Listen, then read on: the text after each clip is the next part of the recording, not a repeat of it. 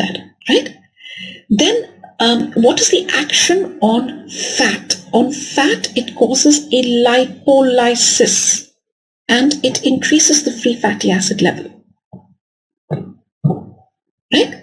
It increases the free fatty acid level, right? And that's exactly the point which I tried to make over here.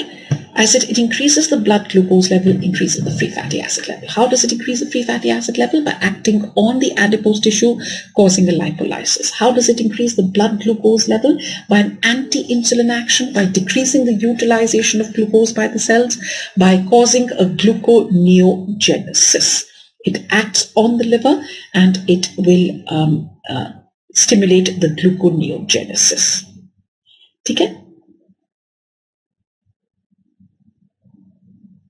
Are we clear with that? At the same time, it also causes a glycogenesis. We've discussed that, isn't it? All right.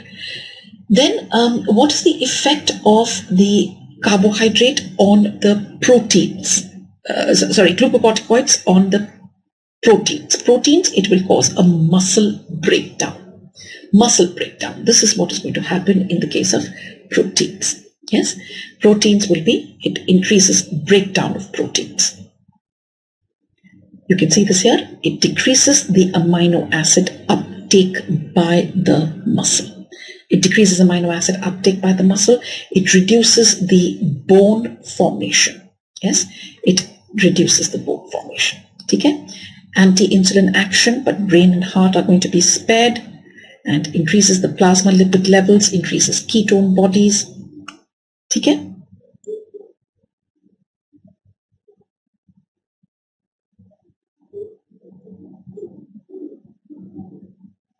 Okay?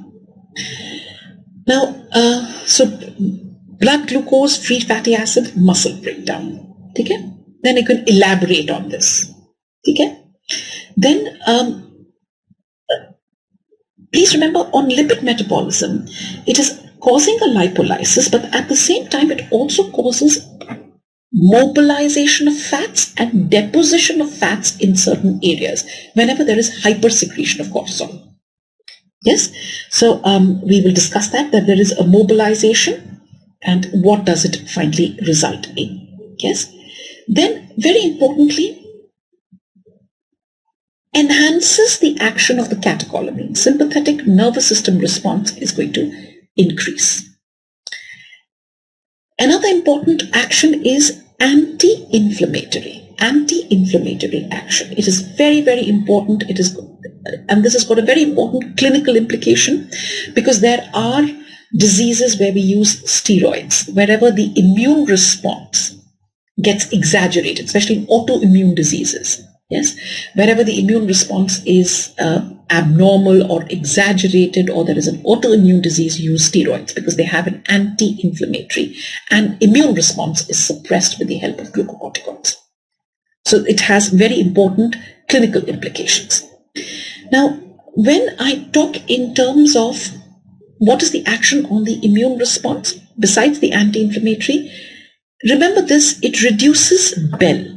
Reduces BEL means it reduces basophils, eosinophils, lymphocytes. BEL, right? And these glucocorticoids increase neutrophils, monocytes, RBCs, and platelets. These are going to be increased. Neutrophils, monocytes, RBCs, and platelets are going to be increased. All the other cells are increased, but BEL is decreased. Basophils, eosinophils, lymphocytes. So that means you can now talk. You can now see this. There will be important in allergic reactions, in allergies which are not responding to anti-allergic medication. You generally give them steroids. Yes, because they reduce basophils, eosinophils, and lymphocytes. But the other cell lines will be increased. Neutrophils, monocytes, RBCs, and platelets are increased. So this is a very simple chart of the actions of glucocorticoids, and you can elaborate on these. Yes, that is the reason why I've given you over here. There is another one which I said, this is telling you about all the major actions of glucocorticoids. Yes? Okay? Glucocorticoid excess causes increased appetite, insomnia, euphoria, Glucocorticoid deficiency causes irritability, apprehension, inability to concentrate. Okay? There are also CNS manifestations. There are also psychiatric manifestations. I won't call them CNS manifestations, but psychiatric manifestations whenever there is glucocorticoid excess or a glucocorticoid deficiency.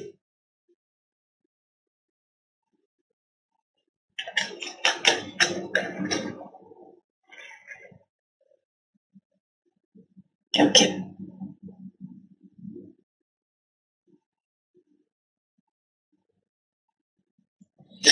Now, this is one more important action of glucocorticoids that we have to talk about, and that is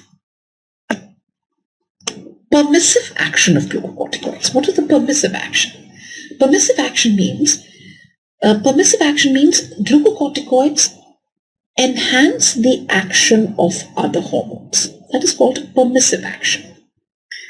They enhance actions of other hormones.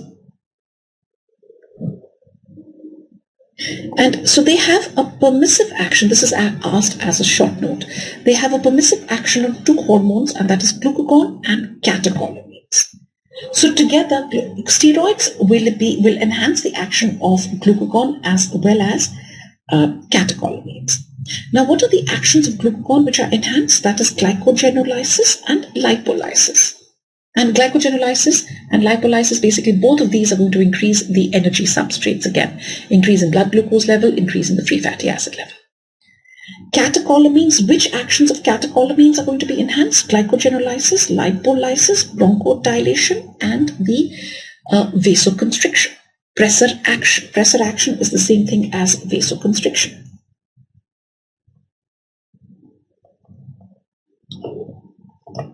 Now we're clear with that. This is what is known as permissive action. So glucocorticoids have a permissive action on glucagon as well as on catecholamines. Which actions of glucagon are enhanced by glucocorticoids? That is going to be glycogenolysis and lipolysis. Which actions of catecholamines are enhanced? Glycogenolysis, lipolysis, bronchodilation, and vasoconstriction. Now we're clear with that, right? In an anaphylactic reaction, let's see an applied part to this. And that is, in an anaphylactic reaction, we've discussed anaphylactic reactions in the immune system, immunology, right? Anaphylactic reactions, steroid plus adrenaline plus a steroid is given.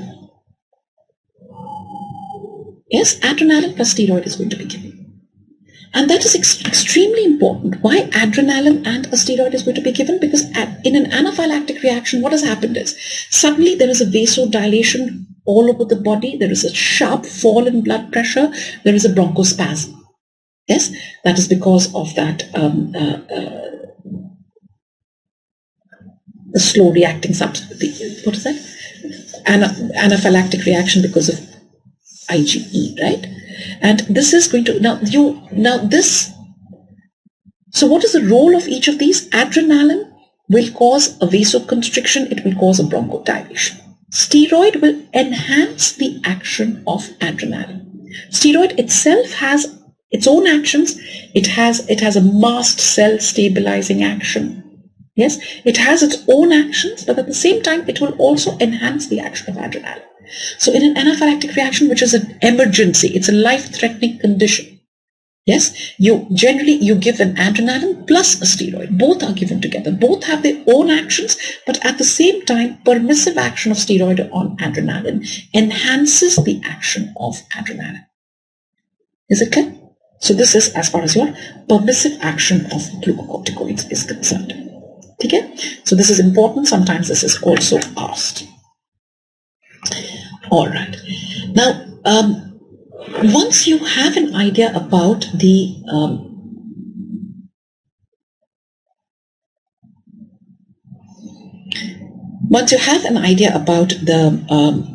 actions of glucocorticoids, right? Actions of glucocorticoids. Yes. Let's have a look at the control of glucocorticoids.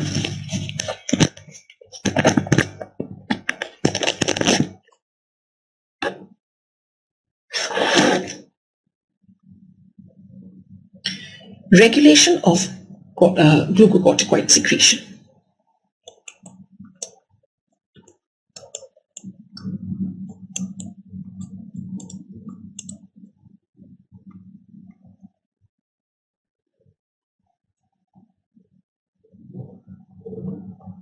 Regulation of glucocorticoid secretion, right? And the most important stimulus that we know about is stress. It's the most important stress hormone. So basically, from the hypothalamus, you have the secretion of CRH, corticotropin releasing hormone, which acts on the anterior pituitary, and from the anterior pituitary, you have the secretion of ACTH, adrenocorticotrophic hormone, which will act on the adrenal cortex. Right, adrenal cortex, where there is now going to be an increased secretion of glucocorticoids, and mainly cortisol. Mainly cortisol, isn't it? And now let's see.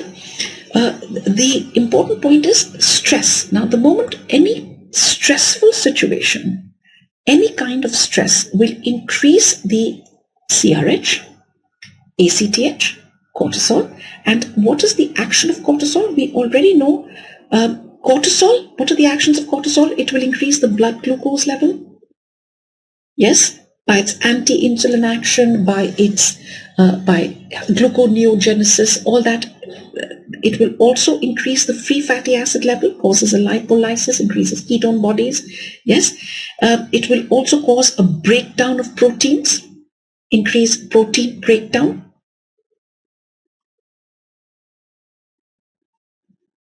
Right? And at the same time, now this cortisol, the moment there is going to be, so this will all help to fight stress. It helps to fight stress. Yes.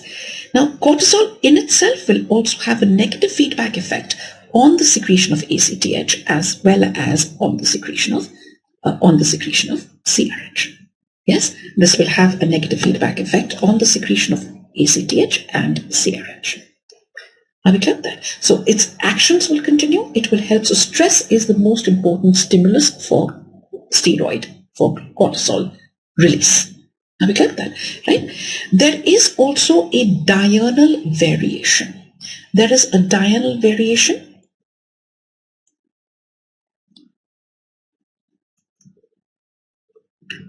There is a diurnal variation in cortisol secretion. And what is this diurnal variation? Let's try and see that. I've shown you earlier, I've shown you that particular diagram earlier as well. This is the one which I want you to have a look at. In the first half of sleep, there is going to be increase in growth hormone and in prolactin. But in the second half of sleep, there is going to be increase in cortisol. So cortisol secretion is maximum towards early morning. 6 a.m., 4 a.m. to 6 a.m. That is the time where the 4 a.m. the cortisol secretion begins to rise, and generally at about 6 a.m. you have the maximum cortisol secretion. So second half of sleep, the cortisol will begin to rise. Cortisol peaks at around 6 a.m. Yes, this will peak at around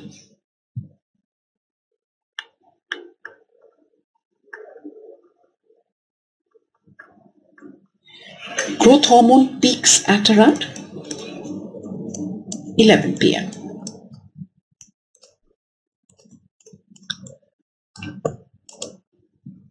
Have you checked that? So this is an important, what are the hormones which are increased during sleep, right? Hormones which are increased during sleep. Okay, okay with that so far?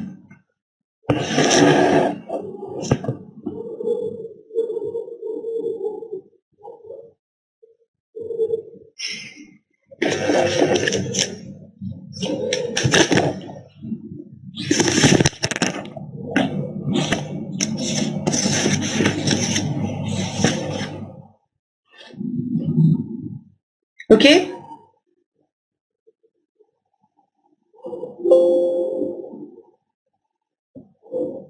Okay, move on. Now, as far as disorders are concerned, now disorders which are important as far as your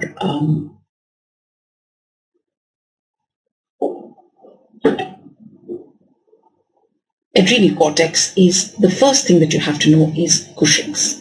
Yes, what is Cushing's? Now, as far as Cushing's is concerned, now this is something which is going to be asked. You must know about Cushing's. Okay. Now, as far as Cushing's is concerned, there is Cushing's is basically what is known as hypersecretion, increased secretion, hypersecretion of the adrenal cortex. That is Cushing's, hypersecretion.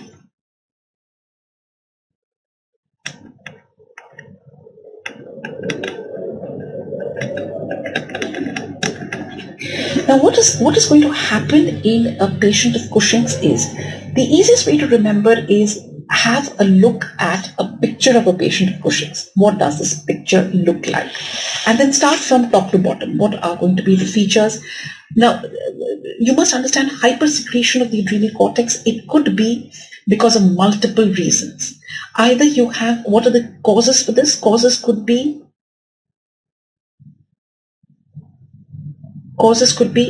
it could be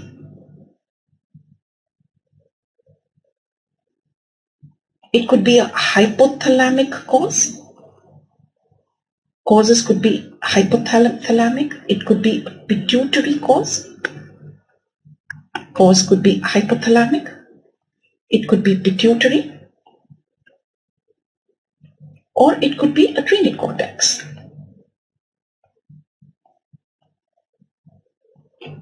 Adrenal cortex. Hypothalamic would be there is increased secretion of CRH. There is increased secretion of CRH. Pituitary, there is an increase, there is a pituitary, there is an ACTH secreting, a pituitary adenoma, there is increased secretion of ACTH. For example, a pituitary adenoma. Or it could be, like I said, it could be due to a secretion, it could be because of excess level of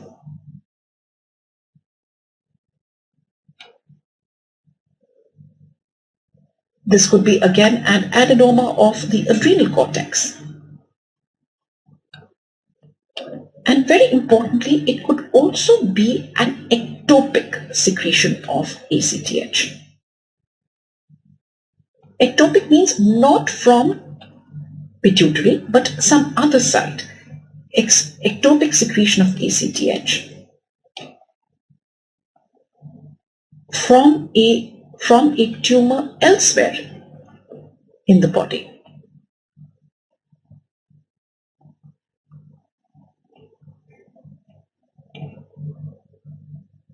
Right? For example, an abdominal carcinoma, a lung carcinoma. That is an ACTH secreting tumor.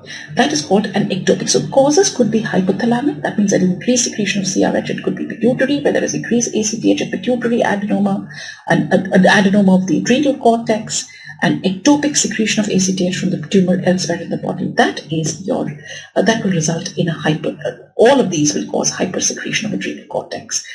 And this is, the commonest of course is an excess secretion of ACTH from the pituitary. This is of course the commonest cause.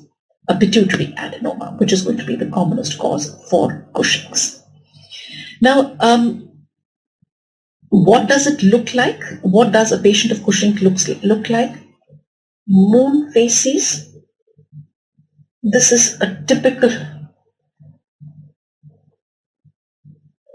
this is what it looks like, right? So let's try and start from top to bottom. What are the features? Features are, there is a redistribution of fat. So there is going to be moon faces. Moon faces. A buffalo hump. There is deposition of fat on the posterior, on the upper back. So it looks like a buffalo hump. There is a truncal obesity.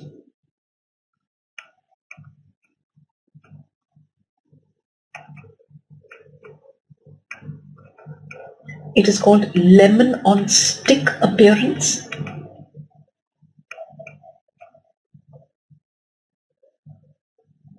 Why lemon on stick appearance? Because there are thin arms and legs, because of protein breakdown.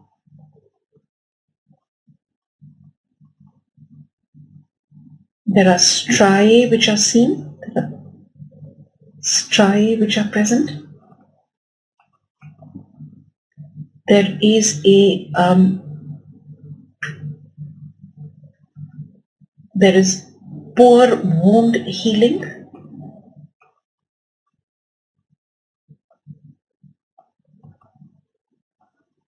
There is easy bruisability.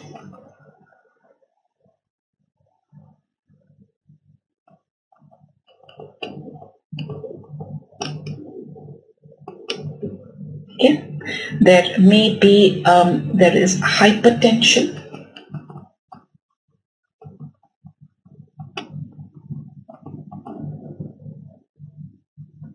There is acne. All these are features of Cushing's, right? This is because of excess secretion of glucocorticoids. Lungs and abdomen secrete small amounts that will be prominent in case of carcinoma. See, carcinoma is no, they do not secrete ACTH. But you see, a tumor is abnormal, isn't it? Like for instance, you also have, for example, an small cell carcinoma of the lung can even secrete ADH. Yes, so these tumor, how do you define a tumor? A tumor or a neoplasm, or this is an abnormal cell, which also has one of these features, is it starts secreting ACTH or maybe even starts secreting ADH. Understood? Okay. So Shreya Thyagarajan, yes, it produces lipolysis, but it also causes mobilization of fat and a redistribution of fat. It mobilizes fat and it redistributes it. So when it is in excess, so it causes the fat to be deposited in certain areas. So that is why moon facies, truncal obesity, buffalo hump, it is present on, it's deposited in the upper back. There is a supraclavicular pad of fat. Just above the clavicles, you'll see a pad of fat which is present. Have you understood? So it causes a mobilization of fat. Why is there poor wound healing? Again, because it is affecting proteins now. It causes protein breakdown. Arushi Patania. There is a protein breakdown, right? Proteins are always required for wound healing as well. Yes, that is why these thin arms and legs as well. That is why easy bruisability. Okay. Have you kept that? Then there is moon facies, buffalo hump, truncal obesity, lemon on stick appearance, thin arms and legs with poor wound healing, striae are present. There is easy bruisability, there is hypertension, there is acne. All of these will be seen. Okay? These are typically seen in patients of Cushing's. Okay? You will also see this. You will also see similar features when you give a patient, when you put a patient on steroids. See, when I said what is the commonest cause of Cushing's is a pituitary adenoma which secretes ACTH. More ACTH is being secreted. And more ACTH means more cortisol from the glands, from the adrenal cortex. And that is what is responsible for all this. Sometimes when you are giving your patients glucocorticoids, for example, a patient of nephrotic syndrome, or a patient, like I told you, even sometimes severe bronchial asthma, we have to put them on steroids, or in certain kind of autoimmune diseases like SLE, systemic lupus erythematosus. I don't know if you've heard about all this, right? In all of these conditions, you're putting your patients on steroids. When you put them on steroids, they start developing these same features. Is it clear? Again, beta striae are because of the breakdown of proteins.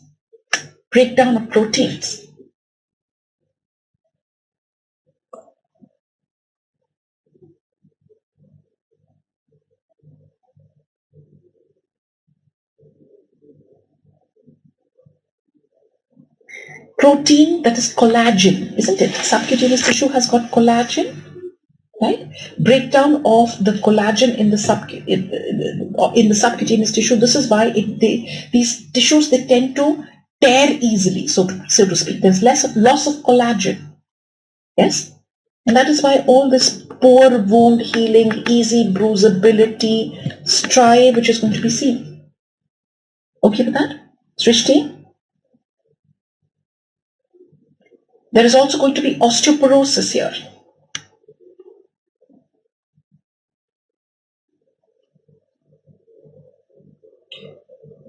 Acne because of excessive excessive androgens. There will be facial hair which are seen. Facial hair will be seen because of excessive androgens.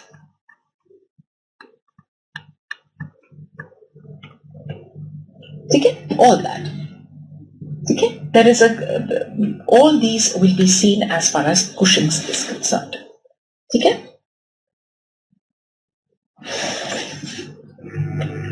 Bolo. Okay.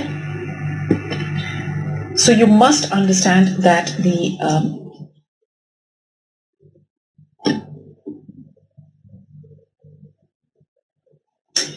hypersecretion. So there are two things that you have to understand. What is a Cushing's syndrome and what is a Cushing's disease? Now, Cushing's syndrome means whenever there is Cushing's syndrome. Cushing's syndrome means that there is a hypersecretion by the adrenal cortex. It could be due to anything. It could be due to hypothalamic cause, pituitary cause, or a cause within the adrenal, or an ectopic secretion of ACTH. That is called a Cushing's syndrome.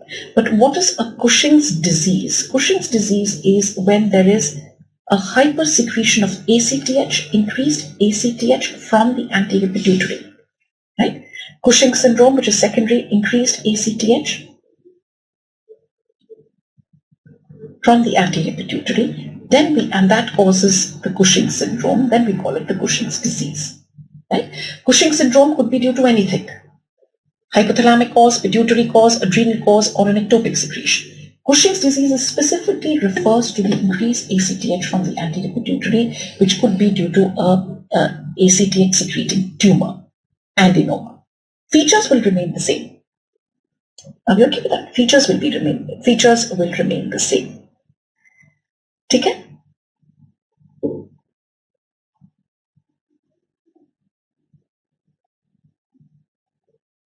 Now tell me, there is a test which is done to distinguish between what is the cause of the Cushing's syndrome. Is it an ACTH dependent cause or an ACTH independent cause? There is something known as a dexamethasone test which is done. What is dexamethasone? Dexamethasone is an artificial steroid. Yes? So tell me, what will happen if I give dexamethasone? I've given dexamethasone. Now tell me what will happen if it is an ACTH dependent tumor and if it is an ACTH independent Cushing's syndrome. Yes?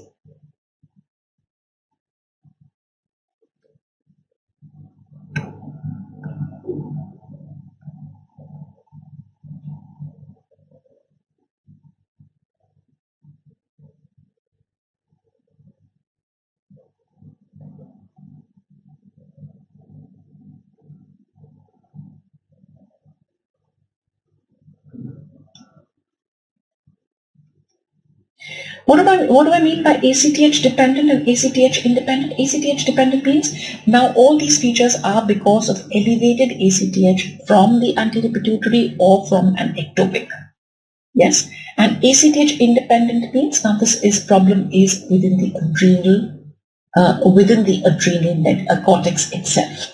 So what will happen if you see if there is an ACTH dependent and an ACTH independent? बताओ क्या होगा? Dexamethasone दिया, एक dexamethasone is a synthetic steroid, मैंने dexamethasone दिया है, तो दोनों का क्या रिस्पॉन्स होगा?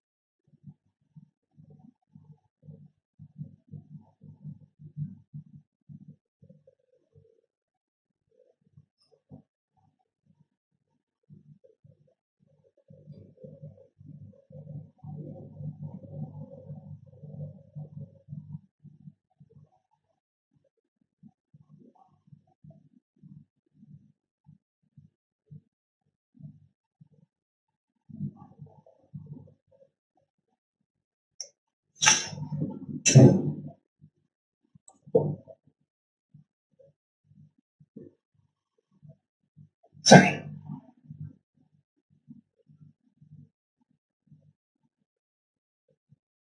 Yeah.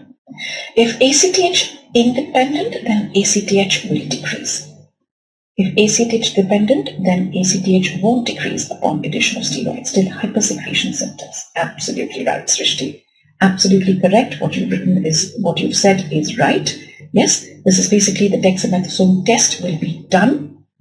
Dexamethasone test is going to be done to distinguish between, to see if this is a ACTH dependent Cushing's or if it is a ACTH independent Cushing's. Right?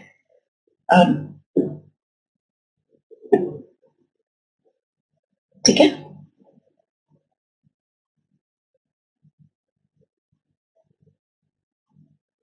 Sure.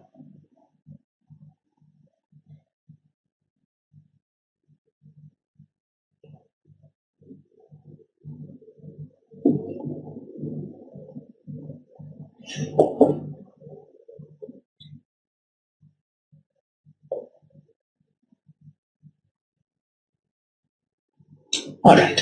और देखिएगा, as far as this, so as far as Cushing's is concerned, this is something which you should know very well.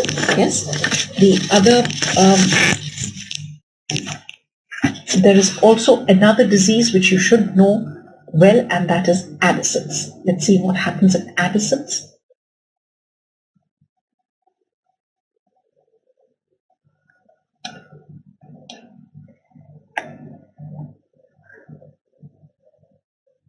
What is Addison's disease? Now, Addison's disease is, this is going to be, there is, Addison's is adrenal insufficiency. Addison's is adrenal insufficiency. Yes, and you must know that basically what is really important over here is your aldosterone. Aldosterone deficiency. What is going to happen? Addison's disease. Like I said, it is an adrenal insufficiency, and the main cause, because why is there an adrenal insufficiency, is mainly because of destruction of the adrenal cortex. This destruction of the adrenal cortex, it could be an autoimmune problem, it could be because of tuberculosis. Yes, this is Addison's. The common causes, like I said, causes could be causes are basically destruction or atrophy of the adrenal cortex.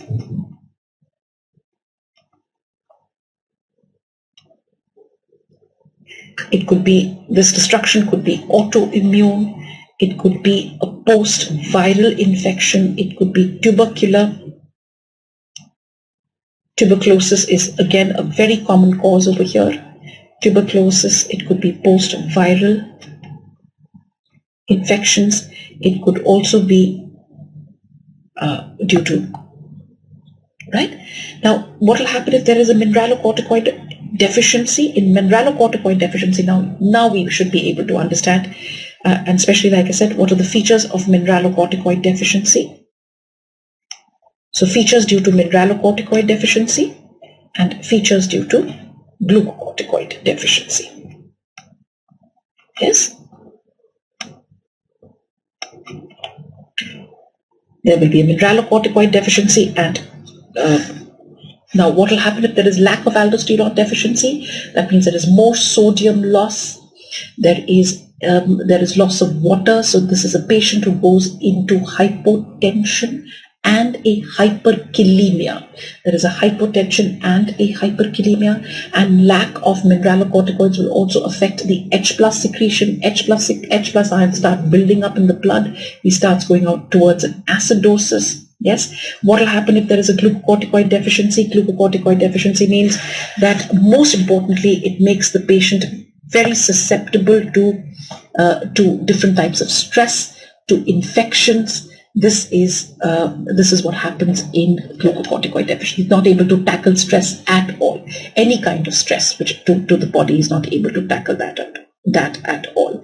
So that is what happens with a glucocorticoid deficiency. Okay? So this is as far as your Addison's is concerned. Addison's is due to adrenal insufficiency, and Cushing's you should know about. So Cushing's and Addison's are two that you have to know about. Okay? Any questions? Any questions from your side?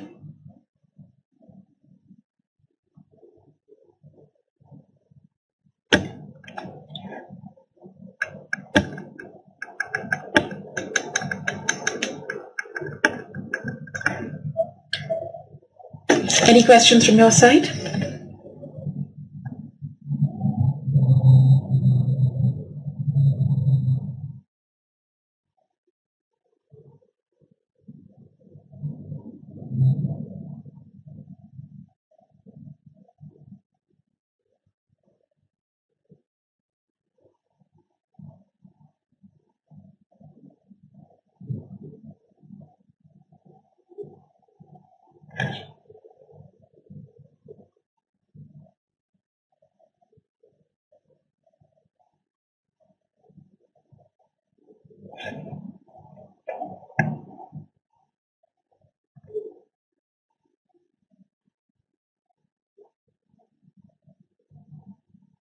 How does a body recognize stress?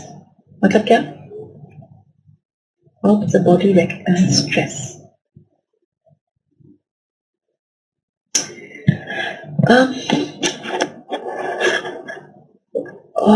How does our body recognize stress? Now, this is also something. Now, for instance, as a child, let's say you've heard of these situations where a child sees a snake, does not know that this is harmful, so there's no stress there.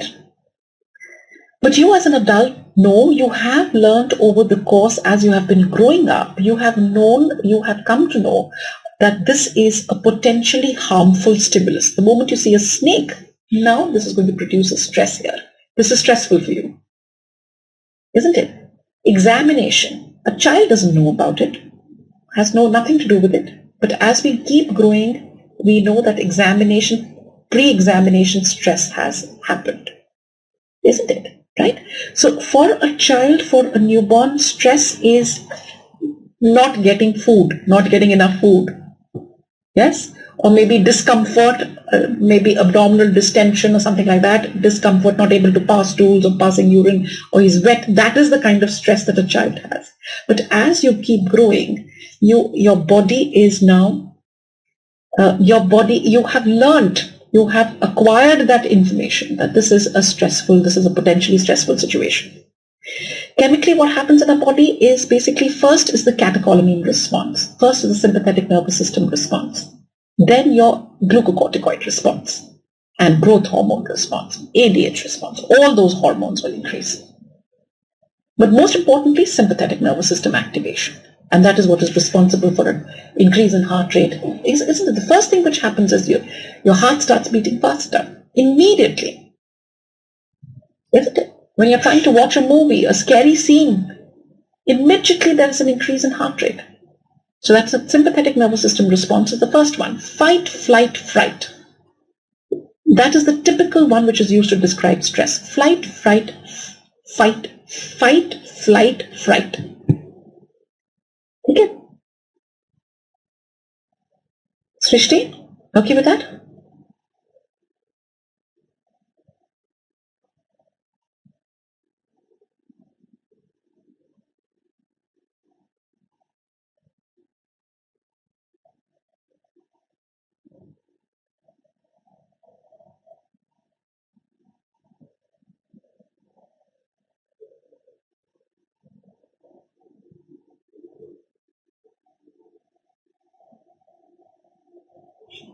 Any other question? Any other question from your side?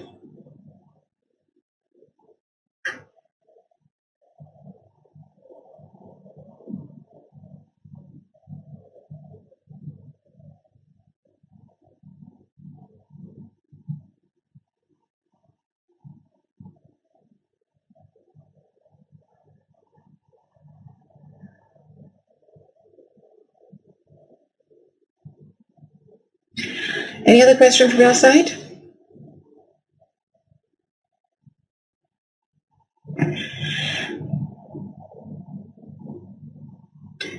Page 424, contraction. What is 424? 424 क्या है?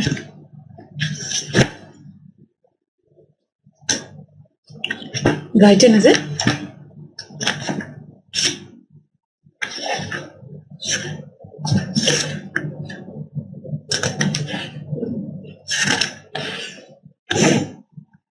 .424, last para of the page. Last para on the right side, left side, Meghna. Another difference is most of the myosin filaments have side polar cross bridges arranged so that the bridges on one side hinge in one direction and those on the other hinge in the opposite direction. This configuration allows the myosin to pull an actin filament in one direction on one side while simultaneously pulling another actin filament in the opposite side. The value of this contraction that allows smooth muscle cells to contract as much as 80% of the length is limited to less than 30% as occurs in the skeletal muscles. See, this is, Meghna, this is the one which you asked, referring to, the one which I just read. Myosin filaments have side polar cross bridges arranged so that bridge on one side hinges in one side direction and on the other side hinges in the opposite direction.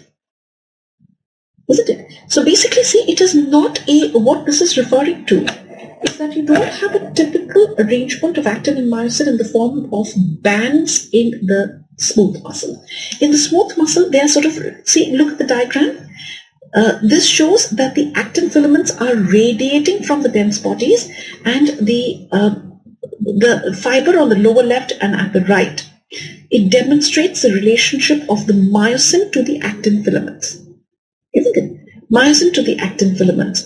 So basically what this is trying to tell you is that the cross bridges arranged so that bridges on one side hinge in one direction. The same mechanism is seen in skeletal muscle? No. In the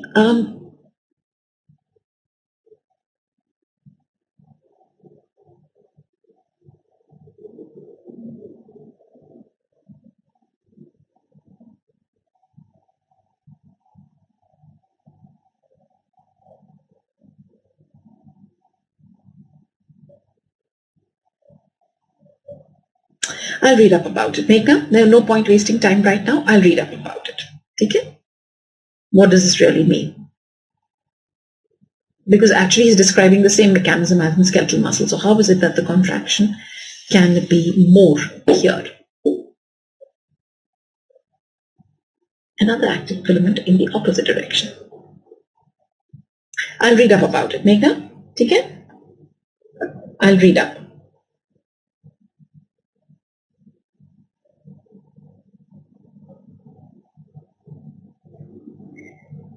Anything else? Anything else?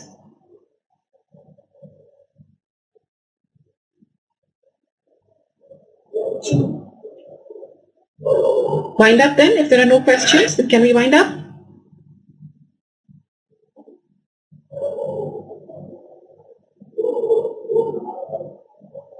All right, fine. Thank you. Thank you everyone and good night. See you soon.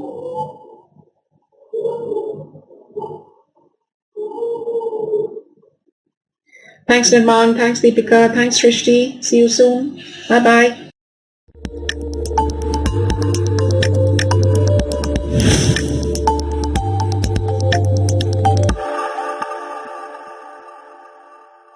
So good.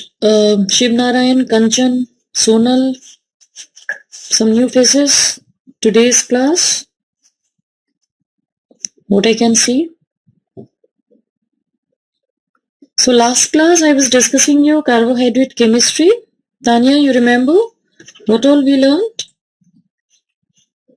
This is brief overview. I was talking about classification where about the monosaccharide I gave you this table. I said you have to remember all monosaccharides. And monosaccharides, you have aldoses and ketosis. The formula for the monosaccharide is C6H12O6 for the glucose. General formula I said that all the monosaccharide, they follow this formula CnH2ON, where N is the number of carbon atom, which may be anything between 3 to 9. right? So this table I gave you, and I said that these are aldo-keto isomerases. Then we were talking about isomers, and that we could not complete in last class because it's a lengthy topic. And in this 5 types of isomers which we were talking in the last class, I talked to you about aldo-keto isomer. I talked to you about epimeric forms. You remember epimeric forms? I said epimers are those isomers which are differing in hydroxyl distribution on one of the asymmetric carbon atoms, so that they are called as epimers, right? Then today I will be talking to you about the next type of isomer, that is pyranose and furanose ring structure, right? Pyranose and furanose ring structure. After that, I'll be talking to you about alpha beta anomeric forms, and then capital D and capital L types of isomers. So let's start with third type of carbohydrate isomer, that is pyranose and furanose type of ring structures.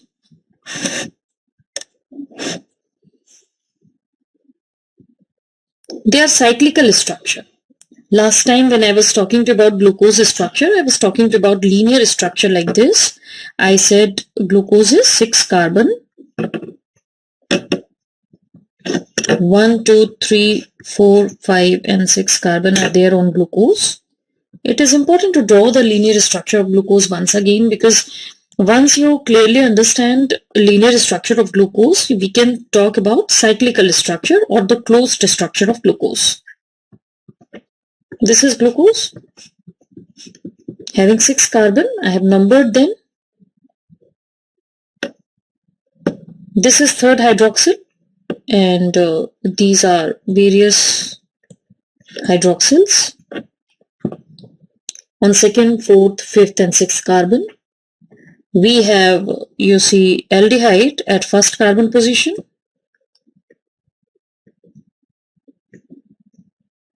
Like this.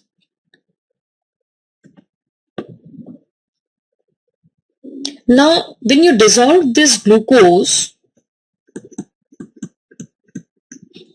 into aqueous media, what happens? There occurs condensation. Listen carefully. This reactive aldehyde group interacts with 5th hydroxyl group, C5 hydroxyl group, and C1 aldehyde group. They interact and they make a bond which is called hemi-acetal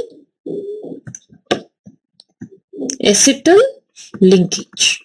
This linkage is not present in dry powdered form, but when you dissolve glucose, due to interaction of this reactive aldehyde and 5th hydroxyl, what happens? There is a bond formation, and this bond is called hemi-acetal linkage. And because of this bond, you see, the glucose now becomes a closed structure. This yellow color highlighted line is denoting you the various bonding which is actually making a cyclical structure, and that cyclical structure is known as pyranose structure. The glucose, when dissolved, listen carefully, it produces you this kind of pyranose structure, and also it produces you furanose structure. Furanose is also a cyclical structure which is much smaller compared to the pyranose. So, when C5 hydroxyl is condensing, it is making you pyranose structure, and when C1 is interacting with C4, it is making you furanose structure. Furanose, you call it as glucofuranose. What is more common is the pyranose structure. That is why I have drawn this pyranose structure in this picture. Now what I feel, Hitesh, Sangeeta, Pratham, all of you make a note that when you're talking about pyranose ring structure, it is heterocyclic, hexacyclic. It's a heterocyclic, hexacyclic ring structure.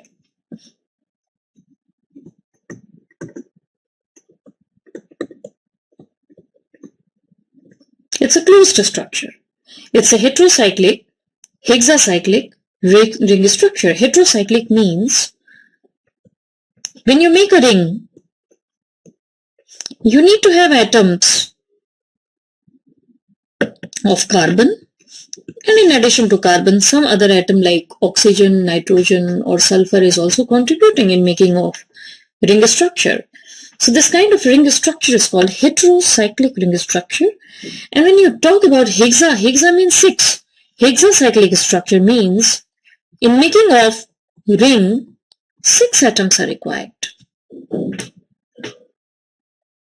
So Tanya, if you see this structure which is of pyranose, you can see 6 atoms.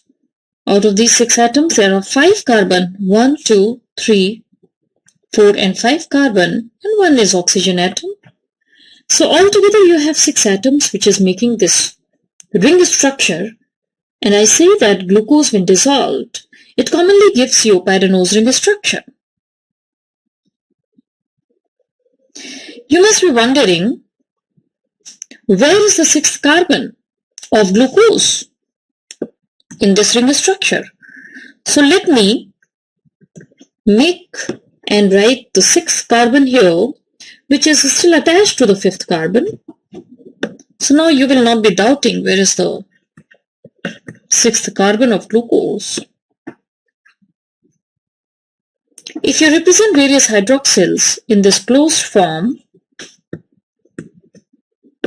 it will be represented like this.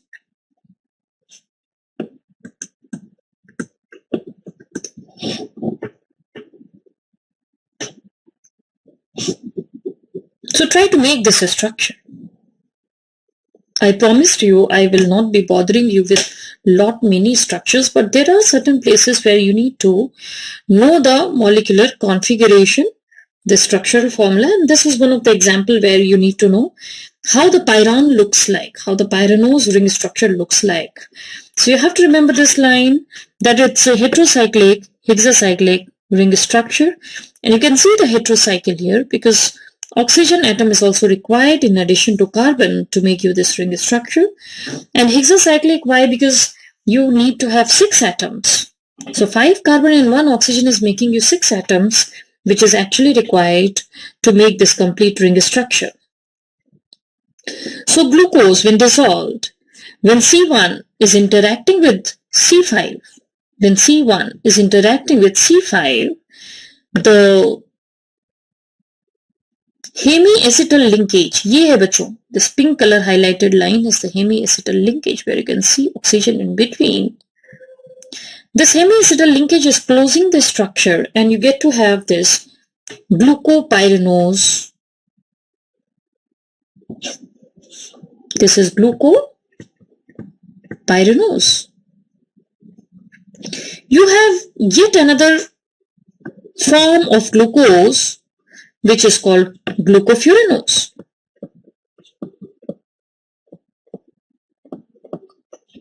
This glucofuranose is again a cyclical structure, but we represent this cycle as a more compact molecule like this. Tanya, you're supposed to learn this diagrams, right? Hitesh, Tanya, Sabina, Pratham. You see this is glucofuranose. Glucofuranose is said to be heterocyclic, pentacyclic ring structure. Heterocyclic, pentacyclic ring structure. Heterocyclic because you need to have oxygen atom in addition to carbon. Pentacyclic, why? Because we need to have 1, 2, 3, 4. 4 carbon and 1 oxygen, that is total 5 atoms. So these are direct MCQ statements that nowadays you see they are even in university prof exams, they are asking you MCQs. So in MCQs they can directly ask you which of the following is correct regarding pyranose or furanose. So you're supposed to know that furanose is heterocyclic pentacyclic ring structure.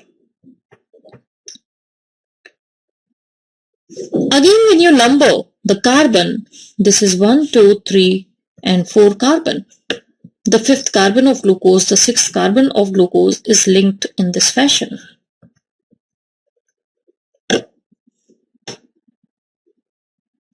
As I told you, the interaction between C1 and C4 is making you the hemiacetal linkage in furanose form. So now you understand many things regarding these cyclical structure which are totally visibly they are different. The structural formula is different, but their chemical formula is same. These two forms of glucose, where we see the different shape of the ring, these two forms of glucose, they bear the same chemical formula C6H12O6. And as I told you, I repeat again, the interaction between C1 and C5 gives you pyranose structure, and suppose if interaction is between C1 and C4, it gives you glucofuranose structure. So don't ask me that whether the glucofuranose is there for the glucose or not. Yes, of course it is there. Initially, all the linear glucose is actually taking this shape. Which shape? Glucopyranose shape. All the glucose will be converted to glucopyranose form. But then the ring breaks immediately, only to refold in furanose form. This is how I can depict this reaction, that glucopyranose is converted to glucofuranose. And furanose again breaks and is converted to pyranose form. So pyranose to furanose and furanose to pyranose keeps on interchanging, and there occurs a state of equilibrium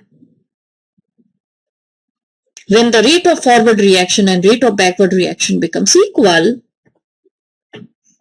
And at the time of equilibrium,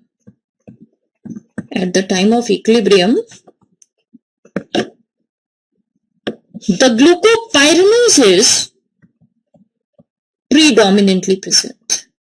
That is 95% or more than 95%. And glucofuranose is retained in less than 5%. So the form of glucopyranose is obviously predominantly there in the aqueous media. So precursor as well as predominant form is which of the following? So glucopyranose. Though there are small amount of glucofuranose also being present in the aqueous media. So I hope that it is clear to you. If any doubt, you can ask me. And Srishti, any specific reason why it is common?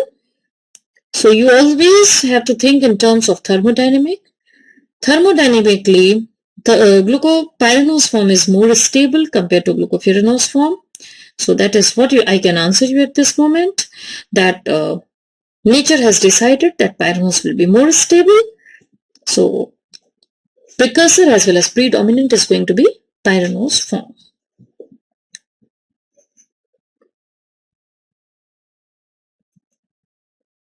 It is the nature, Srishti. There are certain reactions where both the forms are available, but the equilibrium sets in the direction of formation of pyranose, and then you have predominant form of glucose as glucopyranose. Okay? Any other doubt? So these are MCQ's point in this, which you should remember: heterocyclic, heterocyclic, hexacyclic, heterocyclic, pentacyclic, and should identify the structures. And this kind of furanose and pyranose form is not only seen in glucose, rather any hexoses which is having 6 carbon shows you these two structures as isomeric forms. If you talk about galactose, if you talk about mannose, they also show you the pyranose and furanose structure respectively. In the same fashion as we have seen for glucose, and even for fructose, we find both the forms, pyranose as well as furanose.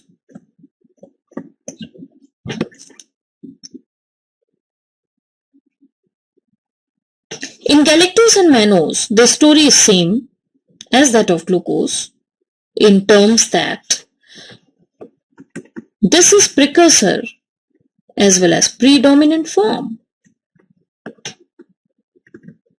For galactose and mannose also we find the pyranose being the precursor as well as predominant form as we have seen for glucose. But when we talk about fructose, the story little differ, and we say it is pyranose which is precursor form and furanose which is predominant form. बच्चों ये सारी चीजें ना आपको learn करनी है. इसमें बहुत बड़ा साइंस नहीं है which I should explain you. आपको ये चीजें पढ़नी होती हैं, and this is how the nature has decided that fructose will be predominantly in the form of fructofuranose. And these are going to be your questions. So you need to supposed to remember them. When you talk about fructose, you need to know that fructose is having 6 carbon and the reactive group of fructose is keto group, which is going to be at 2nd carbon.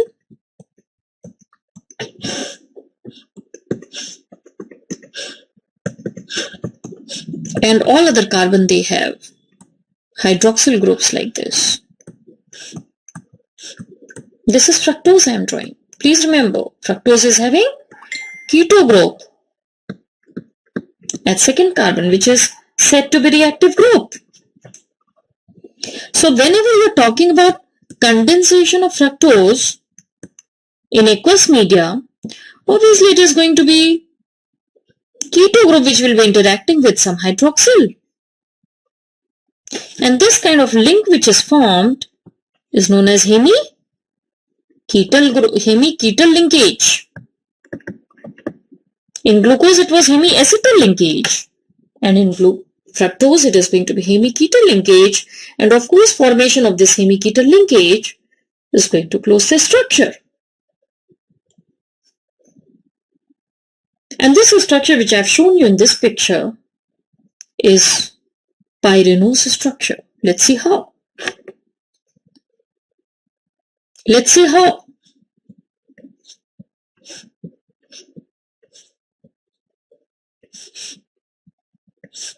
Carbon, carbon, carbon, carbon, carbon. This is fructopyranose structure. This is 2nd carbon which is interacting with 6th carbon. So MCQs में आपको देखना चाहिए C2 interacting with C6. It gives you fructopyranose structure. This is C3, this is C4, this is C5. C1 is somewhere here. See the magic. When C2 is interacting with C6, it is giving you this pyran kind of expanded ring structure. And in glucose, when we were talking about C1 condensing with hydroxyl, it was C5 hydroxyl which was condensing.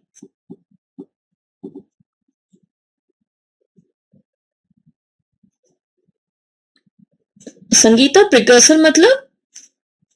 Precursor, the initial form is called precursor. It's English term. है ना Sangeeta? Precursor means the first form, initial form. So the pyranose is initial form always, whether it is glucose, galactose, mannose or fructose. We are focusing on fructose here, and fructose pyranose looks like it. C2 interacts with C6, and then again the ring opens in aqueous media and it is converted to fructofuranose structure, which is like this, bachcho. Furan is always like this, heterocyclic pentacyclic ring structure. We start with C2 and you see it will be ending at C5.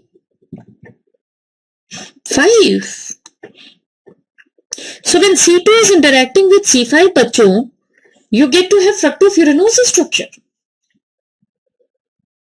They can ask you this in MCQ. When you talk about glucose, C1 is condensing with C4 to give you furan structure. But when you talk about fructose, C2 is condensing with C5 to give you furan structure. If you're bothered about 6th carbon, it's here. If you're bothered about 1st carbon, it's here. And the same old story. Initially, the furanose form is formed. Fructopyranose form is formed. Initially, it's a precursor molecule. It opens, and then when it closes, it gives you fructofuranose, which again opens and closes to give you this kind of pyranose. So there occurs a reversible equation which will have a state of equilibrium. And when we talk about the state of equilibrium, the predominant form is which of the following? Predominant form. Predominant मतलब जो ज़्यादा है. Predominant form for the fructose is going to be fructofuranose, though it was precursor. So this is the story of pyran and furan ring structures which are seen in hexoses. They can present both in pyranose structure as well as in furanose structural form. For glucose, galactose and mannose, the story is same. They are heterocyclic, hexacyclic. Precursor is pyranose and predominant is also pyranose. But when we talk about fructose, it's story is little different because precursor is pyranose but predominant is furanose, right? So this is how we have to learn the pyranose and furanose ring structures. Any doubt in this? Tanishq, Sakshi, Sangeeta, Mansi, Nanda?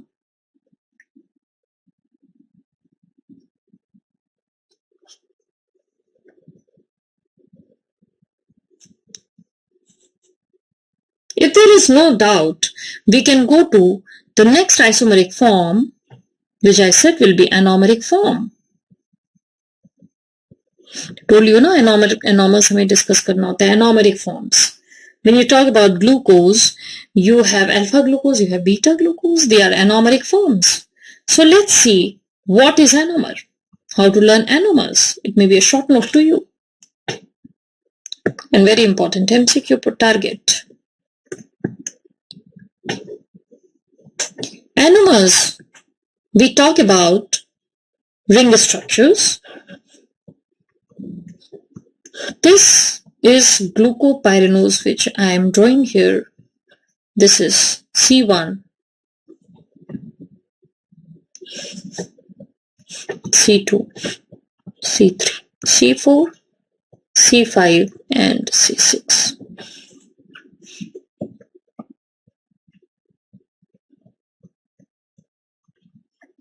To complete this structure, I have to depict various hydroxyl groups in this ring structure, which is depicted like this. If anyone asks you, Shrishti, you're not supposed to know about galactose and furanose, pyranose and mannose ring structure. If you know about glucose, that's more than enough for you, right? But certain lines you should know about galactose and mannose, the one which I've told you, that will be more than enough. ठीक है? अगर जरूरत होती तो मैं आपको जरूर बताती बना करके, every time You don't need to go into structural detail. This is glucopyranose, that is right, but the name is not complete unless we say whether it is alpha or beta.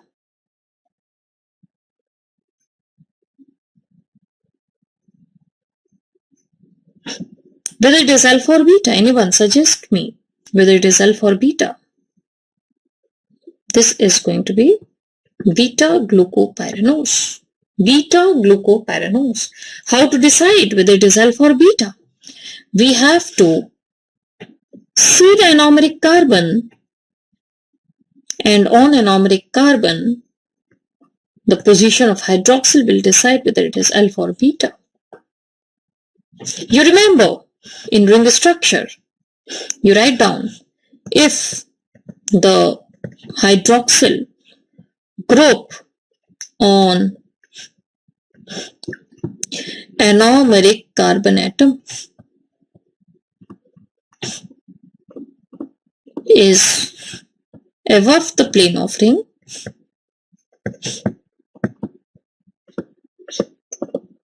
it is beta.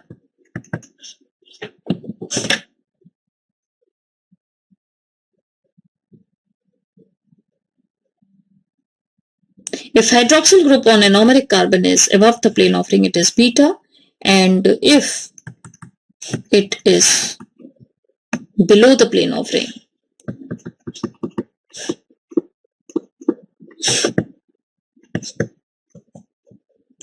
below the plane of ring, it is alpha.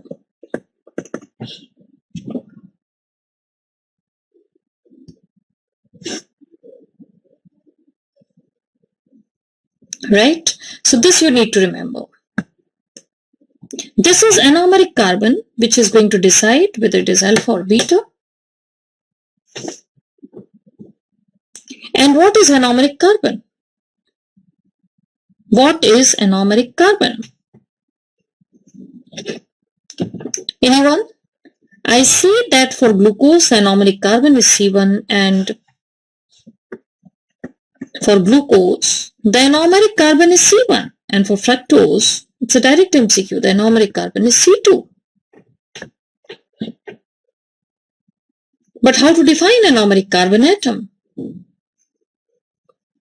Generally in textbook they write the carbon which is having the reactive group is anomeric carbon atom in the ring structure form. They're also right to a large extent, like when we talk about glucose, galactose or mannose, they have aldehyde at first carbon, and that C1 is the anomeric carbon, and fructose is having keto group at second carbon, and that is said to be anomeric carbon in ring structure. But I have better definition for anomeric carbon atom, which you must know.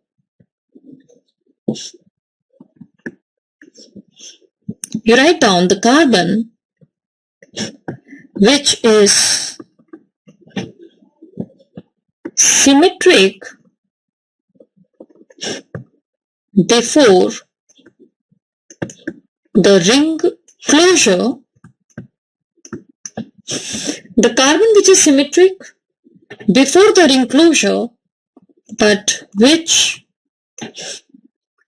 becomes asymmetric after the ring closure. The carbon which is symmetric before, but which becomes asymmetric after the ring closure,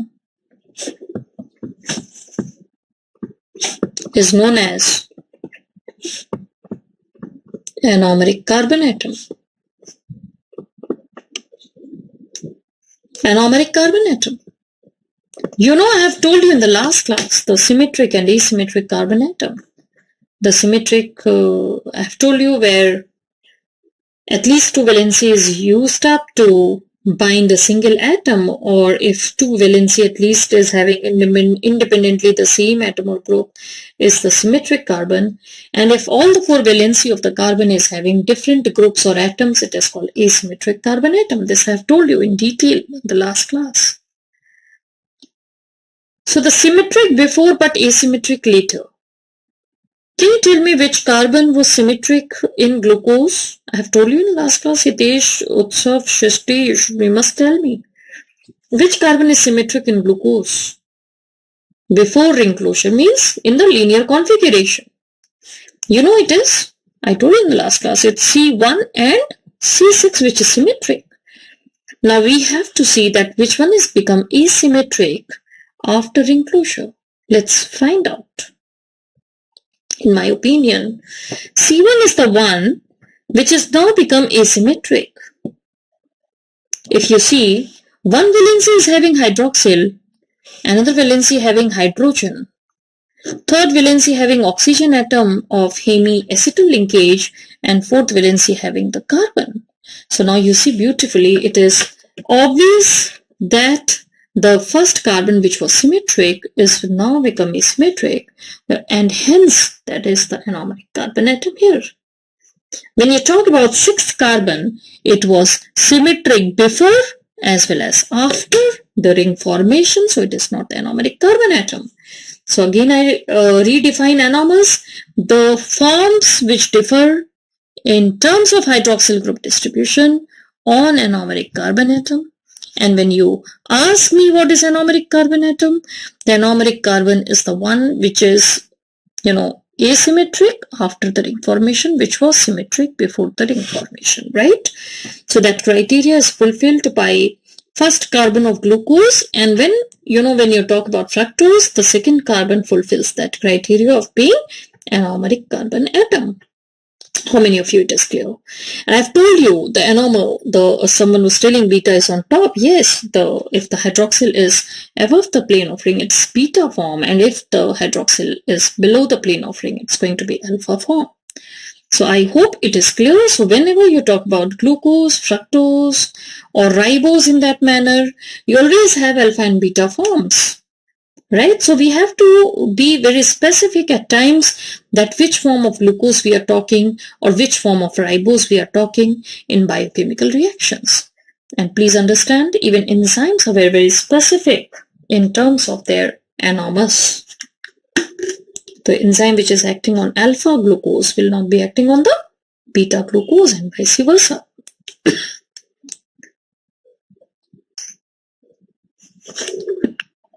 ठीक है बच्चों, ये समझ में आ गई बात? तो ये सारी बातें पढ़नी होती हैं, ठीक है? ये खुद से इतना समझ नहीं आता पढ़ने से, और ना आपको ये बातें कॉलेज में भी ठीक से पढ़ाई जाती हैं, तो ये सब चीजें बहुत इंपॉर्टेंट है। ये एनोमर्स हैं, इन इंडिविजुअल आइसोमर्स बच्चों आपके ना सारे इंपॉर्टेंट है, शॉर्ट नोट होते हैं 5 मार्क्स के, है ना? कभी क्लासिफिकेशन आ जाए या आइसोमर्स आ जाए कार्बोहाइड्रेट्स के, तो आपको ये सब बातें लिखनी होती है टू गेट गुड मार्क्स। तो ये बच्चों याद कर लो। और जब whenever I am talking to you about anomers, I really feel like talking about some very interesting phenomena which is called mutarotation,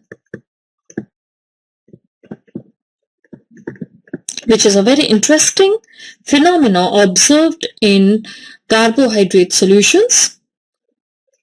If I ask you what is mutarotation, then you have to say, Tanya, that it's a change in optical activity. Change in optical activity. With time,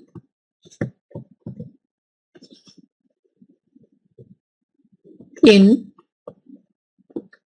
aqueous solution of monosaccharides.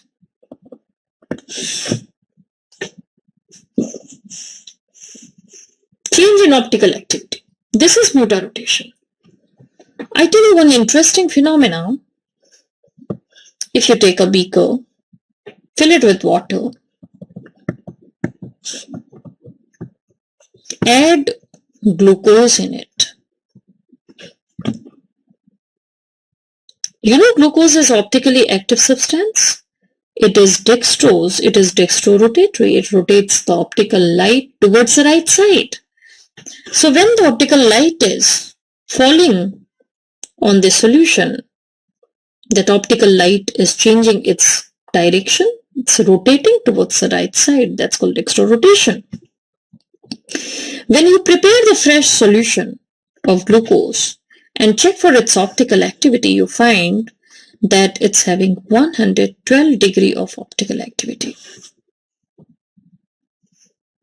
112 degree. Plus sign denotes the dextrorotation, right? So we have written somewhere that fresh solution of glucose is showing you this optical activity. Now suppose you leave this glucose solution as such at room temperature and check for the optical activity after span of say for 24 hours. आप छोड़ दो इसको room temperature, but this beaker you leave it, overnight or for at least 20-24 hours. What happens when you recheck the solution optical activity? You find that optical activity is reduced to 52.5 degree. This phenomena of change in optical activity is known as mutarotation, which is a very, very important characteristic of various monosaccharides. In this illustrative example, I have given you the example of glucose showing you optical activity change. Initially, it was all 112. But then when you check the optical activity after a span of 24 hours, you found that optical activity is declined to 52.5 degree. So this is mutarotation. Tanya, this is mutarotation. So in mutarotation, which of the following is correct? Dextro is converted to levo. No, dextro is still the dextro. The optical activity declines. Yes, it declines. But the biggest question is why this change in optical activity is seen? What is the reason behind this phenomena of mutarotation? The answer is very interesting. Very, very interesting. You have two forms of glucose, alpha and beta. Alpha glucose is having optical activity of 112 degree. And beta glucose is having optical activity of 19 degree. Which one is optically more active? It's alpha glucose. Beta glucose is very, very less active. Though this also is dextrorotatory, it's only 19 degree optical activity. So what do you think? Sabina, Tanya, Batao, Shrishti, what do you think that initial glucose was which form? Alpha or beta form? I think it was all alpha glucose, right? Tabina, its optical activity was 112 degree. So initially, all glucose were alpha. It has slowly started getting converted to beta. Beta started getting converted to alpha. I have told you what is alpha and beta. And when the equilibrium sets in,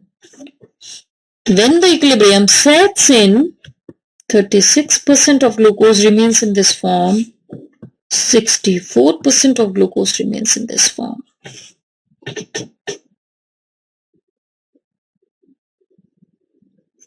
So the precursor of glucose in the solution is which of the following? Alpha form. Predominant glucose is which form? Beta form. Roughly 1/3 and 2/3 ratio, they exist. They exist. Initially all was alpha, but then when we talk about thermostability, we find that predominant form is beta. And this kind of mixture, which is having alpha and beta both, alpha in approximately 1/3 ratio and beta in approximately 2/3 ratio, gives the mix optical activity as 52.5 degree, bachcho. So this is what is happening in aqueous glucose solution, that there is mutarotation, which is changing alpha to beta form, which is changing the optical activity from 112 degree to 52.5 degree. So mutarotation, it's not given in all the books. Only few books they have mentioned about mutarotation, but it's a very, very important short note for university exam as well as targeted in MCQs. ठीक है, तानिया समझ में आ गई बात? 52.5 degree लिखो आप इसको, ठीक है। बहुत किताबों में थोड़ा बहुत इधर उधर वेरिएशन होता है, we don't have to bother about it.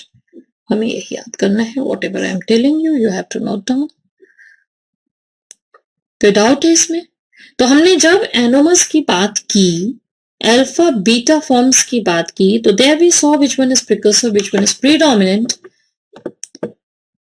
as far as glucose is concerned. So that explained us the phenomena of mutarotation.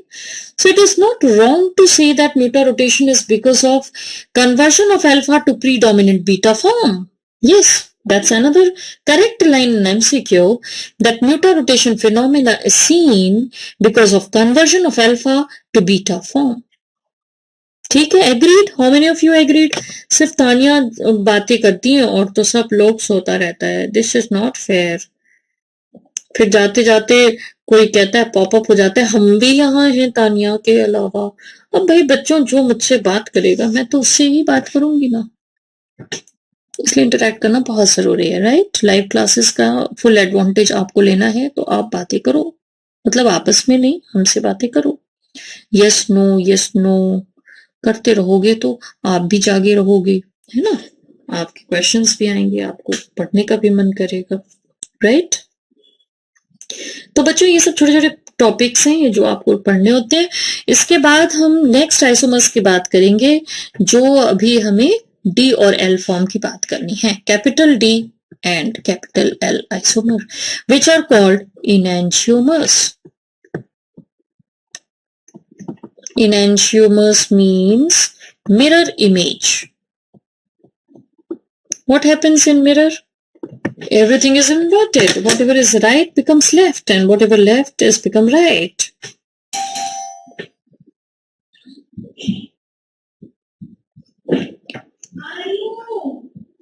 ठीक है। तो वो मिरर इमेज का, enantiomer का मतलब होता है mirror image. So let's draw the mirror image of glucose. 1 2 3 4 5 6. We number it 3 4 5 6. 1 2 3 4 5 6. 1 2 3 4 5 6. Now let's draw the D form, because that only is predominant. Which one is predominant in glucose or any carbohydrate? D form बच्चों, D form. How it looks like? It looks like this. The one which we have been drawing so long.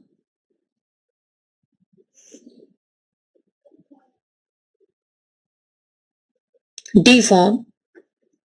How to define the D form? If the hydroxyl is on right side, on last but one carbon, which is called, what is the name of this carbon? C5 carbon. Reference carbon atom.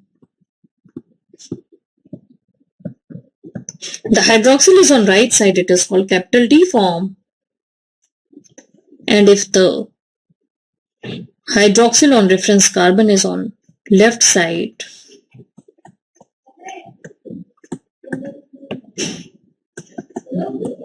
it is called capital L form.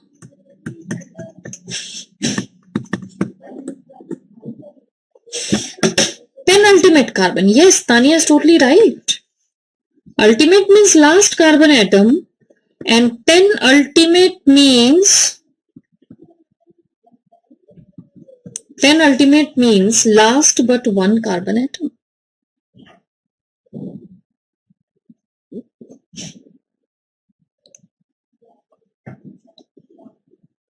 So if anyone asks you how to define capital D and capital L form, तो आप कहते हैं ना reference carbon atom. What is reference carbon atom? It's a penultimate carbon atom. Last carbon is 6 carbon. The penultimate is C5 carbon atom. On that the hydroxyl is located. If it is on right side, it is D form, and if it is on the left side, it is going to be L form. And you can see Just in that alignment, all other hydroxyls which were supposed to be on the right side, they have become on left side in enantiomers, and the one which was on the left side has become on the right side in enantiomeric forms. So this is how the correct representation of capital D and capital L form is there for the glucose. And fructose also, the same penultimate carbon we take into consideration. If you talk about the simplest carbohydrate, the glyceraldehyde, which is having 3 carbon, there also we decide whether it is capital D or capital L, depending upon the hydroxyl on which carbon? The second carbon. Glyceraldehyde में penultimate कौन सा होगा? The second carbon है तो. So this is how it is like there. And when we talk about the predominant form of carbohydrates in nature, the capital D form is the one which is going to be predominant form.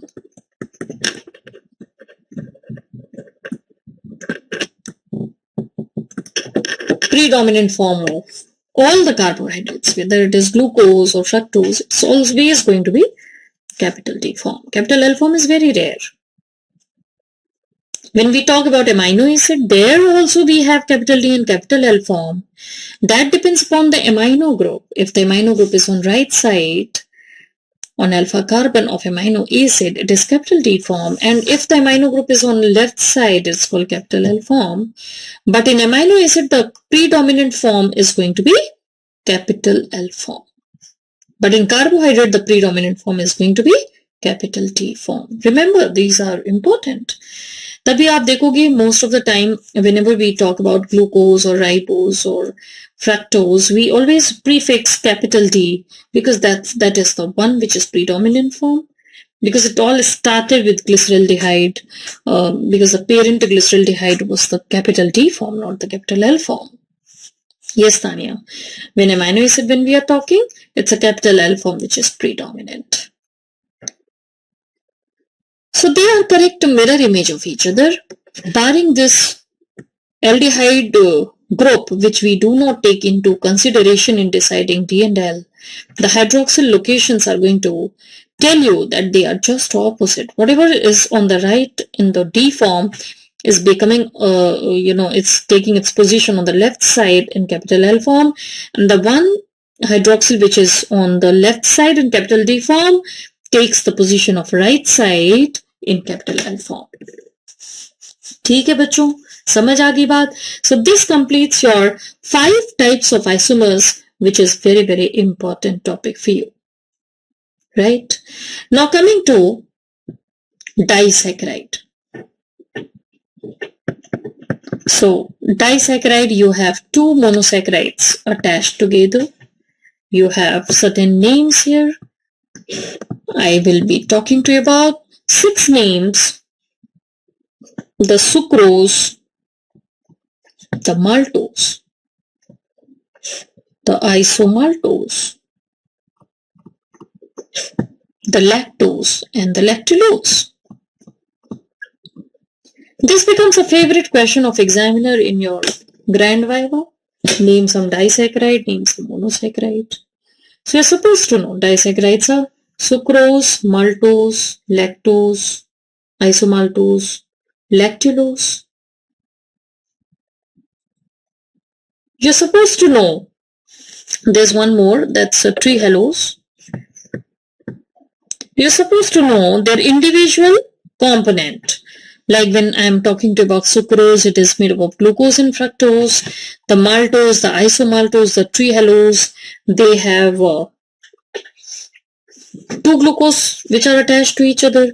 Lactose, then you have lactulose. Lactulose is something which is used as a laxative, to induce diarrhea. Lactulose. There are certain conditions where the lactulose is used to get rid of GIT bacteria, which should not produce the ammonia in the intestine, like hepatic encephalopathy and all. We need to, flush the intestine by giving this lactulose. It's used as a laxative. Now, You're supposed to know their individual component. You're supposed to know their bonding in between. You're supposed to know which one is reducing, which one is non-reducing. तो बच्चों ये सारी बातें आपकी इसमें होती हैं, इस टेबल में है आपकी. And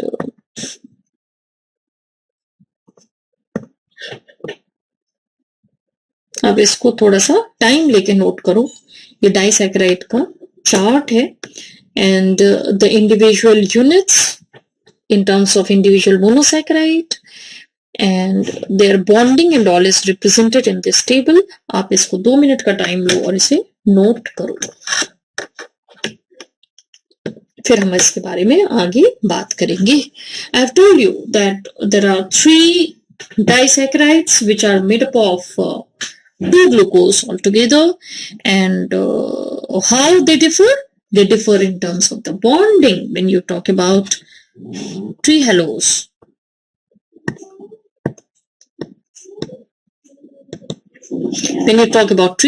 it is having 2 glucose. When you talk about maltose, it is also having 2 glucose. Isomaltose is also having 2 glucose. Trihalose, when you talk, the first carbon interacts of 2 glucose, C1 interacts and they bind. When you talk about maltose, it is first and fourth carbon. First carbon of one glucose, fourth carbon of another glucose. When you talk about isomaltose, first carbon of one glucose, sixth carbon of another glucose, they interact to make you bond. So how they differ? They differ in bonding. And alpha denotes that both the glucose molecule residues are in alpha configuration.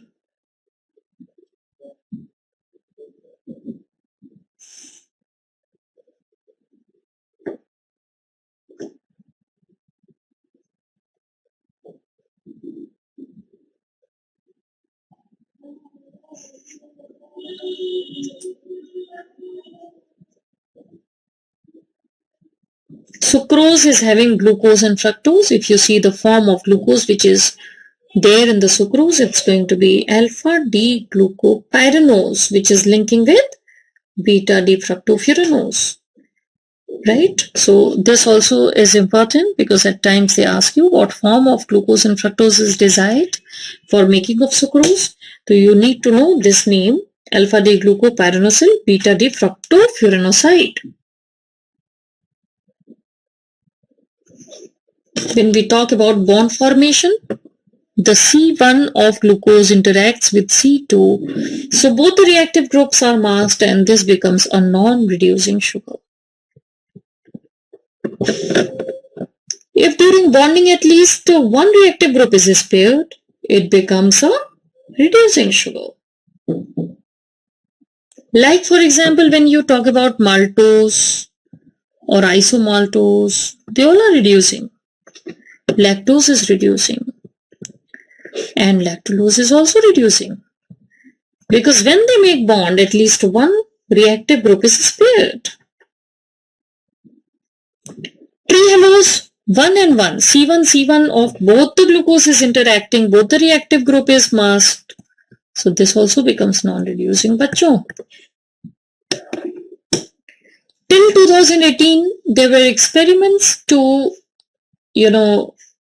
analyze these lactose, lactulose, sucrose. There used to be sucrose hydrolysis test and all. But in new curriculum, all these topics are obsolete and now you're not going to do the experiments which are going to help you understanding the hydrolysis of sucrose and so on. So we have newer practicals in current curricula which I'll be teaching you time to time. तो वो अभी हम देखेंगे बाद में. But then before that you need to know all these chemistry. कोई doubt है इसमें? Tania, Mansi, Tania, Sangeeta and so on. Arnav Goyal.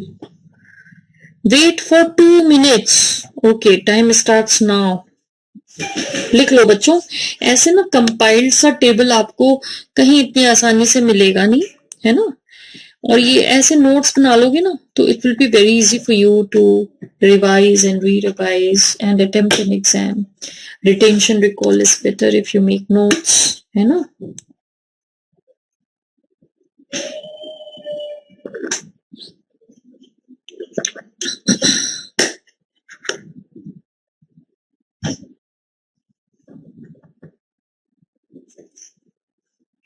Sabina very good.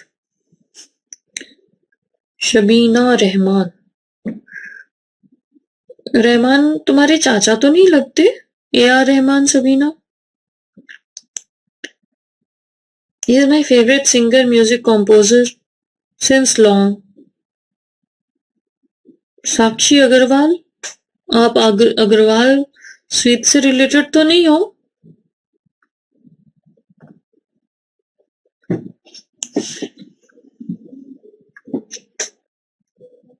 चलो very good. So this is all about disaccharide बच्चों. इसमें ज्यादा कोई कहानी ऐसी नहीं है, but you need to know about the individual components, bonding, the reducing non reducing tendencies and like that, right. So and एक टेस्ट होता है ना, Benedict test, which I'll be discussing you during practical. In Benedict test, you have copper sulfate, that is cupric ion. So if reducing substance you're adding on in this Benedict solution, what happens? The cupric ion becomes cuprous ion. Cupric ion becomes cuprous ion, and that tend to change the color. The cupric ion is beautiful blue in color, but cuprous is going to be of different color, the green, yellow, orange, red type of color you'll be getting in Benedict solution, and I'll be explaining you this practicals later. So why we call them as reducing and non-reducing? Because of their tendency to reduce the cupric to cuprous form. ठीक है बच्चों, तो ऐसे पढ़ना होता है ऐसे. तो डाइसैकेराइड ये पढ़ा आपने. Oligosaccharide I have told you that you have 3 to 10 number of monosaccharides.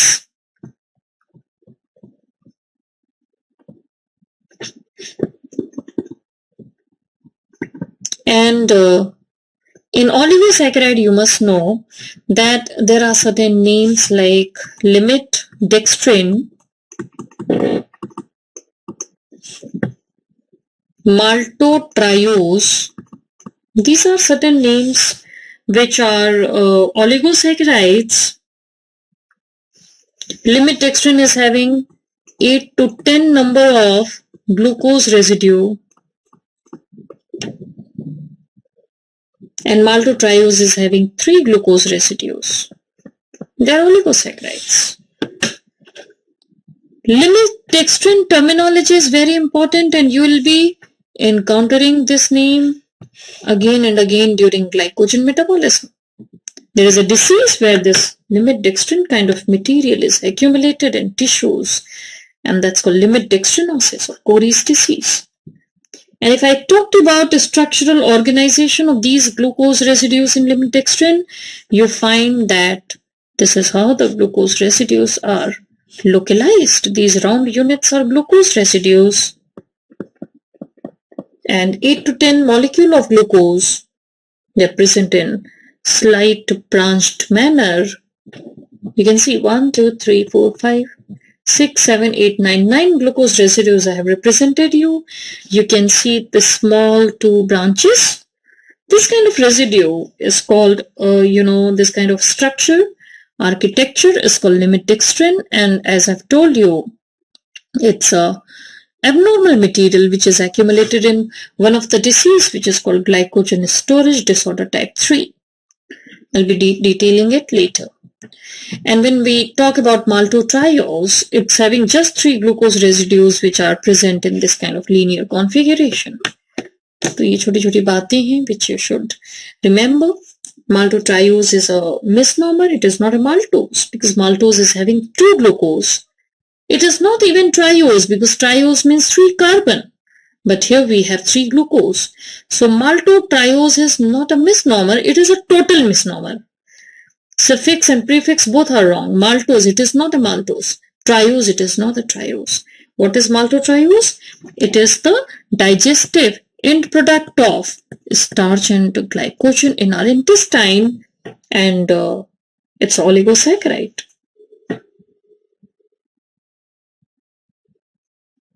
So oligosaccharide, we often find oligosaccharides as a part and parcel of various glycolipids and glycoproteins. So oligosaccharides are at times antigenic, and glycolipids, when we are talking, the lipid is attached with the oligosaccharide, which is providing it the antigenicity. Glycoprotein, where the protein is linked with oligosaccharide, which is going to provide it its antigenicity. क्या हुआ, आप सब क्यों हंस रहे हो? मैंने कोई जोक मारा क्या? बहुत देर से हंसी आई तानिया. लेटिन पीरियड बहुत हाई हो गया आपका क्या जोक सुनकर? तो ये कहानी है बच्चों. ओलिगोसैकेराइड में कोई ज्यादा कहानी, कोई शॉर्ट नोट नहीं आना, कोई सवाल नहीं बनते. But these are background knowledge which you must have. ठीक है, अभी इसके बाद हम बात करते हैं स्टार्च एंड ग्लाइकोजन. ठीक है, स्टार्च और ग्लाइकोजन जब हम खाते हैं ना, starch is there in rice, in potato, and glycogen is there in animal tissues. Those non-vegetarians who are eating animal tissues, liver and all, kidney and all, they tend to get the glycogen, right? Okay, now coming to polysaccharide बच्चों. polysaccharide, तो polysaccharide में बहुत सारे units होंगे. You have more than 10 number of monosaccharide units to make you a polysaccharide, and you have two categories of polysaccharide. Homopolysaccharide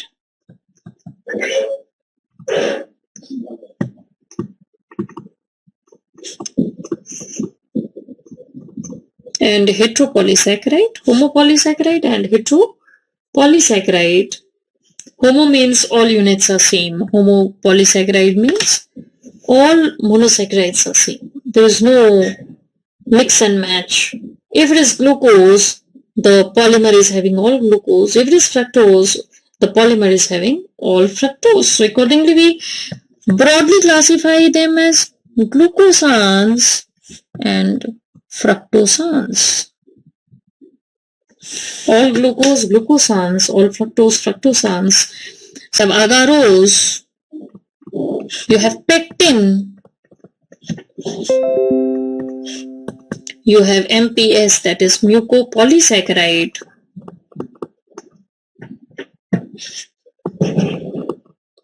These are heteropolysaccharides where individual unit is going to differ.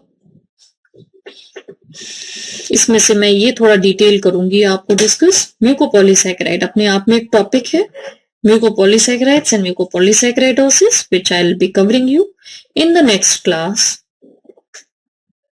And glucosans means all units are made up of glucose. In this you have examples of starch, you have example of glycogen. और बताओ, dextran.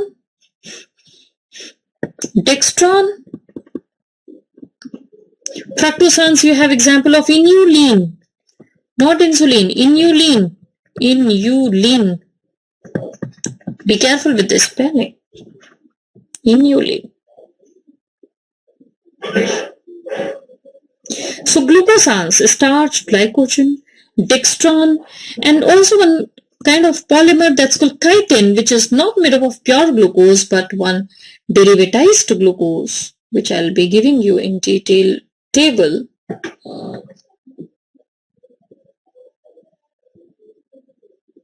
So what I have told you that it may be either homopolysaccharide or heteropolysaccharide, and I have tried giving you the important examples of each. Cellulose, yes, one I was forgetting was cellulose, which is having beta glucose. That is also glucosans because it is all made up of glucose units. It's also homopolysaccharide.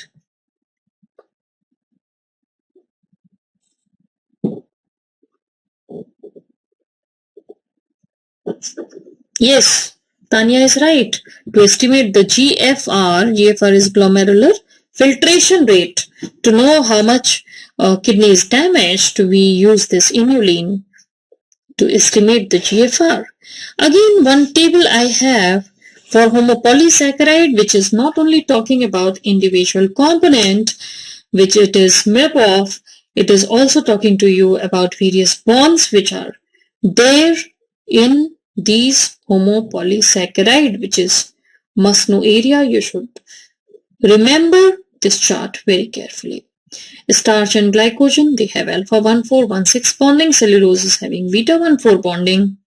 You understand, beta 1,4 means beta glucose, 1,4 means 1 glucose, first carbon, second glucose, fourth carbon is interacting. So this is how the polymer is formed.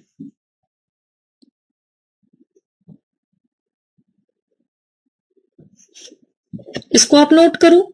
Take 2-3 minutes and jot it down. It's all going to be very useful for you.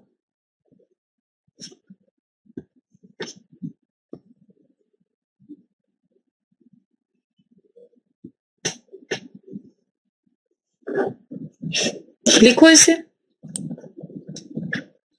Tanya was asking chitin will fall under what category? So it is not pure glucosan, but it is made up of glucosamine, N-acetyl D-glucosamine, and number of N-acetyl D-glucosamine, which we call it as NAG Baba, N-acetyl D-glucosamine, linked through beta 1,4 linkages.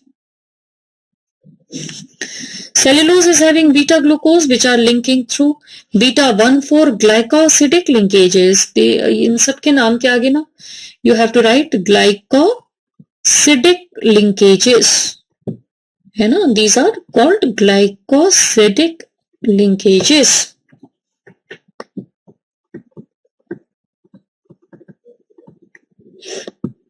So dextran is having variety of bonds. The alpha 1,4, 1,6, 1,3 glycosidic linkages.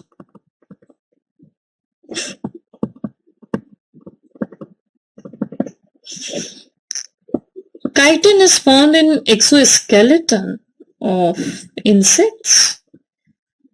You must have noticed that insects are having hard exoskeleton that's having rich amount of chitin.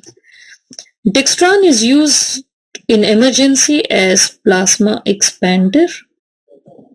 In hypovolemic shock, suppose the patient is coming with a lot of blood loss and you do not have compatible blood to transfuse. So what do? Immediately you infuse dextran, which at least restore the plasma volume. So dextran is used as a plasma expander. Inulin, as Tanya is rightly telling, to estimate the GFR, to know the kidney functioning. Cellulose is found in grass, in leaves. In plant kingdom it is, and even bacterial cell wall it is found. And human cannot digest this cellulose, but animals can digest this cellulose because of they have enzyme that's called cellulase enzyme, which acts on the cellulose to break these glucose units. So animals, they eat grass, they digest it, but human, they cannot eat grass because they do not have this enzyme to digest this cellulose. So grass, leaves, it has cellulose.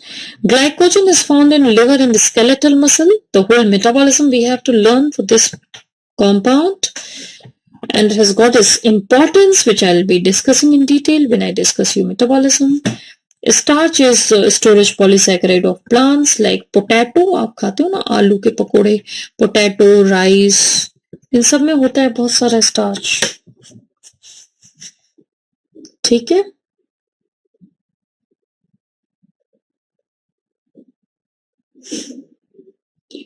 Yes, Ranit, you're Kukreja, you're totally right. Oligosaccharides are, जब आप कहते हो ना glycoprotein, means glyco means carbohydrate portion, and that's going to be most of the time oligosaccharide.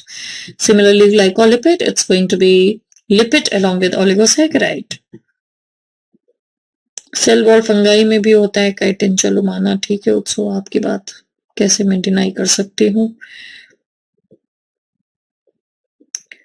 Leafy vegetables, अरे human body में वो कुछ अलग होते होंगे बॉन्ड बेटा। तानिया आप सच बताऊं तो when I was teaching you this अभी ना, I was thinking about palak ka saag only, that we digest very well because maybe the bonds are not beta 1,4, you know, right? So that is why we eat it and we digest it.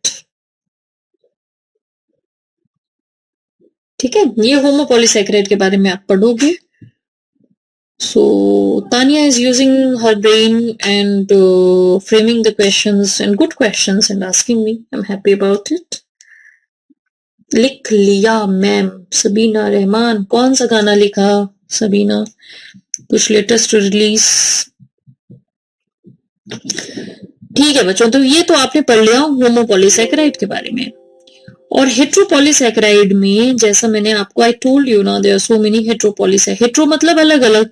So when you talk about blood group antigen or agar or agarose, you see they have individual different monosaccharides linked with them.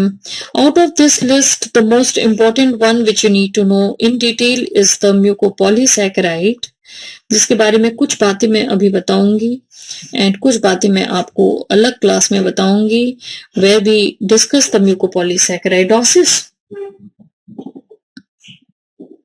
Right, so mucopolysaccharide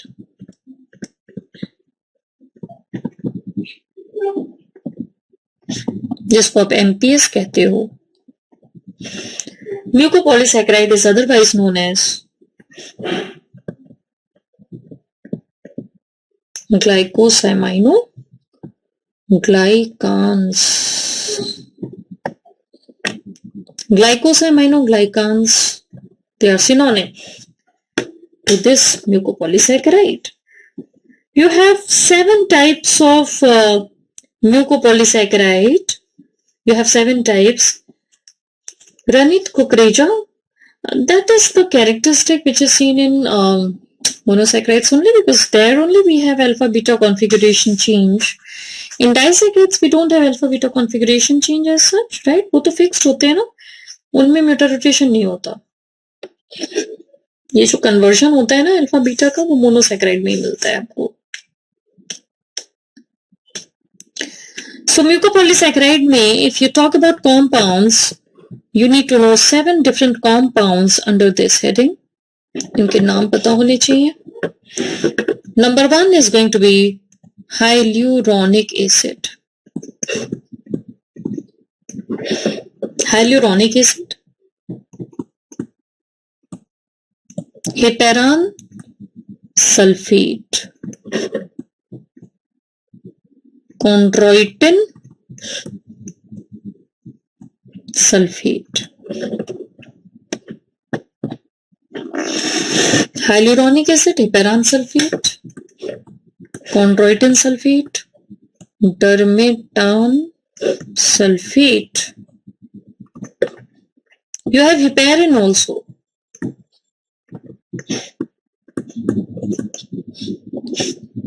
Then you have keratan sulfate 1, and you have keratan sulfate 2.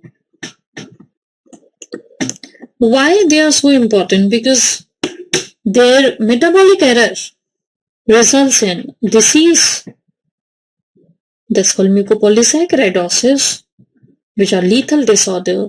Baby is born with mental retardation and coarse facies and skeletal anomalies. So I'll be giving you the table of various mucopolysaccharidosis where one or other enzyme is defective, which are resulting in accumulation of these abnormal quantity of these compounds. These are structural carbohydrates. Mucopolysaccharides are actually, they are meant to make you a structure of various tissues. Some are rich in cartilages, some are rich in bone, some are rich in skin, and some of the mucopolysaccharides are found in cornea, sclera. So this is how various tissue distribution are there for these mucopolysaccharides. And what you should know, that all these 7 different types of compounds, they follow the same pattern of their architecture, their components are similar. See, all of them, they are linear. You do not have any branching in them. So now I'm going to write down the broad characteristic of mucopolysaccharide. They all are linear. No branching. There is no branching. When you talk about a starch, when you talk about glycogen, they are branched structure. But when you talk about mucopolysaccharides, a huge linear polymers of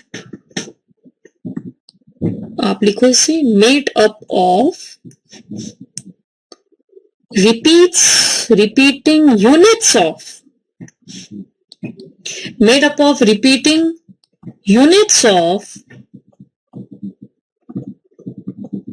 amino sugar and uronic acid. They are made up of amino sugar and uronic acid. ये fixed component होते हैं इनके.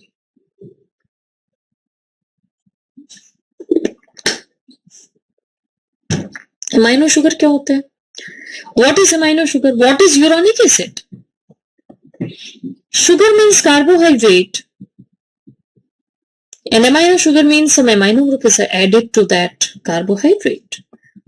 When you're talking about glucosamine, glucosamine. Glucose is a carbohydrate, amine group. One amino group is replacing the hydroxyl, it becomes a glucosamine, that's amino sugar. Galactosamine is amino sugar. So amino sugar kind of thing is there as one of the component in mucopolysaccharide. So you have amino sugar linked with uronic acid. Then again amino sugar which is linked with uronic acid. Then again amino sugar linked with uronic acid. So they are long linear polymer made up of repeating units of amino sugar and uronic acid. Uronic acid is nothing but it is oxidized monosaccharide. जैसे glucose है तो आपने बोला glucuronic acid, ribose है तो riburonic acid. Uronic acid is something which is oxidized. So this kind of polymer is there in mucopolysaccharide. All of them they follow the same rule. Okay, सभी rule के exception होते हैं, इसका भी exception है because keratine sulfate, whether it is 1 and 2, 1 or 2, it's having no uronic acid. बच्चों MCQ, no uronic acid. So which mucopolysaccharide is having no uronic acid? You have to say keratine sulfate. It's having amino sugar. It is having plain galactose. Then amino sugar, plain galactose. You do not have galacturonic acid. You do not have uronic acid in it. They have lot of sulfate in it. है ना? एक और क्या point आप इसमें लिखोगे mucopolysaccharide में? Lot of sulfate group. तभी नाम के आगे सल्फेट लगा है. Keratin sulphate, chondroitin sulfate, termatan sulfate. The only exception where the sulfate is not there is the hyaluronic acid. Hyaluronic acid has no sulfate group in it. एक ही जगह आपको sulphate नहीं मिलेगा. ये सारे बच्चों आपके ना MCQs हो जाते हैं. किसमें सल्फेट नहीं है? हाइलुरोनिक एसिड में नहीं है. किसमें यूरोनिक नहीं है? केराटिन सल्फेट में नहीं है. है ना? ब्रांचिंग तो किसी में नहीं होती.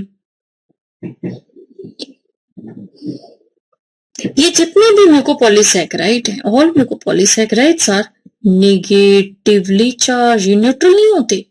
दे have some charge. What charge is that? That's negative charge. और ये नेगेटिव चार्ज होता क्यों है? Why there is negative charge in mucopolysaccharide? तो आप बोलोगे नेगेटिविटी के लिए दो चीजें जिम्मेदार हैं. एक तो सल्फेट और दूसरा यूरोनिक एसिड. है ना? यूरोनिक एसिड और सल्फेट, ये दो चीजें आप म्यूकोपॉलीसैकेराइड को नेगेटिविटी देती हैं. So they are negative, they are charged polymer. देखो बच्चों, कोई भी चीज चार्ज्ड होगी, it will attract water. When you are talking about mucopolysaccharide as being an important component of extracellular matrix, ये पढ़े होते हैं extracellular matrix में, तो इनके पास नेगेटिव चार्ज होता है. And because of this negativity they tend to attract water. So all mucopolysaccharide, they absorb water. They provide the bulk to the tissue, जिसको आप कहते हो turgidity, stiffness, turgidity to the extracellular matrix which makes the structure of the tissue. तो आप समझ सकते हो ये एमपीएस जो होते हैं म्यूकोपॉलीसैकेराइड ये स्ट्रक्चरल कंपोनेंट होते हैं and they have tendency to absorb water and they tend to absorb water and they provide the turgidity to extracellular matrix. ठीक है, तो ये सारी बातें आप लर्न करोगे रिगार्डिंग म्यूकोपॉलीसैकेराइड्स. एंड ठीक है, ये लंबी बात है, अच्छी कहानी है कि all these mucopolysaccharides they have a specific amino sugar and they have very specific uronic acids. Some will have riburonic acid, some will have glucuronic acid, some will have galacturonic acid. और ये सारी किताबों में आपके लिख लिख कर दिया हुआ है कि भाई इसमें ये है उसमें वो है. I also have a slide which summarizes their individual structure. But I feel that you should have some idea about their components as well. I know it's otherwise difficult one to remember. If you see the slide, it is talking to you about mucopolysaccharide, their individual composition, their distribution. I know it's very difficult to remember, but the bold letters are important for you. When you talk about chondroitin sulfate, it's there in the cartilage and bone. When you talk about keratan sulfate, it's there in the cornea, K for cornea. When you talk about heparin, you find one special uronic acid that's called idiuronic acid is seen in heparin as well as in dermatan sulfate. तो ये थोड़ा सा आप इसका photo खींच लो या इसको आप नोट करो as you desire, है ना. I give you 5 minutes to make a note of these individual compositions and their distribution. Mucopolysaccharide may be a short note to you, so you're supposed to know these core concepts.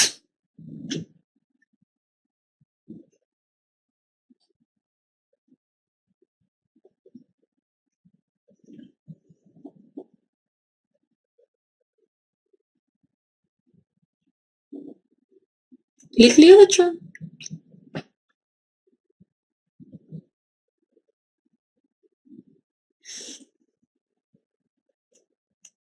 थोड़ा सा superficial view आपको जरूर पता होना चाहिए. Like as I have told you keratan sulphate में you do not have uronic acid, है ना. हाइलुरोनिक एसिड में सल्फेशन नहीं होता, वो सब दिख रहा है इसमें. आइडियोरोनिक एसिड कहाँ मिला? हेपेरिन में मिला, डर्मेटान सल्फेट में मिला. Derma means dermis, means skin, widely distributed in skin, dermatan sulfate. Keratin means cornea, chondroitin means cartilages. What else you want? Synovial fluid में hyaluronic acid. Heparin तो anticoagulant है ना, ये blood में घूमता रहता है. Anticoagulant, mast cell से आया, liver, lung और skin में mast cell से आया. इसके काम है, anticoagulation का काम करता है.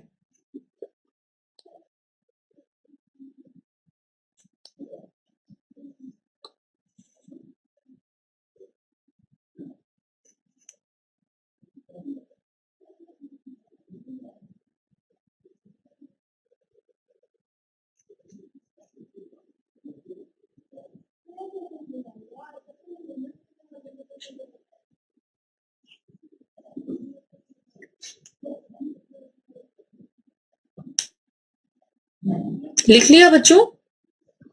तो ये थोड़ा सा आप नोट करिए, ये म्यूकोपॉलीसैकेराइड्स की बात हो रही है. And the accumulation of these mucopolysaccharides due to impaired degradation, what happens? That results in disease called mucopolysaccharidosis. जो फिर से मैं आपको आगे एक टॉपिक जब स्टोरेज डिसऑर्डर की हम बात करेंगे हम इसे पढ़ेंगे. यू हैव हर्लर्स, हंटर्स, मॉर्क्यूज, इस तरीके की बहुत सारी डिसीजेस होती हैं जिनके प्रेजेंटेशंस आपस में काफी रिसेंबल करते हैं. ये पीडियाट्रिक्स में भी आप आगे चलकर पढ़ते हो. तो ये सारा आपका ओवरव्यू हुआ म्यूकोपॉलीसैकेराइड्स के बारे में. तो इस तरीके से आप क्लासिफिकेशन कंप्लीट करते हो. Since last class we have been learning this classification monosaccharide, disaccharide, oligo and polysaccharide, and you have seen all the important questions related to these topics. है ना, इसको आप थोड़ा सा खुद से पढ़ो, समझो, कोई डाउट हो तो नेक्स्ट क्लास में आप मुझसे पूछो. And next class onward we will start with the metabolism, and the first metabolism which will be covered will be glycolysis, where aerobic as well as anaerobic glycolysis will be taught. Before that, you make friendship with this carbohydrate chemistry aspect, and any doubt you can further ask me in the next class. इसको लिख लो आप. वैसे तो आपकी सारी किताबों में होता है, बट इतना नीट फैशन में आपको कहीं नहीं मिलता है. शिष्ट, इसको आप लिख लीजिए, ठीक है.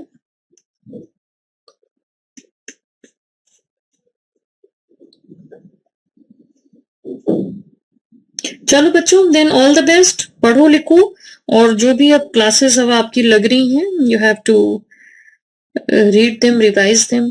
तो ये कन्वीनियंट टाइम है वैसे आपके लिए, ट्यूशन क्लासेस के लिए, है ना. तो आप ये इस टाइम में पूरा इस पे फोकस करो जो पढ़ाया जा रहा है, and rest other time you revise all the topics which is otherwise taught to you, right? Okay, all the best. Good night. Thank you bachcho. We'll meet again in the next class with metabolic pathway glycolysis.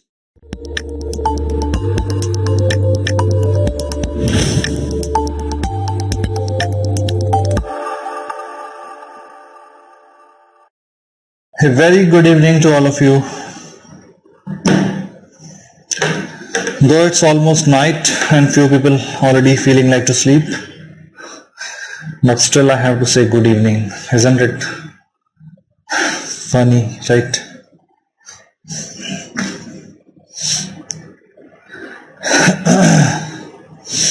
Sheikh Afrin, Deepika Samarth, Jash, Shashwat Smith. This is something new name I have seen today. Smith, SMIT. Okay. So how are you guys? How's the life? Am I visible, right?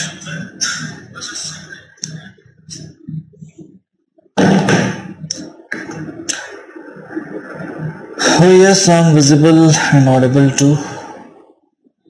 Any questions, guys? Yeah. Any questions you have? Smith, it's not black screen, it's now totally white because I have not written anything else, right?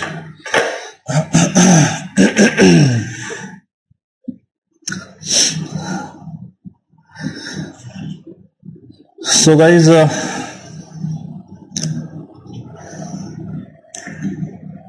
any questions you have? Thank you, Hitesh. Angular stomatitis. Okay, Samarth Sachdeva. Let me show you. Oh, this is again having problem here. What is that? What is this? Last time this was.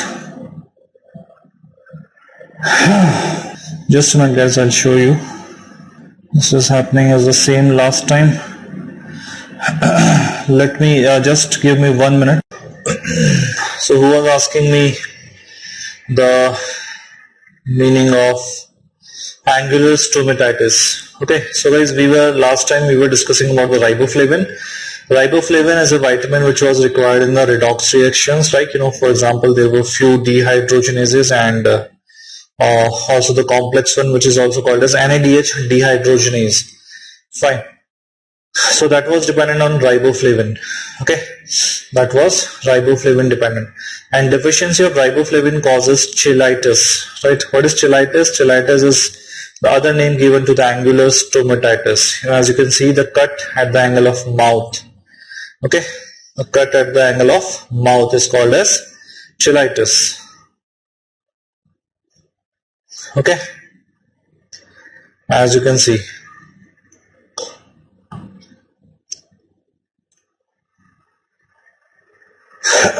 Is it visible, guys? Is it hanging somehow?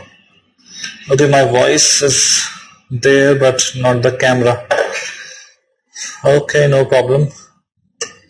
At least I think I'm visible now. Okay, fine guys.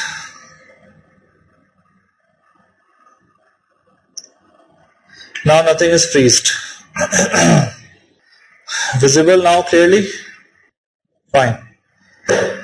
So I was talking about riboflavin. Yesterday we talked about, last time we talked about the riboflavin, and the riboflavin deficiency, it causes the cut at the angle of mouth, right? The cut at the angle of mouth.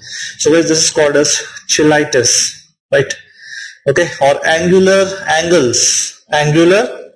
stomatitis. Stomatitis is an inflammation of the mouth in general. Okay, so that is angular stomatitis. Fine.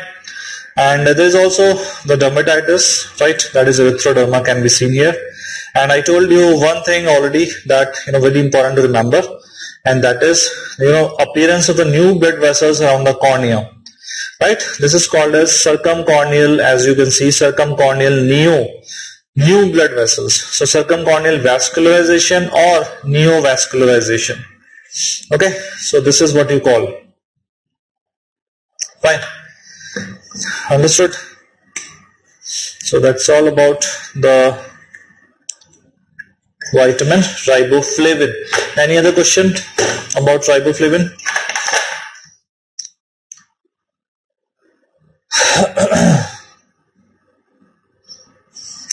Done, everyone?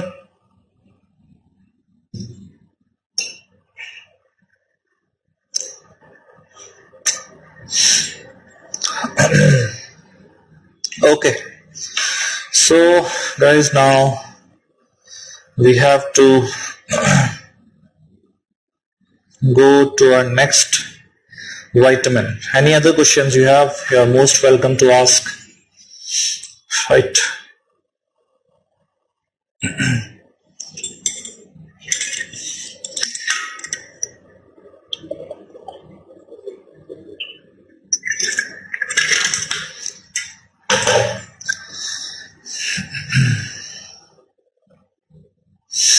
So I'm starting now. Okay, no question. Okay, so next is now I'm starting with, so we have discussed thiamine and the riboflavin, and now I am discussing niacin. Right, as niacin is a name given to the two factors, which is known as nicotinamide, okay, and nicotinate. Okay, nicotinate. So these two, together, these are called as a niacin. So nicotinamide and nicotinate. Okay, so why they are called niacin? Because just by the group of people, the scientists, they said that's just to avoid the confusion with nicotine, that is tobacco. So just avoid confusion with the nicotine, they just named it niacin, right? Nia, that is niacin, right? So that's how they named it differently, but it is nothing but the same name. That is, if somebody says nicotinic acid, that is again niacin, and if somebody says nicotinamide, that is again the niacin. So these are called as vitamers, right? What do you call them? Vitamers. Okay, fine. So now next is niacin. Guys, there are oxidative reduction reaction. So these reactions, guys, takes place, these are the vitamins. So need the two vitamins. What are the vitamins? So question for you, Viva. Oxidation reduction reactions needs which of the following vitamins? So answer is riboflavin, that is FAD-FMN, okay, and the niacin, that is B3. So this is also called sometime as the B3. So riboflavin and the niacin, that is B3. Okay. So niacin, that is NAD or NADP. So guys, what are the active forms of the niacin? right? Active forms of the niacin are NAD and NADP. Fine. Guys, out of all these two, the NAD is required for mostly the oxidative reaction. This is present in the mitochondrial. So location of NAD is mitochondrial and NADP is present in the cytoplasm. Right? In the mitochondria, this is mostly involved in the catabolism. Right? Catabolism reaction. Okay. So various reactions required NAD. Fine. Like let's say the NAD is very important for beta oxidation of the fatty acid. Okay, it is mostly in mitochondria. I'm not saying always, so it is both in mitochondria and also in the cytoplasm, but NADP is mostly in the cytoplasm. So beta oxidation of fatty acid, for example, is NAD and FAD dependent both. Okay, so it needs both NAD and FAD, if you remember. Okay, NAD and FAD. Then guys, we have glutamate dehydrogenase enzyme. I told you that this is an enzyme which can use both NAD and NADP. So NADP may also be present in mitochondria, but in rare cases, right? Like glutamate dehydrogenase, which is releasing the ammonia in the mitochondria of the liver, right? That is called as the NADP.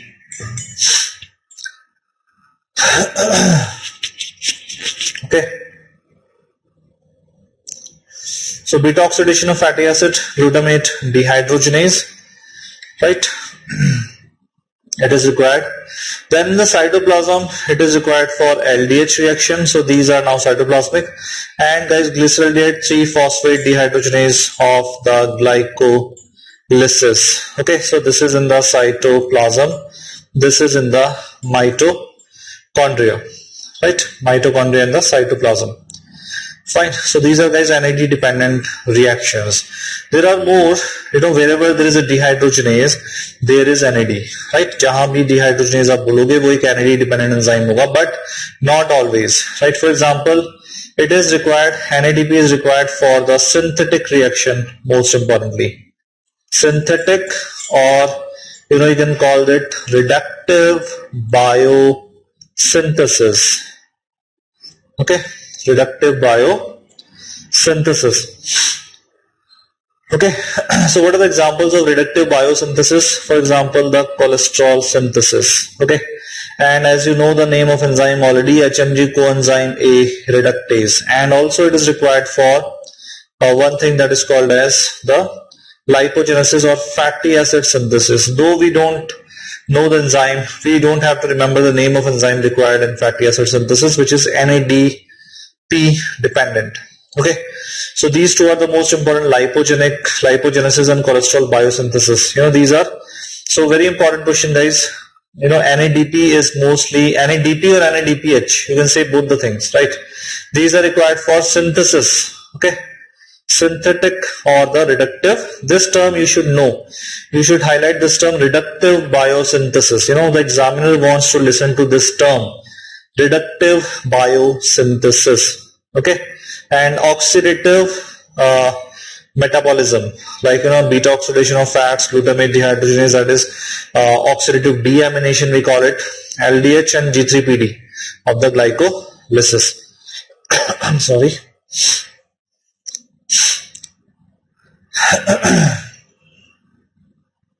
Okay, so that is your glyceraldehyde 3-phosphate dehydrogenase. Fine, glyceraldehyde 3-phosphate dehydrogenase. So these are the examples of NAD dependent enzymes. And NAD dehydrogenase, you think, I told you guys already, the FAD dependent dehydrogenases are very less, right? Like the succinate dehydrogenase of the Krebs cycle, beta oxidation of fat का जो first enzyme है, right? वो है, that is acyl-CoA dehydrogenase, and I told you in the leucine metabolism, that is isovalvyl coenzyme A dehydrogenase. So these are the FAD dependent dehydrogenase. Most of all the dehydrogenases are NAD dependent, right? NAD dependent. Okay, for example, we need NADPH, NADPH Fine, but what is the NADP dependent enzyme? That is G6PD of HMP shunt. Right? So that is also a dehydrogenase, but that is NADP dependent dehydrogenase, G6PD. Fine, so that is G6PD enzyme which is NADP dependent. And if I take NADPH, it will be used in synthetic or reductive biosynthetic reaction. Okay. Then there is about niacin, uses of the niacin as a therapeutics. Okay, so it is used in therapeutic. Therapeutic means as a drugs, right? So in the therapeutics, it decreases the levels of the TG and the LDL, right? It decreases the levels of the fatty acid or the free fatty acid, by inhibiting the enzyme that is called as hormone sensitive lipase. You should know this word, hormone sensitive lipase. As you know, this is a very important enzyme which is dependent on the glucagon in the fasting state, which release fatty acid from adipose tissue. Okay, adipose tissue. So that is free fatty acid levels will also decrease in the blood. Okay, and there's it increase the levels of HDL, the only therapy which can increase HDL which is known apart from exercise and alcohol, right? Okay. So what are the things which can increase the levels of HDL? These are three things: alcohol, exercise, and the niacin. Okay, so how the niacin increases the HDL? This is known. So niacin increases HDL, by inhibiting the ApoA catabolism. Okay, so guys, as you know, the HDL, which is also called as a alpha lipoprotein, which contains ApoA. Okay, it contains ApoA. So what is the mechanism? Even I told you in the beginning of HDL metabolism also that this is how the HDL levels may be increased by the niacin, and that is true.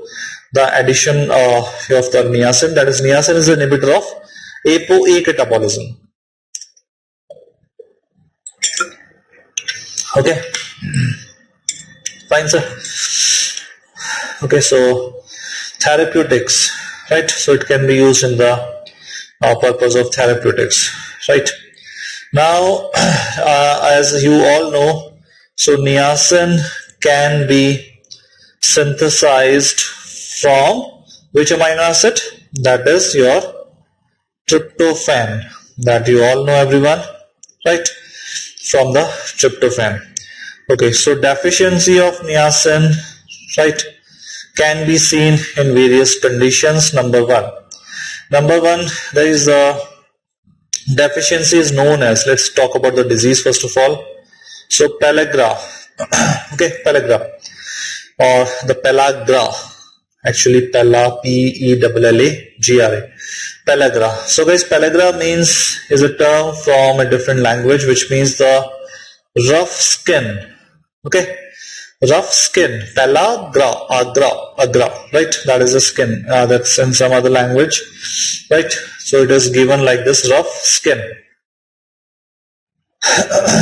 Okay, so in the pellagra, there are three features are seen, right? That is, first of all, it is diarrhea. So pellagra starts in stomach, diarrhea. Then it is the dermatitis. Okay, in the dermatitis, guys, there are sunburn kind of lesions. Okay, sunburn kind of lesions on the sun exposed area, right? So that is on the sun exposed area. So it is not maybe because of sunburn, but it is seen only on the exposed area where the sunlight falls. So it is not known whether it is because of actually sunburn or because of some other reason. Fine, I'll tell you one more point. So sun exposed area, guys, this is known as the Castle's necklace. Okay, Castle necklace. Okay, so As you can see, what is the castle necklace? I'll show you. This is called as a castle necklace.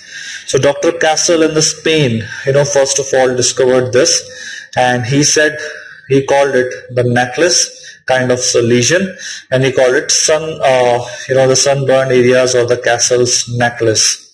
Fine. So you can see, guys, this is like, why this area is only involved is not known. Fine, that is not known. But yes, so this is one of the sun exposed area. So not the face. Face is also the sun exposed area, but it is not seen. But yes, it can be seen on the hands, for example. Okay, so dorsal surface of the hands, it can be seen also, right? Such lesions. Fine. So such can be the image based question which has been asked in MCQs previously. So as diarrhea, dermatitis, guys, one of the theory, like being a curious child, you want to know why this happens. So as there is one reason has been put forward, that's a kind of hypothesis that actually, guys, this niacin or NAD. So NAD, nicotinamide adenine dinucleotide, right? So nicotinamide adenine dinucleotide. So it's a sugar. It has a sugar. Ribose sugar is present. Fine. In the structure. In the structure we have a complete AMP actually. Adenosine monophosphate पूरा है. मतलब sugar भी है, adenine भी है, phosphate भी है. ठीक है? So everything is there already in the structure. Right? So guys, this NAD is a source of poly A ADP ribose.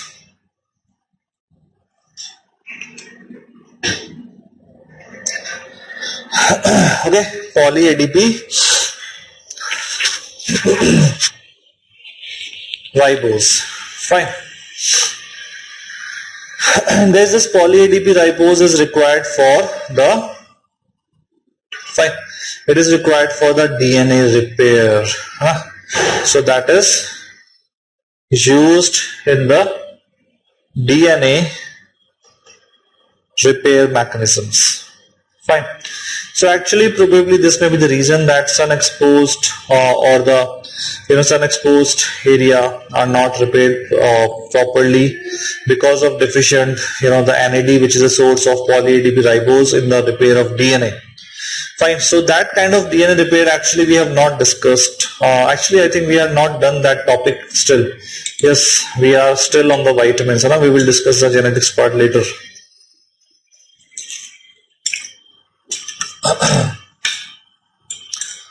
Okay, so it is used in a DNA repair.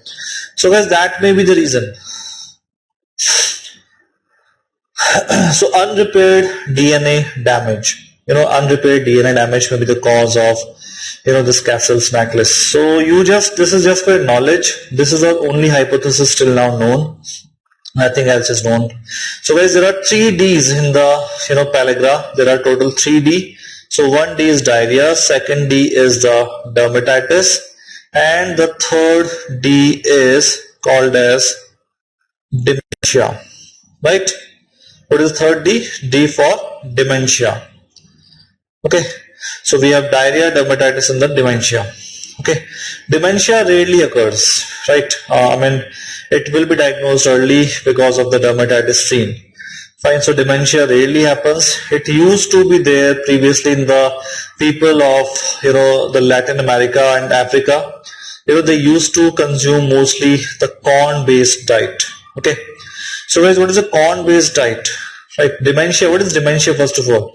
Dementia is like guys processing the information that you are receiving. Okay. Memory loss, and you are unable to understand the things properly. Right, that is dementia means mental. So dementia. So that is again rare. But guys, the people of South America, they used to consume only the American corn, the sweet American corn, that we also enjoy sometimes during the movies, gone other days, right? We used to do that. right? At least in the theaters. So that was American corn. American corn has a problem that it has the niacin which is unabsorbable, right? Okay. So guys, if we talk about the etiology, right? So what can be the etiology? Etiology can be number one. So a diet rich in the corn. Okay, so diet rich in the corn. Guys, corn is something which is, corn has niacin. अब ये क्या है? Niacin is the niacin, right, which is bound to the proteins and is unabsorbable. So we cannot absorb that, right? So that is called as a niacin. So guys, we are unable to absorb that. So that is the problem with the corn. So ऐसा नहीं है, some book says that corn has no niacin. Corn has, but we can't absorb it. So if the diet is only corn diet, as like in the Mexicans, previously they had the South Americans, Latinos, right, that is Spanish people. So they used to have only corn based diet. Okay, so that is why they had these symptoms. That's why Dr. Castle in the Spain, he was able to find, that is Latinos suffering from these disorders.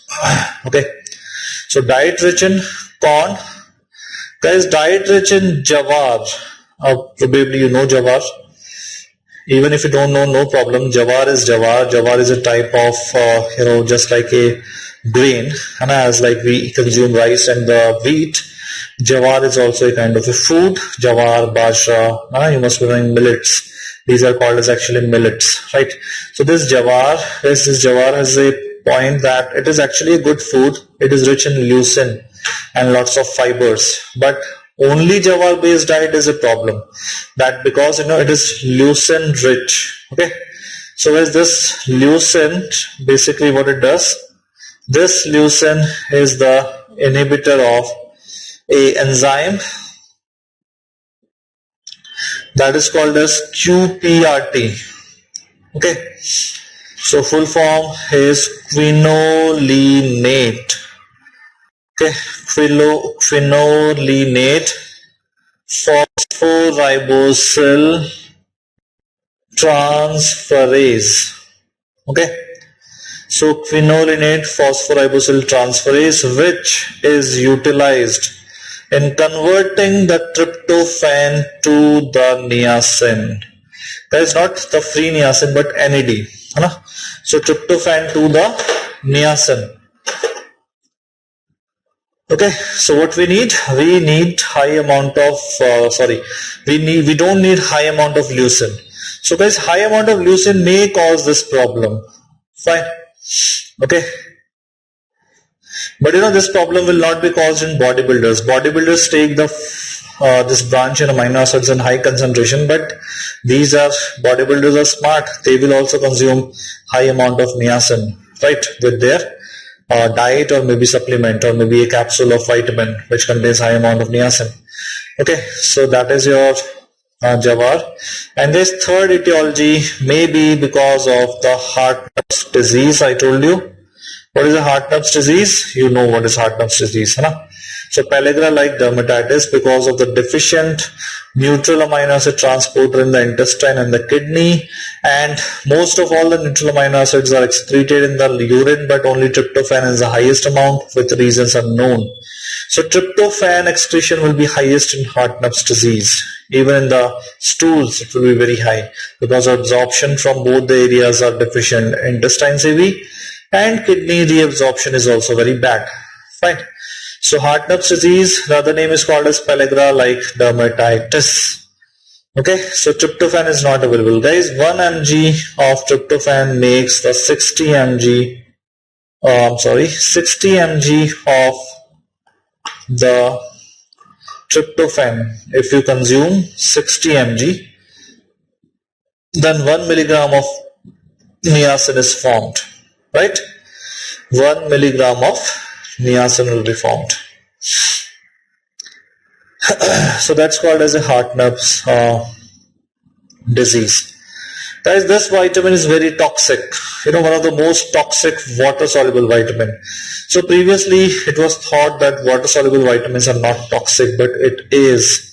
Even others we have, like, we will have B6 vitamin, we have this niacin, and then we have these are the, even vitamin C in high doses may not be desirable, right? So niacin is toxic. So guys, what are the toxicities of the niacin? So guys, the toxicities are various. Number one, the most important is flushing. Okay, guys, what is flushing? Flushing is sudden peripheral vasodilatation, right, and a sudden throw of the blood on your face, suppose. Okay, if you see, right, this is called as flushing. Flushing is like sudden peripheral vasodilatation. Actually, by some mechanism, the niacin causes peripheral vasodilatation, and this will be seen as a rush of the blood over the face, right? As if when somebody is in anger, the rush of the blood on the face.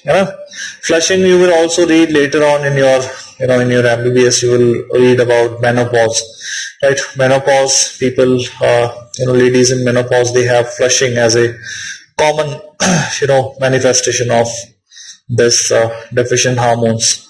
Okay, so toxicities, this is number one, flushing. And actually, because of flushing, the people don't take niacin.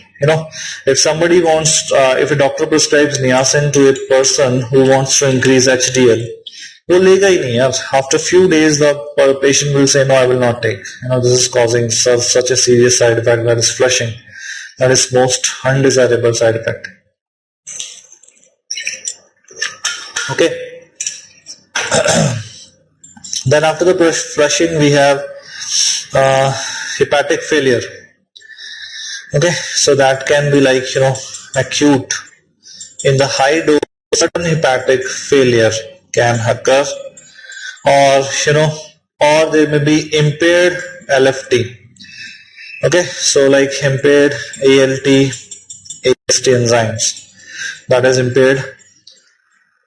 Liver function test will be there. Fine. Number three, guys, it can cause glucose intolerance, hyperglycemia. Okay, so diabetics may have this problem that it, if they are consuming somehow niacin previously before the diagnosis of the diabetes, they may have the higher glucose also because of contribution of niacin. So glucose intolerance, that is increased amount of glucose.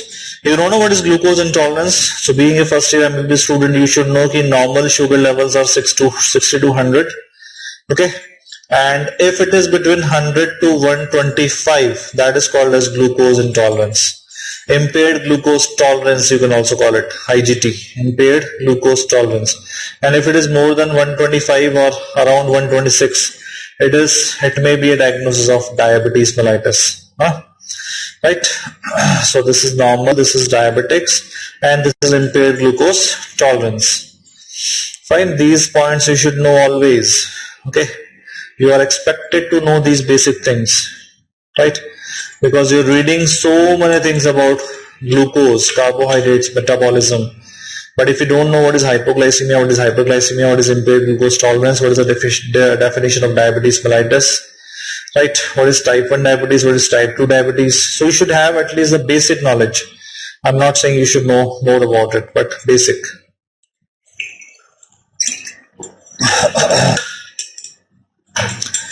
Okay, so impaired glucose tolerance. And number fourth, hyperuricemia. See, so many side effects. Okay, and number five, maculopathies. Macula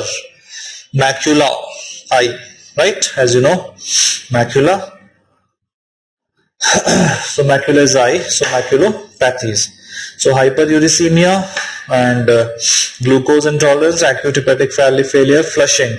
So the most important, if you think यार मुझे at least एक तो पता होनी चाहिए, वो है ये flushing and hepatic failure. Rest you can, I mean, being a first year student, if you even don't know the rest 3, that will not be much importance, right? But being a first year student, you should know these 2 names. Flushing is very common, and hepatic failure, sudden hepatic failure. Okay, so that's all about the niacin.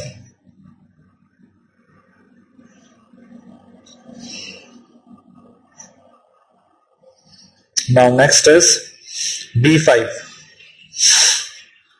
So we don't have anything like B4, but we have the B5, pantotenic acid. So this pentose means present everywhere, panto. So panto is not just 5, here we can also relate like a 5. Okay, so वैसा है नहीं, panto का meaning होता है something which is present everywhere. Okay, so that means it is present in almost every food that we consume. So it is the least deficient enzyme till now in human beings. Okay, any condition you will not be deficient in pantothenate. Rarest of the rare vitamin deficiency that you will see ever. Okay, so this pantothenic acid, what is the active form of the pantothenic acid? That is called as the coenzyme A. Fine. So this is the only question expected from you, right? Okay, that is, what is the active form of the pantothenic acid, and your answer is the coenzyme A, right? Coenzyme A is your answer. Fine. The most important to remember, bus. Okay, guys, this is synthesized by the gut bacteria. Okay, guys, this can be a question for you, like what are the vitamins which are synthesized by gut bacteria, and we are not dependent on exogenous sources. So even if I don't consume, I will rarely be deficient of these vitamins. So what are the 3 names that you must remember? So these are like vitamin K, vitamin biotin, and the B5. So guys, in an adult, you will rarely find these 3 vitamins deficient. Okay, because they are made in so good quantities by our own gut bacteria that we never need them, right? We don't need them. Okay, fine. So that can be absorbed. तो आपने सुना किसी को vitamin के supplement खाते हुए adult, even the vitamin की जो टेबलेट होती है उसमें भी विटामिन के नहीं होता, because that is not at all required, and that may be toxic if consumed in high doses. I'll tell you later. So synthesized by the gut bacteria. So guys, that is why keeping our gut healthy is very, very important. Fine. Our gut is kept healthy by eating more fibers. Why? Because fibers rich diet like fruits, for example, or vegetables, they are rich in the fibers, and fibers are the source of energy for these bacteria which are present in our gut. So these bacteria convert, there is also one more benefit. When we consume these fibers, these bacteria, they convert these fibers into some substances like 4-carbon fatty acid, butyric acid, which is a kind of anti-inflammatory substance to our gut. Okay, anti-inflammatory substance to our gut. So that will be something which is good for our gut, reducing inflammation. Okay, and guys, one more thing, the products derived from these bacteria, they can directly cross the blood and then to the brain, right? And also affects the inflammation of our brain, right? This is what we call sometimes as a gut-brain axis. Nowadays we have a term that is called as gut-brain axis. Okay, so the importance of a good healthy bacteria in our stomach, in our colon is so important nowadays, right? Okay, it has been so much researched and was found to be very important. So guys, we should always try to consume a bare minimum amount of the fibers every day. Being an adult, we need almost 30 gram per day of the fiber every day, and these fibers are very important for our gut microbes. and that's why आपने TV पे add देखा, that is Yakult, है ना. So that is called as a probiotic. So Yakult में क्या होता है, there is the Yakult छोड़ो बहुत सारे और ब्रांड्स है, I am just telling you because TV पे देखा हमने. So Yakult है, that is something we are taking a colony of bacteria in a flavored form. So you are taking a colony of millions of bacteria which will go and replace the bad bacteria in your intestine. So that is called as a probiotic. Fine. So we have a term that is called as probiotic. So probiotic hota hai ki bacterial colony itself. So that is a bacterial colony you are taking. And there is something that is called as prebiotic. So that is like fibers you are taking. Okay, prebiotics. Like for example papaya. Papaya is super rich in the fibers, okay, which are good for the colonic bacteria. So that is called as a prebiotic. Understood? Any question? What is polysaccharide in fiber? बेटा polysaccharide वही जो हमने पढ़ी है, homopolysaccharides होती हैं. जैसे for example it can be pectin, mucilage, and it can be the gums, it can be inulin, it can be cellulose, it can be hemicellulose, it can be lignin. Right? Fruits has mostly the soluble fibers like pectin, gums, pectin, gums, and mucilage. Mostly pectins. Okay, so now the terms you understand today: probiotics, prebiotics, how much fiber we need as per the WHO criteria. World Health Organization after COVID वैसे कोई believe नहीं करता WHO पे, based on their theories and their failure, right? Okay, so 30 grams per day. And gut brain axis, the terms now, at least for your knowledge, right? May not be asked directly to you. Okay guys, so pantothenic acid and synthesized by the gut bacteria. Guys, coenzyme A, so it is important for various reaction, as you know, right? So it is important for acetyl CoA synthesis, okay, let's say by the PDH complex. Succinyl coenzyme A synthesis by the alpha ketoglutarate dehydrogenase complex. Okay, so coenzyme A is important for them. Right, so these are what is the deficiency of the pantothenic acid is known as? This deficiency is known as the burning feet syndrome. Okay, so it is called as the burning feet syndrome. So guys, this is a kind of a neuritis. Okay, so it's a kind of a sensory neuritis. But you don't remember this name, you just remember this name, that is called as because ये name हम कहीं और याद रखने वाले हैं. So remember only burning feet syndrome. Okay. So understood guys?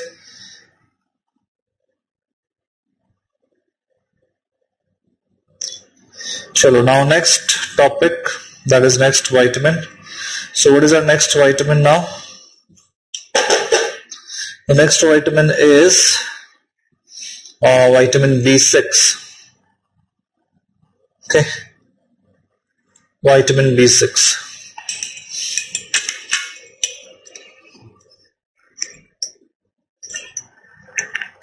Burning feet is like the sensation of a kind of a burning pain in the feet, right, or the foot. That is called as a burning feet syndrome. It was only found during the World War II in the prisoners of Hitler, and the doctor found them and named them as a burning foot syndrome. So that was a condition like prisoners in the World War II, right, where they are not getting any kind of nutrition. There was so much of stress, right? They were being tortured. So that was a time, that was an era this was discovered. After that it is so rare now, right? It is rarest of rare now, right? You will not find them unless until there is so much of poverty in that country, right? So maybe like in Africans, some parts of Africa may be there, but still very rare, not reported much. Okay, because the reason I told you, our gut microbes. So matlab, if a person is stuck in a jungle and eating only the plants or the fruits, even then what will happen? The gut microbes will be healthy, at least working normally, and they will produce high amount of B5, right? Vitamin B6, right? So what is the vitamin B6? It is called as the pyridoxal phosphate. Okay, pyridoxal phosphate.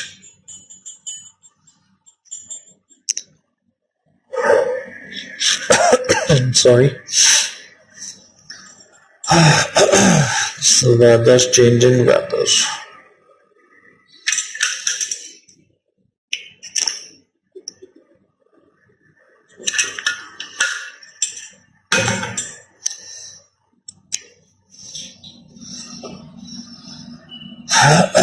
So any question? No. Pyridoxal phosphate, guys. Okay. So let's talk about this pyridoxine or the pyridoxal phosphate, in the short PLP.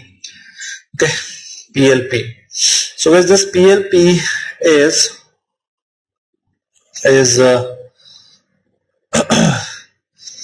the active form, right? So it is a active form. Okay, so active form is called as the PLP. Okay, that is called as a pyridoxal phosphate. So that's the active form. Fine. Now this active form is important in various enzymes. So this PLP is a coenzyme for, okay, so number one, it is a coenzyme for the transaminase, right? So transaminase like ALT, for example, AST, right? There is a test for a pyridoxine deficiency. Okay, so we can, like, you know, if you want to like assessment of, chalo ye hum last mein likhenge with some other, or we can write it, huh? So assessment of the pyridoxal phosphate deficiency is the erythrocyte or RBC. Why we take RBC every time? Because I told you already that guys, हम जो भी test करते हैं आप पढ़ोगे हमेशा कि they always write RBC, WBC or leukocytes, that is again WBC, or histiocytes, that is macrophages, right? So these are easily available in the blood. Fine. So instead of going more invasive technique कि आप tissue low directly, you can take RBC first, है ना? अगर वो test वहां पे possible है तो वहीं पे कर लो, ठीक है? So assessment of PLP deficiency, that is erythrocyte transaminase test, right? Erythrocyte transaminase test. Okay, so that is a test if you want to remember. तो देखो तीन टेस्ट हो गए हमारे पास. First, thiamine deficiency, the test is transketolase test. Riboflavin deficiency, the test is the glutathione reductase test, and the vitamin B6 deficiency, the test is transaminase test. Okay, so these are the names of the test for the transaminase reaction, right? Or the B6, sorry, vitamin B6. So that is the assessment of vitamin B6 if you want to do. Number two, there is vitamin B6 is required in, so it is also required in converting the tryptophan to the NAD. Okay, so which enzyme?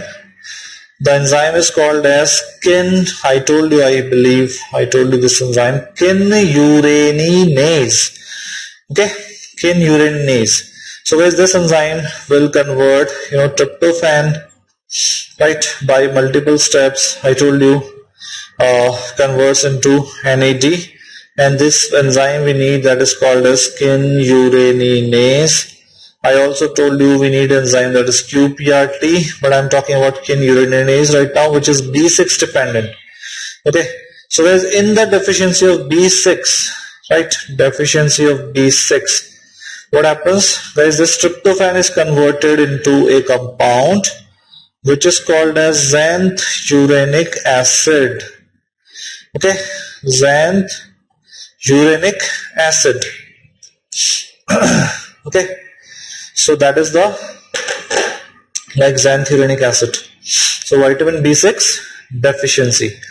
So guys, this test is also called as the tryptophan load test. So there is a test that your examiner may ask you, tryptophan load test, and you should mention it in theory also if there is an MCQ on the vitamin B6 deficiency and assessment, whatever it is. So tryptophan load test. So guys, what is tryptophan load test? You give the patient tryptophan to drink, है ना, soluble in water, और आपने patient को दे दिया पीने के लिए, right? So you took the tryptophan, gave the tryptophan orally. So tryptophan orally was given, and guys, in the deficient vitamin B6, what will happen? The xanthurenic acid will be produced, and this will appear in the urine. Fine. So this is diagnostic. Okay, so XUA, xanthurenic acid, is diagnostic of vitamin B6 deficiency, right? It is diagnostic of the vitamin B6 deficiency. Right? So what do you call this? Sometimes you call this xanthurenic test, sometimes you call it tryptophan load test, or simply xanthurenic acid test. Clear? So that's all about your tryptophan load test. And that is the second point I was telling you about B6. Any other enzyme guys? B6 के बारे में और क्या होना चाहिए बता आपको? Which enzyme you should know guys? D-carboxylase. Okay, so D-carboxylase enzyme mostly generate the amines. Okay, amines. For example, guys, from the tryptophan we get the dopamine. So I told you where. From the tyrosine we get the dopamine. From the tryptophan we get the serotonin. So what is the name of serotonin? 5-hydroxytryptamine. So guys, this is like these two are very important neurotransmitters which are formed because of B6 deficiency. So because of B6 deficiency, the neurotransmitters are formed, right? Sorry, not formed, these two neurotransmitters. And one more, that is GABA, which is an inhibitory neurotransmitter. So glutamic acid, it is converted to GABA. Glutamic acid is converted to gamma aminobutyric acid. So that is again B6. So guys, these are all decarboxylation. So CO2 is removed, CO2 is removed, and CO2 is removed. So GABA is an inhibitory neurotransmitter. Fine.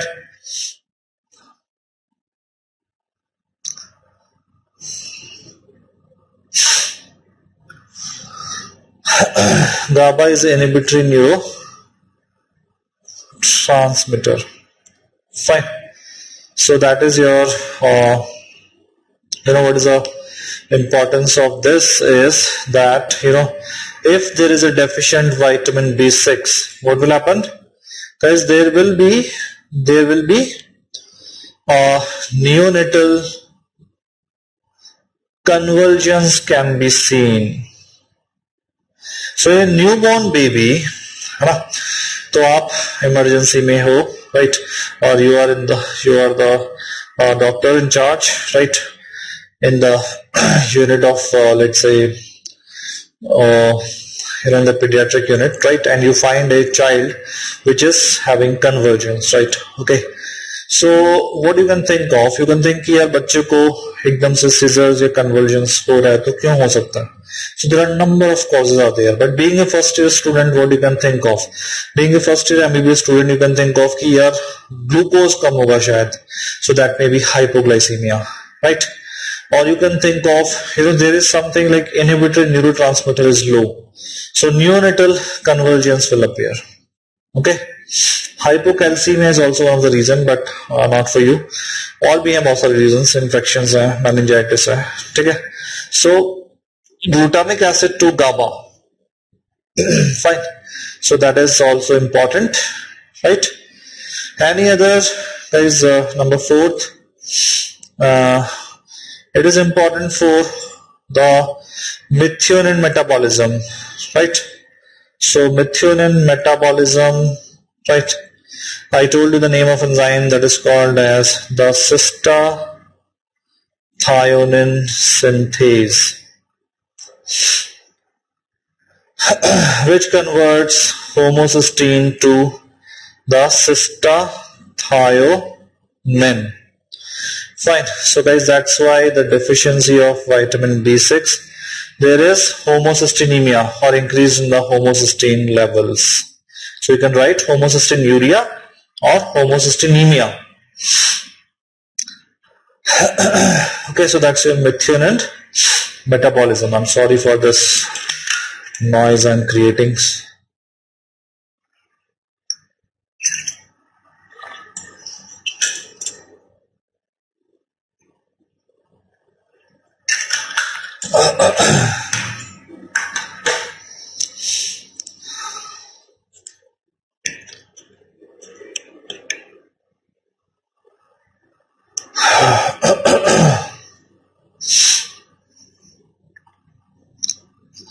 So deficient vitamin B6, there will be homocystinuria, and I told you what is the only treatment of homocystinuria, and the answer is vitamin B6, B12 and folic acid.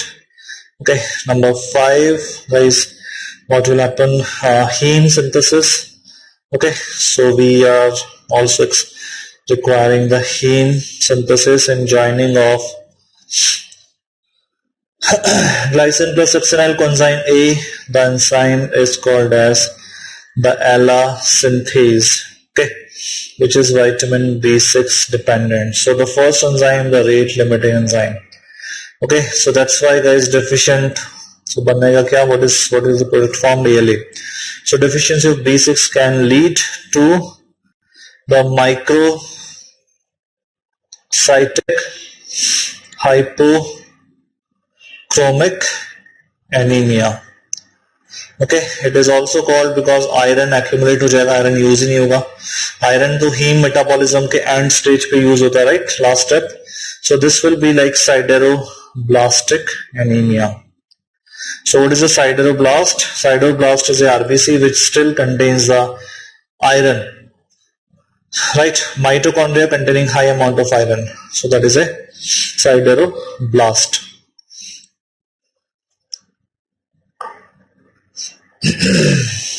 Okay. So this was the question I told you. Recent exam jo hua tha, that was INICT exam, was asked, and the question was asked like, what is the treatment or what is the vitamin supplements you can give in a patient of sideroblastic anemia, right? Of the sideroblastic anemia. So your answer is, that is vitamin B6. Okay, vitamin B6. There is anything else for vitamin B6 that we can discuss here?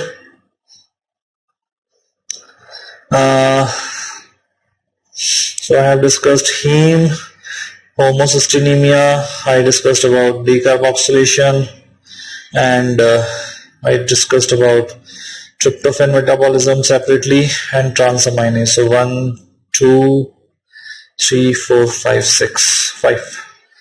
Okay, so these are the important points you should remember. Yes, one enzyme never to forget. Sorry, I forgot.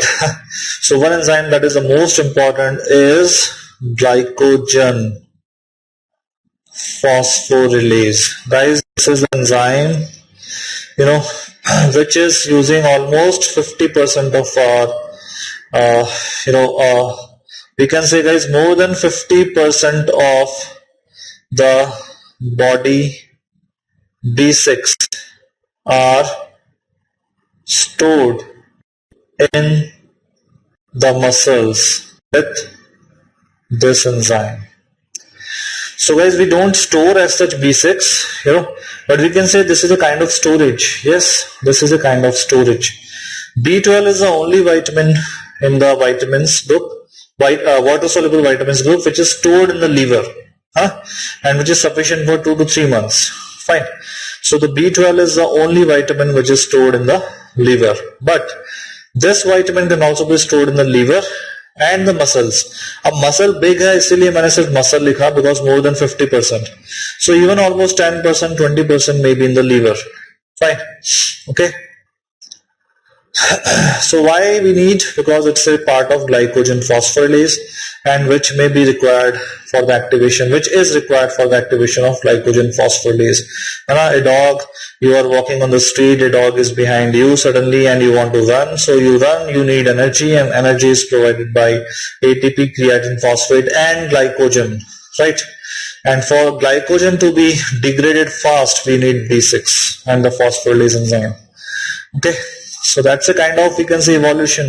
That's a part of our adaptation to the emergencies, right? Okay. Okay. So glycogen phosphorylase, and that's all, guys. Now these are the minimum things. What is the deficient vitamin B6 is called as? So what is the deficiency of vitamin B6? Deficiency of vitamin B6 is called as the sensory neuropathies. Guys, we call this sometimes peripheral neuritis. Okay. And guys, this is like, toxicity is also the same. So toxicity is also the same. Peripheral neuritis. Neuritis. Guys, neuritis or neuropathies, you must be knowing, or you will know later on. Right, neuropathy क्या होती है? Neuropathies or neuritis are nothing. Just for example, in the B12 deficiency, there are tingling sensation in the hands. So that's a neuropathy. That's a deficiency symptoms. A patient of diabetes always complains of pain in the legs. Okay, that they are always feeling the pain in the legs because the nerves are suffering because of high glucose. So that is a neuropathy. Nerves are suffering. Right, and they are causing pain, maybe any sensory symptoms. Okay, it's not always necessarily the pain, but some sensations. That's neuropathies. So guys, that is the toxicity of the vitamin B6. And guys, vitamin B6 deficiency is seen most commonly with drugs. Okay, most commonly seen with some drugs. What are the names of the drugs? A name that you should never forget throughout your MBBS or medical life, that is isoniazid, the most common culprit. And being an Indian doctor, हमें पता है कि TB is so common in India, and this is a drug for TB, right? And this causes severe deficiency of B6. But yes, obviously nowadays the B6 is being given with the therapy of TB, right? Tuberculosis. So that is a one drug. Baki all the drugs, and one, remember this one only sufficient for you. There is a list, long list. So being a first year student, at least remember this name, right? That's the name of anti-TB drug. Okay. So guys, that's all about vitamin B6.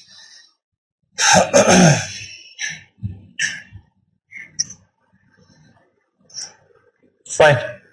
Now last topic today, and that is biotin. We'll take.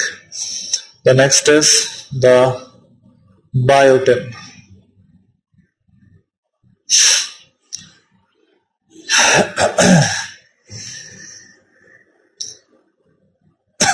Sorry.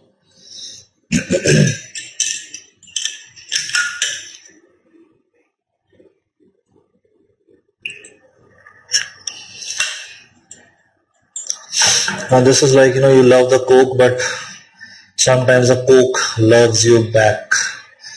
And then you get this. Right. So biotin, and actually being a busy teacher, right, and teaching being a full-time job, I should avoid that.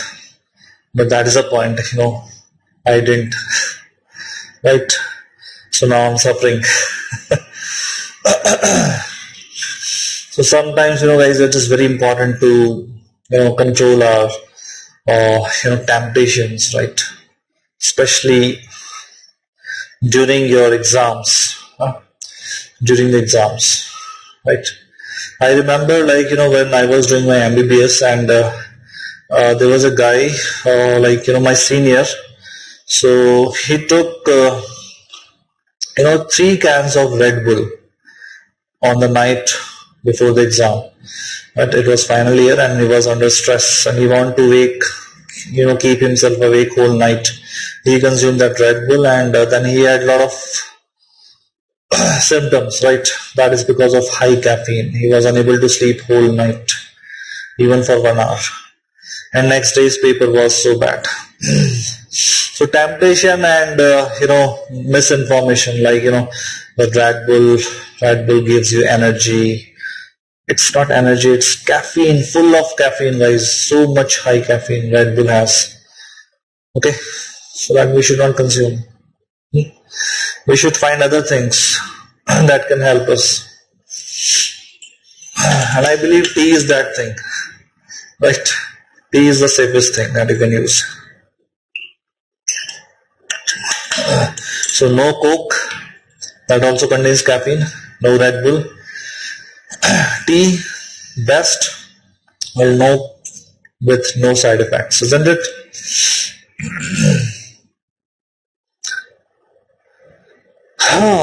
क्या पूछ रहे हो यार Hitesh? Please also tell its toxic effects of what? Which thing you're talking about? B6? Yes, we need. Definitely every day B6 is required in a diet. So it is not made by our gut bacteria, so we need it in the diet. And this is also present everywhere, so the deficiency is rarest of rare, because I told you it is only deficient in the people who are taking isoniazid or some other drugs like penicillamine, right? So that is rare. Deficiency is rare. Okay. Okay. So next is biotin. Guys, let's talk about the biotin. So biotin is a enzyme, vitamin, which is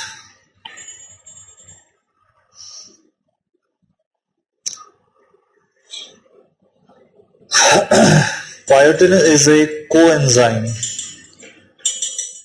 okay, for the carboxylases, right?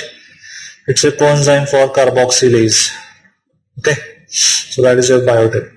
Coenzyme for carboxylase. There are 3 names of carboxylase, guys. That is acetyl coenzyme carboxylase for the fatty acid synthesis, rate limiting step. So this is one of the most important job of biotin because it is required for fat synthesis. Okay, so fat we need to synthesize every day because it's part of our membranes. है ना, बाकी थोड़ा बहुत हम consume करते हैं in the form of definitely the essential fatty acids. Okay, but our body is also making fats like saturated fats. Fine. And so acetyl coenzyme carboxylase. Second is we have the pyruvate carboxylase. Okay, so guys, pyruvate carboxylase is very important in the Krebs cycle, the anapyrotic reaction most important, and in the gluconeogenesis also it was directly involved. Because हमें क्या करना है, हमें तो pyruvate to oxaloacetate बनाना है, right? We want to make oxaloacetate. This oxaloacetate can be used in the Krebs cycle or can be used in gluconeogenesis, right? Both oxaloacetate. Okay, so number 3 is propionyl coenzyme A carboxylase, right? Propionyl coenzyme A carboxylase. So guys, this is something which is required for odd chain fat metabolism. So this is for the odd chain fatty acid metabolism. Clear? So that is a pyruvate carboxylase. Fine. So acetyl coenzyme carboxylase, pyruvyl carboxylase, and propionyl coenzyme carboxylase. These are the three important names of the biotin dependent carboxylation. Right, biotin dependent. Now guys, your examiner may ask you this question even in theory or in Viva. What are the examples of biotin independent carboxylation? Okay guys, so these all are carboxylases, and all the carboxylases are class 6 enzymes and they need ATP, right? So ATP dependent carboxylation. See, ATP, biotin and carboxylation. ABC. Biotin is like ATP, biotin, carboxylation. ABC. Right, like that. A, B and the C. Okay. So that's your biotin independent carboxylation. What are the examples? Number 1. So vitamin K dependent. I will talk in the vitamin A again or K again. Vitamin gamma glutamyl carboxylase. Okay. So that is gamma glutamyl carboxylase. So that will do the carboxylation of factor number 2, 7, 9, 10 in the coagulation pathway. Then there is CPS1 and CPS2. So these are also carboxylation.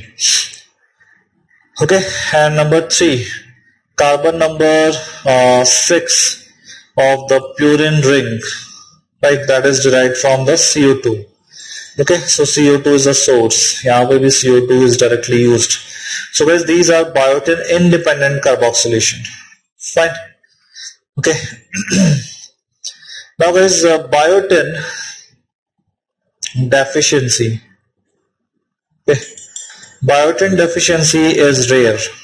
Fine, because I told you it is made by gut bacteria. So ना तो याद रखना लिख लो gut bacteria. So biotin deficiency may be seen in if someone consumes raw egg whites. Like a bodybuilder trying to build muscles is common actually in India, especially they consume very high amount of raw egg whites. Okay, fine. So this raw egg white is containing a protein that is so has avidin, right? So avidin which bind the biotin and prevent absorption. Okay, so the raw egg white has the avidin which binds the biotin and prevents absorption. So that is a biotin deficiency seen most commonly in the people who are consuming high amount of egg whites. That may be around every day 10 egg whites, let's say. Okay, so who consumes that much? Only the bodybuilders, right? A normal person will hardly consume 2 to 3 egg whites. Okay, per day. Okay, maybe 4 max. So that too not raw. Omelette बना के खाएगा यार, है ना? Are you getting my point? So biotin deficiency if the raw egg white is being consumed. So guys, this patient presents with clinical feature will be like muscle pain, right, and alopecia, right? Guys, alopecia is a loss of hairs, right? Muscle pain, alopecia, and skin changes, right? That is redness of the skin, suppose.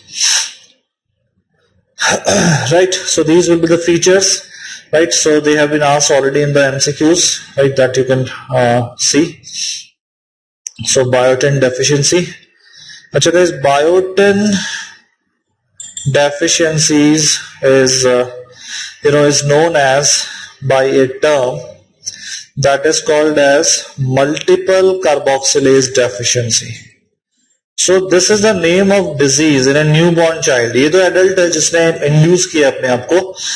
This is not something like patient has induced himself by consuming raw egg whites.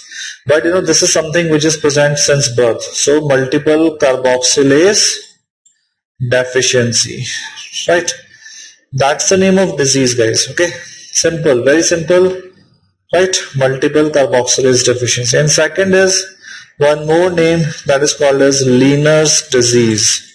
So even if you don't know, doesn't matter. Leaner's disease is a serious condition of the skin, right, which presents with severe dermatitis. See, this is a patient who was present with a dermatitis and diarrhea with unknown reasons, and he was given the biotin and he responded quickly. Okay, so that is called as a Leaner's disease, and it has a different names in dermatology, right? That you should not know right now. Just remember the name Leaner's disease. That's the MCQ for your future exam maybe, right? So currently अगर आपको बस इतना पता है तो भी बहुत है, multiple carboxylase deficiency. Okay, fine guys. Guys, there is an enzyme which is called as biotinidase. Okay, right. So what is the function of that? See guys, biotin is bound to the enzyme, to the lysine of the enzyme, to the lysine of the enzyme, or enzyme is a protein, right? Normally, fine. So then, biotin, the protein degradation. So this protein degradation, right? This release the biotin bound with lysine. Okay, biotin bound with the lysine. So अगर आप protein को degrade कर देते हो, जैसे everyday lot of enzymes with a short half life are degraded. Okay, so protein degradation releases the biotin bound with the lysine. That is known as the biocytin. Fine, that is called as a biocytin. Fine, and there is this biotinidase, right? Biotinidase release the free biotin from the lysine, right? So this can be reutilized. Okay, so recycling of the biotin occurs every day using this enzyme that is called as biotinidase. Okay, because normally biotin is bound with lysine of any protein or enzyme like carboxylases. Fine, so this will be released from the lysine. So you have the terms biocytin, biotinidase, and etc. So guys, that's it about the biotin. Okay, fine. So thank you so much. See you tomorrow. Tomorrow we have a lecture also. So see you tomorrow and good night. So revise them and ask me the question next day if you have any. Right. So tomorrow we will be able to finish almost all the vitamins. Right.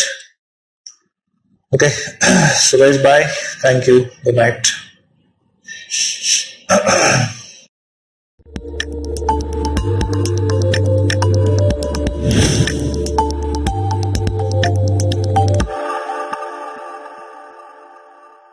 Okay, so welcome everyone. Good evening and welcome.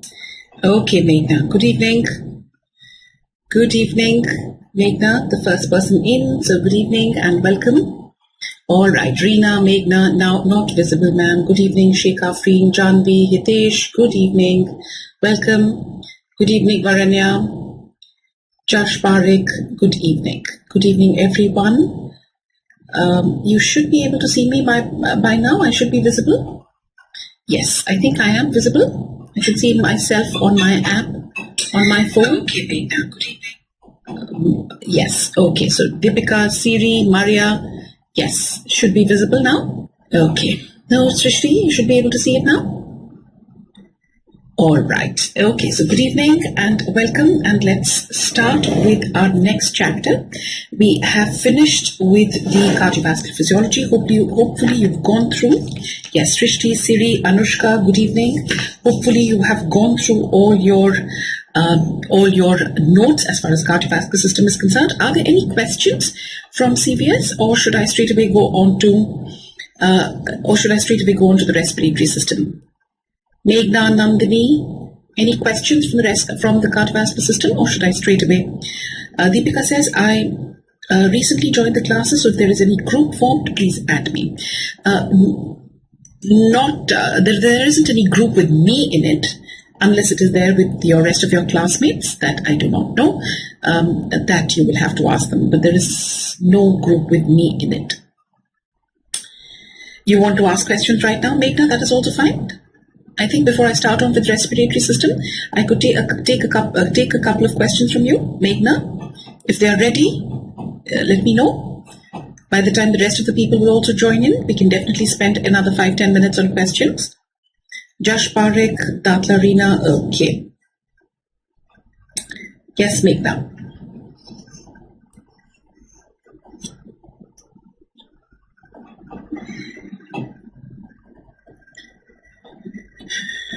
If your questions are ready, Meghna, you can ask them.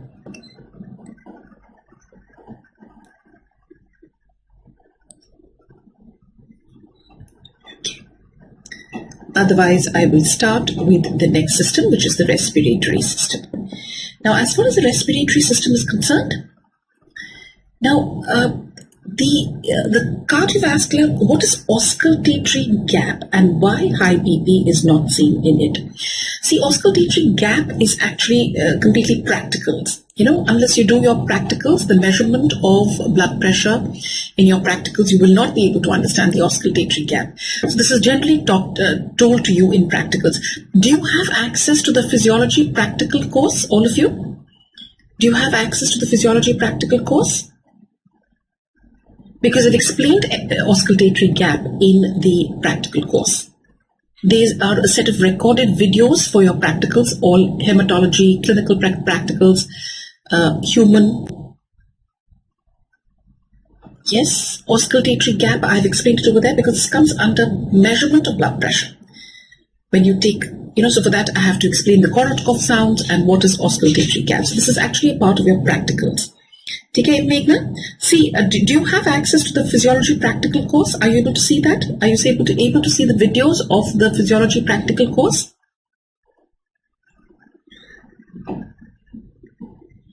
We did BP practical today. I'm asking you this. Do you have access to? You have access. So just go through that. Yes. Okay. So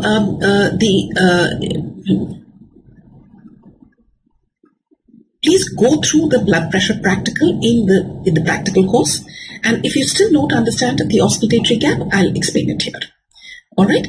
So Srishi says, can we schedule a doubt class next week? We have a test in our college this week, so I wasn't able to go through the entire chapter. No problem. See, whenever you have your doubts, what I would prefer is that email them to me, and I will take them at the beginning of the class or at the end of the class. Yes, that is a very efficient way of doing it. We won't waste time in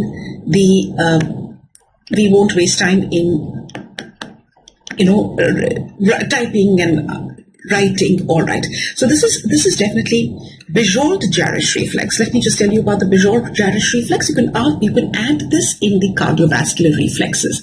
When we spoke about regulation of blood pressure, you can add this. Remember I told about Mary's law, the Bainbridge reflex. You can add the Bijold-Jarisch reflex.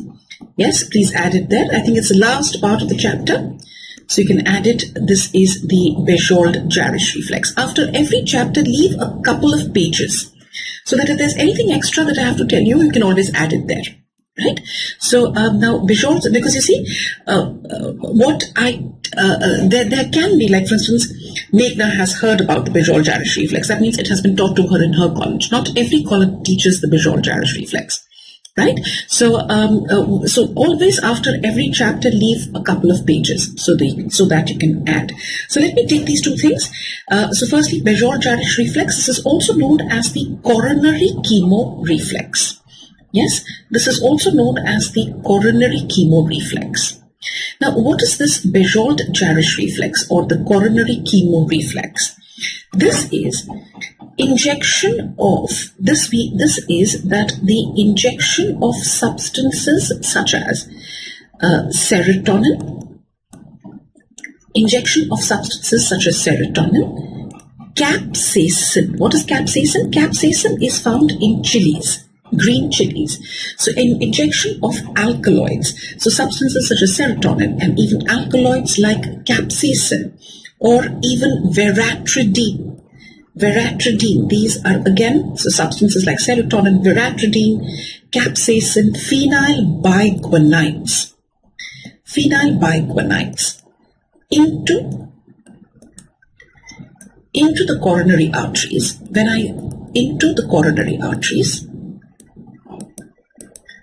So supposing I inject these substances into the coronary arteries, there is a response which is going to be seen, and that response is there is a hypotension. There is also a bradycardia, which is very strange because we have already discussed that if there is a fall in blood pressure, it will be accompanied with increase in heart rate. Isn't it? We've discussed this. Heart rate is inverse to the blood pressure. So if there is a fall in blood pressure, it should be accompanied by an increase in heart rate. But we do not see, when we inject these substances, we do not see an increase in heart rate along with fall in blood pressure. We in fact see a decrease in heart rate. Have you understood? So this sounds a little abnormal. So that is why this reflex, this is a separate reflex which is called the Bajor-Jarisch reflex. There is a bradycardia. There is also a apnea. Followed by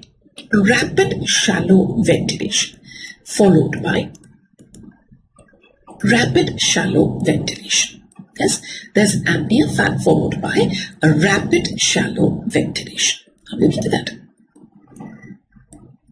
Right, rapid shallow ventilation. So this could be, now this is what is known as the coronary chemo reflex or the Bajor-Jarisch reflex. So that means in this particular reflex we see a hypotension and a bradycardia, which is a little strange. Now, what is the clinical importance or what is the exact reason? Maybe this is producing a vagal stimulation. We do not know for that matter. We're not very sure about what is the reason behind these responses. But what is the clinical importance of these reflexes? And sometimes when you have a patient, sometimes a patient of myocardial infarction,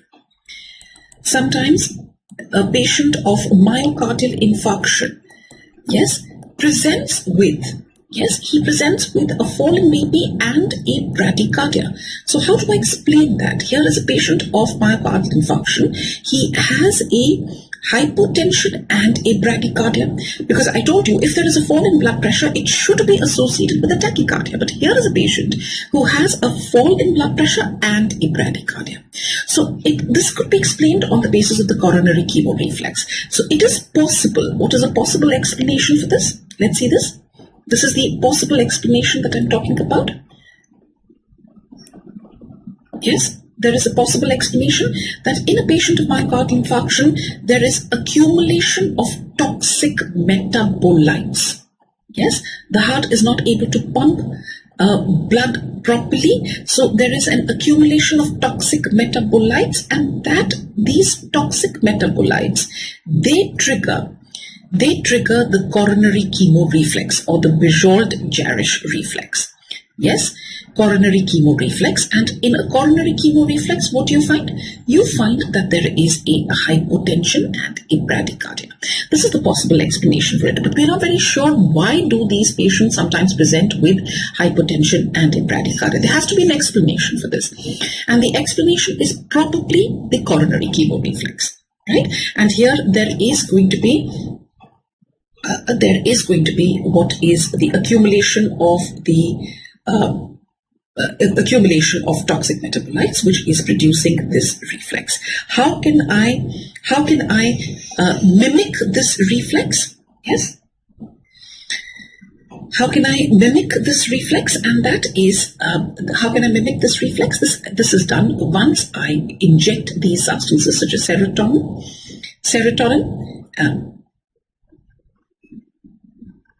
capsaicin, beratridine, and phenylbicarbonate. Yes, phenylbicarbonate. Now, as far as the next question is concerned, so is that okay? Have you understood? Somebody was asking me about this.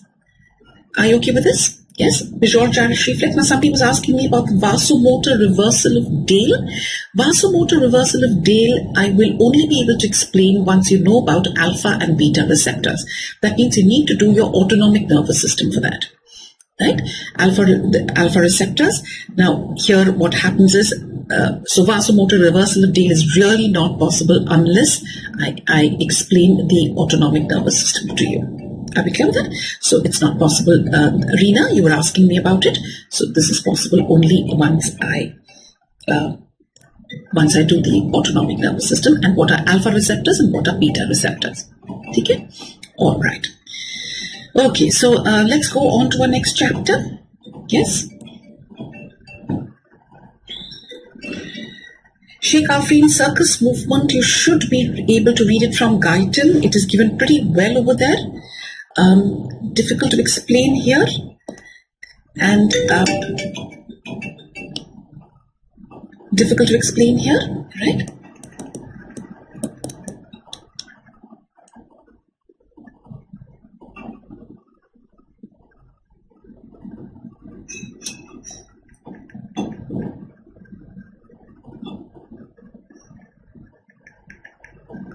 Just 1 second, please.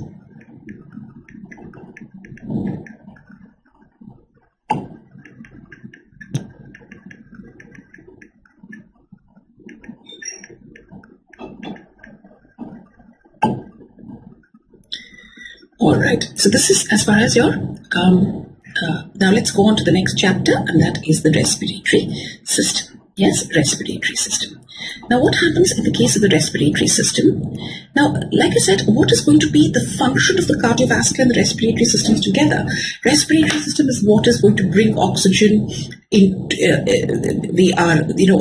There are different processes which are involved. There is a process of ventilation, there is a process of diffusion, and there is a process of transport of oxygen in the blood. Isn't it? So these different mechanisms, ultimately what is the goal of both the respiratory and the cardiovascular system is to supply oxygen and of course other nutrients to the tissues, and removal of carbon dioxide and waste products from the tissues. Isn't it? So this is basically, so respiratory system is, like I said, the processes of ventilation, then there is a process of diffusion, there is a process of transport of gases, and then there is utilization of oxygen in the tissues.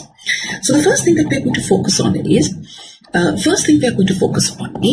that a couple of definitions. Now, firstly, what do you understand by total? So today we are going to focus on ventilation. Yes, how does ventilation take place? So the first thing which I'm going to talk about are certain important definitions, and that is, the first is what do you understand by total ventilation? Total or pulmonary ventilation? Total or pulmonary ventilation?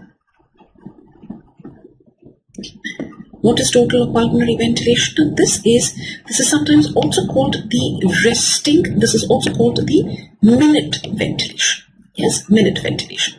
And if you take it at rest, then this is known as the resting minute ventilation. So what is total or pulmonary ventilation? This is going to be respiratory rate into the tidal volume. Yes, respiratory rate into the tidal volume. That is called respiratory rate into the tidal volume. What is tidal volume? Tidal volume is the volume of air which you inspire or expire during a normal quiet respiration. Right? We'll be discussing the exact. So just a brief idea about what is total or pulmonary ventilation. This is going to be respiratory rate into the tidal volume. Then there is another very important definition which you must know, formula which you must know, that is called the alveolar ventilation. Now, what is alveolar ventilation? Alveolar ventilation is respiratory rate into tidal volume minus the dead space air. yes, minus the dead space. Tidal volume minus the dead space. That is known as alveolar ventilation, right? This is respiratory rate into tidal volume minus the dead space. So let's now talk about what do you understand by the dead space. What is dead space? Now from the name itself, you should be able to understand what is this dead space. Dead space means, see, because you must understand, where does the exchange of gases happen? This happens in what is known as a respiratory unit. Respiratory unit, that means a respiratory bronchiole. Yes, respiratory bronchiole, the alveolar duct, bronchi, the trachea divides into the major bronchi, then smaller bronchi, and so on and so forth. So respiratory bronchiole plus the alveolar duct plus the alveoli, they form what is known as a respiratory unit. Yes, respiratory unit. So this is where the exchange takes place. This is where the respiratory exchange happens in a respiratory unit. Yes. What is therefore a dead space? Dead space is, what is a dead space? What is the definition of dead space? Dead space is the volume of air which does not participate,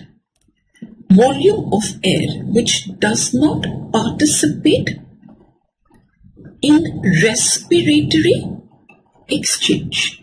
Yes, this is known as the dead space. Volume of air which does not participate in respiratory exchange. Right? This is known as dead space. That means this is the air which is going to be present in the trachea, in the bronchi, in those bronchioles which are not participating in respiratory exchange, where no respiratory exchange takes place. Respiratory exchange is only taking place in the respiratory bronchiole, right? That is the tiniest division. Yes. If I look at this, how much is the normal dead space volume? Dead space volume is 150 ml. 150 ml. So this is 150 ml. This is about 2 ml per kg body weight. Right? This is 2 ml per kg body weight. This is your dead space volume. This is the volume of air which is not participating in respiratory exchange. So going back to my alveolar ventilation, so respiratory rate is approximately, now this is about 12 to 14 per minute. And how much is the tidal volume? This is normally 500 ml. So in this case, we take this as 12 per minute, tidal volume 500 ml, and dead space is 150 ml. So that is what is meant by alveolar ventilation. That means this is the volume of air which is reaching the alveoli in unit time. That is what is meant by alveolar ventilation. Have you understood? This is the volume of air which is going to be involved in respiratory exchange. Total ventilation, that is respiratory rate into tidal volume. Has everybody understood the concept of dead space? Yes? Dead space, this is going to be 2 ml per kg body weight, or 150 ml, 140 to 150 ml. Okay. Now, see, another way of understanding this is, when I look at there is something known as a Mbbs classification. There is something known as a Mbbs classification of the tracheobronchial tree. Mbbs classification of the tracheobronchial tree. See, what is this tracheobronchial tree? So when I look at the trachea will divide into, the trachea divides into the major bronchi, which then divide into smaller bronchi, which divide into smaller bronchi, which then divides into smaller and smaller and smaller bronchi.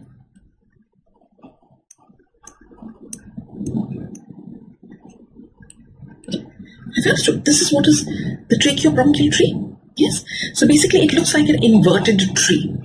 Now, this Weebles classification says that there are 23 generations. There are 23 generations in this tracheobronchial tree. Generation 0 is the trachea. Trachea is considered as generation 0.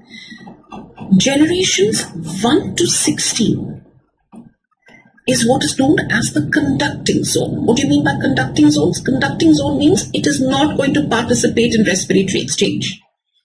Okay? Conducting zone. It is only conducting the area to the respiratory units. Are we clear with that? And generation 17 to 23, this is what is known as the respiratory zone. Are we clear with that? This is what is known as the respiratory zone. This is where the exchange is going to happen.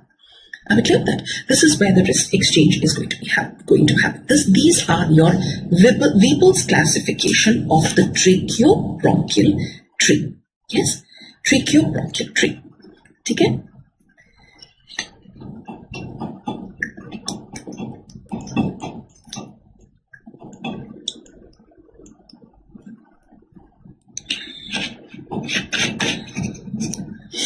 Right? Now, the next important point is, what do you understand by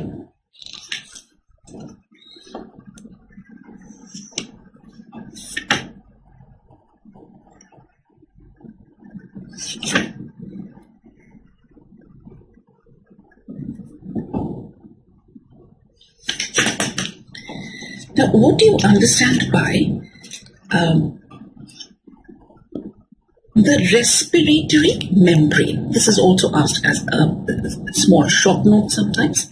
What is the respiratory membrane? What are the layers of the respiratory membrane? Let's try and understand that. Right, respiratory membrane. Now this is where when you talk in terms of respiratory membrane, see, basically if you look at this, this is the alveolus. Alveolus is lined by a thin layer of alveolar fluid.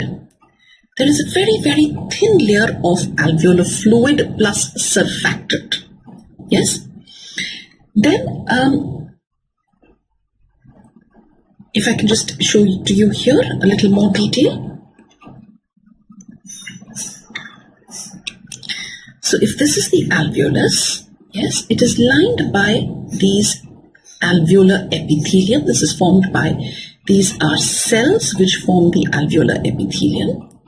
And this, so I'm going to make these nuclei here. This is the alveolar epithelium.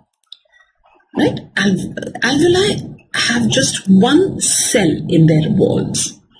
And this is lined by a thin layer of alveolar fluid plus surfactant. Yes? Then you have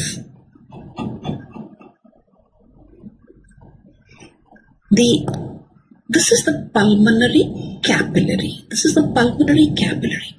Yes. Pulmonary capillary also has an endothelium. Yes.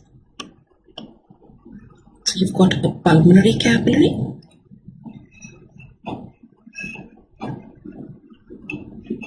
This is lined by an endothelium. Let me just show it to you here.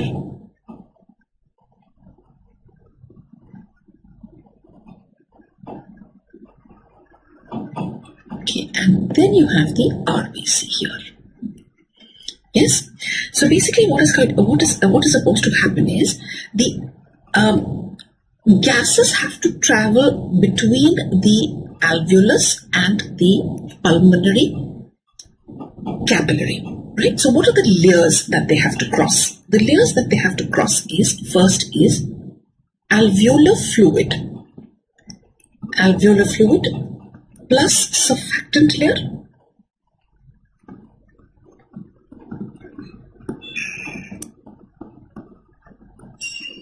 Right. Then number 2, the alveolar epithelium. Alveolar epithelium, like I told you, there is only one cell in the wall of the alveoli. Then number 3, the epithelium, alveolar epithelial basement membrane.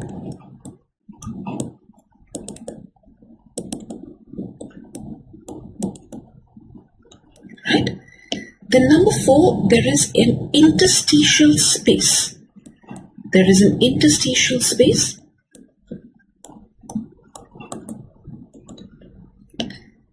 between the alveolar epithelium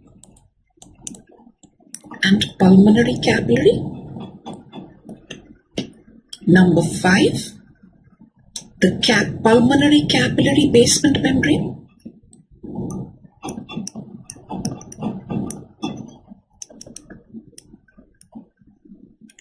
And number 6 will be the capillary endothelium. Right? Capillary endothelium. So these are the 6 layers which the gases have to cross. Oxygen will go from the alveolus into the pulmonary capillary, and CO2 in the reverse direction, isn't it? So there are 6 layers which it has to cross. The first one is a very thin alveolar fluid and the surfactant layer. Then the alveolar epithelium, then the alveolar basement membrane, then the interstitial space between the alveolus and the pulmonary capillary, then the capillary basement membrane, then the capillary endothelial cell. So 6 layers the gas has to cross. 6 layers to be able to reach the plasma. Yes, and if it has to go inside the RBC, then it has to cross the RBC membrane to go inside the RBC to bind with hemoglobin. Have you understood? So this is what is known as your respiratory membrane. And remember, what is going to govern the movement of gases, which we have already done in the first chapter, that is going to be Fick's law of diffusion. The movement of gases is governed by the Fick's law of diffusion. If you remember the Fick's law of diffusion, we said J is equal to minus dA delta C by delta X. What is delta X? Delta X, this thickness of the respiratory membrane here. Yes, I did a couple of clinical examples with you where the delta X, or the thickness of the respiratory membrane, if it increases. For example, I told you if there is a pulmonary fibrosis, if there is a fibrosis which happens, the thickness of the respiratory membrane will increase. So what will happen to the diffusion of gases? It will reduce. You will have to correlate this with what I did with you in the first chapter. The important point that you have to remember is that in spite of the fact that there are 6 layers in the respiratory membrane, but the thickness of the respiratory membrane is just about 0.6 microns. The thickness is 0.6 microns. What can cause an increase in thickness? For example, I told you pulmonary fibrosis, interstitial lung disease. Yes, pulmonary fibrosis or an interstitial lung disease, this will increase the thickness. And if there is an increase in thickness, what will happen to the diffusion of gases? If the thickness of the membrane increases, diffusion of gases will decrease. And we claim that there is a decrease in diffusing capacity. In pulmonary fibrosis, like I said, clinical importance, there is in pulmonary fibrosis, there is increase in the thickness of There is going to be increase in the thickness of the respiratory membrane.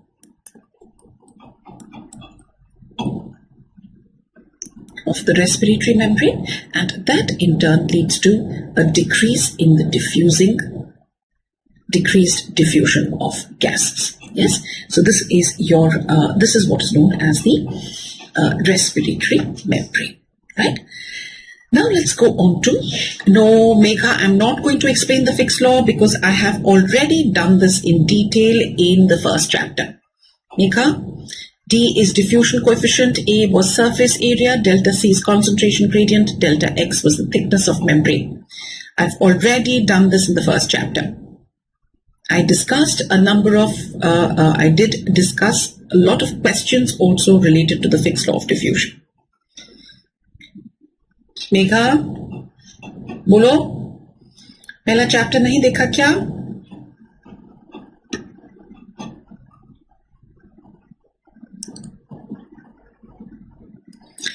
ठीक है?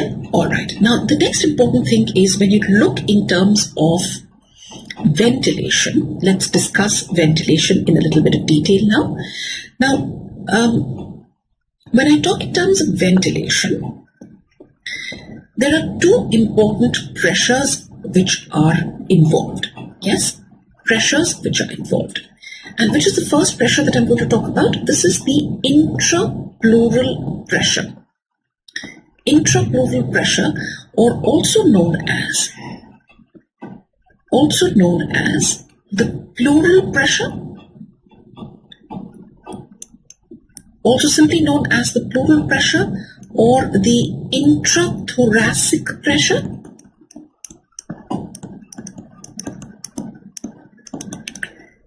Pleural pressure, intrathoracic pressure, right? And intrapleural pressure, or simply known as pleural pressure, or the intrathoracic pressure, and sometimes also known as the esophageal pressure. Esophageal pressure. Take it? Esophageal pressure. Yes. Yes, Anushka, we had discussed emphysema as well. Oh, Megha, I know. I remembered later that you have joined late. But Megha, try and see the first chapter.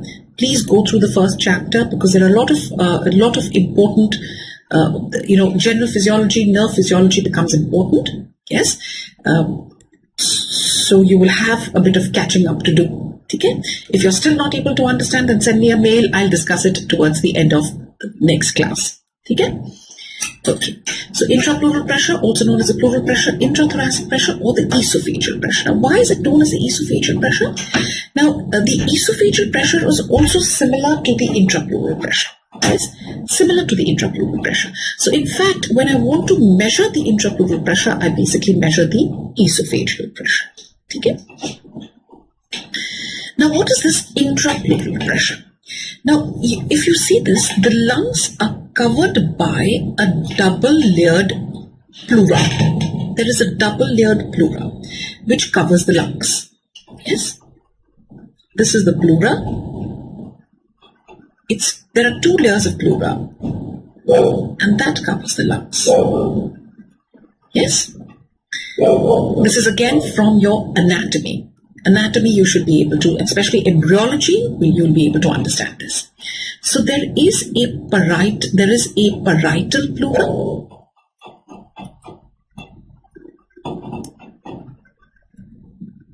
There is a parietal pleura, and there is a visceral pleura.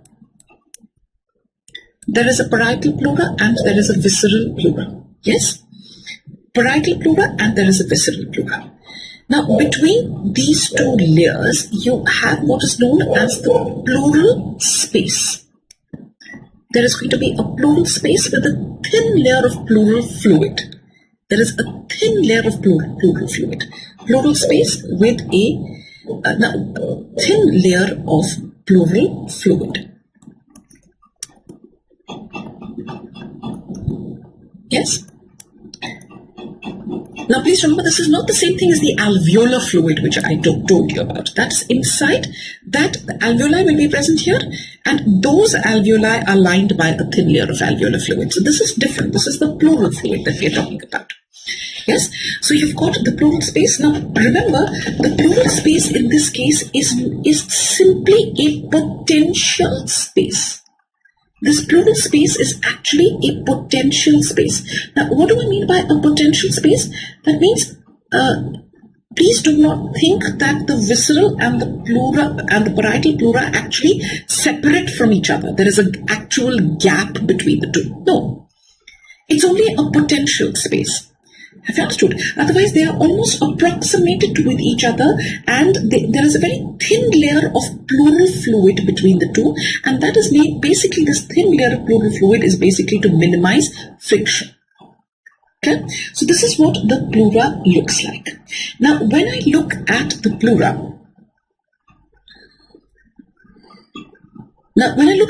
the pleural space, the pleural pressure. There is a pleural pressure here.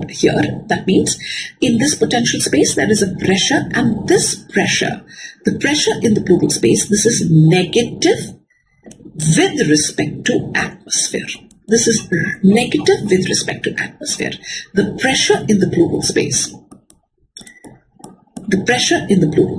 is negative with respect to atmosphere.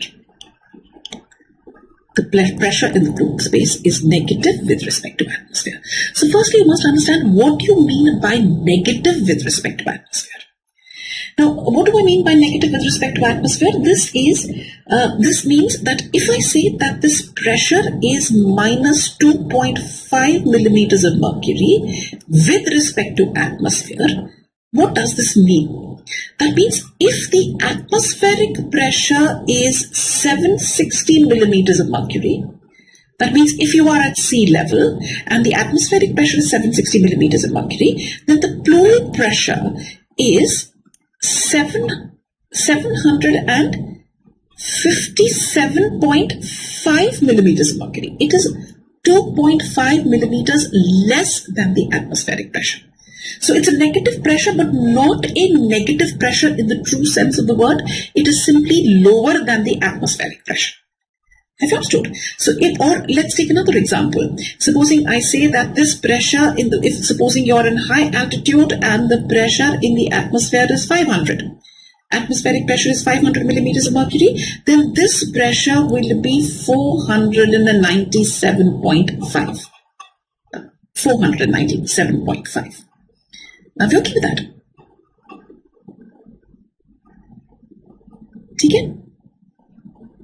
756 कैसे आया? 756 is, if it is 760 atmospheric pressure, then the pleural pressure will be 2.5 millimeters of mercury lower than that. That means 757.5. If atmospheric pressure is 500, then the pleural pressure will be 497.5. Are we clear with that? Okay? 2.5 millimeters lower than the atmospheric pressure. This is what is meant by negative with respect to atmosphere. Clear? So my next important point is that supposing there is an accidental, let's see one very important clinical point here. Now I said the pressure in the pleural space is negative with respect to atmosphere. Supposing there is an accidental puncture of the space. It happens. It happens. There may be a puncture, for example, when there is a rib fracture. It may pierce the pleural space. Okay? So there's a puncture of the pleural space. Or if there are stab injuries, somebody has stabbed somebody else and there is an injury, it could happen that this pleural space is punctured. Pleural space is punctured. No, the video is not frozen. No, video is not frozen. Shrishti, check your local connection. Video is not frozen, beta.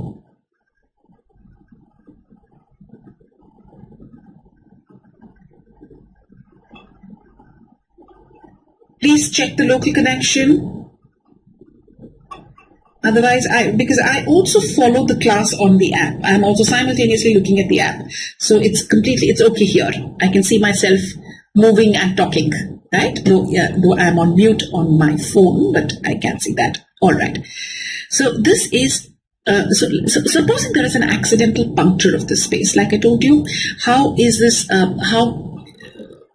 when can this space be punctured? For example, if there is a rib fracture, some sort of a trauma, yes, some sort of a trauma and there's a rib fracture. Or if there is a stab wound, yes.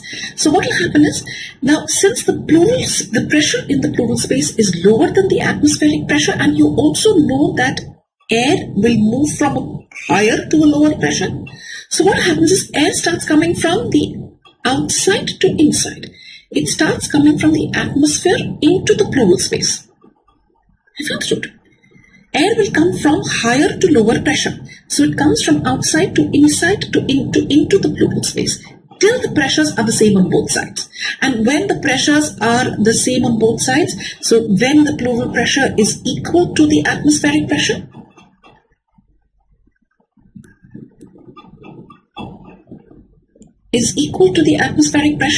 then we say pleural pressure is 0. Isn't it? It's going to be 0 with respect to atmosphere. Are we clear with that? That means it is equal to the atmospheric pressure.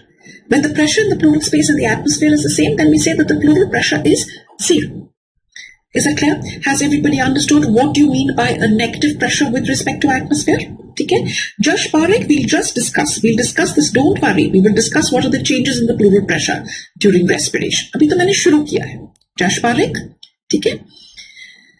Have you understood? So this is the pressure in the pleural space. It is negative with respect to atmosphere. And when the pleural pressure is equal to the atmospheric pressure, then we say pleural pressure is 0 with respect to atmosphere.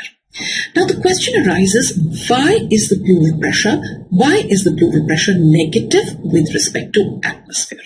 Why is the pleural pressure negative with respect to atmosphere? Yes. Let's try and answer this point. Why is the pleural pressure negative with respect to atmosphere? There are two reasons for this. There are two reasons why the pleural pressure is negative with respect to atmosphere. The first reason is, first let's just write it down, then I'll explain it to you. Elastic recoil of the lung. Elastic recoil of lung and elastic recoil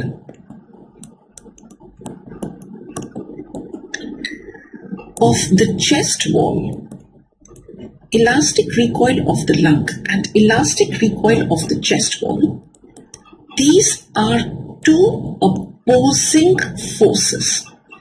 Elastic recoil of the lung and elastic recoil of the chest wall, these are two opposing forces. They are pulling the pleural space in the opposite direction, right? Elastic recoil of the lung and elastic recoil of the chest wall, these are two opposing forces. They pull the pleural space in opposite directions, and that is what creates a negative pressure in the pleural space. Right? Elastic recoil of the lung and elastic recoil of the chest wall. These are two opposing forces, and this creates a negative pressure in the pleural space.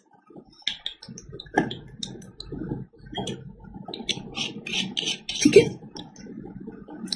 Right? And the second reason, I'll explain this to you. What is elastic recoil? And number two is, there is a continuous drainage. There is a continuous drainage of the pleural fluid. There is a continuous drainage of the pleural fluid into the lymphatics. Continuous drainage of the pleural fluid into the lymphatics. This also creates a negative pressure in the pleural space. But what is more important is the first reason. Elastic recoil of the lung and elastic recoil of the chest wall are two opposing forces. Have we cleared that? Now let's try and see what is this elastic recoil of lung and chest wall. Yes. Now this is the visceral pleura. Visceral pleura is very closely approximated to the surface of the lung. Right? Visceral pleura is closely approximated to the surface of the lung. And then you have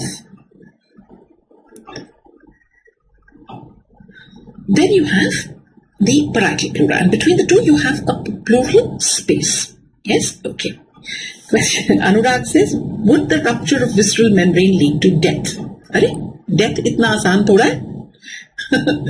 For death to occur, there has to be, number one, so much of blood loss. Supposing, if there is a stab wound and it has punctured a major artery, there is loss of blood, which is you're not able to control that, then there is going to be death. Or if there is a severe damage to the organ itself. Yes, that means both the lungs, maybe there's a crush injury or something and both the lungs are severely damaged. Then, but otherwise death does not happen that easily. Okay? Okay. All right. So now what is the elastic recoil? Now what is an elastic recoil? Yes. What is elastic recoil? Now elastic recoil is, what is recoil? Now this is like when you take a rubber band. Rubber band is an elastic structure. Yes. Rubber band is an elastic structure. If you pull a rubber band, there is a tension which is generated, but if you leave it, it will recoil to its original size and shape. And that is what happens. Now, if you look at the elastic fibers of the lungs have also got elastic fibers. And the elastic fibers of the lungs, their tendency to recoil is towards the inside, right? the tendency to recoil of the elastic fibers of the lungs, they tend to recoil, elastic fibers of the lungs,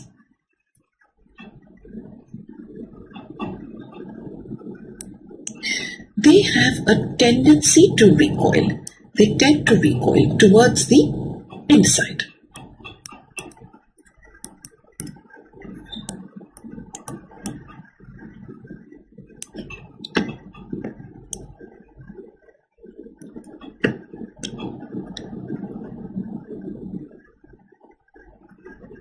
Towards the inside. This is known as the collapsing force. Yes, this is known as the collapsing force. Elastic fibers of the lung tend to recoil towards the inside, and this is known as the collapsing force. And what happens over here? Elastic fibers of the chest wall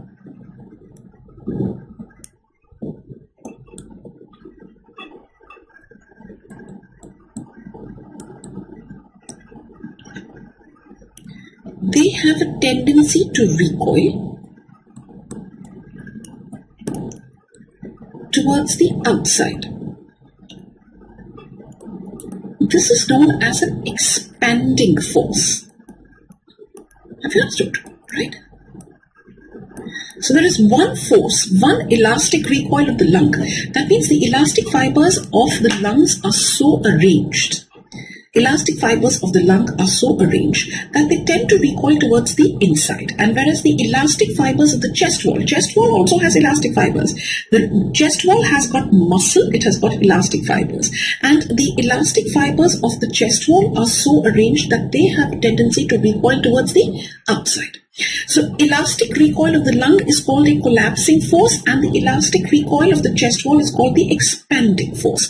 Now these two forces act in opposite directions, and that is what is creating a negative pressure in the pleural space.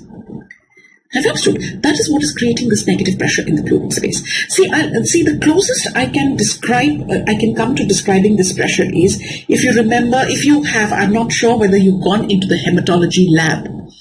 If you've gone into the hematology lab, this is a very common experience when you do your blood practicals, when you take your glass slides. You know, the glass slides are taken and you use them to make a peripheral smear for your differential leukocyte count. So many times it happens that when you take two glass slides, so many times your lab technician has washed them and he's kept these slides to dry, so these are wet. When these are wet, there is a thin layer of water between these two slides. A very common experience. You know, if you take these two slides, there is a thin layer of especially if they are wet, there is a thin layer of water between these two slides. So these two slides are stuck to each other like that. Yes, and if you remember, it was very easy to move the slides like this. Very easy to move the slides like this. Two microscopic glass slides. If you take them, very easy to move the slides like this. But the moment you try to separate the two slides, you get that feeling of a negative pressure. That is the pressure that I'm referring to. So here you have a visceral pleura, parietal pleura, thin layer of pleural fluid. These two layers of pleurae are almost stuck to each other. It's very easy to move these two visceral and parietal pleura during respiration. But the elastic recoil of the lung is pulling the visceral pleura in one direction, and elastic recoil of the chest wall is pulling the parietal pleura in the opposite direction. And because these are being pulled in opposite direction, there is a negative pressure in the pleural space. But is this really a negative pressure? No. It is negative with respect to atmosphere. Polo, you're able to appreciate this? Yes, elastic recoil of the lung and elastic recoil of the chest wall, these are two opposing forces. Elastic recoil of the lung is known as a collapsing force. Elastic recoil of the chest wall is known as an expanding force. And because they are acting in opposite directions, they produce a negative pressure in the pleural space. Yes. Now remember that at functional residual capacity, FRC. What is FRC? I'll tell you a little later, but just for the sake of completing this particular topic, please remember at functional residual capacity, that means at the lung, what is functional residual capacity? This is the lung volume at the end of a normal expiration. What is functional residual capacity? This is lung volume at the end of a normal expiration. Lung volume at the end of a normal expiration. So at functional residual capacity, the lung recoil is equal and opposite to the chest wall recoil. Is equal and opposite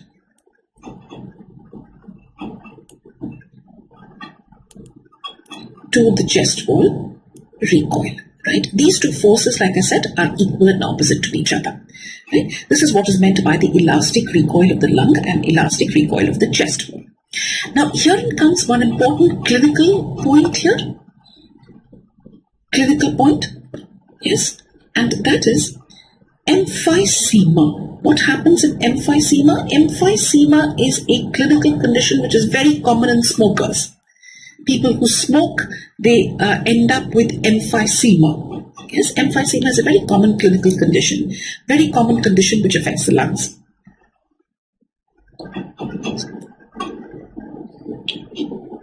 So what happens is, in emphysema, there is going to be a destruction of the elastic fibers of the lungs. There is destruction of the elastic fibers of the lungs.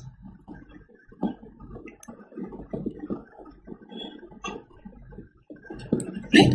If there's a destruction of the elastic fibers of the lungs, that means I've just discussed with you over here elastic recoil of the lung and elastic recoil of the chest wall. So if there is a destruction, and remember I just told you that the elastic recoil of the lung is towards the inside, of the chest wall is towards the outside. Yes? So if you have, if these elastic fibers of the lung are destroyed, that means there is going to be a decrease in the elastic recoil. Yes? There is now a decrease in the lung elastic recoil force. Yes? So that means now that there is a relative increase in the chest wall recoil force. Right? There is a relative increase in the chest wall recoil force. Yes? So what happens if there is a relative increase? Now this balance between the lung elastic recoil and the chest wall elastic recoil is now disturbed. The lung elastic recoil force has reduced, so there's a relative increase in the chest wall recoil force. So what is going to be the shape of the chest? Chest acquires an expanded position. Chest acquires an expanded position. And this expanded position, that is, chest acquires an expanded position, and this is known as a barrel-shaped chest. Barrel-shaped chest. Yes, the shape of the chest itself gets altered. You know what is the shape of the chest. You know, if you take a cross-section of the chest, the antero-posterior diameter of the chest is less than the horizontal diameter, isn't it? Right? So this is the, so in this case, it becomes like a barrel. So it acquires an expanded position, which is called a barrel-shaped chest. So this is the clinical importance when I spoke about the lung elastic recoil. Yes? Lung elastic recoil. Yes? So this is what is known as, what is the reason for the negative pressure in the pleural space? The lung elastic recoil and the chest wall elastic recoil. These are two opposing forces, and the second reason is a continuous drainage of the pleural fluid into the lymphatics. Yes? Into the lymphatics. Now, let us try and see what are the changes in the pleural pressure with respiration. Changes in pleural pressure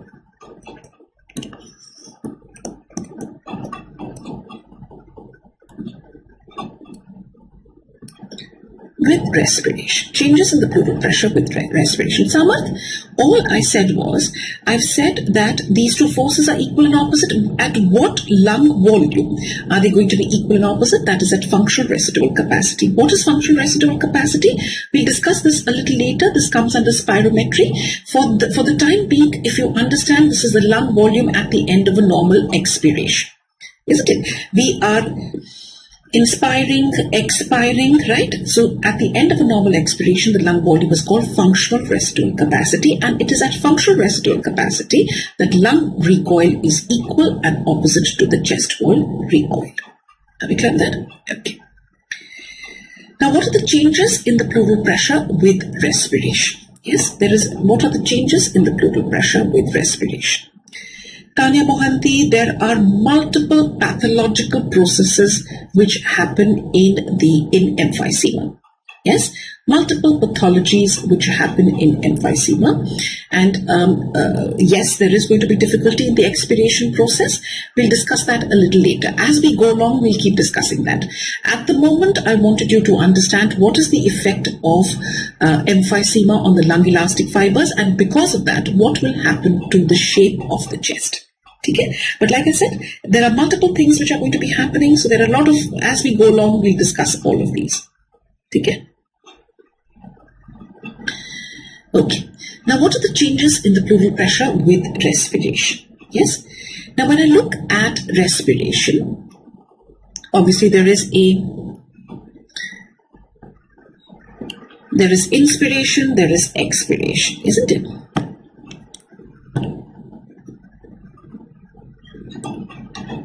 Right? So this is inspiration here, and this is expiration. Yes? And this is a tidal volume. What is tidal volume? Tidal volume was the volume of air which you inspire or expire during a normal, quiet respiration. Right? And this is your tidal volume. And how much is tidal volume? Tidal volume is 500 ml. Right? What is tidal volume? Volume of air inspired or expired. Okay? This is your tidal volume, 500 ml. Okay? This is normal quiet respiration. For example, when you're sitting over here, what is going on is a tidal inspiration, tidal expiration. You breathe in 500 ml, you breathe out 500 ml. Breathe in 500 ml, breathe out 500 ml. Okay? So my next point is, what is going to happen to the pleural pressure with respiration? Now, I told you, now at this point where your expiration has ended and inspiration has not yet started, at this point my pleural pressure is minus 2.5 millimeters of mercury with respect to atmosphere. Minus 2.5 millimeters of mercury with respect to atmosphere. Right? Please remember, this is always with respect to atmosphere. Minus 2.5 millimeters of mercury with respect to atmosphere. Now, this pressure pressure can also be measured in terms of centimeters of water. Right? So, a lot of books say this is minus 4 centimeters of water. So Guyton says at the start this is minus 5 centimeters of water, so there's going to be a little variation in the values. Okay? In terms of millimeters of mercury, this is minus 2.5 millimeters of mercury. In terms of centimeters of water, this is the pressure in the pleural space before you start your inspiration. That means expiration is complete, but the inspiration has not yet started. Okay? Minus 2.5 millimeters of mercury. Yes. Now, which is the main muscle for tidal respiration? Which is the main muscle for tidal respiration? The main muscle for tidal respiration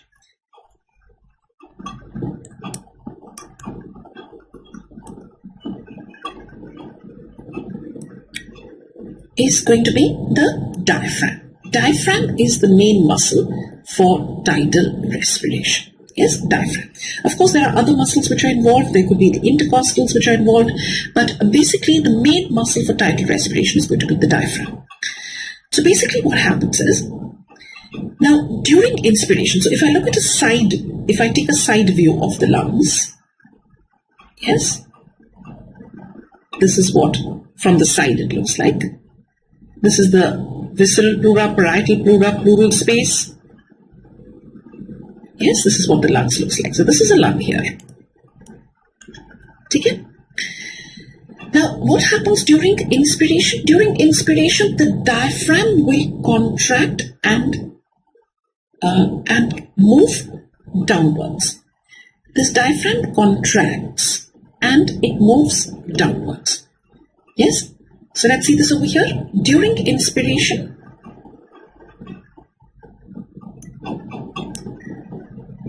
the diaphragm contracts,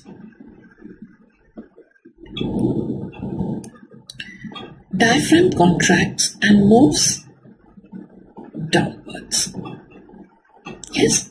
During inspiration, the diaphragm will contract and move downwards. As it contracts and moves downwards, what will happen to the volume of the pleural space? There is an increase in the volume of the pleural space, isn't it?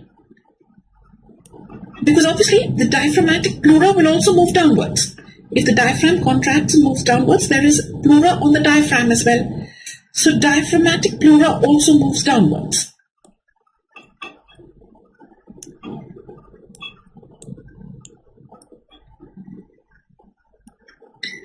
Right? Diaphragmatic pleura also moves downwards. Are we clear with that? So what will happen to the volume of the pleural space? There is an increase in the volume of the pleural space. There is an increase in the volume of the pleural space, and what will happen to the pressure? Pressure will decrease. More the volume, less the pressure. So the intrapleural pressure becomes more negative. Yes? Intrapleural pressure becomes more negative. Have you understood? Instead of minus 2.5 millimeters of mercury, now let's see what happens. Now, like I said, from minus 2.5 millimeters of mercury, this pleural pressure will become more negative. This pleural pressure now reduces and becomes minus 6 millimeters of mercury. Minus 6 millimeters of mercury. A lot of books say this is minus 9 centimeters of water or minus 6 millimeters of mercury. Though in Guyton, the values are slightly different. It says minus 5 and it becomes minus 7.5. So there is going to be a minor variation here and there. Don't worry too much about the values. The point is that during inspiration, the pleural pressure will become more negative. That means the pressure which is surrounding the lungs is going to become more negative. Why does it become more negative? Let's have a look at this. During inspiration, the diaphragm will contract and move downwards. Diaphragmatic pleura will also move downwards. This increases the volume of the pleural space and the intrapleural pressure becomes more negative. Intrapleural pressure will become more negative. Are we clear with that? Right?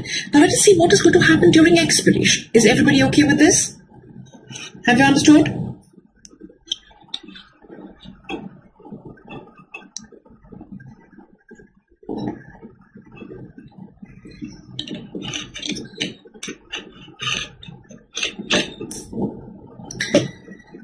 Now let's try and see what is going to happen during expiration. What is going to happen during expiration? Now during expiration, the reverse is going to happen.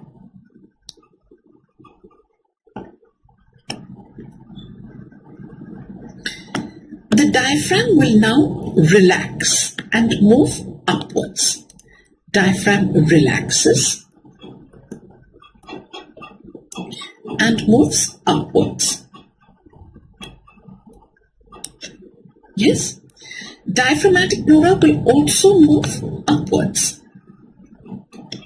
So what will happen to the volume of the pleural space? Volume of the pleural space will now decrease, isn't it? Nirman Teka, volume and pressure. More the volume, less the pressure, less the volume, more the pressure. Okay? If the diaphragm relaxes and moves upwards, there's a decrease in the volume of the pleural space, so intrapleural pressure will become less negative. Right? So what happens during expiration is, during expiration the diaphragm is contracting, moving upwards, diaphragmatic pleura also moves upwards, reduces the volume of the pleural space and the pressure now reduces the volume of the pleural space and the pressure increases and goes back to minus 2.5 millimeters of mercury or minus 4 centimeters of water. What is happening during inspiration? From less negative to more negative, the pleural pressure becomes more negative. During expiration, the pleural pressure from more negative will become less negative. This is what is going to happen to the pleural pressure. Again, but please remember, this pleural pressure is always negative with respect to atmosphere. Have you understood? So during inspiration, the pleural pressure will become more negative. During expiration, it will become less negative. During inspiration, from minus 2.5 to minus 6 millimeters of mercury, and during expiration, from minus 6 to minus 2.5 millimeters of mercury. Is it clear? So during inspiration, from less negative to more negative. During expiration, the pleural pressure becomes from more negative to less negative. But is always negative with respect to atmosphere. So these are the changes in the pleural pressure with respiration. Understood. Let's see this once again. During inspiration, the main muscle for tidal respiration is going to be the diaphragm. During inspiration, the diaphragm will move downwards. Yes, the diaphragm will move downwards, and the diaphragmatic pleura also moves downwards. There is increase in the volume of the pleural space and a decrease in the pressure. Yes, so from minus 2.5, the pressure becomes more negative, that is minus 6. And during expiration, the diaphragm contracts, moves upwards, diaphragmatic pleura also moves upwards. So there is a decrease in the volume of the pleural space and an increase in pressure. So from minus 6, it goes back to minus 2.5. That means if I use my accessory muscles of inspiration, which are the accessory muscles of inspiration? Sternocleidomastoid, serratus anterior, scaleni, yes, the alveoli. These are all your, even the abdominals, these are your accessory muscles of inspiration. If I use them, now the volume of the pleural space will increase even more. So the pressure decreases even more. Instead of minus 6, it can be minus 10, minus 12, minus 15, minus 20. It can go as low as minus 30. The point which I'm trying to make here is during inspiration, the pleural pressure during inspiration, the pleural pressure becomes more negative,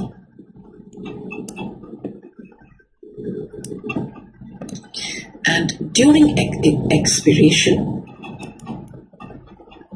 pleural pressure becomes less negative.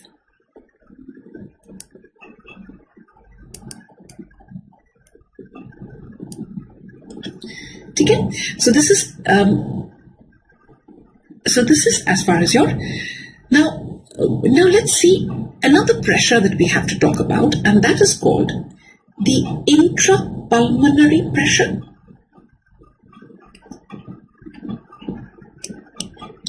This is called the intrapulmonary pressure, or the airway pressure, or the alveolar pressure.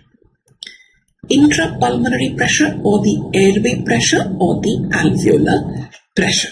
Right? This is the next one which we have to talk about. Intrapulmonary pressure, or the airway pressure, or the alveolar pressure.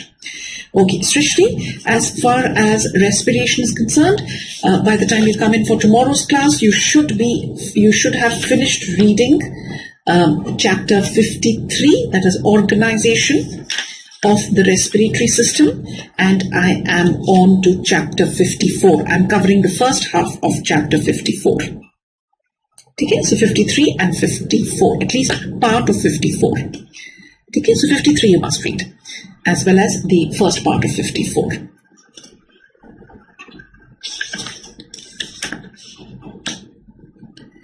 Okay.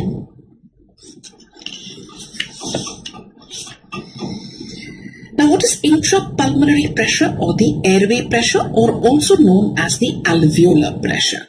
Intrapulmonary pressure, airway pressure, or the alveolar pressure. Let's try and see this.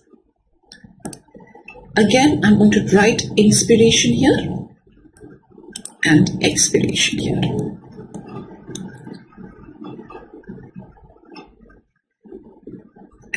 this is your tidal volume. Yes, tidal volume 500 ml. Okay?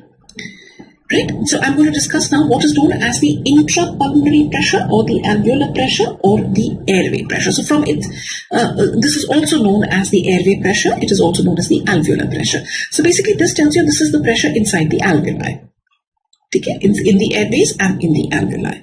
In other words, if I can, let me make a diagrammatic representation. Supposing I take a cross section of the lung.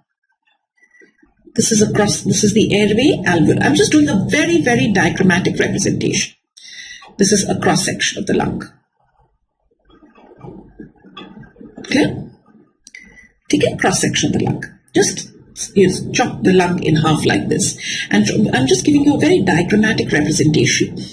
A diagrammatic representation of the airway and the alveolus. Now tell me something. During inspiration, I expect that the airway pressure should be lower than the atmospheric pressure. Isn't it? Airway pressure should be lower than the atmospheric pressure. If it is lower than the atmospheric pressure, then air will come from outside to inside. Yes? Right? If the airway pressure, during inspiration, the airway pressure should be lower than the atmospheric pressure, and then the air will come from outside to inside. Are we clear with that? Then the air will come from outside to inside. Okay. Airway pressure should be lower than the atmospheric pressure, then the air will come from outside to inside. Okay with that? Yes. Now this is when once air comes from, and air will continue to come from outside to inside till the pressures on both sides is the same. Till the pressures on the both sides is the same. That means till it is zero. Okay. And during expiration, what do I expect? During expiration, the airway pressure should be higher than the atmospheric pressure. Only then air will go from inside the airways to the outside. Because air always moves from higher to lower pressure. So inside the airways, the pressure should be higher so that air can move out of the airways to the atmosphere. And this air will continue to move from inside to outside till the pressures on both sides is the same. Are we clear with that? Right? So this is what is airway and the alveolar pressure. So very basic idea about the airway and the alveolar pressure. So let's try and see now what is going to happen to this pressure during inspiration and during expiration. Now the airway pressure before you start the inspiration, this is 0 millimeters of mercury.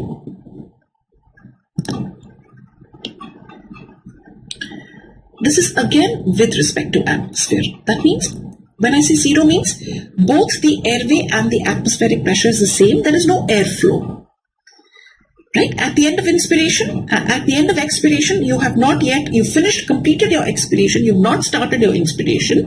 The airway pressure is 0. That means it's equal to the atmospheric pressure. There is no flow of air. Okay? Now let's see what happens. Now during inspiration, the pressure surrounding the lungs, the pleural pressure becomes more negative. I've already discussed with you.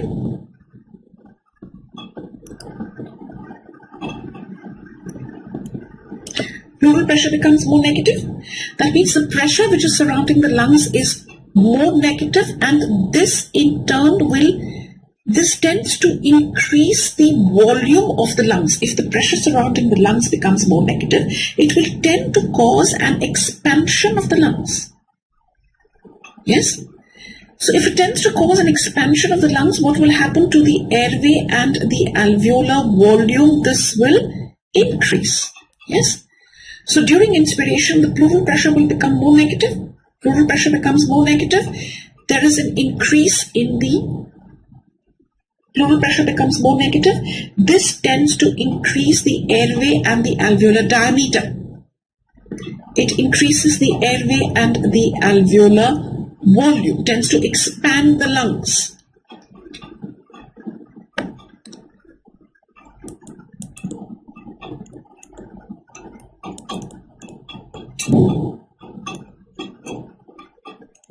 And when it tends to expand the lungs, there is increase in the airway and alveolar volume. and the airway and alveolar, and decrease in the airway and alveolar pressure. Airway and the alveolar pressure decreases to -1 millimeter of mercury. So from 0 it becomes -1. Yes, it becomes -1. As soon as it becomes -1, slightly lower than the atmospheric pressure. If atmospheric pressure 760, this is now 758. The moment it becomes -1, air starts coming from outside to inside. And the moment air starts coming from outside to inside, this pressure of -1 will start increasing till it is equal to the atmospheric pressure. And when it is equal to the atmospheric pressure, airflow will stop. That is the end of inspiration. Yes, that is going to be the end of inspiration. Is it clear? So during inspiration, the pleural pressure is becoming more negative. It tends to expand the lungs, tends to cause an increase in the airway and the alveolar volume and diameter and the volume and diameter, and that in turn will cause a decrease in the airway and the alveolar pressure. This decrease, the moment it becomes slightly negative, -1, slightly lower than the atmospheric pressure, air starts coming from outside to inside, and the airway pressure will increase till it becomes equal to atmospheric pressure. The moment it becomes equal to atmospheric pressure, the airflow will stop. End of inspiration. Okay? Now let's see what happens during expiration. Now the reverse is going to happen during expiration.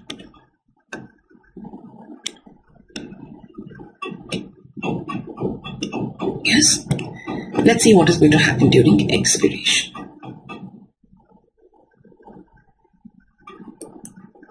Now during expiration, the pleural pressure becomes less negative. Yes, less negative. And once it becomes less negative, it tends to decrease the lung volume.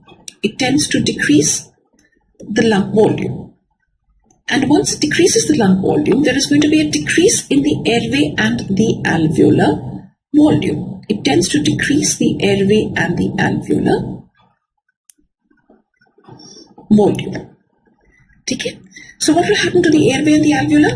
The airway and the alveolar pressure now increases to +1, and the moment it increases to +1, that means higher than the atmospheric pressure, air starts flowing from inside the alveolar and the airway to the outside. The moment it starts flowing from inside to outside, the airway pressure starts falling till it becomes equal to atmospheric pressure. The moment it becomes equal to atmospheric pressure, the airflow will stop. That is the end of expiration. This is what happens to the airway and the alveolar pressures during inspiration, expiration. During inspiration, from 0 it becomes slightly lower than atmospheric pressure, so air comes from outside to inside, airway pressure increases to 0, end of inspiration.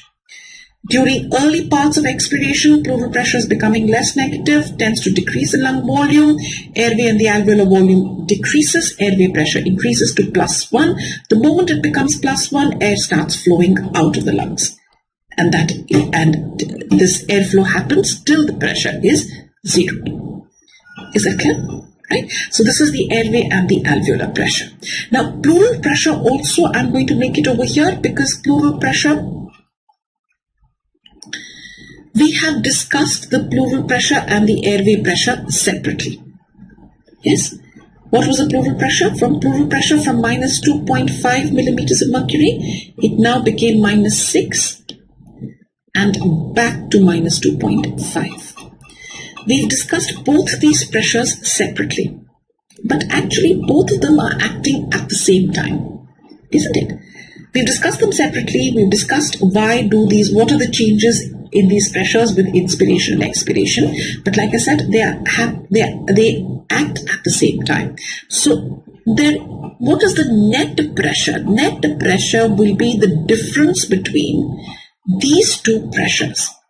The difference between these two pressures, and the difference between these two pressures is known as the transpulmonary pressure. So let's try and see this. What is transpulmonary pressure?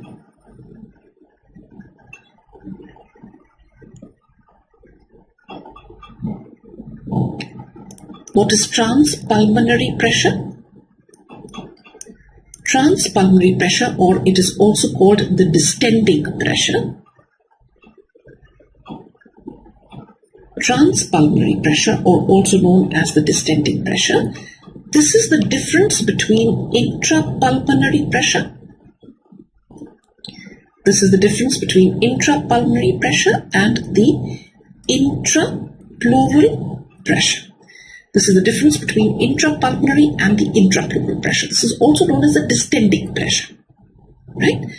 For example, let's try and see this question here. What is going to be the transpulmonary pressure at the start of inspiration? What is the transpulmonary pressure at the start of inspiration? What is intrapulmonary at the start of inspiration? 0. What is intrapleural at the start of inspiration? Minus 2.5. So what is going to be the transpulmonary pressure at the start of inspiration? This is 0 minus 2.5 or plus 2.5 millimeters of mercury. That means the alveolus will be distended with a force of plus 2.5. See, I told you transpulmonary pressure is also known as a distending pressure. This is the pressure which is helping to distend the alveoli. Have you understood? So if I ask you now that what is going to be the transpulmonary pressure? Transpulmonary pressure at the end of inspiration. What is the transpulmonary pressure at the end of a tidal inspiration?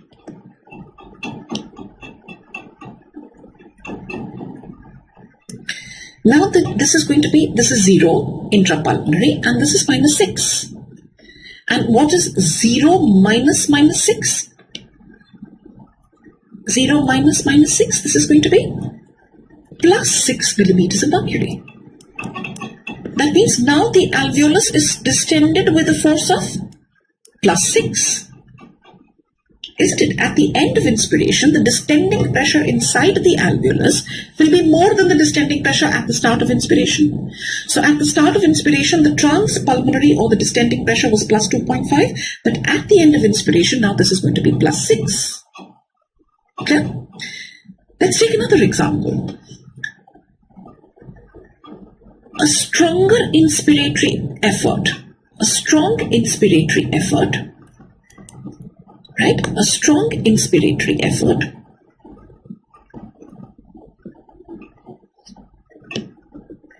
that means when I say strong inspiratory effort, that means I'm using my accessory muscles of inspiration. Which are the accessory muscles of inspiration? I've already told you. Sternocleidomastoid, scalenus anterior, abdominals, the intercostals. Yes, all of these, strong inspiratory effort.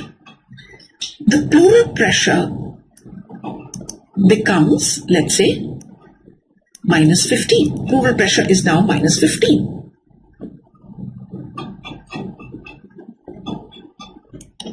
So what is going to be the transpulmonary pressure? Transpulmonary or the distending pressure will be? Distending pressure at the end of inspiration will be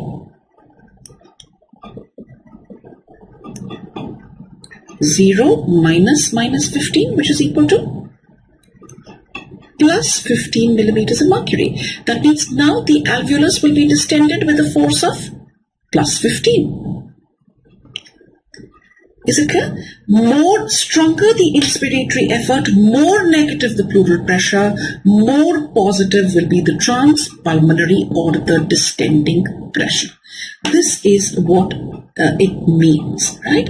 More negative, more stronger the inspiratory effort, more negative will be the transpulmonary or the distending pressure. More negative will be the more positive will be the more negative the pleural pressure, more positive will be the transpulmonary or the distending pressure. Okay, so let's go through these once again. What happens to the pleural pressure with respiration? Pleural pressure, like I told you, this is negative to begin with. Why is it negative? Because of two reasons. I told you elastic recoil of the lung and chest wall. These are two opposing forces. We discussed why are they two opposing forces. I just explained this to you. I also gave you that the clinical importance of this elastic recoil, isn't it? Then we tried to also discuss what happens to the pleural pressure with respiration. At the start of inspiration, this is minus 2.5 millimeters of mercury. In terms of centimeters of water, it can be minus 4 centimeters of water. And during inspiration, because the diaphragm moves downwards, diaphragmatic pleura moves downwards, there is increase in the volume of the pleural space, there is a decrease in this pressure. It reduces and becomes more negative to minus 6 and back to minus 2.5 at the end of expiration. What will happen to the airway pressure? From 0 at the start of inspiration, it becomes minus 1 during early phases of inspiration. Air comes from outside to inside. Airway pressure increases and becomes 0 at the end of inspiration. During early stages of expiration, this is a plus 1. Air moves from inside to outside the lungs. This airway pressure begins to fall and touches 0 at the end of expiration. What is transpulmonary pressure? It is a difference of intrapulmonary and the intrapleural. This is also known as the distending pressure. And I tried to demonstrate that the transpulmonary or the distending pressure at the start of inspiration is plus 2.5. At the end of inspiration, it is plus 6. Stronger the inspiratory effort, more negative the pleural pressure, more positive will be the transpulmonary or the distending pressure. Okay? Are you okay with it so far? Okay? I'm winding up here and I will see you tomorrow at 9, and meanwhile please go through the first chapter at least of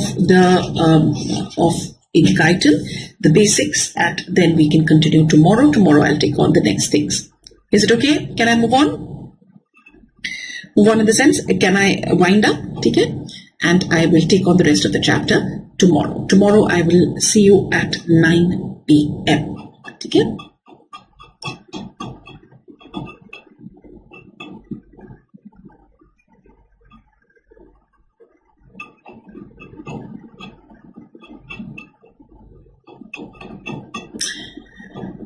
Okay, Hitesh, how transpulmonary is not known as esophageal pressure. Please see this. Which is the one which is known as esophageal pressure?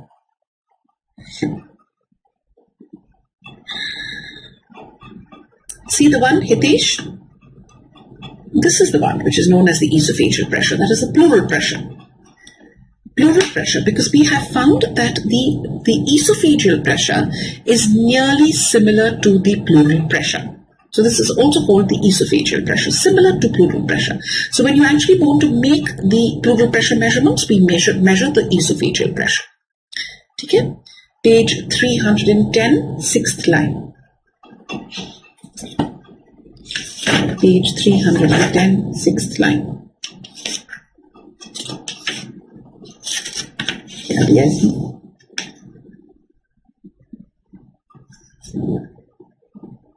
Very good. How can increase in ventricular muscle mass at the same time cause an increase plus decrease in chamber size and chamber of heart? Where does it say? Page 310. Let me answer your question, Meghna. It says sixth line to the 14th line. Sixth line का वो तो phonocardiograms of valvular murmurs है. Actually, this must be it. Paragraph. Okay. Now it says hypertrophy of the left ventricle. In both aortic stenosis and aortic regurgitation, the left ventricular musculature hypertrophies because of the increased ventricular workload. Fine. In regurgitation, the left ventricular chamber also enlarges to hold all the regurgitated blood from the aorta, which is clear. This type of hypertrophy with enlargement of the ventricular chamber is referred to as eccentric hypertrophy. See, what happens here is, Meghna, now, because the aortic valve is incompetent, so I'm just going to show you the left side of heart. If this is the left atrium, the mitral valve here.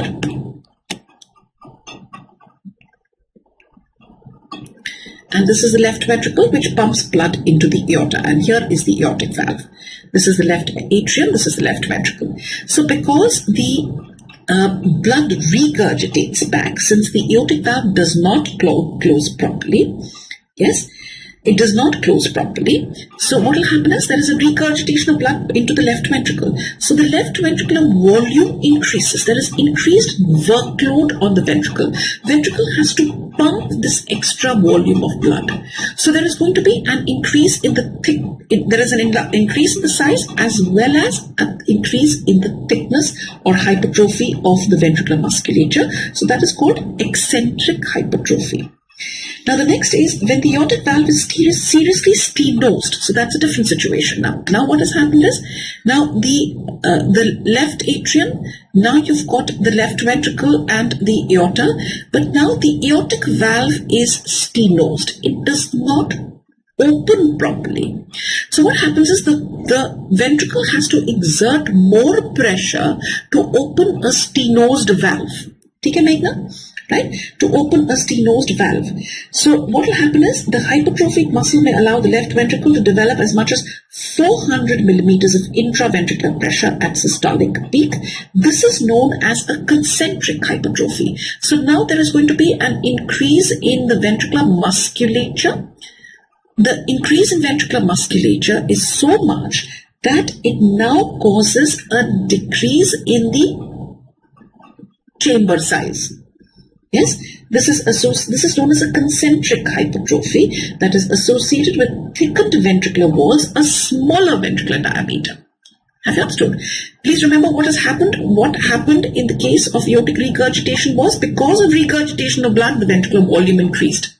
So it caused not only increase in ventricular volume, but also increase in thickness. What was the increase in thickness? Because the ventricle had to pump more blood. So increase in ventricular load caused an eccentric hypertrophy. But in stenosis, it's a completely different thing. Here now, the ventricle is pushing blood against a stenosed valve. It is exerting more force, more resistance. Yes, so what happens now here is a concentric hypertrophy, which will make the ventricular chamber, in fact, even smaller. Right? So this is what is meant by Meghna. Have you understood? See, if you remember, we spoke about preload and afterload. In the case of aortic regurgitation, there is increase in preload.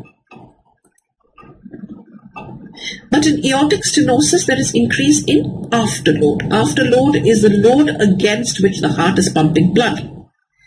Preload is the end diastolic volume. The end diastolic volume increases because of regurgitation of blood. Is it clear? Okay. Tanya Mohanty says intrapulmonary pressure, also known as thoracopulmonary pressure. I'm not sure. This is not a standard nomenclature. I don't know where you read it. We'll have to look up. Okay? Hitesh says, but why ma'am? But why ma'am क्या है? किस चीज के लिए why पूछ रहे हो Hitesh आप? Tanya, I'm not sure about that. Lungs have a tendency to recoil inwards. This is because of the elastic fibers of the lungs. They are arranged in such a fashion that their tendency to recoil is towards the inside. Tendency to recoil is towards the inside. Sheikh Afreen, समझ आ गया बेटा? शेख आफरीन, तानिया आपका हमें देखना पड़ेगा. और हितेश मदान, आप क्या बोल रहे हैं? What is there? Is there any reason? किस चीज का रीजन बेटा? हितेश, किसका रीजन? क्या लिखा है आपने? आपका क्या क्वेश्चन है? Hitesh, reason for what? Okay, Hitesh का आपका मैसेज नहीं आ रहा है, so I'm going to wind up then. ठीक है? Oh, acha, what is the reason for esophageal pressure being the same as the... See, it has been found to be nearly the same, right? It has been found to be nearly the same. Please understand that. Hitesh Madan, okay? It has been found to be nearly the same. And this has a reason in the anatomy. You'll have to go through your anatomy and the arrangement of visceral pleura, parietal pleura, and why is it, how the esophagus is also a part of the mediastinum. Yes, so esophageal pressure is approximately equal to the intrapleural pressure. Okay? Ciao. Okay, so good night and thank you, and see you tomorrow morning. Not tomorrow morning, sorry, tomorrow evening at 9 p.m.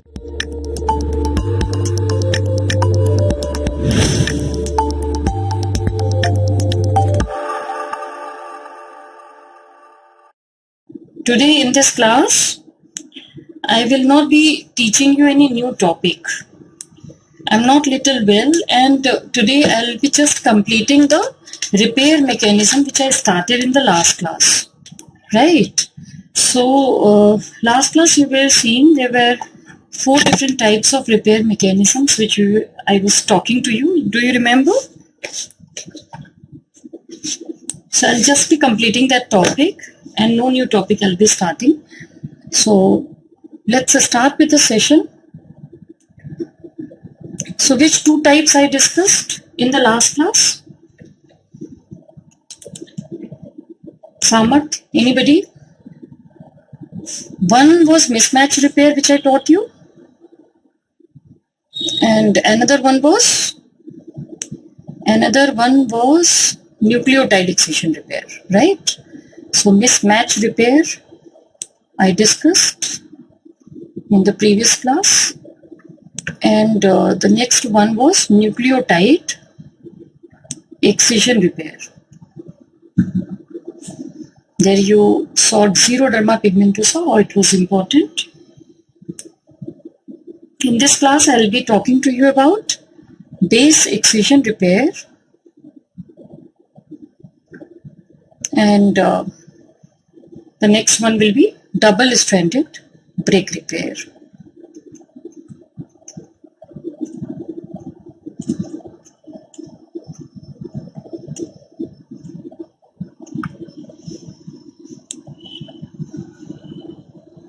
Double-strand break repair.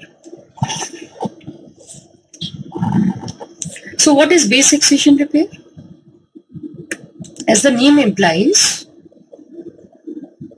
in this type of repair process, the modified base is, in this type of repair process, modified base is first removed.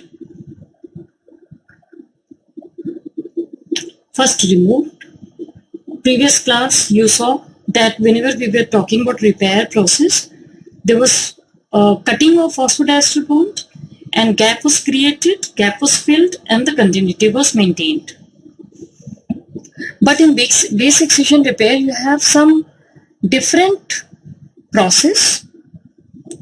It is not the phosphodiester bond which is cut directly.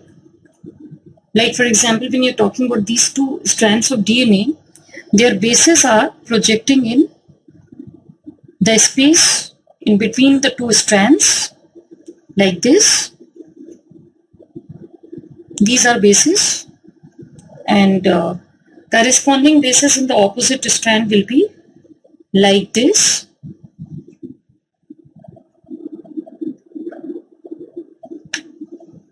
Will be like this. Suppose if any modification is there and a base is modified, I must highlight C, because this is the most labile base, cytosine. If it is modified by deamination on exposure to ultraviolet light, infrared, or viral agents, or certain toxic chemicals, what happens? The bases undergo modification. The modification may be methylation, ribosylation, deamination, which I am talking in this particular example, cyclization, etc. So these are base modification, various types of base modification which may occur on DNA nucleotide on exposure to various agents like viral agents, ultraviolet, infrared, or chemical agents. The deamination of cytosine is pretty common, and this results in formation of uracil here, right? So you have formation of uracil here at this point, uracil. Cytosine is deaminated and it's forming uracil. So this is now the modified base which need to be corrected. So it is not that the modified base is removed and the correct one is incorporated directly. It is not that straightforward process. In base excision, what happens? The modified base is though removed first, and it creates you a site which is called apurinic or apyrimidinic site. AP site is created at this point when the base is removed. Like the cytosine is modified, then it is converted to uracil. So that base is removed by action of uracil glycosylase enzyme. Because to remove this uracil, suppose uracil is here after modification of cytosine, to cut this base out of the nucleotide, you need to have cutting of glycosidic bond, and it's a glycosylase activity. So what happens? There occurs a site where there is no base, and this site, no base. This site is called AP site. In and around, on both the side of this AP site, all the bases are seen to be located normally like this. The site gap is called AP site. AP का full form होता है apurinic site or apyrimidinic site. AP site, apurinic or apyrimidinic site. Apurinic site or apyrimidinic site. This site is where either the purine base or the pyrimidine base is removed by glycosylase action. And then what happens? This AP site is identified by an enzyme called AP endonuclease. The next enzyme in the sequence will be AP endonuclease. It is always important to remember the enzymes and proteins which are required for a particular kind of repair process. Like for example, you saw in mismatch repair, you had GATC endonuclease, and after that exonuclease action, then DNA polymerase, then ligase. Similar fashion, you have to talk here regarding various enzymes. So you have uracil glycosylase, AP endonuclease. What AP endonuclease is doing, it is cutting the DNA very near to the AP site at two different points. One at 5' end, another at 3' end. So a very small fragment of the DNA is removed from here. And this segment, if you see, the size of this segment is 3 to 5 nucleotide long. 3 to 5 nucleotide long. So it's a very small gap which is created here by action of AP endonuclease. Now you have this kind of gap which is there.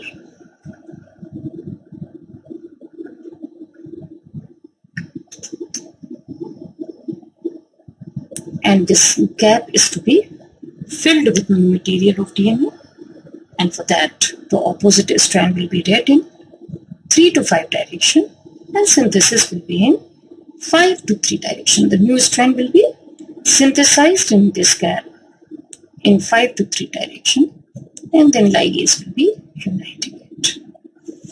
This filling is by DNA polymerase 1. So this kind of repair process is also seen. This is called base excision repair, where modified base is first removed by glycosylase action, and AP site is identified by AP endonuclease, and the gap is filled by DNA polymerase 1 and the ligase will unite the nick. And for this gap filling also, the complete rule of DNA synthesis will be followed, that template will be read in 3 to 5 direction and new strand will be synthesized in 5 to 3 direction. And no disease is directly seen to be associated with defect in base excision repair.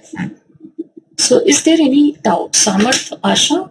Asha, I just started with the base excision repair where I said modified base will be removed. Alright, modified base will be removed.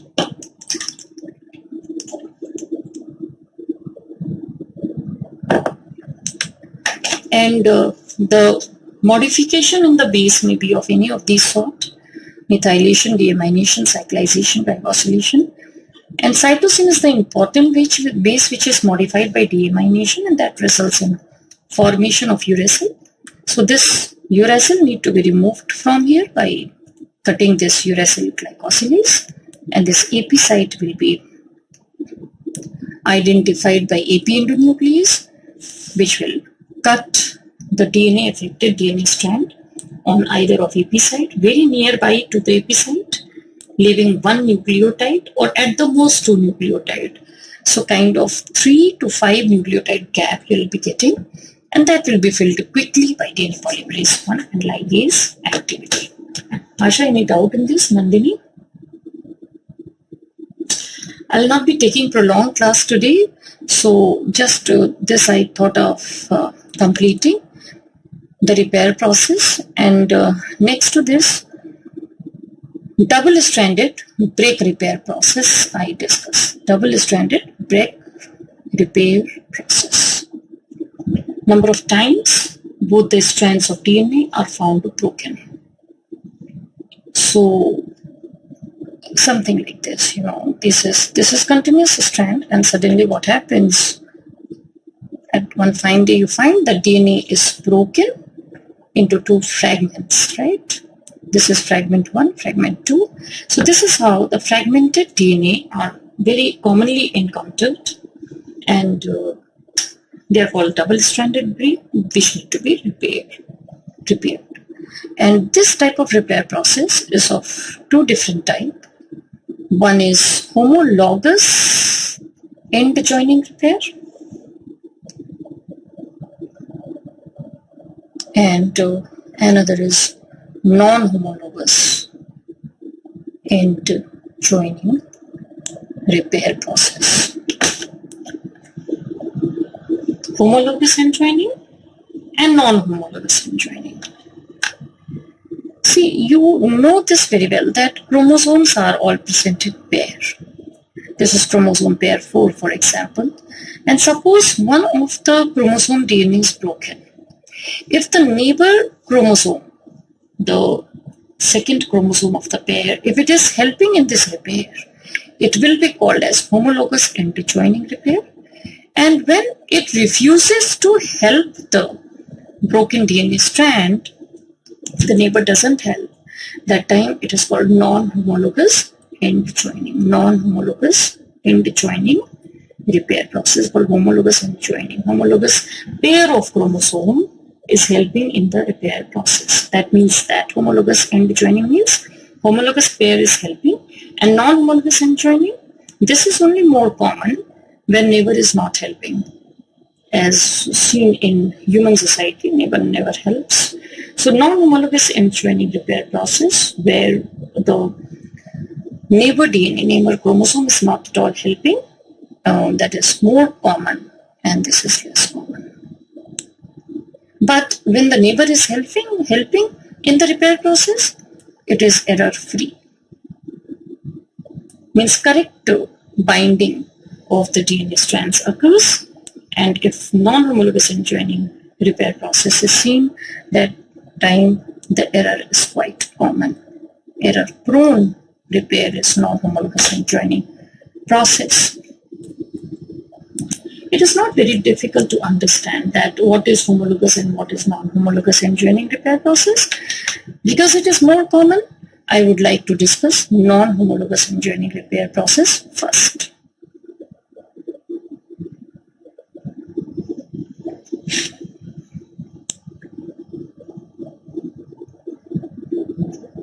non-homologous end joining repair process. Suppose this is fragmented DNA.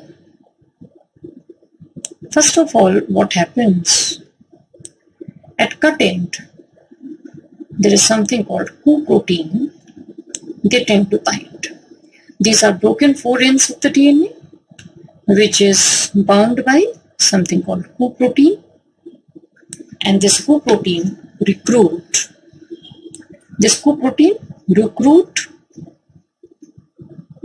DNA protein kinase enzyme at this site. Recruit DNA protein kinase. If I take a red color pen for this DNA protein kinase, I draw it here like this. This is DNA protein kinase enzyme, which is binding the co-protein. This is DNA protein kinase enzyme, which is binding the co-protein. And as any protein kinase would do, it will take the phosphate from ATP and phosphorylate it here, right? So you have phosphorylation at these ends. These phosphate ends, they become electronegative. So negative repel each other. So broken ends of the DNA repel each other now. So we say they are unwinded like this. That is still attached with the phosphate group. They open up like a fork. Then they tend to approximate. Approximation is in this fashion.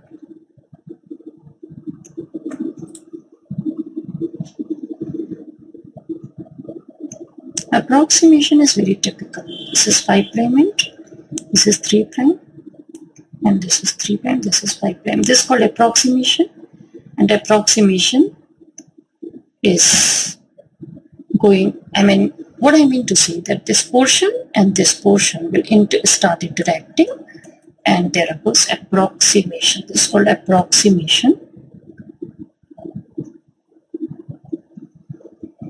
And then at the last step, what happens? There occurs the formation of a phosphodiester bond here. There occurs the phosphodiester bond formation here. From this end nucleotide, between this end nucleotide and this nucleotide. This kind of phosphodiester bond formation is there, which is uniting the DNA ends in this fashion. So how the picture looks like? It looks like this. And shortly what happens? Afterward, this portion of DNA which is lying at the outset are destroyed. You see, it's a very, very artistic process which is actually taking place during the repair of the DNA. And finally, what you get to have is this kind of DNA, which is 5', 3', 3', 5'. This kind of intact DNA you get. But as you understand perfectly that in this type of non-homologous end joining repair process, certain portion of the DNA are degraded, and this results in gene rearrangement.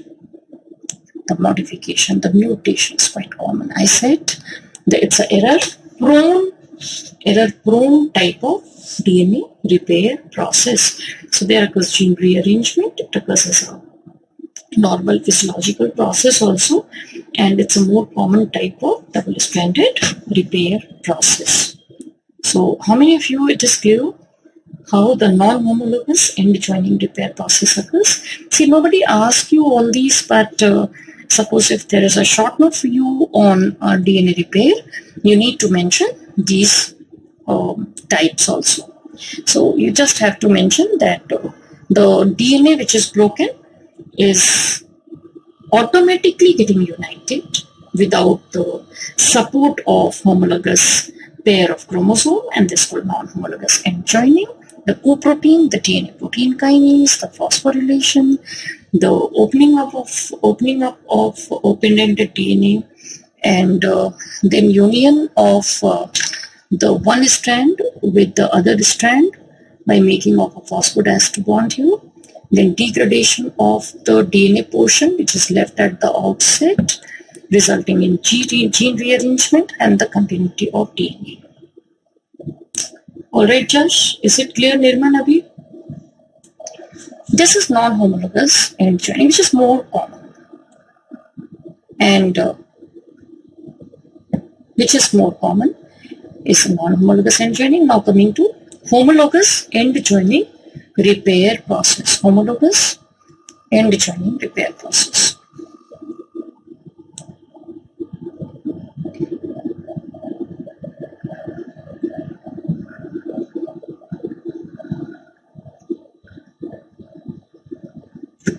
As I told you, in this is the broken end, and in this repair something interesting happens, that the homologous pair of the chromosome which is having same DNA helps in the repair process. But the question is how it does. This is homologous DNA of the chromosome pair. See what happens, one of the strand of the DNA is degraded here like this, and this portion of the DNA which is 5' to 3' like this reads the opposite DNA over here. It binds here anti-parallelly and reads the template DNA in 3 to 5 direction, and new synthesis of DNA takes place in 5 to 3 direction like this. Similar fashion, this strand is degraded and this strand acts as a primer, which is like polarity wise it is very clear what you see here. So this is going to bind here like this and will read the template strand in 3 to 5 direction, and new DNA will be formed in 5 to 3 direction like this in a continuous manner. So at the end of this kind of process, this is going to be set A and this is going to be set B DNA. So the whole DNA from the broken end is synthesized again using the template of the opposite DNA of the pair. Similarly, the opposite strand also from the broken end, one strand is degraded, and that is the leftover strand is acting as a primer and is going to bind the template DNA at corresponding site and will read the template in 3 to 5 direction, and new strand will be synthesized, resulting in formation of 2 pair of the DNA which will be totally correct in their sequence, and they will make set A and set B. This is called homologous repair process, which is rather rare. So how many of you it is clear, Megha? You're not understanding, Megha, Khanna? Homologous end joining you're not understanding? Okay, I will explain you, Megha, once again. You have to be little more attentive this time. This is broken DNA. 5', 3', 3', 5'. You have one opposite chromosome which is called homologous pair. This is intact. Now this will give support to this broken DNA for the repair process, and in this process what happens? One of the strand undergo degradation and this portion of DNA then tend to bind over here. This is 3', so 5' end. This one will bind here, and of course this is 3' and this will bind here. Now this template DNA is having this 5' to 3' portion of the leftover DNA attached here. This will be read in 3 to 5 direction, and new strand will be synthesized in 5 to 3 direction by polymerase action. This becomes one set. Similar fashion, when you talk about the lower strand, this strand will be degraded and this portion of the DNA will act as a primer, which will bind over here in 5' to 3' direction, in 5' to 3' direction. This was 3' end, right? So 5' to 3' end, it will bind here. Now the template will be read in 3 to 5 direction like this, and new strand will be synthesized in 5' to 3' direction like this.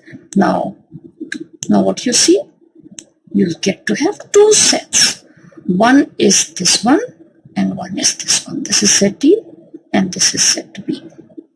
So two sets of DNA which will again form your chromosome, and you have seen how the broken DNA is taking help of homologous pair of the DNA and using it as a template, creating the new portion of the DNA from the broken end, and the primer role is played by one half of the DNA which is going to bind correspondingly to the template DNA.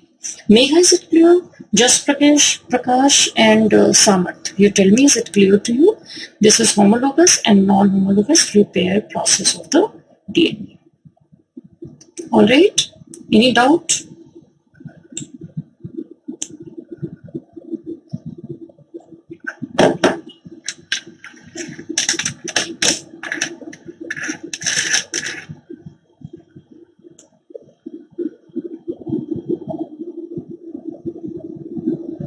All right, so this is all. Actually, I'm not little well, so I will not be teaching you any further, and I stop with this. If you have any doubt, you can ask me related to this topic or the previous topic which I have taught you in the previous class. So today I have just taught you the basic scission repair, where the pattern of enzyme required I have told you, and double-stranded break repair, where homologous and non-homologous end joining repair process I have told you. Next class I will be discussing you the transcription process, but before that I want you to write down a slide which is having certain important information for you. You please remember that slide.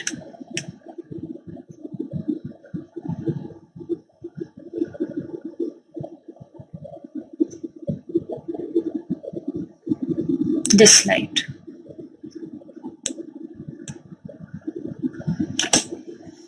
So mismatch repair we have seen, hereditary non-polyposis colon cancer.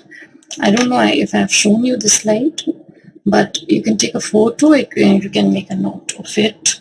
Nucleotide excision repair, you have xeroderma pigmentosa, Hocani syndrome, and trichothiodystrophy. Base excision repair, this is mute YH associated polyposis. It is written here, you also write it. And it's very rare disorder. Helicase problem, you have Bloom syndrome, non-homologous end joining. If that is defective, the disease is severe combined immunodeficiency. Homologous end joining, ataxia, telangiectasia, Wermer, Bloom, Rothmund, and breast cancer susceptibility. So this is the slide which I prepared from multiple sources, and these are various disorders or diseases where corresponding repair defect is shown. All right. So I want you to note it down, and then I will close this. BER, base excision repair, is mute YH associated polyposis.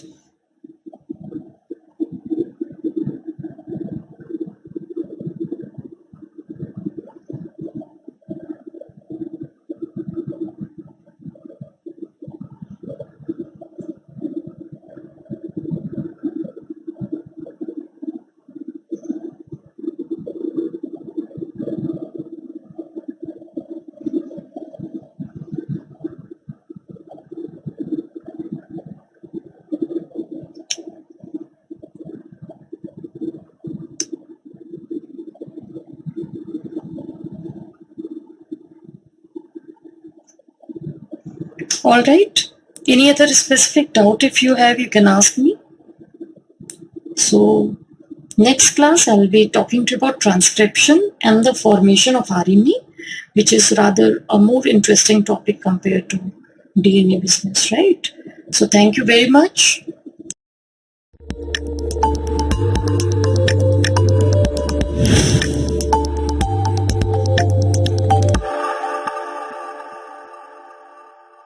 Hello, good evening everyone. How are you guys? Is everything fine at your end? Please acknowledge.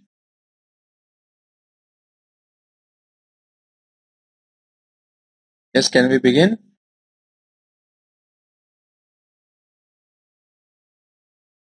Alright, audio video fine? Okay. So basically, we started with the abdomen, and in the previous class we have already learned about the surgical aspects of the abdominal wall, that is the quadrants and all. And then we discussed about anterior abdominal wall muscles, and I gave you the orientation about their attachment, right? And as I told in the last class that that arrangement of the muscles is actually crucial in understanding the inguinal canal, basically the boundaries of the inguinal canal to understand. Okay, so that is today's first topic, inguinal canal. Okay, so yesterday we have already seen the arrangement of the muscles, and if you just to have a quick review, it was like external oblique, then internal oblique, then transverse abdominis, and further inside is the fascia transversalis. I hope you remember that, right? And also we did discuss about the superficial inguinal ring and the deep inguinal ring. I told you that the superficial inguinal ring is actually present, it's a defect in the external oblique aponeurosis, and whereas the deep inguinal ring is actually deeper present, so it is actually present in the region of fascia transversalis. So just for sake of understanding, okay, although we have superficial fascia skin in front of the external oblique aponeurosis, but just for the sake of understanding, if we consider external oblique aponeurosis as the layer number 1, then deep to it is the layer number 2, that is internal oblique. Further deep is the transverse abdominis, and fourth layer deep is the fascia transversalis. Are you understanding? The superficial inguinal ring, if we consider it is in the first layer, so in the fourth layer, fascia transversalis, you have deep ring. Between the superficial ring and the deep ring, you have an oblique canal which is called as inguinal canal. Now, inguinal canal, it presents deep orifice, that is in the form of deep inguinal ring, superficial orifice in the form of superficial inguinal ring. In between these two, you have the canal present. And this canal is having the anterior boundary, posterior boundary, floor, and the roof. So it has all the boundaries. It's the shape of, you can say, canal or cylinder, which is having two ends open, okay, deep, the superficial. Is that fine? Now let me describe how this, formation of extra inguinal canal takes place, okay?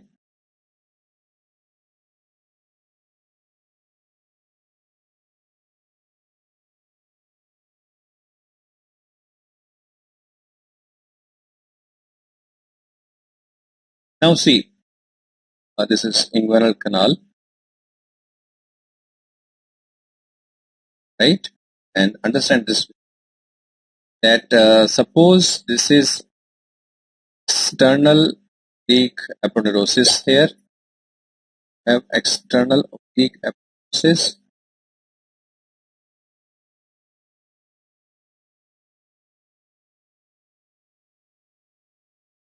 okay? So this is what? This is external oblique muscle, and this is presenting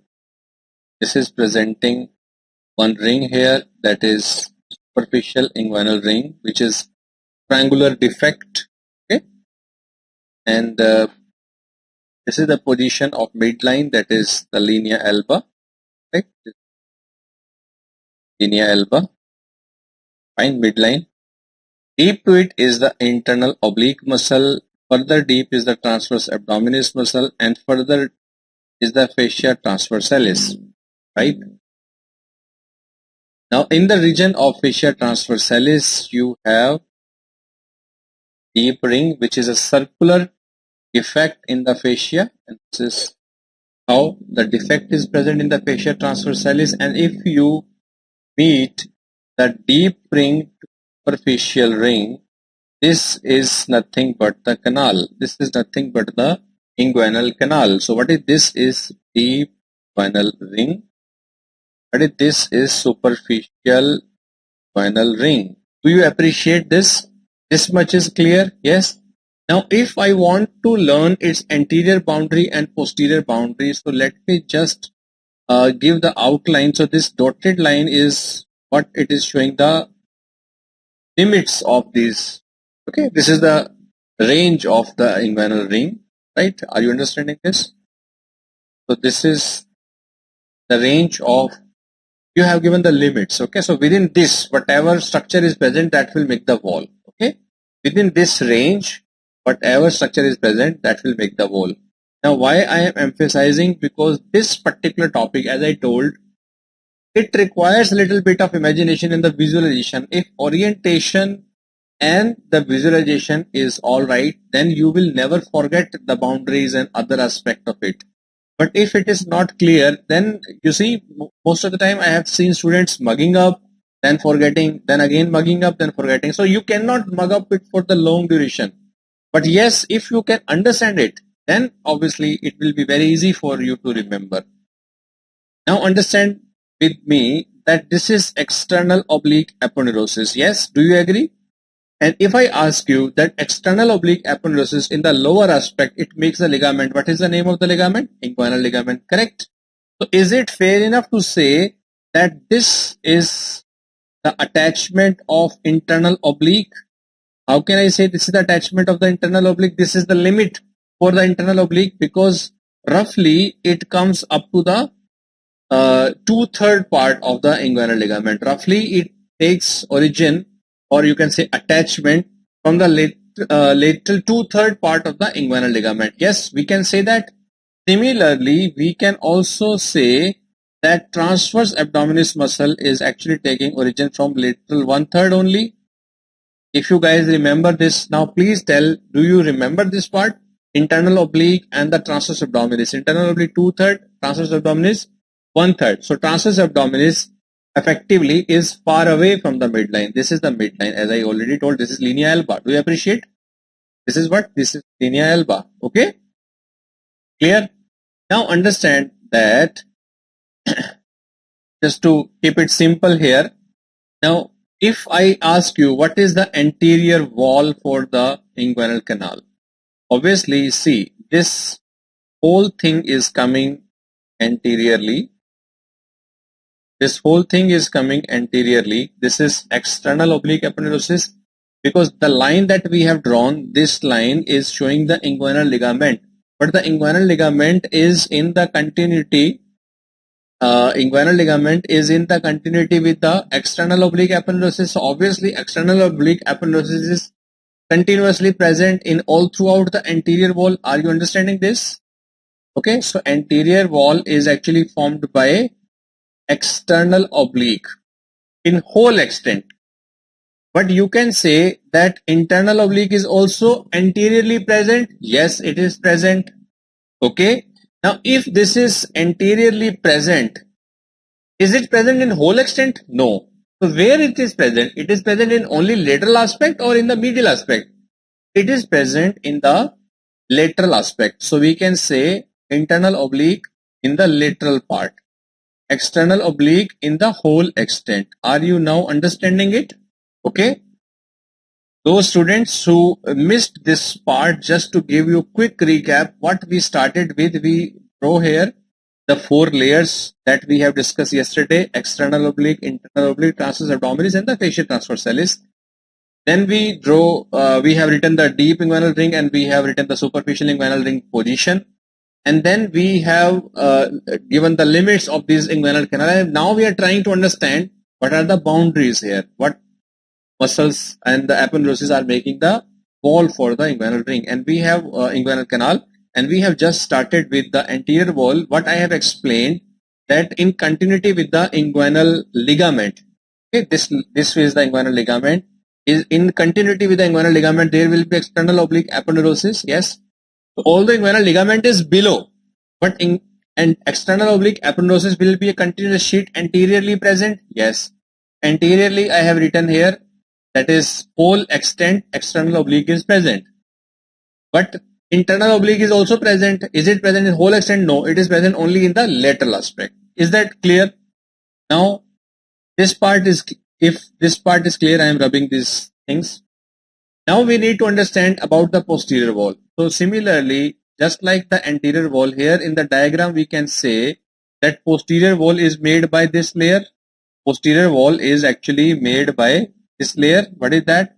That is fascia transversalis. Fascia transversalis is making the posterior wall. Yes, we can say that.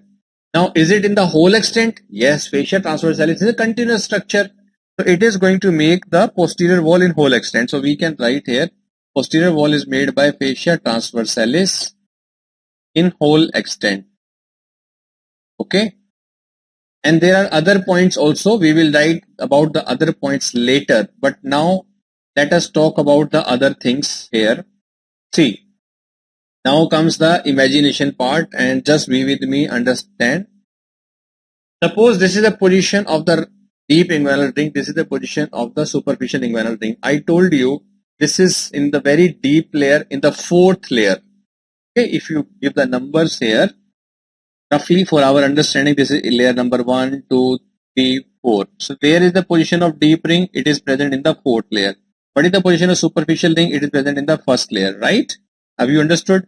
Now, if some structure wants to enter from here and it wants to come out of here, that means from the fourth layer, if this structure wants to come out of the first layer, it obviously has to pass through the third layer and the fourth layer. Are you understanding?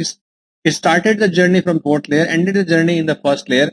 It needs to cross these two layers. Yes or no? Yes, obviously yes. So what are the options for this structure to do? This structure, when it starts coming from fourth layer, ending in the first layer, either it can pierce the third layer and the second layer through and through. So after piercing also it can pass. Yes. Or other way around, there is an arrangement. Arrangement can be made in such a way that the third layer and the fourth layer, they will give way by making an arch. By making an arch above, just like a canal, just like गुफा, है ना? एक गुफा होती है ना जिसमें एक ऐसे छत बनी रहती है. We can pass through the part here. Yes. Similarly, what happens here? These two layers, the layer number 3 and the layers number 2, the fibers, when they come, they simply don't come like this.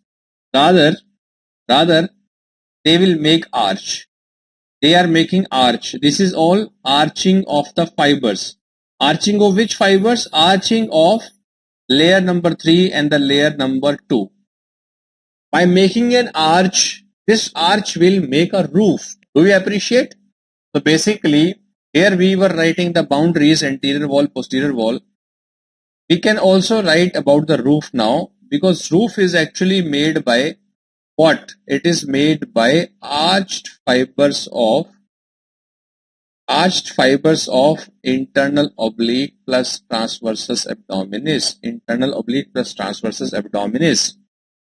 Now everyone, have you understood this much? Now when these arch fibers are coming from lateral aspect, they will meet in the medial aspect, then all these fibers will come together. Try and understand this part. When these fibers have crossed from lateral to medial, this is lateral, medial, because this is the midline. Okay. So when these fibers are making an arch from lateral to medial, all these fibers will come together and they will make a common tendon. This common tendon is called as conjoint tendon. This common tendon is called as conjoint tendon. Do you appreciate this? ये समझ में आया बेटा? Is it clear? Yes. Now tell me, this conjoint tendon, is it anterior to the canal or posterior to the canal? Is it on this aspect or this aspect? Obviously it is in the posterior aspect. Yes. So which wall it is going to make, anterior or posterior? Obviously it is going to make the posterior wall. But is it making the wall posteriorly in whole extent? It is only making the wall in the medial aspect. Here we have here we have conjoint tendon as well. Here we have conjoint tendon in the real aspect. And yesterday, when I was describing the extension of inguinal ligament, I told you, you see, there was one reflection of the ligament here. This was reflected part of inguinal ligament. You remember? That reflected part of inguinal ligament will also be making the posterior wall. Reflected part of inguinal ligament. We appreciate reflected part of inguinal ligament also makes the posterior wall. There is minimal contribution, and that too in the medial aspect. Okay, is it clear now? Have you got the orientation or not? Now tell me, students. Anteriorly, walls we have seen, roof we have seen, posterior we have seen. What is the floor? Obvious thing is floor is made by this line, and I have described this line is nothing but inguinal ligament. How can I say this is inguinal ligament? Because this is the lowermost limit of the external oblique aponeurosis, and we have learned yesterday that the lower aspect of the external oblique aponeurosis makes a modification in the form of ligament. That is nothing but the inguinal ligament, right? So this is nothing but inguinal ligament. So floor is actually made by inguinal ligament. Floor is actually made up of inguinal ligament plus lacunar ligament in the medial aspect. Because medially this much portion, this medial aspect of the inguinal ligament will be continuing as the lacunar ligament. Is it fine?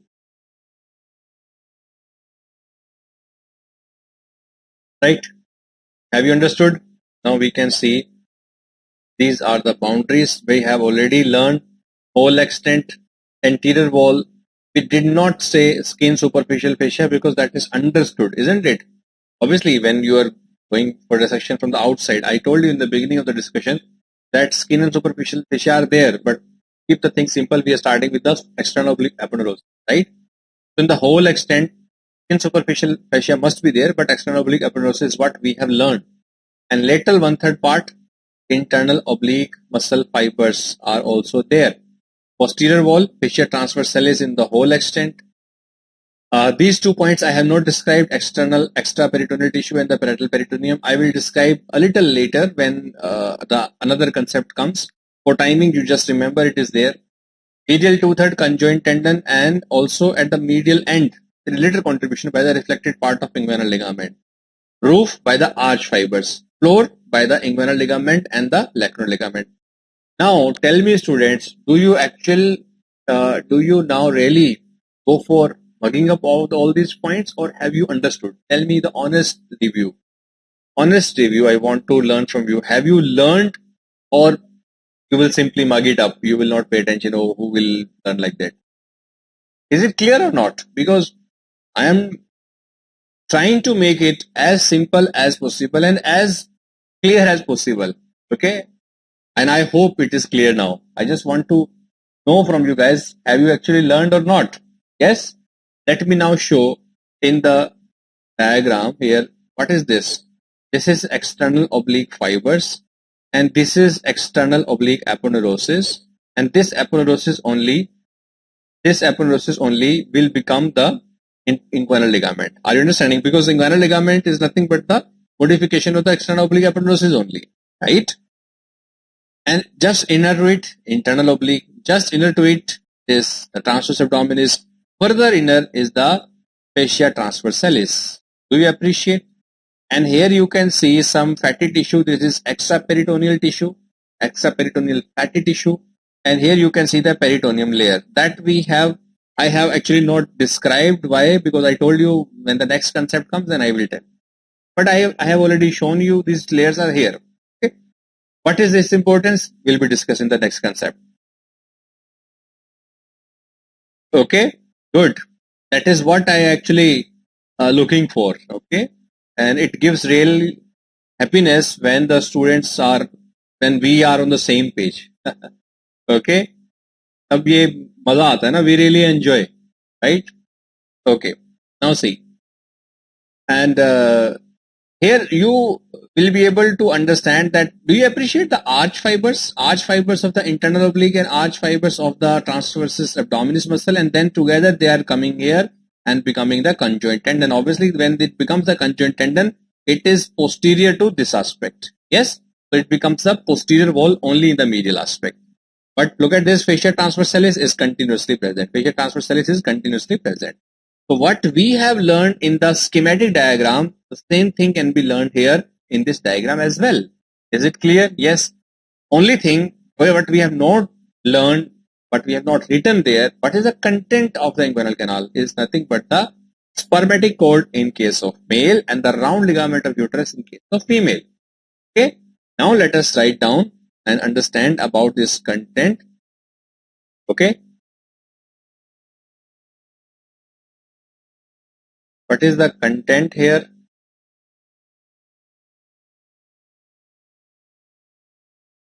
Content is actually content in male and female. The content is different. There is one thing which is called as complete content. Complete content is that which enters the deep ring and then passes through whole length of the inguinal canal and then comes out of the superficial inguinal ring. That is what is called as complete content. And in case of male, this is spermatic cord. In case of male, it is spermatic cord. In case of female, it is round ligament of uterus. Round ligament of uterus. Now, round means teres. I have described the word teres in the upper limb. Round means teres. So, ligamentum teres uteri means round ligament of uterus. There is one structure which is called as partial content, and that partial content is common in male and female. Why it is called as partial content? Because it does not enter through the deep ring. Rather, it pierces the posterior wall, and for some length of the inguinal canal, it is a content. So this is ilioinguinal ring nerve. It is ilioinguinal nerve, and that is actually it is present in both male and female. So it is a content in both male and female, but itself it is not a complete content. I hope this much is clear to you. Yes. Now the next is a factual thing. Next is the factual thing we need to learn about the spermatic cord content. Okay. What is the content here? We have, you see, ductus deferens or the vas deferens, the major content. Okay. Ductus deferens or the major content is the vas deferens. Same thing, two names are there, ductus deferens or vas deferens. Then you have the artery, three arteries are there. Vas deferens is there, so obviously artery to vas deferens will be there. Testicular artery, cremasteric artery. Then veins, which vein? Pampaniform plexus of the vein. Lymph vessels. Then you have the genital branch of genitofemoral nerve. If you remember, the femoral branch of genitofemoral nerve was seen in the femoral triangle. Genital branch is seen in the part of spermatic cord. Okay. And then you have the sympathetic nerves also, which is present around the artery. And you have the remains of the processus vaginalis. Fine. Now, you may remember the spermatic cord content in this manner, then where you have learned the major content, ductus deferens, then arteries, then vein, then lymph, then nerves. This is how you can remember. Or the other way to remember is 333. What is 333? Three arteries. Testicular artery, artery to ductus deferens, cremasteric artery. Three nerves. Genital branch of genitofemoral nerve, ilioinguinal nerve, but please understand ilioinguinal nerve itself is not present within the spermatic cord. So there is one catch here. Ilioinguinal nerve is actually present in the the inguinal canal. Are you understanding? Itself, it is not a content of spermatic cord, but just for our easy way to remember, it's a star. So please remember this point. If you go with this method, be careful. Okay, autonomic nervous, yes, these are present. Then three other things. The major thing or the most important thing is the ductus deferens, pampaniform plexus of vein, and the remnants of processus vaginalis. Fine. So either way, you may remember. Anyway, this is a fact thing. है ना? Facts में तो आपको याद ही करना. You need to remember all this stuff. Now, as I told that after this, there will be one more concept coming up. What is that concept? Let me describe. Now, let me take you back to this diagram and understand this very important concept is coming your way. Okay. clear this part a little bit.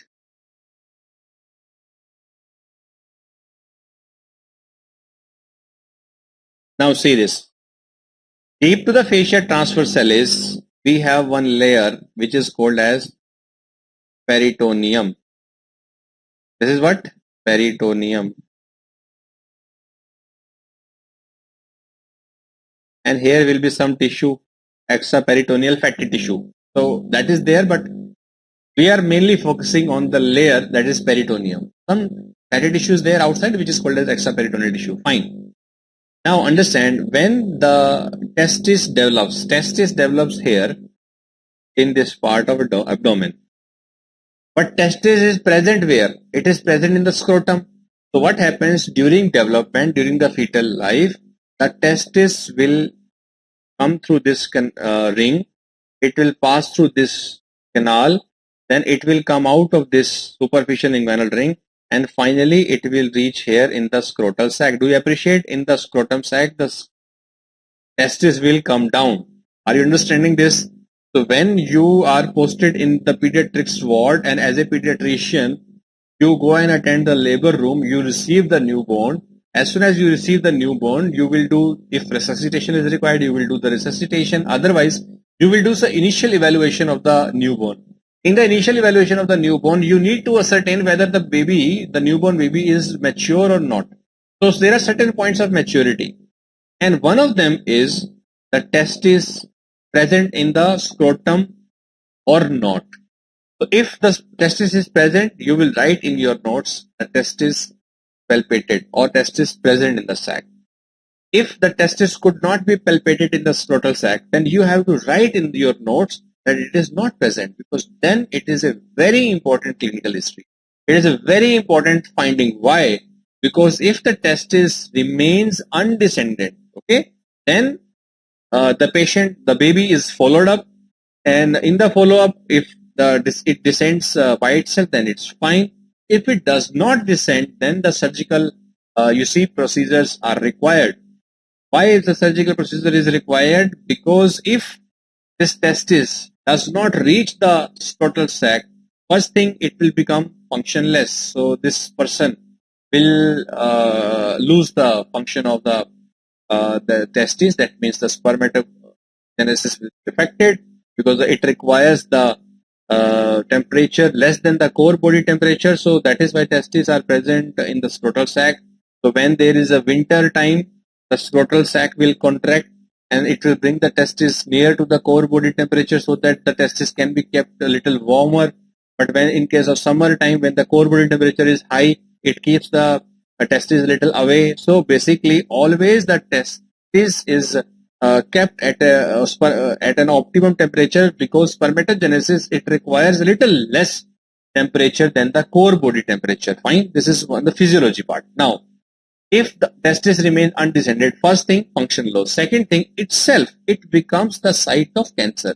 It becomes a site of malignancy. So that is obviously, it's not required. It is not desirable in any patient, even if the function is lost. But you don't want to lose the patient, no. So that is why, even if this case is reported late, patient becomes aware late that the testis was not descended, even still you have to go for surgery, and then you have to remove those testes. Do you understand?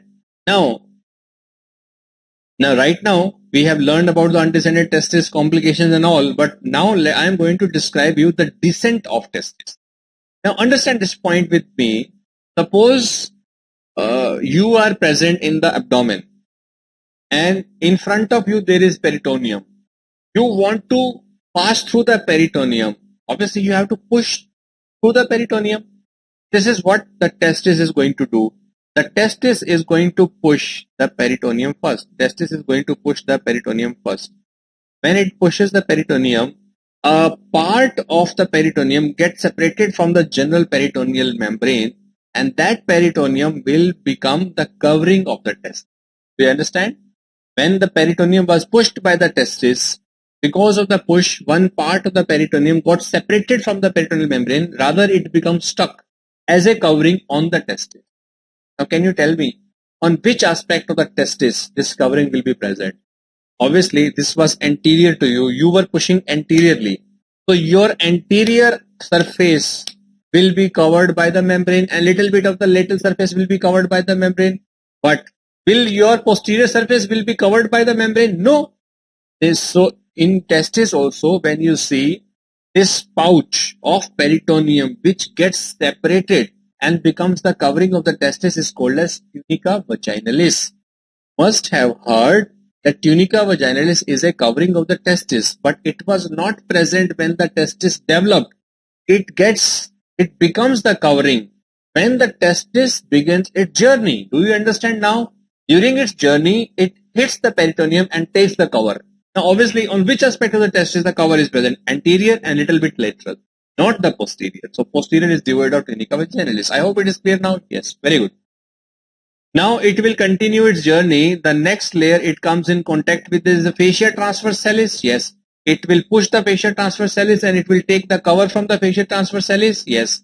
So basically it will keep on pushing the layers, and as it comes forward and forward, more and more coverings will be added on the testis. So finally testis gets few coverings on it. Okay. Finally the coverings of these layers will be added on the testis. Now what happens? Let me explain. The fascia transversalis will add the internal spermatic fascia. After that, because this journey is anteriorly, does this muscle, the transversus abdominis, does it have any role in the anterior wall? No. If it does not have any role in the anterior wall, will it give any cover to the testis? No. Now that is why it is important to understand, although we know the sequence from outside inward, this is how it goes. But when you look at the coverings, covering is given by fascia transversalis. No covering is given by transversus abdominis. The very next cover will be given by the internal oblique muscle. That is why I told you repeatedly that this orientation of the muscle is important, because transversus abdominis is not making any contribution in the anterior wall. So obviously it will not give any contribution in the fascia also, which is making the coverings. Yes. So now that you have understood this covering concept, let me write the notes for you. What happens here? The coverings of the testis are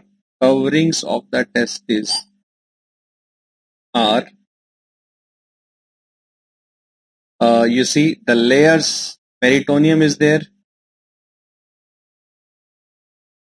Fascia transversalis is there. Transversus abdominis is there. Then you have internal oblique and external oblique. Yes, internal oblique and external oblique, right? Now peritoneum will make tunica vaginalis. Fascia transversalis will make internal spermatic fascia. As I told, there will be no contribution from the transversus abdominis. The next layer will be given by internal oblique, that is nothing but the cremasteric fascia. And the last layer will be given by external oblique muscle aponeurosis, that is external spermatic fascia. Now tell me students, have you understood this? Yes. So this journey of the testis is very important. Now understand, one point that you should always keep in mind, that external spermatic fascia is coming from external oblique. So external, it is matching. But internal spermatic fascia, it is not coming from internal oblique. Rather, it is coming from fascia transversalis. So when you are in hurry during the MCQ exam, sometimes what happens, you have right now you have cleared the Neet UG, so you know how it was, the pressure during the exam. You have very less time to mark the answer and all. All these factors will again come into picture when you go for PG entrance exam. Okay, at that time, don't just keep this point in mind, that this is an area where silly mistake can happen. Why? External matches, but internal spermatic fascia is not coming from internal oblique. Rather, it comes from the fascia transversalis. Because right now you are learning the concept, and right now you have time to think. Peritoneum, okay. Fascia transversalis, okay. But while solving MCQs, you don't have time. You have to quickly answer. Are you understanding? So there are certain tips and tricks. And you must have learned those tricks also earlier in your previous institutes, right? So again, now this is our duty to tell you all the crucial points wherever it is required, right? I hope this concept is clear to you, right? Now let us proceed and understand the clinical aspect of the inguinal canal. You see, inguinal canal, sometimes this might happen that some loop of intestine or maybe some wall of some viscera, abnormally it can protrude into the inguinal canal, and that is what is called as inguinal hernia. Now there are two types of inguinal hernia, indirect and direct. What is the meaning of indirect? Indirect is that where you can say it is just like complete. Complete means it enters through the deep ring and then exits through the superficial inguinal ring. Whereas direct inguinal hernia is just like partial. Partial means it does not enter through the deep ring. Rather, it pierces the posterior wall.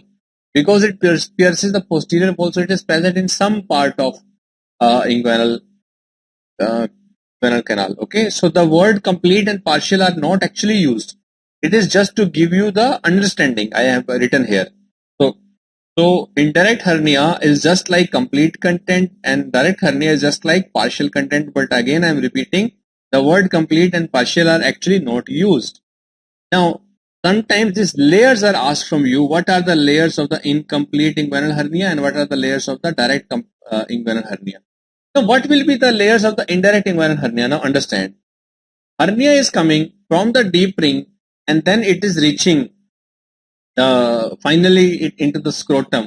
So basically it is going on the same pathway as that was taken by the testis. So all these layers will be the coverings here. Are you understanding? So the layers basically in the indirect inguinal hernia are nothing but same that we have discussed as the coverings of the testis, right? So you do have extraperitoneal tissue, you do have internal spermatic fascia, cremastic fascia, external spermatic fascia, and finally outside will be the skin, right? But why there is no tunica vaginalis? Because tunica vaginalis is only a developmental thing that is given from the peritoneum, right? To the, you see, this thing, to the testis, right? So this is, as such, tunica vaginalis will not be present in the covering, okay? So this is how the layers will be present. But when you say direct inguinal hernia, again there are two types. What are the two types? Direct inguinal hernia are of two types, medial and lateral. What is medial and what is lateral? See, there is one thing that is called as this ligament here, obliterated umbilical artery. Obliterated umbilical artery is there, which is, if you remember,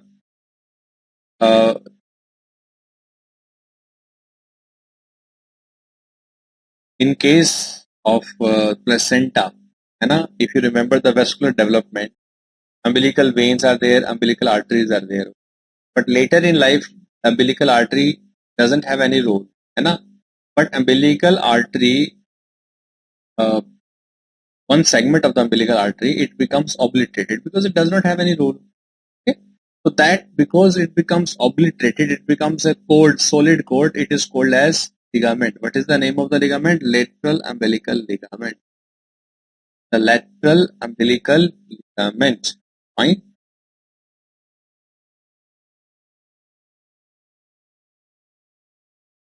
Okay. Now, with respect to that, you have lateral and medial direct inguinal hernia. Okay. So this is lateral. This is the loop of the hernia, and this loop is lateral to this structure, and this loop here is medial to this structure. This is the midline. Okay. Are you understanding? With respect to this midline, this loop here is now medially, and this loop here is the lateral loop with respect to the reference pointer. So, what will be the you see, what will be the layers present? Now extraperitoneal tissue will be here, right? And then you have the fascia transversalis. This is the fascia transversalis. Then you have the cremastic fascia, and then you have the external spermatic fascia, and obviously outside will be the skin. Everything will be same in the medial aspect. Instead of cremastic fascia, you will have conjoint tendon, because you remember the cremastic fascia was given by internal oblique. It was given by internal oblique. But in the medial aspect, internal oblique along with the transverse abdominis, it makes a tendon. What was that? Conjoint tendon. So remember, there is only single difference between the lateral direct and the medial direct inguinal hernia. That is, cremastic fascia is there and the conjoint tendon is there. Okay. And if you compare indirect with the direct, all the fibers are otherwise same. Okay. But here you are writing internal spermatic fascia for the indirect inguinal hernia, because internal spermatic fascia is this one, which is the extension, but here you are not writing internal spermatic fascia, rather you are writing fascia transversalis. Why? Because this extension is what is called as internal spermatic fascia. This is fascia transversalis.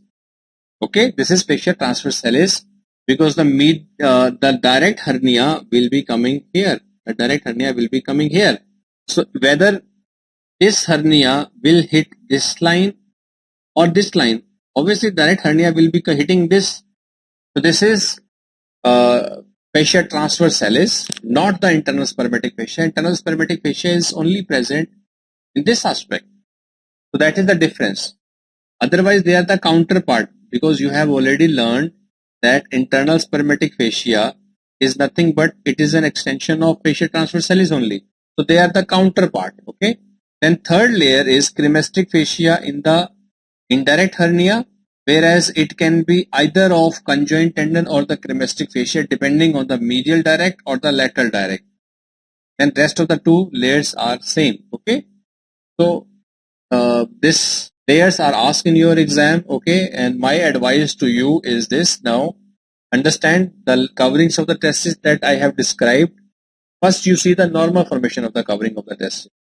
Now you put just in the pathway of the testis, you put indirect hernia. Obviously all those layers will be the coverings of the indirect hernia, and only few differences are there between direct and indirect, and which is very easy to understand, because instead of internal spermatic fascia you will be writing fascia transversalis, and instead of cremastic fascia it can be either cremastic fascia or it can be conjoint tendon. Where it will be conjoint tendon? Obviously conjoint tendon is present in the medial aspect only. So it will be, when it will be medial direct hernia, then it will be conjoint tendon. If it is lateral direct hernia, it will be cremastic fascia only. So no big difference. Okay, and it is manageable. You will be able to think and write. Okay, clear now? Yes. Now understand one triangle here. What is this triangle? This is pubic. Go and explain this part. So you have, this is pubic symphysis, this is pubic tubercle crest, and this is pubic tubercle. This is pubic. And here you have ASIS, anterior superior iliac spine. This is pubic symphysis, pubic crest, and pubic tubercle. Between them you have one ligament. What is the name of the ligament? Inguinal ligament. What is the name of the ligament? Inguinal ligament. Fine. And here you have the muscle. What is this muscle? Rectus abdominis muscle. Rectus abdominis muscle is present here, both side left and right. And you have one artery here. What is this artery? This is a external iliac artery. External iliac artery, which will continue as femoral artery. External iliac artery gives this branch here. This is called as inferior epigastric artery. What is the name? Inferior epigastric artery. Inferior epigastric artery. It's a branch of external iliac artery. Fine. By doing so, there is now formation of a triangle. What are the boundaries? Rectus abdominis, inferior epigastric artery, and the inguinal ligament. These are the boundaries. What is the name of the triangle? Hasselbalch triangle. Hasselbalch's triangle. Hasselbalch's triangle. What is the importance? Importance is just lateral to inferior epigastric artery. There is this location of deep inguinal ring. What is this ring? This is deep inguinal ring. Now tell me, if some hernia is passing through the deep inguinal ring, it will be of what type? Obviously, it will be of indirect type.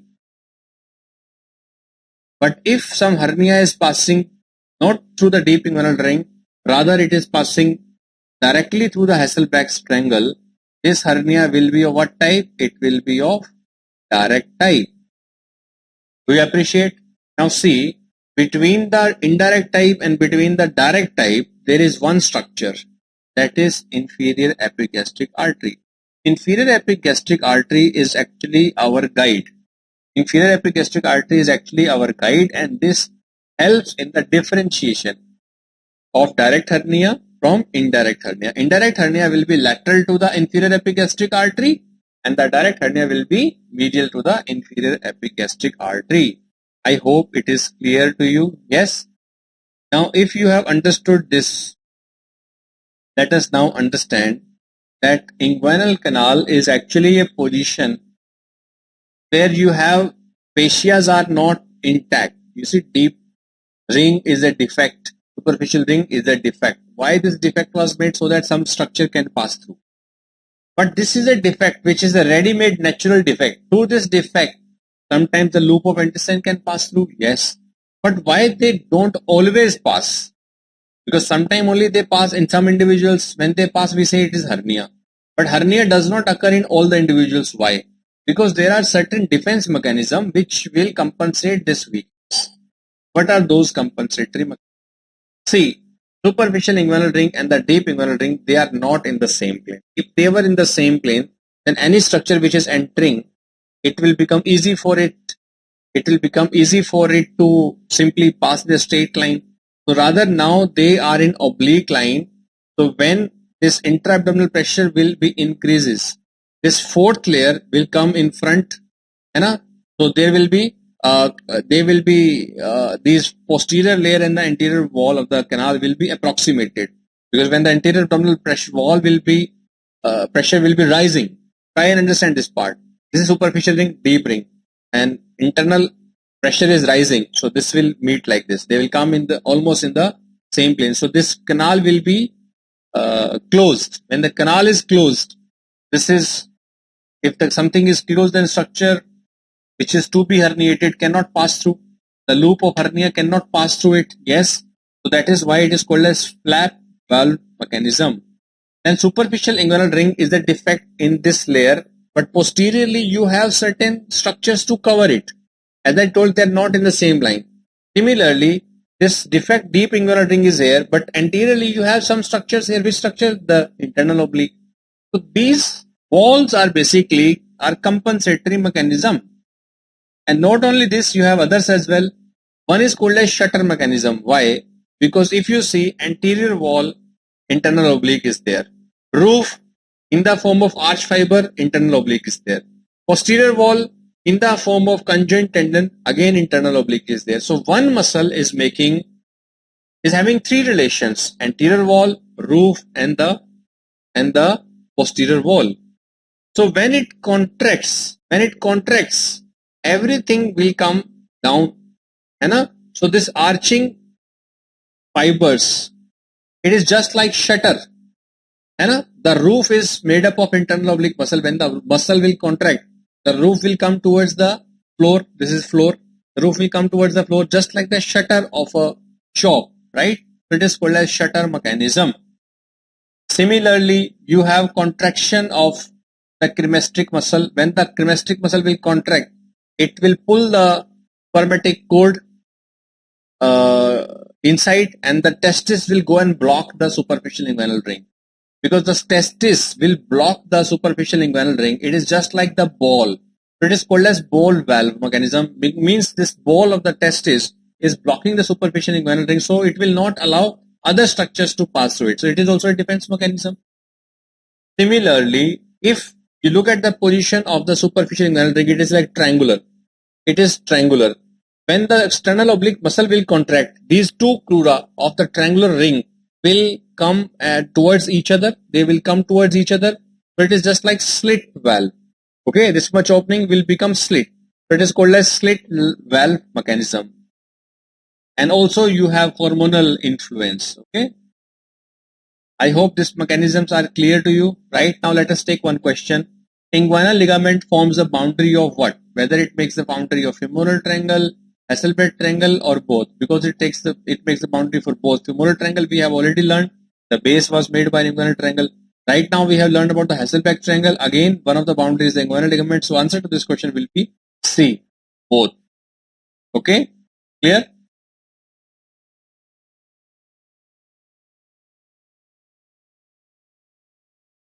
Take this question which was asked way back, but it's an important question. True about deep inguinal ring. Is it a defect in a fascia transversalis? Deep inguinal ring is a defect in the fascia transversalis, right? Lies an inch above the mid-inguinal point? No, it lies in the mid-inguinal point half inch above. Half inch, which is equivalent to 1.25 centimeter. And it is present medial to inferior epigastric artery? No, it is present lateral to inferior epigastric artery. It is the commonest sign of direct? No, it is site of indirect hernia.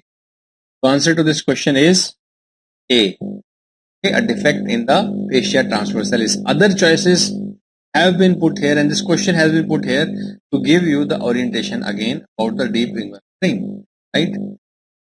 Structures passing through the inguinal canal are all except. Now what is your answer? Genital branch of genitofemoral nerve will definitely pass. It is a part of spermatic cord. Ilioinguinal nerve, not a part of spermatic cord, but is a content of inguinal canal? Yes. Lymphatics from uterus? Yes. Along the round ligament of uterus. Along the round ligament of uterus, some lymphatics will also pass. Some lymphatic will also pass, but inferior epigastric artery is the answer here, because we have learned that inferior epigastric artery is it's not a part of inguinal canal. Rather, it is a you see, it's a part of it's a content of the rectus sheath, right? Now, which of the following are associated with the external oblique muscle? Now, understand this is the answer. Why? Superficial inguinal ring we have already learned. It is a defect there. Poppet ligament is the other name of inguinal ligament. So that is also a part of external oblique epidermis. Yes. If this is inguinal ligament extension is lacunar ligament. So that will also be the answer, because this is a PGI type question.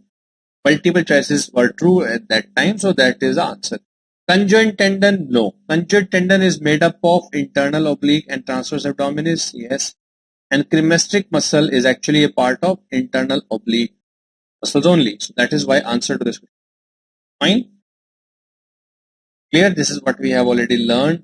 Now this is a reflex. What is this reflex? This is called as cremasteric reflex. This is called as cremasteric reflex. And in this reflex, what happens? You stroke the thigh, upper medial thigh. When you stroke the upper medial thigh, there is basically, you see, the sensation will be picked by the femoral branch of genitofemoral nerve. This is genitofemoral nerve. This afferent is the femoral branch of the genitofemoral nerve, which is actually present in the thigh, upper medial aspect of the thigh. And then within the spinal cord, L1 segment, there will be relay, and the efferent will come in the form of genital branch of cremasteric, genital branch of genitofemoral nerve, which supplies the cremasteric muscle. And this is the efferent for this, and there will be contraction in the cremasteric muscle. You will see the scrotum or the testes, that part going up to observe. When you stroke the upper medial aspect of the thigh, you observe the pull of the cremasteric. But how the pull of the cremasteric will be seen?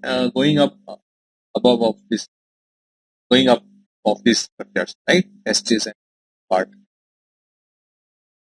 I hope all the aspects of inguinal canal were clear. Now, is that clear? Beta, tell. Rectus sheath is the next topic. Now, what is rectus sheath? Is the covering of the rectus abdominis muscle.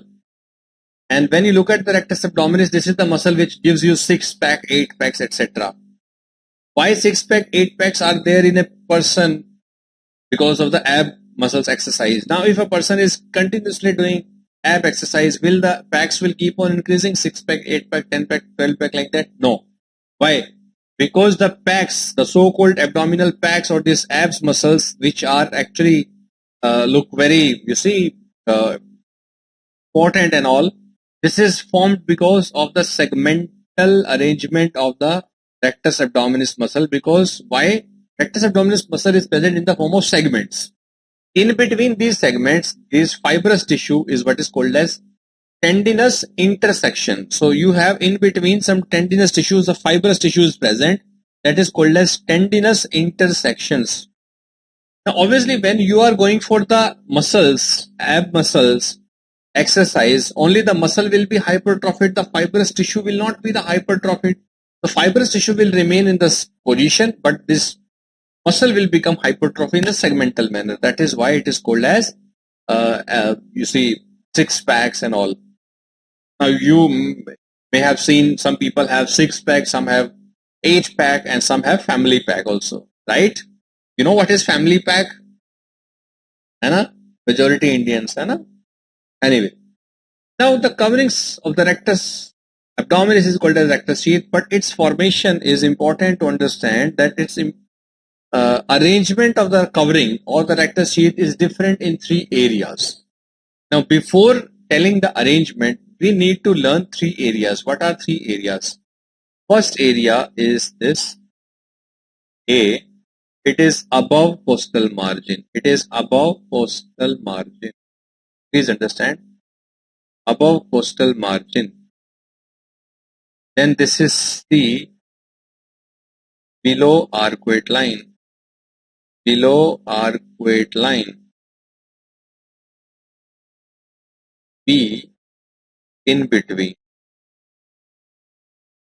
A. Above costal margin. C. Below arcuate line. B. In between. Now this is very easy and interesting to understand. Here, look here. That in this all 3 area, you have a continuous anterior abdominal wall. Yes. But do you have posterior wall here in the muscle? No. So in this A part, only anterior wall is present. Yes. Posterior wall is actually not present, but the muscle comes direct in contact with the 5th, 6th, 7th costal cartilages. Yes. So posterior wall itself is deficient, rather the muscle rests on these costal cartilages. Fine. But in the middle portion, B part, in between A and C, this is seen to have anterior wall is present. Yes. Posterior wall is also present. So this is the posterior wall of the rectus sheath. It is only present in area B. What about area C? Anterior wall is present. Yes. Posterior wall is again deficient. It comes in contact with the, or you can say the next layer which is present is the fascia transversalis. But fascia transversalis itself is not making any contribution in the formation of rectus sheath. Do you appreciate? Now, what happens here is, please understand, the posterior wall is made by some muscle fibers. These muscle fibers also cross from posterior to anterior. Whatever muscle fibers are making the posterior wall, these muscle fibers at the position of arcuate line, they cross from posterior to anterior, so that you can say here everything is present in the anterior aspect, because these fibers have also crossed and come to the anterior. So this is all fibers have come to the anterior aspect. But because of the crossing of fiber from posterior to anterior, this arcuate line is formed. We appreciate how arcuate line was formed.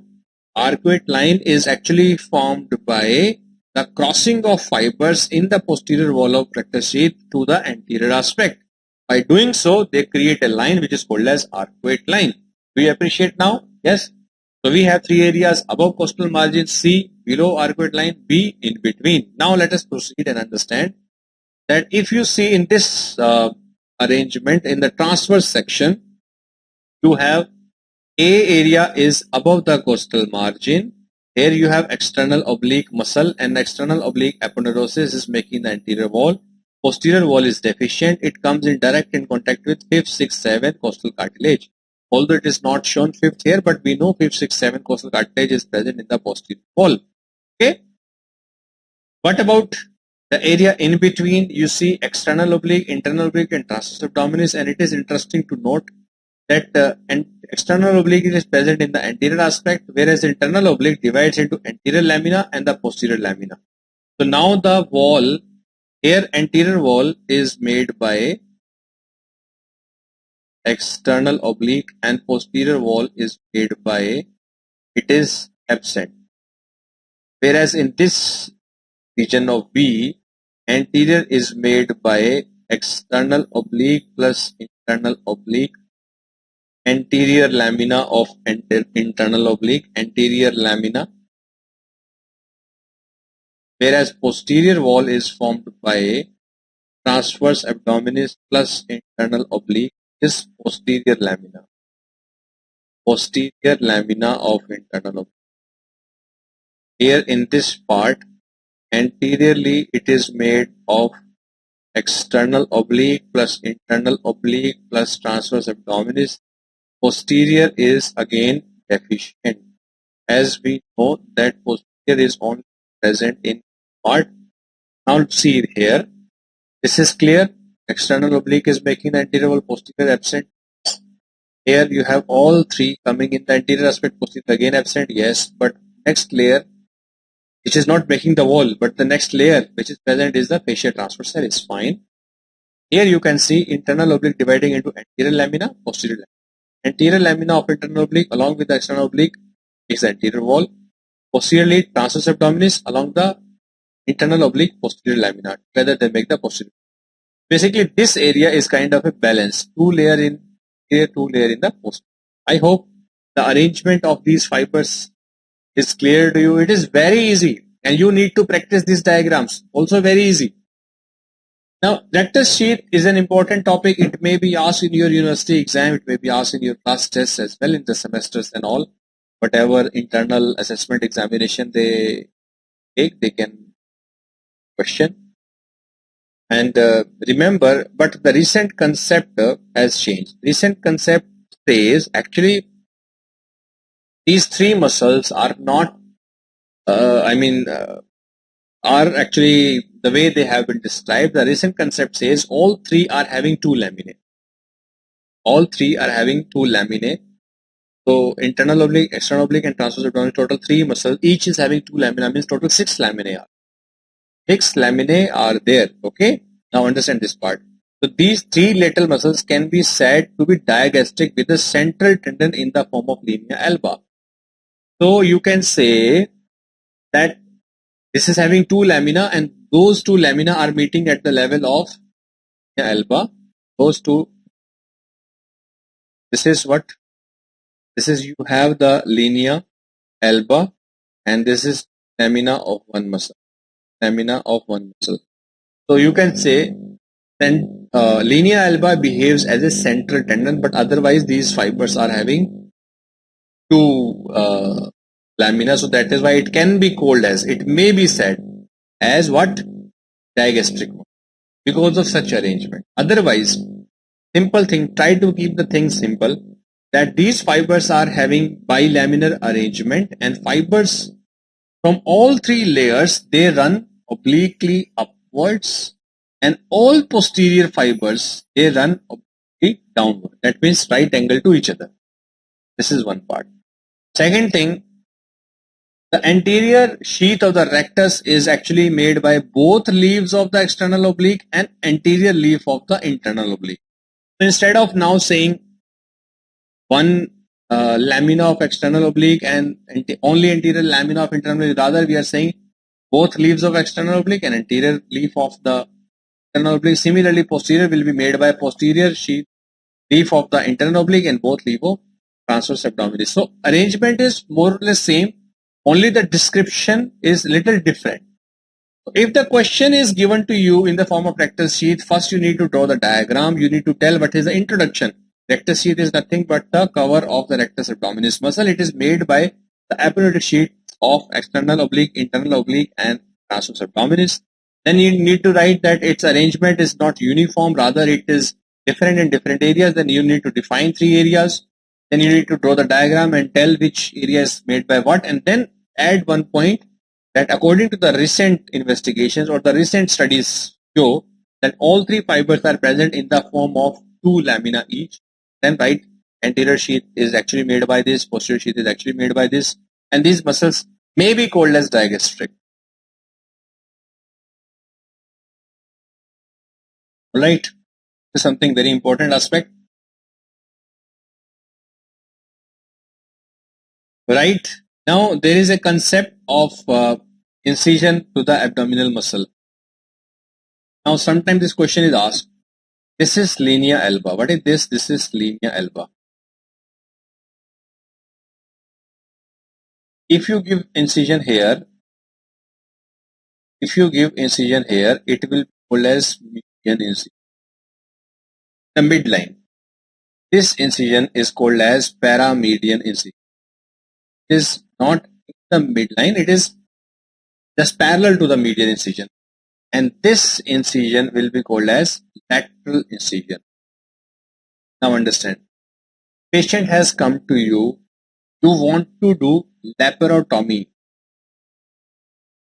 What is laparotomy? Opening the anterior abdominal wall. Okay, laparotomy, when you cut and open anterior abdominal wall is called as laparotomy. So whenever you do the abdominal surgeries, obviously you have to remove the abdominal wall. Then only you can proceed inside and then you can do the desired surgery. Now understand. What incision are you going to choose? Median, lateral and paramedian. Let us first discuss the lateral incision.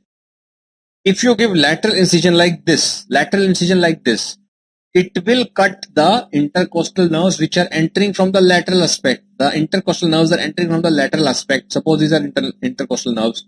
You have given the incision, so all the nerves will be cut. And these nerves are going to supply the rectus abdominis muscle, and that muscle will become, you see, it will sag because the tone will be lost. Are you understand? So you should never give the lateral incision, because if you do so, you will cut the intercostal nerves, which is not desired. Now what other option do you have? You may use the median incision. In the median incision, you will cut the linea alba in the midline. So you cut the midline, you open the abdominal wall, and then you can go proceed inside. Now this incision is very good. Why? Because it will save lot of your time. Simply you have to cut in the midline, first thing. Second thing, if you cut in the midline, it will be easy for you to explore. Sometimes patient comes to you with the GI perforation. Somewhere in gastrointestinal tract, the small intestine, there is perforation because of the ulcer. If it perforates, there will be a collection of pus and all these things. So you need to clean, then you need to repair according to the condition of the patient. But that is an emergency situation. So you may choose the median incision, because if you do the median incision, you can explore in both the sides, left side and the right side of the cavity. What about the advantage and disadvantage of the median? In median incision, you are cutting in the fibrous tissue. Alba is what? Fibrous tissue. It is not the muscle. So fibrous tissue is actually devoid of blood supply. If it is devoid of blood supply by itself, that means even if you give the incision, there will not be any major blood loss. Yes, major blood loss will not be seen. Fine. If major blood loss is not there, it will be bloodless surgery. Yes, we can say that. But if it is a bloodless surgery, during surgery it is good, but after surgery it will be a complication, because then there will be poor healing. If poor healing, then after surgery there are chances of herniation. There will be gap between the fibrous tissue. So median incision is actually not preferred, but it can be used in case of emergencies. And I have described which emergency, why, and what is the benefit. Okay. What about the paramedian incision? In the paramedian incision, you cut here anterior wall of the rectus sheath.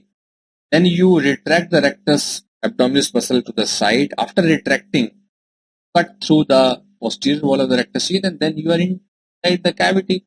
So the paramedian incision, you are neither cutting the muscle nor disturbing the linea alba. So basically it is usually desired technique. But again, This is only a guideline which tells you what are the pros and cons of different incision. The real incisions is actually done, is actually made at the time of surgery. It will depend on the condition of the patient, it will depend on the type of operation. All those things are the final thing that will help you taking the final decision, right? Cannot go with the preset mind that I will do this is only, not like that. But yes, if you know the case, it's not an emergency. If you, it's a plan procedure. For the plan procedure, you can plan incision also. But in case of emergency, as and when it is required, you can choose the incision. But in the median incision, what I have told beta, if you give in the midline, it will be bloodless field. Bloodless field means very less blood loss. So during surgery, it is a good thing, very less blood loss. But after surgery, when you have given the stitches, then the tissue will not fuse now completely, because of the, for the fusion to take place, the blood supply should be rich. Here it is poor. So the advantage during surgery becomes disadvantage after surgery. So you should not go for median incision, it's a planned surgery, right?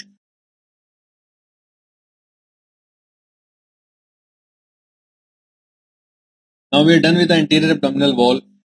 Let us now discuss the posterior abdominal wall. In the posterior abdominal wall, what structures are present in the posterior abdominal wall? Mainly it is the bony part, that is the, you have 12th rib, and then the lumbar vertebra. Along with the lumbar vertebra, you have the sacrum here, right? But the sacrum itself is a part of pelvic cavity. So it is not actually included here in the abdominal part. Fine. But up to the lumbar vertebra we have, yes. By the side of it, you have iliac crest and the iliac fossa. This is also considered a part of posterior abdominal wall only. So these bony parts, what are the bony parts? 12th rib, lumbar vertebra, iliac crest, iliac fossa. These are the bony parts. Over it, you have certain muscles. What are the muscles present here? You have psoas major muscle, which is present just next to the lumbar vertebra. Okay. And the diaphragm is present here. In this relation, you have the crust of the diaphragm, you remember. And obviously, here you have the transverse abdominis muscle and the quadratus lumborum muscle. And you have iliacus muscle here. Okay. Now, how to remember which muscles are there in the posterior abdominal wall? You can remember these posterior abdominal wall muscles because these are the same muscle which is present in the posterior relation to the kidney. And we have a mnemonic to remember, that is doctor prescribe quinine tablet. In case of malaria, doctors prescribe quinine tablet. Although now the protocol for the management of malaria has changed, but we have this mnemonic, that is doctor prescribe quinine tablet. What is doctor is the diaphragm. So you have the diaphragm muscle in the posterior wall. You have psoas major muscle in the posterior wall. From Q you have quadratus lumborum. Quadrangular muscle of the lumbar region is called as quadratus lumborum. T is transversus abdominis muscle. Do you appreciate transversus abdominis muscle? Fine. Additionally, you have iliacus muscle that you need to remember. You can remember it easily because one thing you have remembered here is iliac fossa is considered a part of posterior abdominal wall. Yes. Second thing, if you remember the lower limb section, there we have learned in detail about the psoas major coming from above, coming. It is joined by the iliacus muscle. Together they become the iliopsoas tendon, which is attached to the lesser trochanter of the femur. Do you remember that? If you remember that, it is very easy to remember along with the psoas major iliacus muscle. So these are the muscular part. How to remember? Using this mnemonic, and these are the parts. This is nothing but the posterior abdominal wall. Posterior abdominal wall. Now again, I have included only 3 muscles here. Quadratus lumborum, psoas major and psoas minor. Psoas minor is a variable muscle. It may or may not be present. Sometime it is present. Iliacus and diaphragm, they have already been described in different chapters, so I am not repeating here. But quadratus lumborum, psoas major, where they are attachment for the psoas major is nothing but the lesser trochanter as a part of iliac psoas. What about the quadratus lumborum? It takes origin from L3 to L5, some books say L2 to L5, it is also variable, maybe from L3 to L5 or L2 to L5 also. And then iliac crest, also iliolumbar ligament. This is the part or origin of the quadratus lumborum and lower part of the last rib. That means it is taking origin from the the vertebrae. It is going to be inserted onto the last rib, that is the 12th rib. Along with that, it is inserted into the transfer of the above vertebra. Above vertebra is L1 to L3. Okay, like that. This is what you need to remember. Now there is one entity which is called as lumbosacral triangle of Marcel. What is that lumbosacral triangle? Now understand this part. I have told you that you have psoas major muscle by the side of lumbar vertebra. Yes. So actually what happens, there is a triangular interval on the side of L5 vertebra with the apex directed upwards. So L5 vertebra will be present here. This is the triangle. What is this triangle? It is called as lumbosacral triangle of Marcel. Boundaries: medially you have L5 vertebra, laterally you have the psoas major, inferiorly it is made by the sacrum here, apex is made by the L5 vertebra and the psoas major muscle, and floor is actually made by the L5 vertebra transfer process. Let me show you here. In this aspect you can understand. This is ala of the sacrum. This is psoas major. This is L5. Between L5 and the psoas major and the ala here, this small triangle is actually here, which is not shown in the diagram. Actually, little gap is there. That little gap is what is called as lumbosacral triangle. I hope it is clear now. L5, psoas major, and the ala of the sacrum. This outline is for the ala lumbosacral triangle of Marcel. Is it clear? Boundaries are clear. What about the content? Content from medial to lateral are, these are the content: sympathetic trunk, lumbosacral trunk, iliolumbar artery, and obturator nerve. Or you can remember from medial to lateral it is usually described, but you can remember from lateral to medial also. From lateral to medial it will become oils. Lateral to medial it will become oils. What is O? Is obturator nerve. What is I? Iliolumbar artery. What is L? Lumbosacral trunk. What is S? Sympathetic trunk. Using this you may be able to remember the lumbosacral triangle of Marcel. Is it clear, beta? Yes. Now here you can see that basically psoas major is a muscle which comes from the abdomen. Finally it reaches the lower limb bypassing beneath the inguinal ligament, right? In case if there is a abscess in the spines, when you say spinal abscess, basically it is involving the vertebral column. In the vertebral column, if some abscess is there because of the TB, tuberculous abscess, this abscess, if it is present around the T12 vertebra, it will enter into the sheath around the psoas major muscle. Around the psoas major muscle, there is one sheath which is called as psoas fascia. So beneath that, along the psoas major, the abscess will also reach the lower limb. So you will see the patient will come to you with the swelling in the femoral triangle. Now you will be exploring the femoral triangle. You will be thinking, okay, there is some swelling in the femoral triangle. Maybe some structure of the femoral triangle is affected. Maybe artery, aneurysm, or other things. You have to rule out. But when you evaluate the patient, when you investigate, take the history, previous history of tuberculosis may be there. Okay, some other features may be there. Look at the weight of the patient, maybe lost weight, a sudden loss of the weight, and all other features might be there. So history, examination, and investigation, then you will come to know that no, it is not actually the local pathology. It is the pus coming from above. And why the pus is there? Because of the tuberculosis, right? Now, we have learned about the muscles of the posterior abdominal wall along with its applied importance. Next thing that we have to learn in the posterior abdominal wall is nothing but the structures along the posterior abdominal wall. What is the structure along the posterior abdominal wall? Major artery, major vein, and the nerves. What is major artery, major nerve? Major artery is the abdominal aorta. Yes. Major vein is the IVC. Yes. And then we have the plexus. Lumbar plexus we have already done in the lower limb part. Sacral plexus was not covered in the lower limb part. So in the coming section, we are going to learn about the abdominal aorta. We are going to learn about the IVC. We are also going to learn about the sacral plexus. Okay. So these structures you must understand along the posterior abdominal wall, and then yes, of course, after that we will be done with the anterior wall and the posterior wall. Then we will directly start the peritoneum, and after having the peritoneum, we will start the viscera. Okay. So we will keep today's discussion up to this, and in the next section, in the next class, we will be discussing the abdominal aorta, IVC, and the sacral plexus, followed by peritoneum. So if you want to come prepared for the class, you can get these topics and come.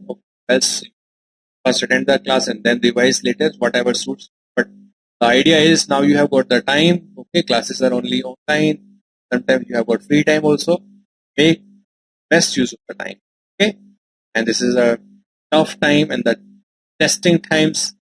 So please stay safe, stay home, and whenever possible. Okay, very urgent.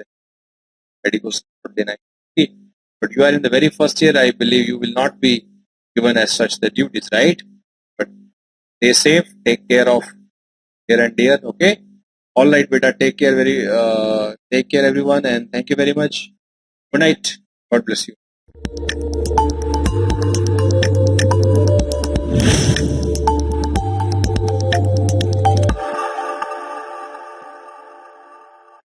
Hello everyone. A very good evening.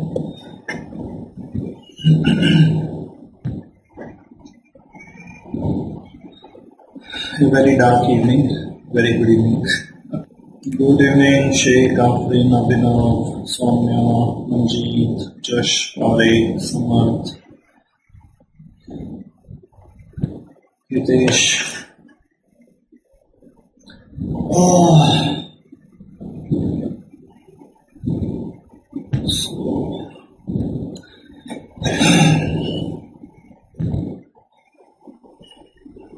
So guys, any doubt? Actually, lot of not lot of, but some guests at home, but it's a surprise visit.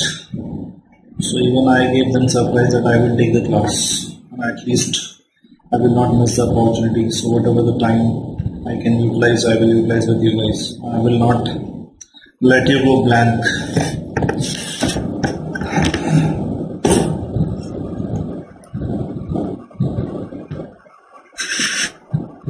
Hi guys. So maybe I will take today a little less, but whatever I take, I will at least take. These are the things, guys, which make us complete, or these are things which make us feel good. That is, we are trying to complete our schedule. Fine. We are not procrastinating. We are not delaying. So first I thought that I will come online and just say to you guys that today I will not be able to take your class, and see you again next time. But let's finish at least one topic today. Fine. So guys, today I will take, so if we look at so let's have one question, if you can do it easily. Let's take first one question. So mothers taking warfarin for anticoagulation during pregnancy may have the children with the fetal warfarin syndrome involving very short nose, so that is hypoplastic nose, and skeletal changes. Studies of the action of the anticoagulants dicumarol and warfarin have revealed which of the following?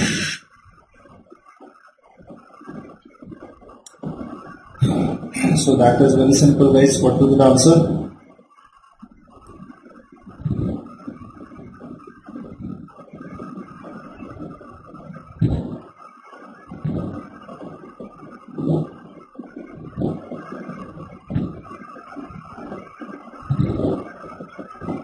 So what is the answer here?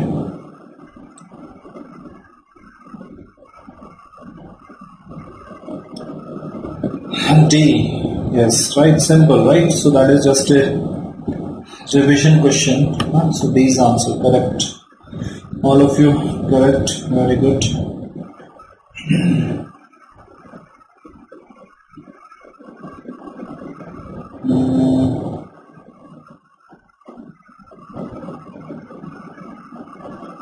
So look at this also.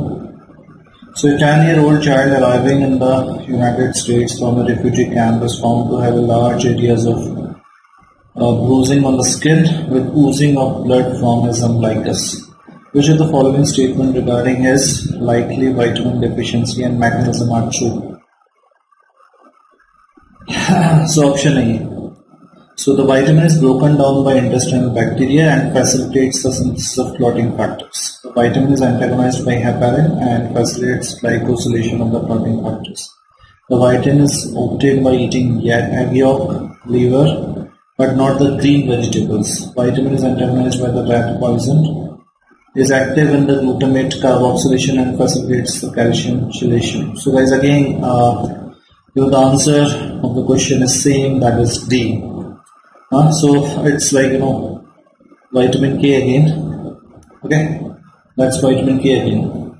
Fine. So guys, I told you yesterday that bleeding, hemorrhagic disease of the newborn, and most commonly you will find the bleeding from the umbilicus. Okay. Fine.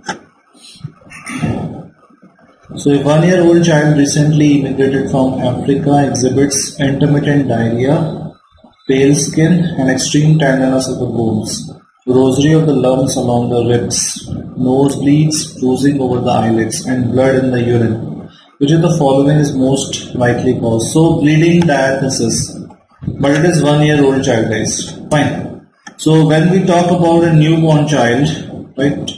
So that is a 10-day-old child. Okay, so 10-day-old child with umbilicus, the stump of umbilicus still there after the delivery, right? So that is a 10-day-old child. So that is probably, the disease, that is vitamin K deficiency. Okay, so that is vitamin K deficiency. But in this case,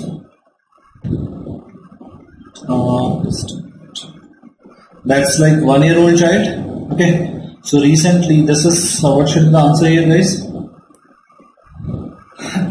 So option A, deficiency of vitamin C due to a citrus poor diet during pregnancy. Hypervitaminosis A, deficiency of vitamin C, right? Deficiency of vitamin K, deficiency of vitamin D. So what is the answer? Who is answering now? What should be the answer here? So answer is simple, yes. See, the baby has anemia also, right? See, vitamin C deficiency can lead to decreased iron absorption, extreme tenderness of the bone. So I told you the baby, Barlow's disease, presents with the limbs will have a position that is, like a frog. Okay, so limbs will be like that. Fine, there is bleeding like nosebleed, okay, losing over the eyelid, right, etc. So the answer here is Shreya Agrawal saying E, deficiency of vitamin D. Because the patient is from Africa, you are saying the dark skin pigmentation. No. You're going wrong. Not the E, definitely. Guys, it's vitamin C. So it's C. Now see, option A is also vitamin C, but it is during pregnancy. So during pregnancy and the child is already 1 year old. So this will not be the case. Okay, so the case will be this, milk only type. Milk has no vitamin C. Okay, no vitamin C in the milk. Okay, there is no vitamin C in the milk. Not A also. Fine. So C is the answer, correct?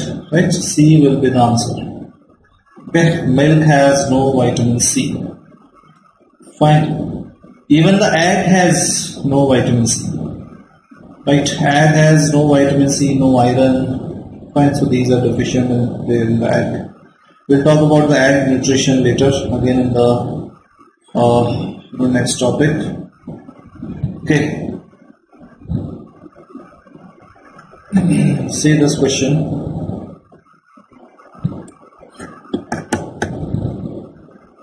So a 2-year-old child presents with the neonatal meconium ileus, chronic cough, bronchitis and the growth failure, and the chronic diarrhea with light-colored, foul-smelling stools.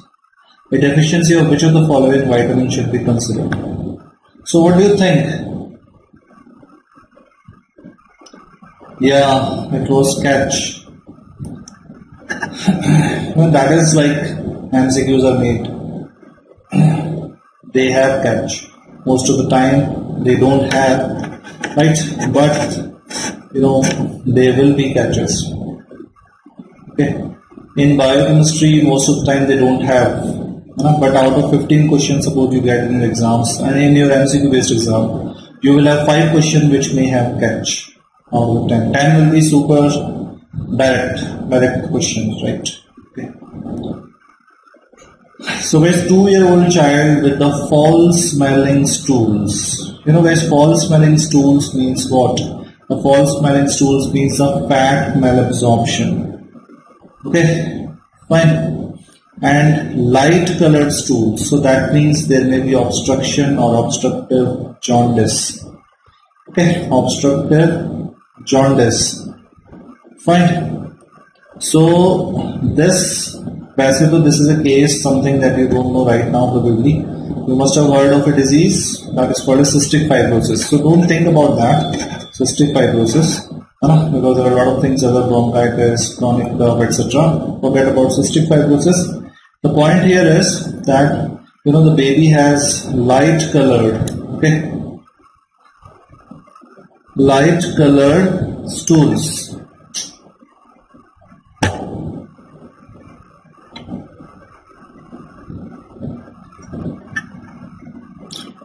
Okay, so guys, all the fat soluble vitamins will be deficient here. This is a basic thing that we should remember, that whenever you get a patient of obstructive jaundice.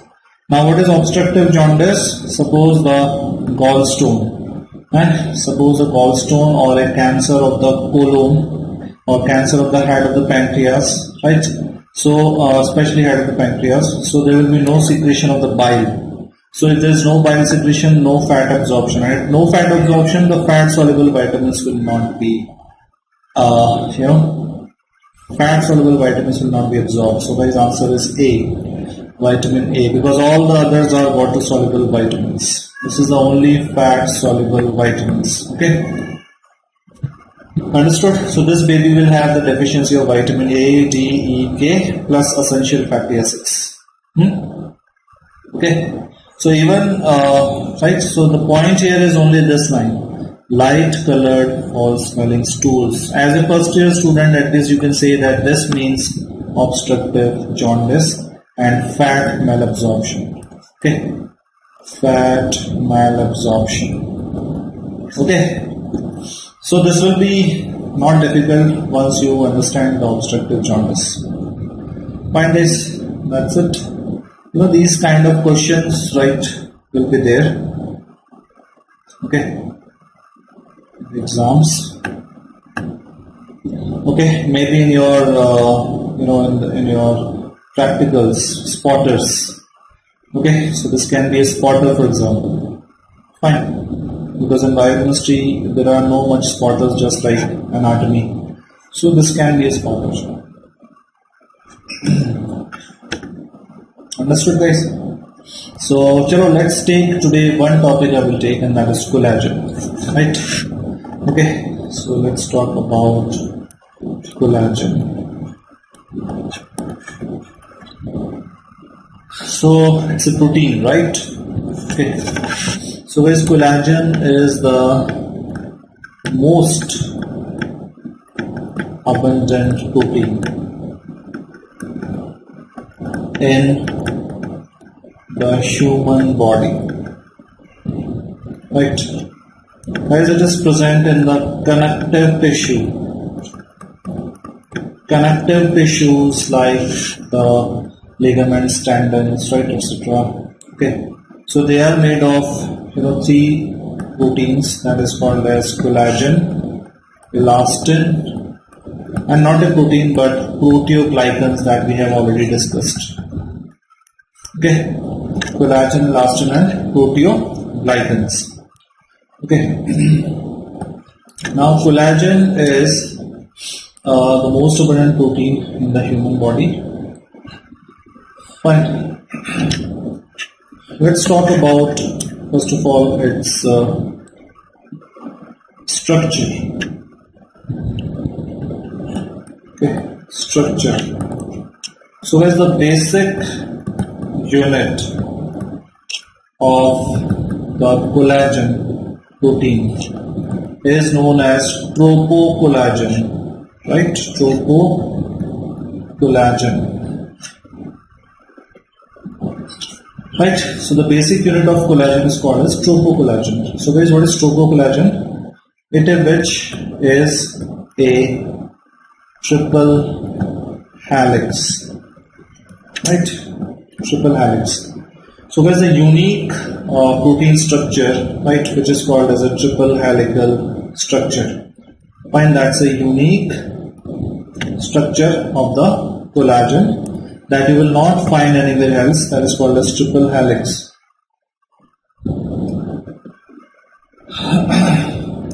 Okay. Making the Wald's visual cycle.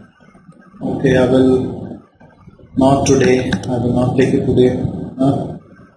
This itself is a, first of all, it's a topic which is not important, that basic things that you should know that I will tell you later on, okay, because I have already started. Now I will complete this. Today a little bit shortage of time. I will definitely do that. So please remind me next time. Okay, the Wald's visual cycle. So the basic unit of collagen is tropocollagen, right, which is a triple helix. Okay, triple helix. Okay, so guys, there are three chains. So there are three chains which are called as alpha chains. So guys, this has nothing to do with alpha helix. It is not at all the alpha helix. There are three chains which are called as the alpha chains, but there is no relation with the alpha helix. That's the secondary structure of the protein. Okay, so guys, that is the basic unit of collagen synthesis. Guys, each chain has around 1000 amino acid with the glycine XY repeats. Okay, so that means glycine XY of almost 300 times. Okay, if I say 300 or 333 times, I can say, right? So this is like glycine XY repeats. So guys, that means 1/3 of the collagen, okay, that is 33% is the glycine. Okay, so 33% is glycine. Then guys remember one thing, that glycine provides flexibility to the protein structure. Flexibility to the protein structure. Fine. A very important point in a question, right? For especially the MCQ purpose. So glycine provides flexibility to the protein structure. Guys, actually the X position here is, what is X? The X is called as the proline. Fine. Guys, I told you the structure of proline. Proline has a ring structure, actually cyclical, right? With NH and some side chain. Okay, and this proline causes the sharp bends.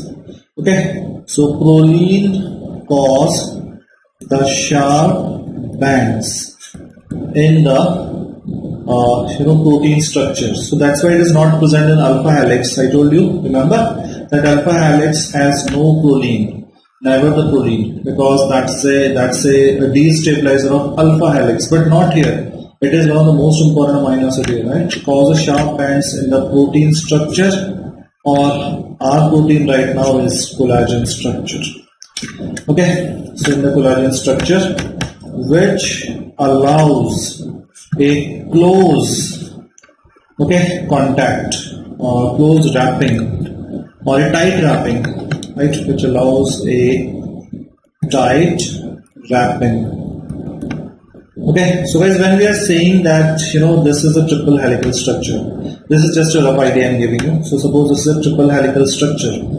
Fine, guys, this triple helical structure is basically let me show you.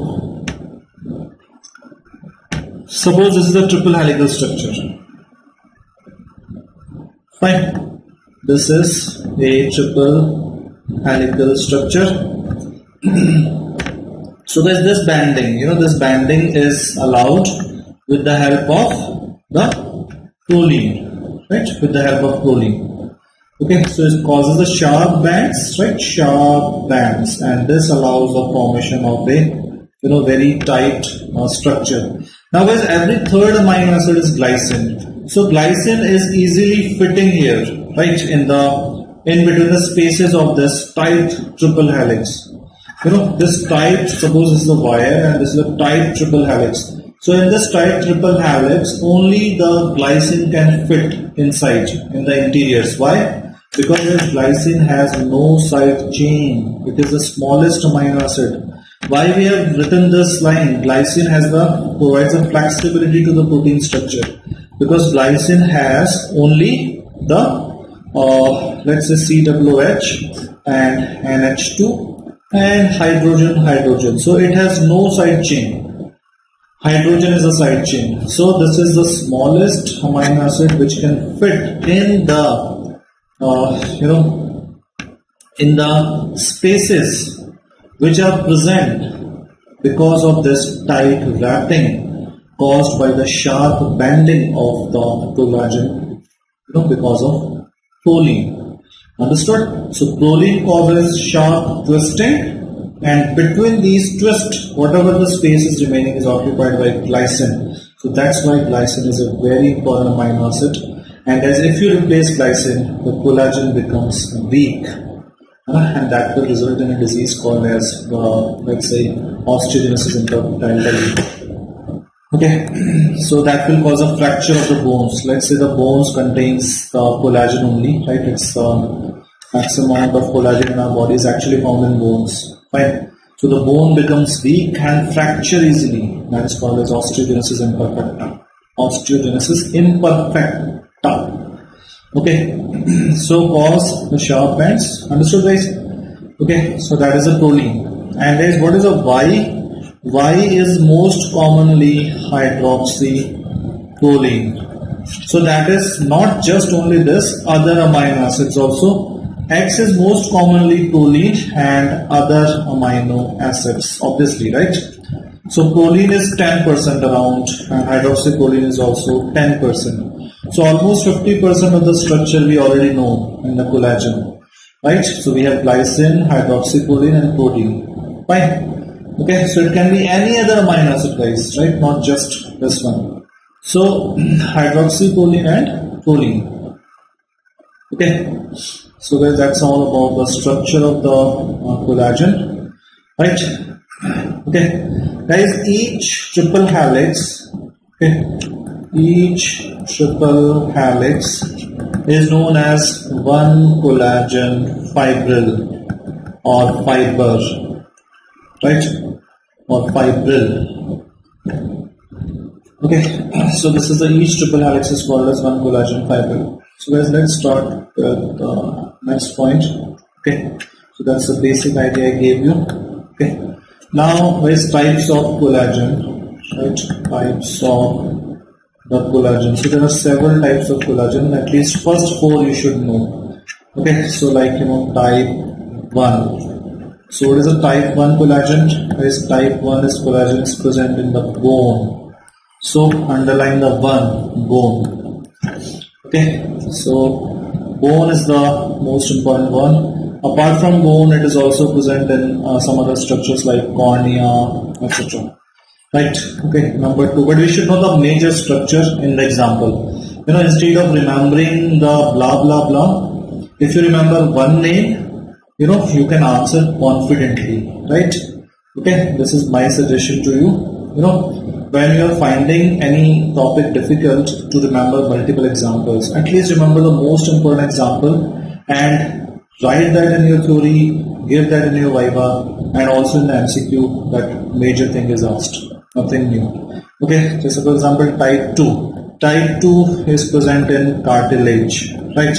So if I write it like this, cartilage, fine, 2, cartilage, just remember, fine. Type 3 is found in the blood vessels. So blood vessels have 3 layers. Okay, as you know, or simply remember it is 3 is blood vessels. Okay, guys, 3 is found in the expandable organs. Okay, expandable organs like blood vessels, like cardiovascular system, for example. Okay, for example, colon, for example, uterus, right? Uterus, but not the penis, right? That is also expandable organ, but that has a different type of collagen. Okay, that has mostly elastin and type 1 and 2 collagens. But otherwise in general, type 3 is present in mostly expandable organs like uterus, colon, and especially the blood vessels and cardiovascular system like heart. Okay, so type 3, type 4. Type 4 is present in, guys remember, basement membrane, very important. So basement membrane of the organs, right? Okay, so basement membrane. So as I just remember, guys, 4 is present in the floor. Floor is basement membrane, right? Just to remember, 4 is floor. Okay, cartilage. So you can easily remember this way. So that's it. At least remember these 4 types. Okay, most of the time you will be asked these 4 examples, right? Till your MBBS, right? Nothing more than that. Okay, so that is your type 4 of the basement membrane. Now guys, let's talk about the collagen synthesis. So guys, collagen synthesis occurs at the ribosomes. So obviously ribosomes at the rough endoplasmic reticulum. What is RER? Rough endoplasmic reticulum. So nothing much in the synthesis itself, right? I told you. So there are genes, various genes of collagen, right, which will produce mRNA, and finally they are produced, converted to proteins. Now guys, there is a one important topic, and that is called as post. Okay, post translational. Okay, post translational modification of the collagen. So guys, this is the best example of a protein which is modified after its synthesis. So this is actually a topic we can also take after the translation of the proteins, but it doesn't matter because this will be the example again. Fine. Yesterday I talked about vitamins. So guys, I told you vitamin K and vitamin C are important for post-translational modification. Okay, of not the collagen but anything. Okay, like here I will use vitamin C now. So guys, it can be divided into 2 categories. First is called as intracellular and other is called as extracellular. So number 1, intracellular. So in the intracellular, guys, we have first in the series, that is hydroxylation. So hydroxylation of the lysine and proline residues. Okay, so guys, for example, if I take proline and I convert this into the proline hydroxyproline, right? So if we convert this into the hydroxyproline, so this enzyme is called as prolyl hydroxylase. Okay, prolyl hydroxylase. Fine, guys, this is the vitamin C dependent enzyme. Okay, guys, in this process actually we also take alpha ketobutyrate, which is converted into succinate. Okay, plus also we take the oxygen, which is converted into CO2. So that is side reaction that may not be important. If you want to skip, you can skip it. Okay, so that's a co-substrate alpha ketobutyrate. As this enzyme is vitamin C dependent because during this process Fe2 plus converts into Fe3 plus, and as vitamin C being a reducing agent, this will convert Fe3 back to the Fe2. Understood? So that is a reason why we need vitamin C. Okay, so similarly guys, for the lysine also we get the hydroxylysine. Now why I am talking about lysine, even the lysine, the concentration of lysine is just 1% or less than that in the collagen structure. So I am talking about this because this is a site of sugar attachment. Okay, very important. And otherwise you can say, sir, why lysine we are talking about? Lysine is not even present in good quantities. Okay, it is just 1% of the total amino acids. So guys, the same, everything will be same, but the name of enzyme is lysyl hydroxylase. That's it. Everything is same. Okay, so rest all same as above. Right, as above. Okay. So guys, what is the second type of modification? The second modification is called as the glycosylation. Okay. So the second is glycosylation. Okay.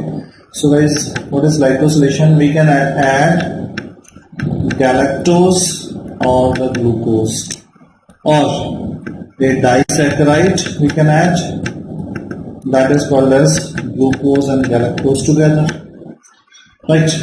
Okay, so what is the name of enzyme? Using the enzyme that is called as glycosyl transferase, okay, in the Golgi apparatus. So this modification is done in the Golgi apparatus, that is called as glycosylation. Okay guys, and so we will add the sugar on hydroxylysine. This is very important point. Okay, so guys, what is the site of hydroxylation? The site of hydroxylation is hydroxylysine. Okay, it is hydroxylysine. Understood, everyone? So that is the glycosylation. Okay, so the site of glycosylation I told you. So guys, what is next is the three chains form a triple helix, right? Triple helix with a non-helical extension. Okay, with a non-helical extension.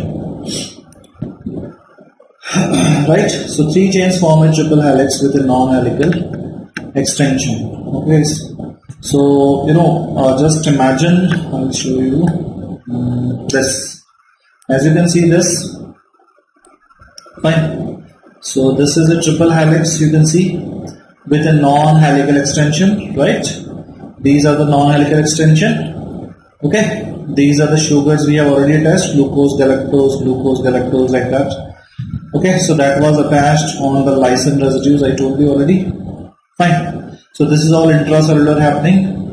Fine. Now after this, the secretory vesicles will form and they will transfer all the collagen out of the cell. Right. And out of the cell we will remove this, a pro-collagen, this, what do you call them? The propeptides will be removed. Fine guys. these are called as propeptides, non-helical propeptides. See this. Okay, non-helical propeptides. Okay, so let's see what is next. So guys, we have the 3 chains formed. I have shown you the figure also with the non-helical extensions. Fine. And these are secreted out of the cell. Okay, secreted out of the cell. So guys, now the second type of modification of the collagen, point number 2. So that is called as the extracellular. Okay, so extracellular post-translational modification. Okay, extracellular post-translational modification. So PTM is not parents-teacher meeting, because till 12th probably you had this, right? So extracellular, what are the changes done? That is number A. Number A is, first of all, that is removal of the non-helical extensions, right? Removal of non-helical extensions, that is called as propeptides. So did I mention this? Non-helical extensions are called as, so these are known as the peptide, that is non-helical extension. Okay, so removal of the non-helical extensions via the enzymes, which is called as propeptidase. Fine, this is the name of enzyme, that is propeptidase. Okay, so extracellular post-translational modifications we are discussing. Fine, so that is propeptidase enzyme. N-terminal and C-terminal. Guys, every protein has 2 terminals. The one which is having nitrogen is called as N-terminal, NH2. The C-terminal, CWH, as you know, right? So guys, this is the first one. Second one is, guys, this is called as aldol cross links. Okay, aldol cross links. So guys, what is aldol cross links? So cross linking via the lysyl oxidase, which is a copper containing enzyme, lysyl oxidase enzyme. Okay, it is a copper dependent enzyme, and there is also Neet, vitamin B6, that I didn't mention you previously, but it also needs the vitamin B6. Guys, what it does, see, it will convert lysine to the L-lysine. Now what is L for? Aldehyde. Aldehyde lysine. This is highly reactive lysine. So guys, this enzyme has done this job. Fine, this is a job done by lysine to the L-lysine. Okay, so the aldol cross links are formed. Okay, aldol cross links are formed like this. Clear? So guys, let's see how they are formed. How they are formed. See guys, this is the one collagen triple helix. Okay, so I'm not mentioning, let's say, just to show you, this is one collagen triple helix. Okay, so like that. Okay.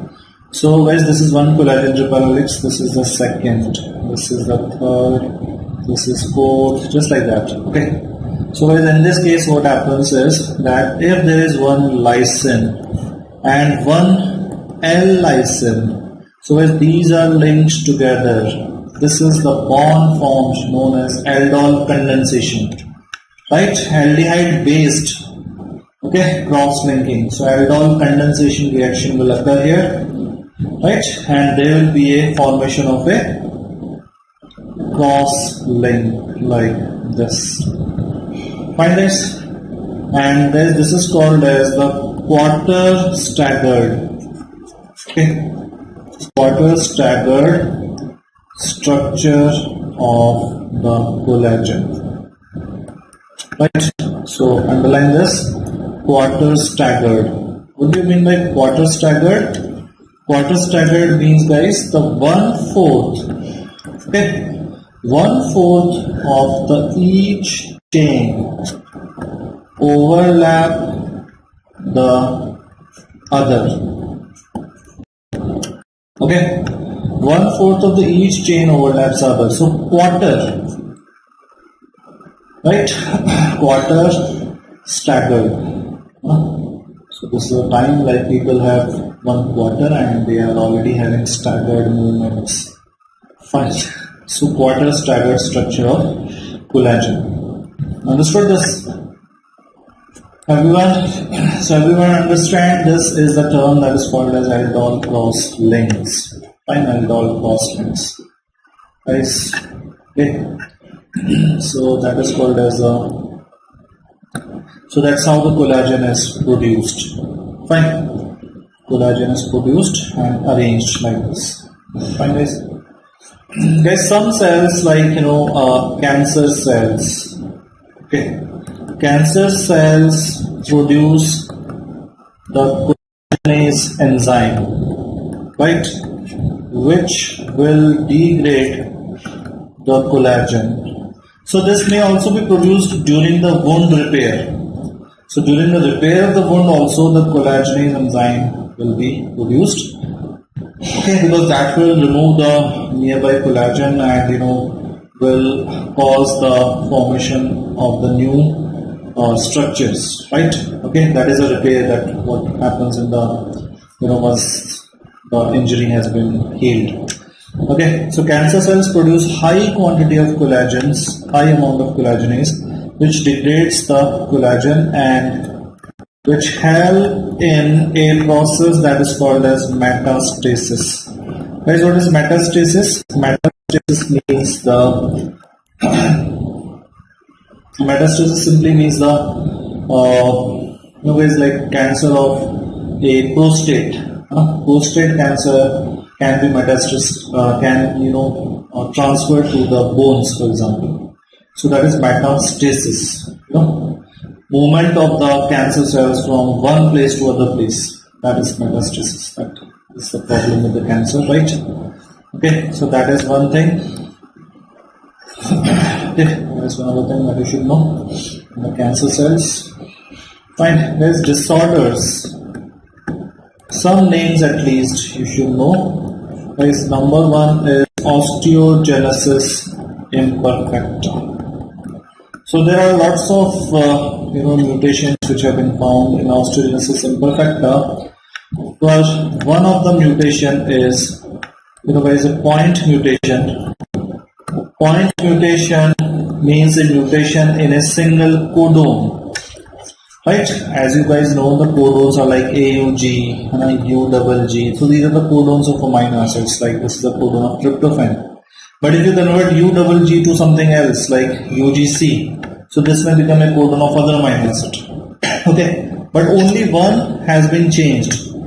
Only one, we can say the base has been changed. So that is called as a point mutation. Clear? So, guys, for example, point mutation which replace the glycine with heavy or bulky amino acids. Okay, with the bulky, most common like tyrosine is the most common one amino acid. So as because of this, there will be unstructured collagen, unstructured or the weak collagen. Achha guys, why we did the hydroxylation? The hydroxylation was done to give extra OH groups for making of hydrogen bonds, which will make the more strong collagen. Why we did the glycosylation is not known till now. Okay, what is the purpose of glycosylation is not known, but glycosylation, if not done, can lead to weak collagen. But how it is helping in strengthening of collagen is not clear till now. Okay, it is still to be found out. So guys, unstructured or the weak collagen, right, especially like bones. So this will lead to the recurrent or multiple and the recurrent fractures of the bones which are not supposed to be fractured easily, right? Of long bones like femur, or maybe the humerus, right? Tibia, fibula, anything So fractures of the long bones, right? Due to just a minor injury, due to a minor injury, So sometimes these cases may present to the hospital, and they may sometimes first thing that the doctor may look at the patient is that the baby has been ill-treated, by the parents, right? So that is a case of, let's say, the violence, in which the baby was involved against the baby. But it may be actually a case of what? This osteogenesis imperfecta. So parents are not causing any harm to the baby, but it may look like that because a fracture may appear again later, very soon. Right? Maybe just after the repair of the first fracture, the second fracture may appear. So guys, that's it. Some other features are also there, like hypermobile joints may be there, or the blue sclera is also there. Actually, the blue sclera is also present in osteogenesis imperfecta, so that can give you the hint, blue sclera. Okay guys, so that is one of the name of a disease that you should know, and one more that is called as Ehlers-Danlos syndrome. Ehlers-Danlos syndrome are of various types. So this may be due to multiple variants are there. Like guys, these patients, they have a stretchable skin and hypermobile joints. People who can do this, joints can be touched here, the skin can be stretched. Like what the story of Indian rubber man, fine, who can be fit into a box by just compressing his body, can stretch the skin, can move the joints like that. Even Alia Bhatt can do that, she can move the joints.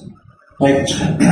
You have seen that episode of Kapil Sharma show where she has shown that how she can turn the whole hand backward. So she don't have that, but I'm just telling you. So the people who have this particular disease and who may appear in the India's Got Talent, they may have this Ehlers-Danlos syndrome. They don't have any talent, right? And then after looking at this talent, people like Neha Kakkar, they cry, right? It's all scripted here, right? It's all nonsense. So Ehlers-Danlos syndrome, there is multiple variants. For example, one of the variant is due to, may be due to deficient enzyme that is called as lysyl oxidase. Lysyl oxidase. Fine. So remember that Indian rubber man, or you remember that Guinness people in Guinness Book of World Record, or people in India's Got Talent, right? It was once when somebody said in the India's Got Talent that what they say to tell their story, and the judges, they start crying and then they're clapping. And one of them was saying that I was born naked. I struggled so much. Right. So that is also a struggle, and people like judges are crying on that. Okay, think about that. I was born naked and I struggled a lot. That's the story of struggle. Fine guys. Okay, so Ehlers-Danlos syndrome. Fine guys, these are the some disorders. At least you should know the name. Collagen will be a long question in your theory. Fine, and it may be a Viva question, especially on amino acids. Okay, especially on the repeats, lysine XY are favorite of examiners to know. Okay, fine. Or maybe a question on, if you get a short question on post-translational modification, then you can write about it. Fine guys. Okay. Fine guys, thank you so much. Today I will take just one more point. We have fine, just one more point I can take. Guys, collagen is clear or not? Tell me. Are we done with collagen, right? So we may have one more protein which has a similar, structure. Right? I mean similar elastin. I told you, right? So guys, elastin, only one thing that you should know, that it's a stretchable protein. Fine. It is stretchable protein. That is elastin. Okay. Okay. Good. Thank you for replying, Nirman. So, it's a stretchable protein. So, guys, it's present again in the blood vessels, and it is present in the alveoli of the lungs, for example. Okay, it is also present in the blood vessels. So, even the type 3 collagen is, expandable kind of thing. So, alveoli, skin may have elastin. Okay, so guys, why it is elastin? So elastin is elastic due to the presence of something that is called as desmosin. Okay, desmosin cross-link. Okay, due to the presence of what? Desmosin cross-link. Understood? So elastin is elastic due to presence of desmosin. This line is very important. Okay, there was a question in various MCQ based exams that which of the following is not a property of elastin? And his answer was this one, desmosin cross-link. Which of the following is not a property of collagen? And this was answer. That is desmosin cross-link. Okay, desmosin cross-link. So guys, this is again Neet, the lysyl oxidase enzyme. So same enzyme is again required, that is called as the lysyl oxidase. So it again needs the lysyl oxidase. Okay. Sorry. So it also needs the lysyl oxidase enzyme. Fine. So how it is formed, guys? See, again we will take L-lysine, 3 L-lysine. L-lysine and only one lysine. So guys, if I join them, okay, if I join them, this is called as a desmosin cross-link.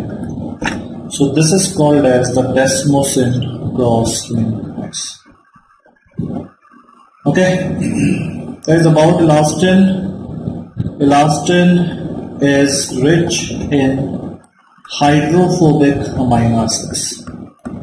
Okay, hydrophobic amino acids. It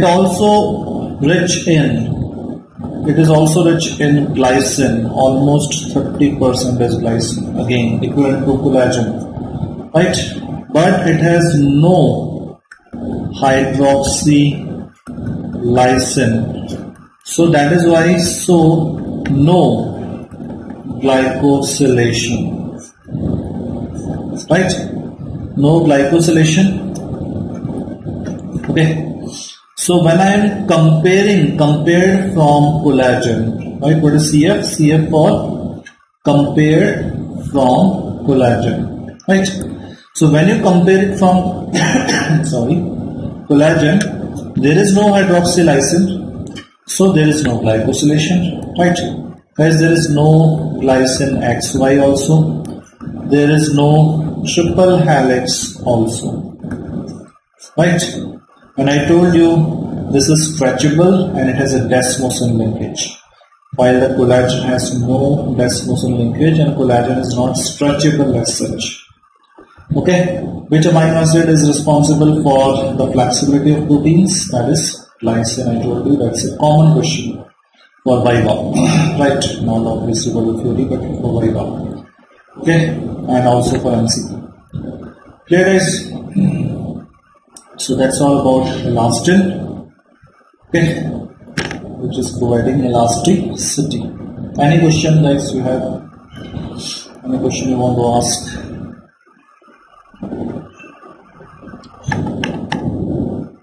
So today I will take your leave, guys. It's already 10:11.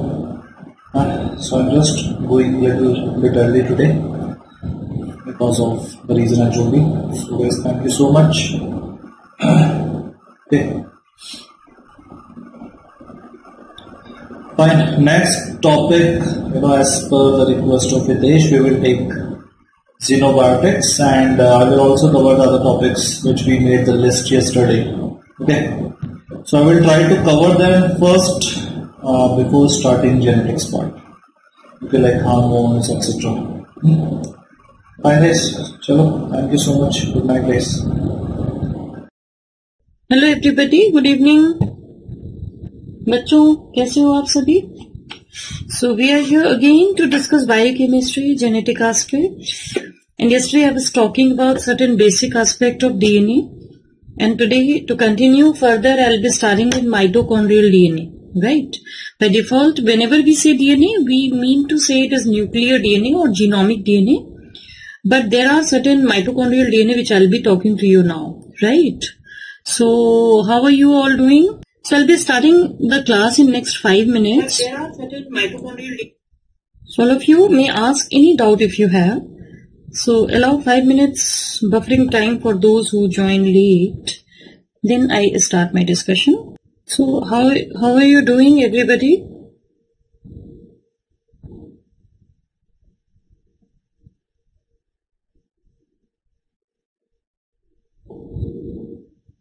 Samarth, Jash Prarik, Samarth Sachdeva, Jash Prarik. So how is life? Good evening, good evening. So let's start discussion on further aspect of basic aspect of elementary genetics. And as I was telling you before, I'll be talking about mitochondrial DNA now. ठीक है सामर्थ? Sachdeva, good evening.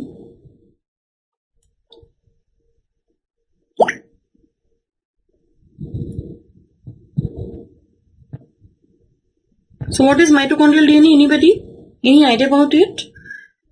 See, nuclear DNA, you all know there is DNA in the nucleus which undergo replication, transcription, translation. But we have the DNA even in the mitochondria. That's called mitochondrial DNA.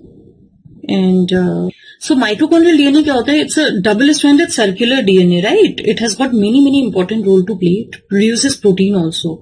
So it's a very much functional DNA. Just like nuclear DNA, it is also involved in making of protein, right? तो आप थोड़ी बातें बताओ. Mitochondrial DNA is always going to be a short note for you, and there are many MCQs which are framed against this topic. So you must know it's double-stranded circular DNA. Double-stranded circular DNA. It is not linear open-ended DNA like nuclear DNA, right? And you have 10 to 10 copies of this kind of mitochondrial DNA in a cell, in a eukaryote, right? Eukaryote. And as I told you, it is very much kind of functional DNA, which is responsible for synthesis of very crucial protein in the cell. Even the electron transport chain proteins are getting synthesized in this mitochondrial DNA. So if I show you the picture, this is a kind of mitochondrial DNA. You see double-stranded circular DNA, and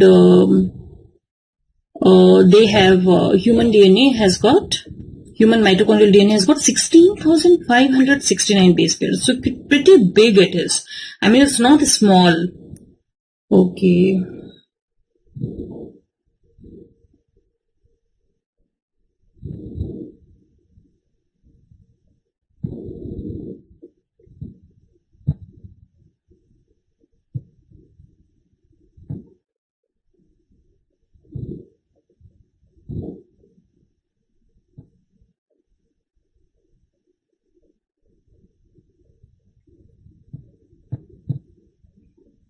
आपको क्या दिख रहा है? You can see the D loop, you can see cytochrome B gene, you can see heavy strand, you can see, light strand like this.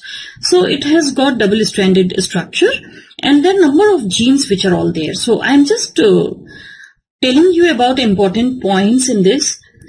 You have to jot it down. All these 4 lines you just note down, and you see it is 1% of total cellular DNA. So 99% is going to be only nuclear DNA. And as I told you, it's 2 to 10 copies of the small circular DNA. And this is important. In a zygote, it comes from ovum. So what happens? It's having maternal transmission. It has got nothing to do with father. It is not through sperm. It's rather through ovum. So it's a maternal inheritance. And as I was telling you, it is coding some important proteins. So there are many proteins which are being synthesized, but as far as electron transport chain proteins are concerned, they code for 13 proteins out of total more than 80 proteins which are there in the electron transport chain. Why I noted down this statement for you? Because it's many number of times it's a target for MCQ. So I want you to know this, that in electron transport chain, you have number of proteins, number of enzymes, number of factors which are, conducting the show of oxidative phosphorylation. So you have more than 80 proteins in the mitochondrial DNA, electron transport chain, and out of that more than 80 proteins, it is a counted number that 13 proteins are synthesized from this mitochondrial DNA. Right? So it's going to be less than 20%. Right? So it's a very frequently asked question whether more than 20% or less than 20% of ETC proteins are synthesized by mitochondrial DNA. You have to say less than 20%. Right? Now coming to the next, few more things you should know about mitochondrial DNA. That this is having no proofreading. So, proofreading actually corrects the defective DNA during replication of DNA, which is very, very important process seen in nuclear DNA division or replication. But in mitochondrial DNA replication, it replicates also, yes. And during its replication, there is no proofreading. So chances of mutation is pretty high when you talk about mitochondrial DNA. So there are a lot of mutations, and there are many diseases which are associated with mutation of mitochondrial DNA, right? So chances of mutation is very high. So anybody, Samarth, can you just name certain diseases which are due to defect in the DNA of the mitochondria? Any disease which you wish to tell me?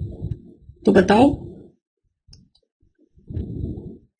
है ना Nandita, Nandini, Samarth, Jas, any disease which you would like to see? See, Leber's hereditary optic neuropathy, ये नाम याद रखना. Leber's hereditary optic neuropathy, ठीक है बच्चा? Optic neuropathy. It's a disease which is very unfortunate disease where the childhood is normal, but as the person grow and become adult, suddenly he develops the blindness in one eye, which later on in a span of few months involves another eye also. So it results in sudden blindness in adulthood. And this is called Leber's hereditary optic neuropathy. And this is seen to be due to mutation of one of the gene in the mitochondrial DNA. Alright. Similarly, you have some other disease like racked red fiber. Racked red fiber disease. Myoclonic epilepsy. पूरा नाम है myoclonic epilepsy and racked red fiber disease. So there are many. These are two very, very important diseases which are associated with mutation of the mitochondrial DNA. So you must know that the mutation is also very commonly seen in the mitochondrial DNA, and their defect, the mutation results in disease occurrence. Now, what is central dogma of genetics? There is a very simple terminology, but I find students fumbling. When I ask what is central dogma of genetics, they don't explain what is central dogma of genetics. So central dogma of genetics is formation of mRNA from the DNA and then formation of protein from the mRNA. transcription and translation. These are the two steps, main steps involved in the central dogma of genetics. You all know the DNA produces RNA and RNA is involved in protein synthesis. This is called central dogma of genetics. Of course, the process which produces RNA from DNA is transcription, and the one which is producing protein from RNA is translation. So this is central dogma of genetics. Please understand, the replication of DNA, which is producing another copy of DNA, is not, replication of DNA is not involved in the central dogma. It's not the component of central dogma of genetics, right? So this is how it is. Now coming to next aspect of it. Characteristic of genetic code. You must be learning it from your 10th standard onward. The genetic code characteristic. It was given by Hargobind Khurana and Marshall Nierenberg. And what they said, I hope it is clearly seen to you. A codon is made up of 3 nucleotides. Can you see U, AUU, CU? These are actually going to make you one codon. So 3 nucleotide XYZ is making you one codon. And codon is the unit of expression. I must say that codon is going to code for an amino acid, except certain codons which are not coding any amino acid, which are called stop or nonsense codon. The codons are meant to code for amino acid, and codons are non-overlapping. What I mean to say, suppose this is DNA and these are 3 nucleotide XYZ, or you can say A, C, G. Then you have another 3 nucleotide C, G, A. So whenever you read the codon, you have to read in a triplet fashion like this. Non-overlapping means that one nucleotide, when it is included in one codon, it is not being taken for consideration of next codon. So one nucleotide is read only once. That is the meaning of non-overlapping. You should clearly understand the meaning of these terminologies, right?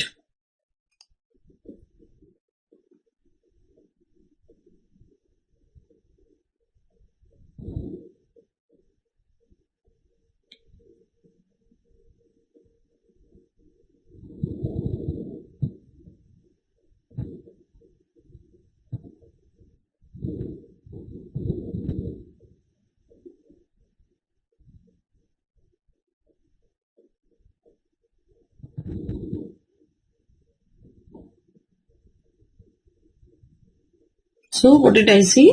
That non-overlapping means one nucleotide is read only once. There is no rereading of the nucleotide whenever we are deciding the codon sequence.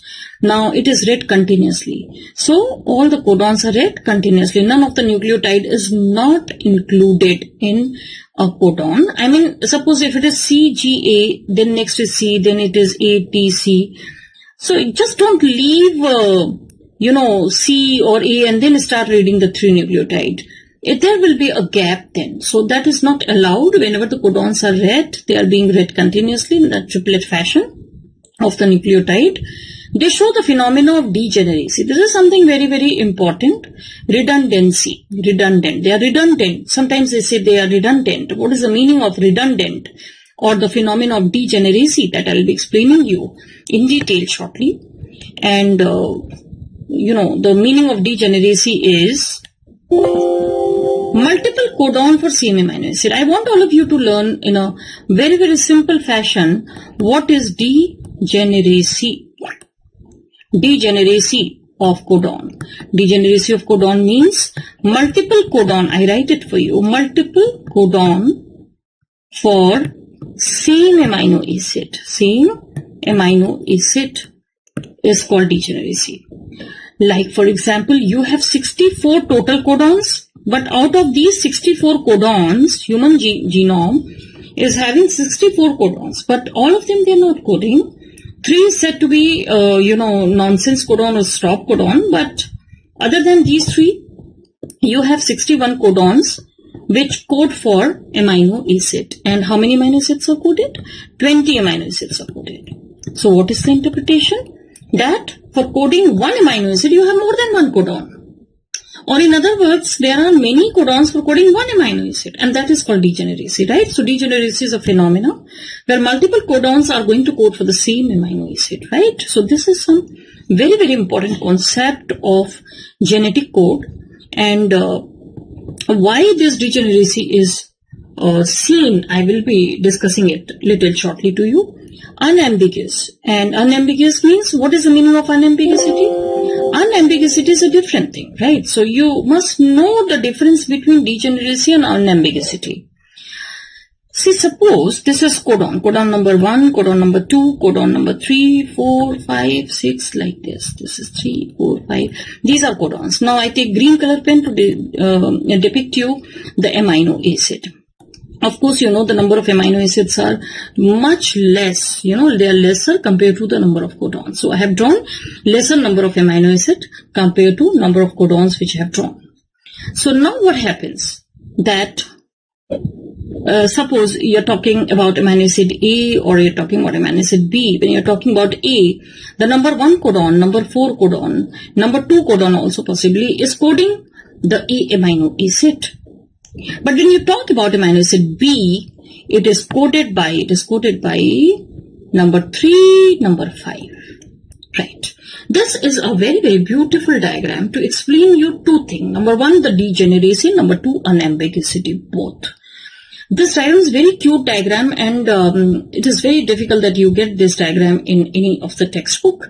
But it is going to clear two concepts in your mind. Number 1, degeneracy. Degeneracy means these downward arrows, these blue arrows and red arrows, multiple arrows concentrating on same amino acid. This is degeneracy. As I told you, multiple codons coding for same amino acid is degeneracy.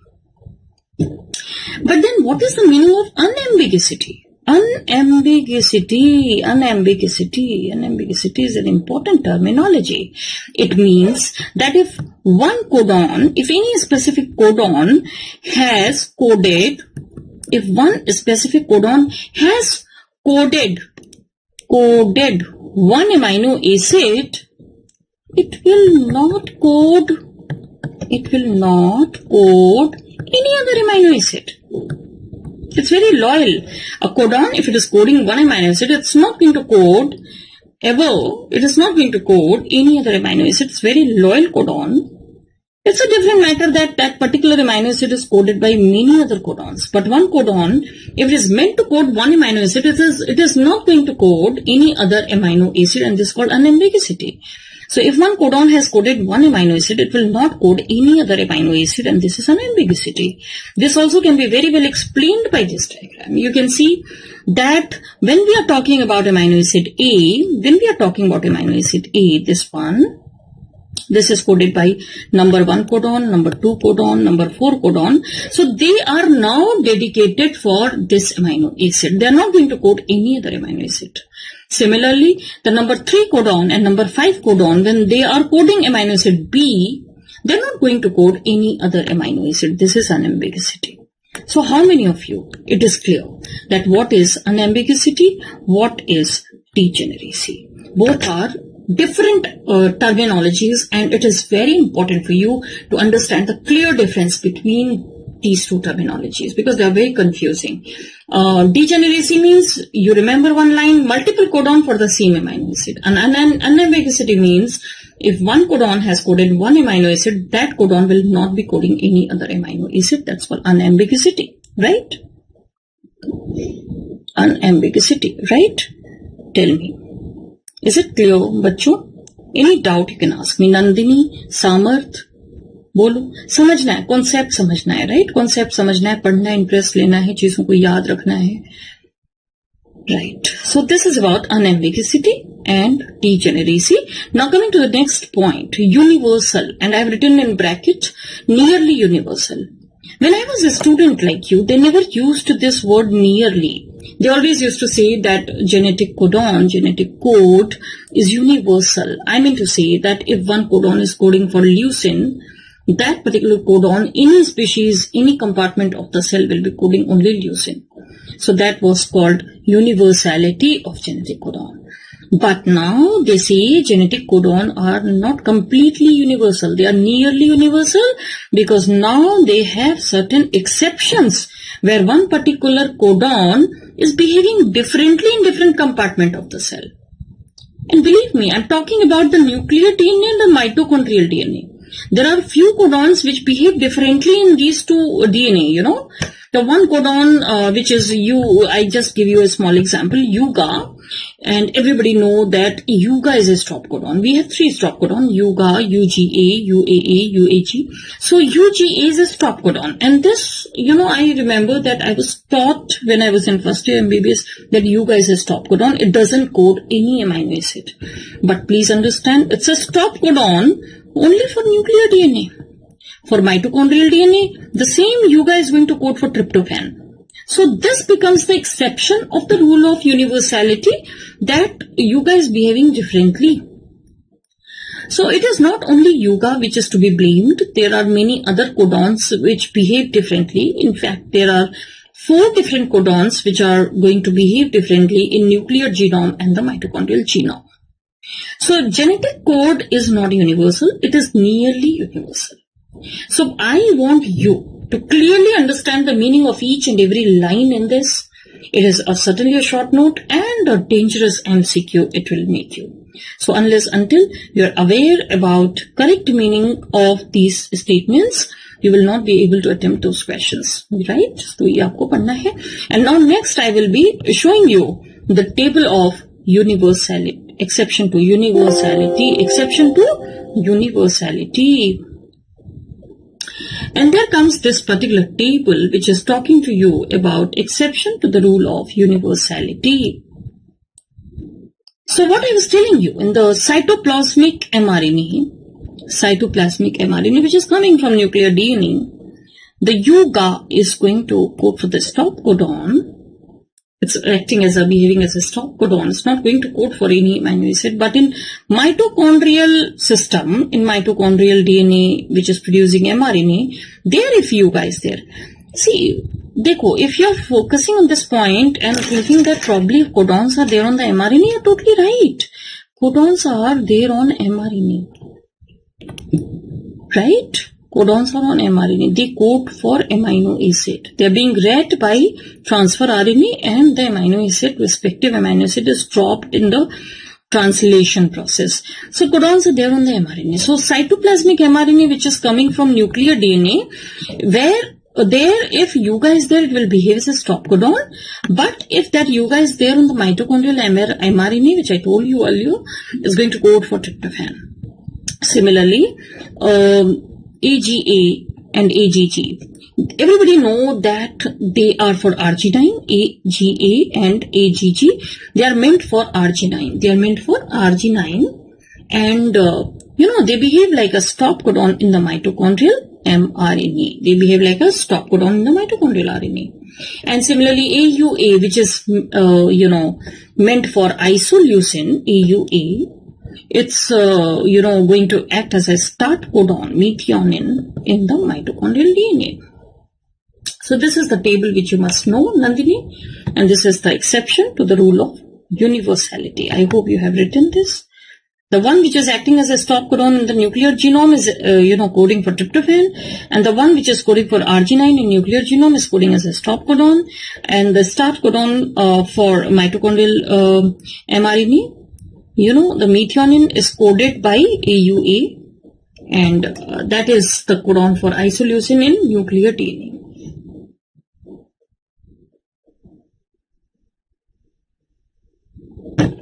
Right? So these points you remember, and next to this, we talk about something called wobbling. You know what is wobbling?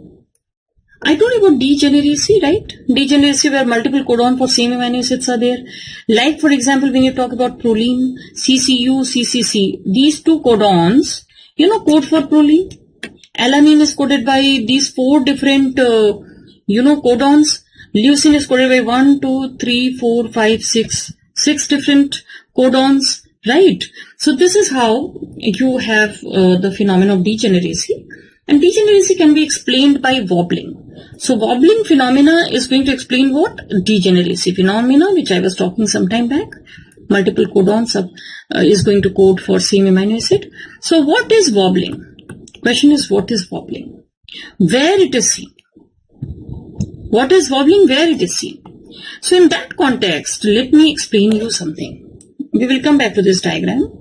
But before this, by writing it, I try to explain you. This is bachcho mRNA. You'll be learning these things in detail in future classes. This is mRNA. Whenever you're talking about codon in the mRNA, it is being read in 5 to 3' direction like this.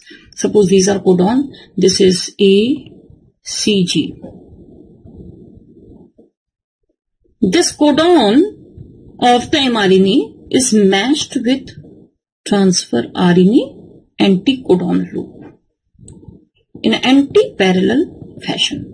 You will be learning about transfer RNA. You will be understanding that it has got many arms. One of the arm is anti-codon arm or anti-codon loop. And this is what is anti-codon loop, which is having certain nucleotides which is trying to match with the codon. And the matching is always anti-parallel. Can you see this is 5 to 3' direction and this is 3 to 5 direction. So the anti-parallel matching is done whenever the translation is taking place.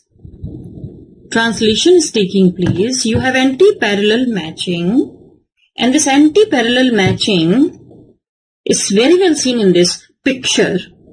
But please understand, there was a scientist who told that whenever the matching of nucleotides are there, it's according to the pairing rule, Chargaff's pairing rule, like A will complement with U of the anticodon of tRNA. You don't have T, right, in the RNA, so A will complement with U, C will complement with G. But when you talk about this third nucleotide of the codon, it is not necessarily going to match with C over here. It can match with U also, it can match with A also, and that is called wobbling. So over here, the nucleotides are little flexible. They are able to match with the third nucleotide. So a strict pairing rule is not seen at one particular position whenever codon and anticodon are being matched. And that position is this position, which I am going to highlight now. This position. That is the third nucleotide of the codon. You don't have strict matching. And that this phenomena of non-Chargaff's pairing is called wobbling. Otherwise, when you talk about these two positions, the strict pairing rule is being followed. So now when you come to this particular picture, you understand what I mean. See, this is CUC, right? CUC is the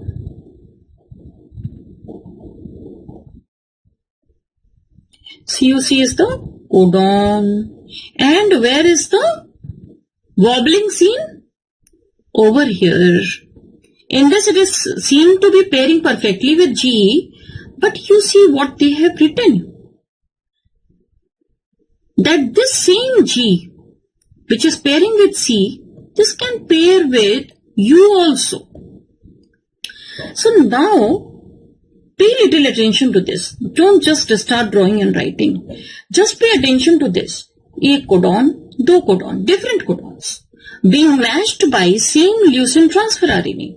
Different codons coding for leucine. CUC is also the codon for leucine and CUU is also the codon for leucine. How it is possible? It is possible because the transfer RNA which is bringing leucine is little flexible at this position.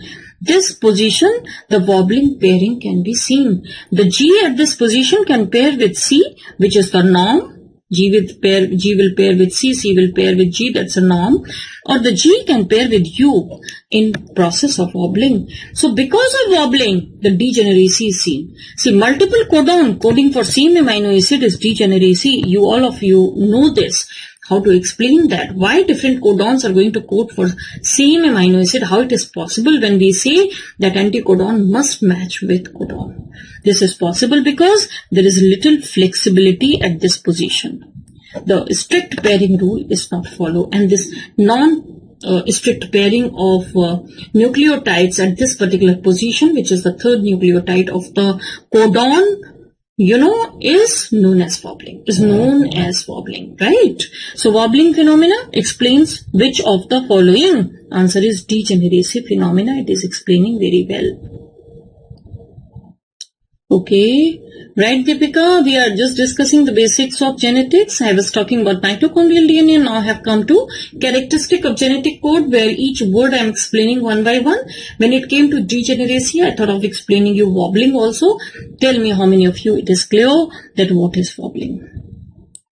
If it is making little sense to you, surely this table also will be interpretable to you. Now this table is telling that codon nucleotide at 3' end. I said I take a yellow color pen so that it is visible to you clearly. I said this is mRNA. You have codon on mRNA. This is 5', 3' end. 1, 2, 3. So this is 5' end. This is 3' end. So at 3' end, the nucleotide FA, it can match with U or I of the anticodon nucleotide. Maybe U or I. C can match with G or I. G, of course, it will desire C, but it can match with U, as we have seen in that example.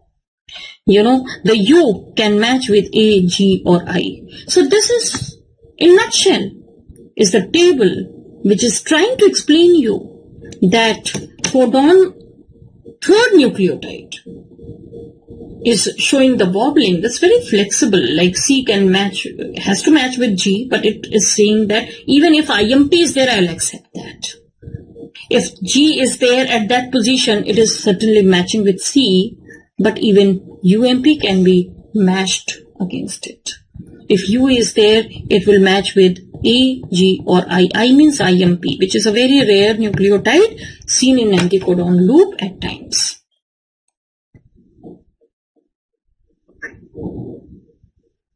So you have to prepare this degeneracy as a short note. Even wobbling, they may ask you, and even in MCQs, they may ask you where exactly the wobbling is seen. Wobbling is not seen at first two positions, right? Here the strict pairing rule is followed, but over here things are flexible. You can see that codon at 3' end, C is matching with G, C is, or the, U is matching with G, like that. So in other words, I have given you this table. In other words, that this is how it is all flexible. It is all flexible. You must know this. How many of you it is clear? It's a little tricky thing, and many of you don't understand this, but I want you to make understanding very, very clear in this. And yesterday I was talking to you about purine bases and pyrimidine bases. So let's complete that table where the chemical name of these purine bases or pyrimidine bases are being given. As I told you, adenine is 6-amino purine. These are purine, right? And these are pyrimidine. These are purines and these are pyrimidines. So you have suffix as purine and pyrimidine. Adenine is 6-amino purine. This is 2-amino 6-oxypurine. What is 6? What is 2? It is the number of atom. I told you the numbering system of purine yesterday. So amino group at 6th position is going to make you adenine, and amino group at 2nd position and oxy group at 6th position is going to make you guanine. Similarly, cytosine, thymine, uracil has got these names: 2-oxy-4-amino, 2,4-dioxy-5-methyl, 2,4-dioxypyrimidine. To a certain extent, these names are very, very important to understand. The difference between thymine and uracil. What is the difference between thymine and uracil, you tell me? The difference is methyl group. If the methyl group is there at position 5, it is thymine, and if there is no methyl group at position 5, it is going to be uracil. So if you have uracil and you tend to methylate it, it becomes a thymine. And that is what naturally occurring in the cell, naturally happening in the cell, that we have something called methyl uracil methyl transferase, which transfers the methyl group to the uracil of UMP of the transfer RNA, and that UMP becomes the TMP, right? So that kind of modification is said to be post-transcriptional modification, and that is seen practically in our cell to convert the UMP to TMP. UMP is uracil containing nucleotide, TMP is thymine containing nucleotide, right? तो इस तरीके से बातें होती हैं. लिख लिया ऐसा टेबल, इसको याद कर लेना समय समय पर. ऑल राइट, चलो बच्चों, अभी आपने बोला कि न्यूक्लियोटाइड मेटाबॉलिज्म तो आप पढ़ चुके हो, तो ये बहुत खुशखबरी है, बहुत अच्छी बात है, क्योंकि अपने आप में न्यूक्लियोटाइड मेटाबॉलिज्म बहुत सारा टाइम लेता है. सो हम थोड़ा और आगे बढ़ जाएंगे, और अगर आपने ये पॉइंट पढ़ लिया है तो बहुत अच्छी बात है, नहीं पढ़ा है तो भी पढ़ लो. जब भी आप सिंथेसिस की बात करते हो, न्यूक्लियोटाइड प्यूरिन और पिरिमिडिन न्यूक्लियोटाइड सिंथेसिस की बात करते हो, तो हमेशा राइबो न्यूक्लियोटाइड बनते हैं, डीऑक्सीराइबो नहीं बनते. तो डीएनए कहता है भाई मैं क्या करूं, what should I do, from where my components will come. You are going on synthesising the ribonucleotide, deoxyribonucleotide, you are not synthesizing by various synthetic processes. So there is one enzyme that is called reductase. Please remember this. वो कहता है don't worry DNA, I will give you deoxyribonucleotide. If there is a ribonucleotide, I will delete this oxygen from it and will make you deoxyribonucleotide. So please understand, whenever we are talking about the synthesis of DNA or RNA nucleotide, it is always produced in the form of ribonucleotide. Because if you remember your synthetic processes of purine and pyrimidine nucleotides, probably you remember, Nandini, that it's ribose 5-phosphate which is going to start the whole process. So it is ribose, it is not deoxyribose. So ultimately the nucleotide which you're going to get is the ribonucleotide. So DNA is very worried from where my component will come. So ribonucleotide reductase will do this and will reduce it. Dekho, when you remove the oxygen, it is the reduction, right? So the oxygen is removed and this becomes a deoxyribose.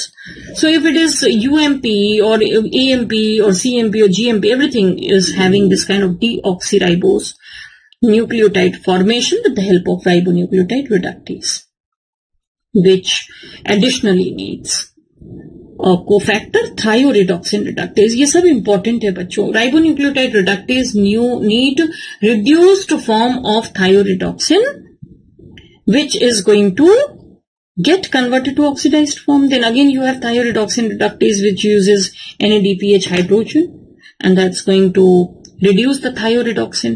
So remember this term, Nandini and Jash and Deepika and Samarth. There is something called thioridoxin that need to be present in the reduced form for this reduction process of ribonucleotides. And this thioridoxin reduced form is possible only when you have thioridoxin reductase enzyme being intact. And see the role of HMP shunt pathway again. It supplies the NADPH which maintain the thioridoxin in the reduced form, which is going to produce your deoxyribonucleotides. Alright, Nandini, Deepika, Jash, Samarth, tell me, is it clear? तो ये point मुझे लगता है आपका छूट गया होगा जब आप पढ़ रहे होगे, और अगर पढ़ लिया है तो बहुत अच्छी बात है. If it was missed, you remember this. The deoxygenation of second hydroxyl is required to make you a deoxyribose. So never it starts as a precursor of deoxyribose, which is going to make you deoxynucleotide. Never be in that impression, right? Okay. Now coming to the another aspect of genetics, where we start discussing the replication of DNA. After these basic aspect, Watson-Crick model, pairing rule, mitochondrial DNA, characteristic of genetic code, nucleosome, so many things we have talked. I discuss you now the replication of the DNA. What do you see in this picture? What do you see in this picture? You see multiple bubbles simultaneously originating in a long linear double-stranded DNA. And you see something called new DNA being formed in the red color, and some kind of arrow is shown in both the direction.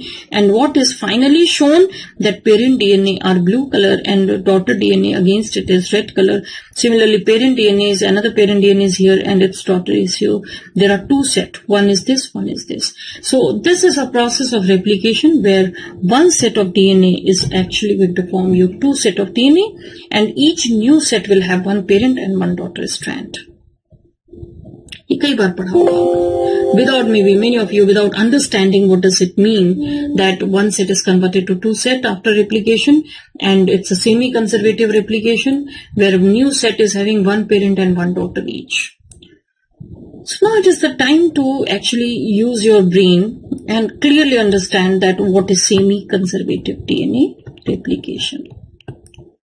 Semi-conservative DNA replication. It was proved that replication of the DNA is not fully conservative and it is just semi-conservative. I tell you the meaning of it very clearly. See, this is double-stranded DNA. The human DNA, when you're talking, it is double-stranded DNA, which is open-ended DNA. This is eukaryotic DNA, right? When you talk about prokaryotic DNA, it is double-stranded circular DNA like this.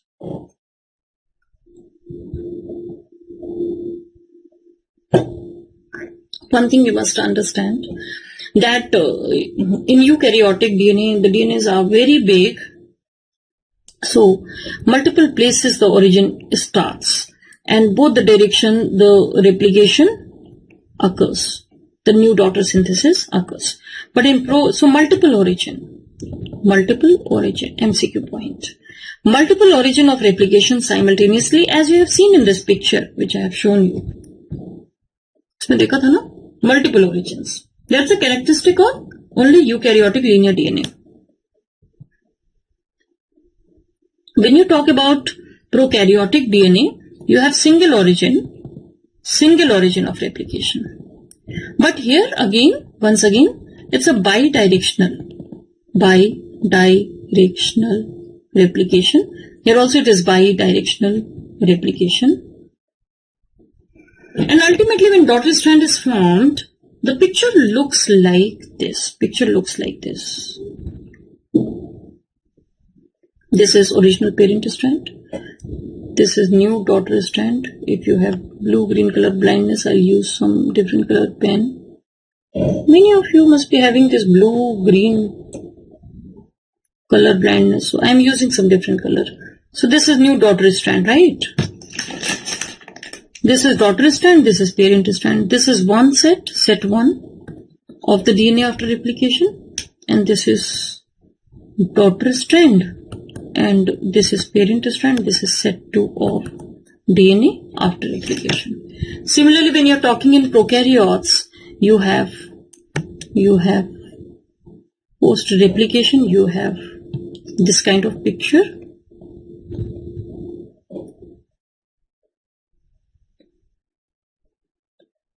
This is two set. This is set A, set 1, this is set 2 of DNA. And here again you can appreciate that one is parent strand and another is daughter strand. One is parent strand, this green color is the parent strand, and this is the daughter strand. So this is again semi-conservative. So meaning of semi-conservative DNA replication is that each new set, you see each new set is having one parent and one daughter strand. Both the parent strands are not there in new set, and both strands are not a new strand, right? So one parent and one daughter is going to be there in each new set, and this is called semi-conservative DNA replication. So these are all important points: multiple origin, bidirectional replication, single origin, and bidirectional replication. So now I am going to discuss you the prokaryotic DNA replication, which is studied, researched in detail, and everything is clear about prokaryotic DNA replication. So I'm going to explain you how the DNA in the prokaryote, which is double-stranded circular DNA, is undergoing replication. And after that, I try to explain you how the eukaryotic DNA replication differs from prokaryotic DNA replication. Certainly, majority of the aspect of eukaryotic DNA replication is same as that of prokaryotic DNA replication, but there are certain important aspects where they differ, right? Eukaryotic DNA by directional है ना बेटा. दीपिका देखो ना, photo में बनाया है. These red colour arrows are talking to you about the direction of replication. Deepika, eukaryote में भी बाई डायरेक्शनल होता है. If like from origin, there is a point of origin of replication, and then replication machinery is going to replicate in both the direction. Both side the parent strands are simultaneously read, and both sides, against both the strands, the daughter strands are being formed. If you are not clear, I will show you this picture again बेटा. देखो जरा इसे, क्या है ये. देखो ये red arrow जो है ना, ये ओरिजिन ऑफ रेप्लिकेशन था, दिया है ना, ये ओरिजिन वाली जगह है. और यहां से बाई डायरेक्शनल रेप्लिकेशन हो रहा है. दोनों साइड में डॉटर बनेंगे एक साथ. So it's a bidirectional, है ना. इसीलिए quickly what happens, the whole of the DNA is replicated at once. There are multiple origin and bidirectional, so they tend to merge somewhere here. That's for sure. Like this replication fork is moving here, this is moving here, somewhere here they merge, and this is how it is going to be. And ultimately you have this picture. So it's overall a very complex story. It is not easy, but it's just imagination which you have to have for this whole process of DNA replication. आप इस वाले picture में भी देख सकते हो Deepika. It's a origin तो यहाँ पर है. This straight line is telling you the origin. भाई यहाँ ओरिजिन हुई और इधर both side replication is occurring. Can you see this red color is daughter strand and some kind of green color tag is there, which I will be explaining what is that. So against both the parent strand, blue color strand is the parent strand, the daughter strand is being simultaneously being formed. It's a very quick process. At once the 4 segments are being read and its daughter is being formed. Right? 1 segment, 2 segment, 3 segment, 4 segment. So like that it is. ठीक है, अभी हम इसके बारे में detail में बात करेंगे.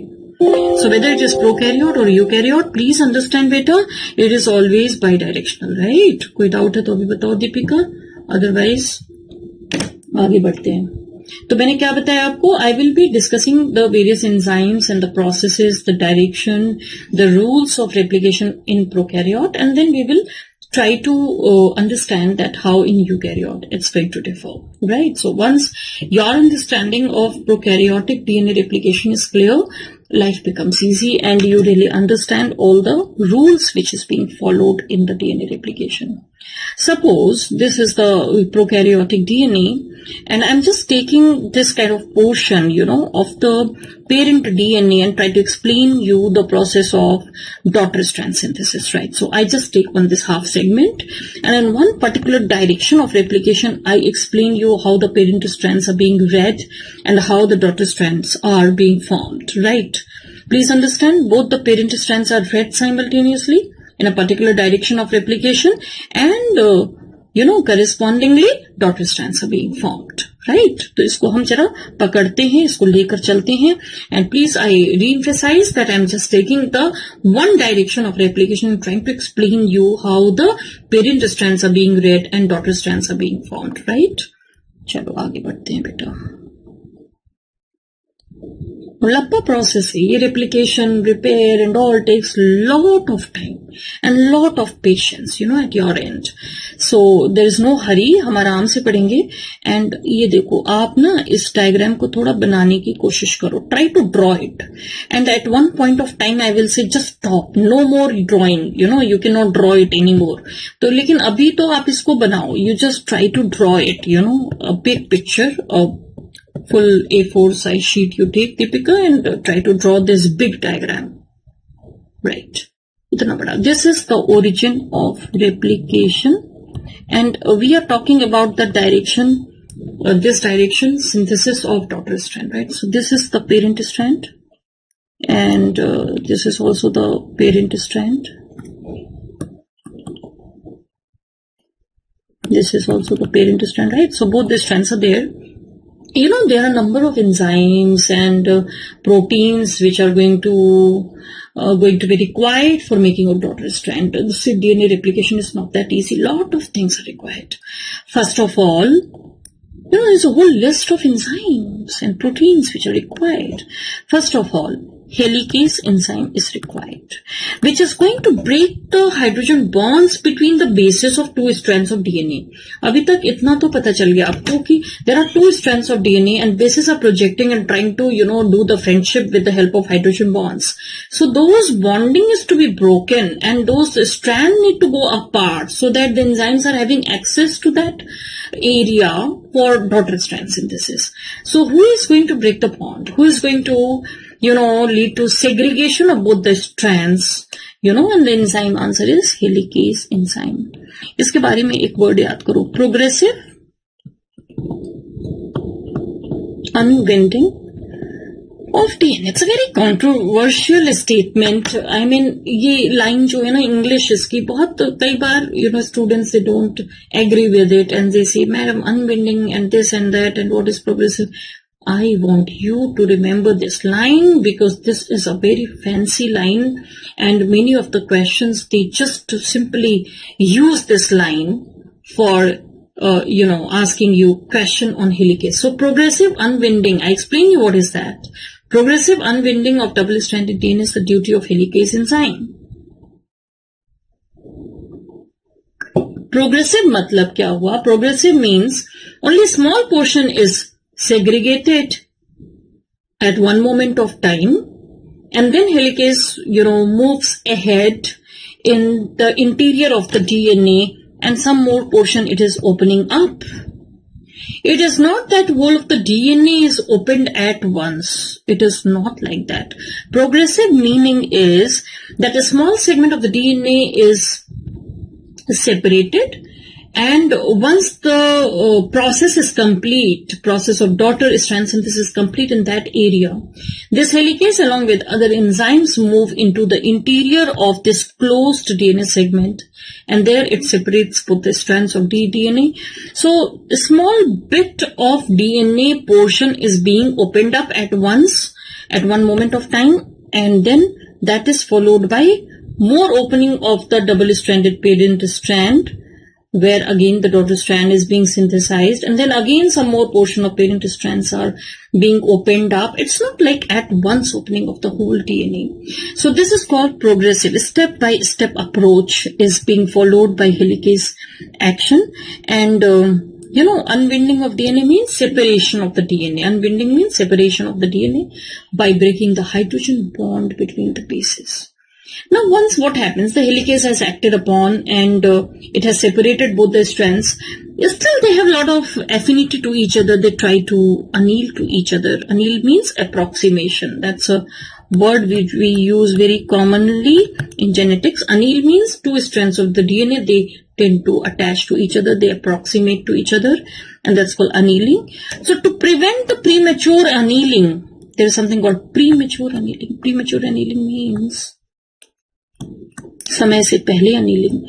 See, they will anneal for sure, later on. But before that, before they anneal, they need to do their work. They need to synthesize the daughter strand.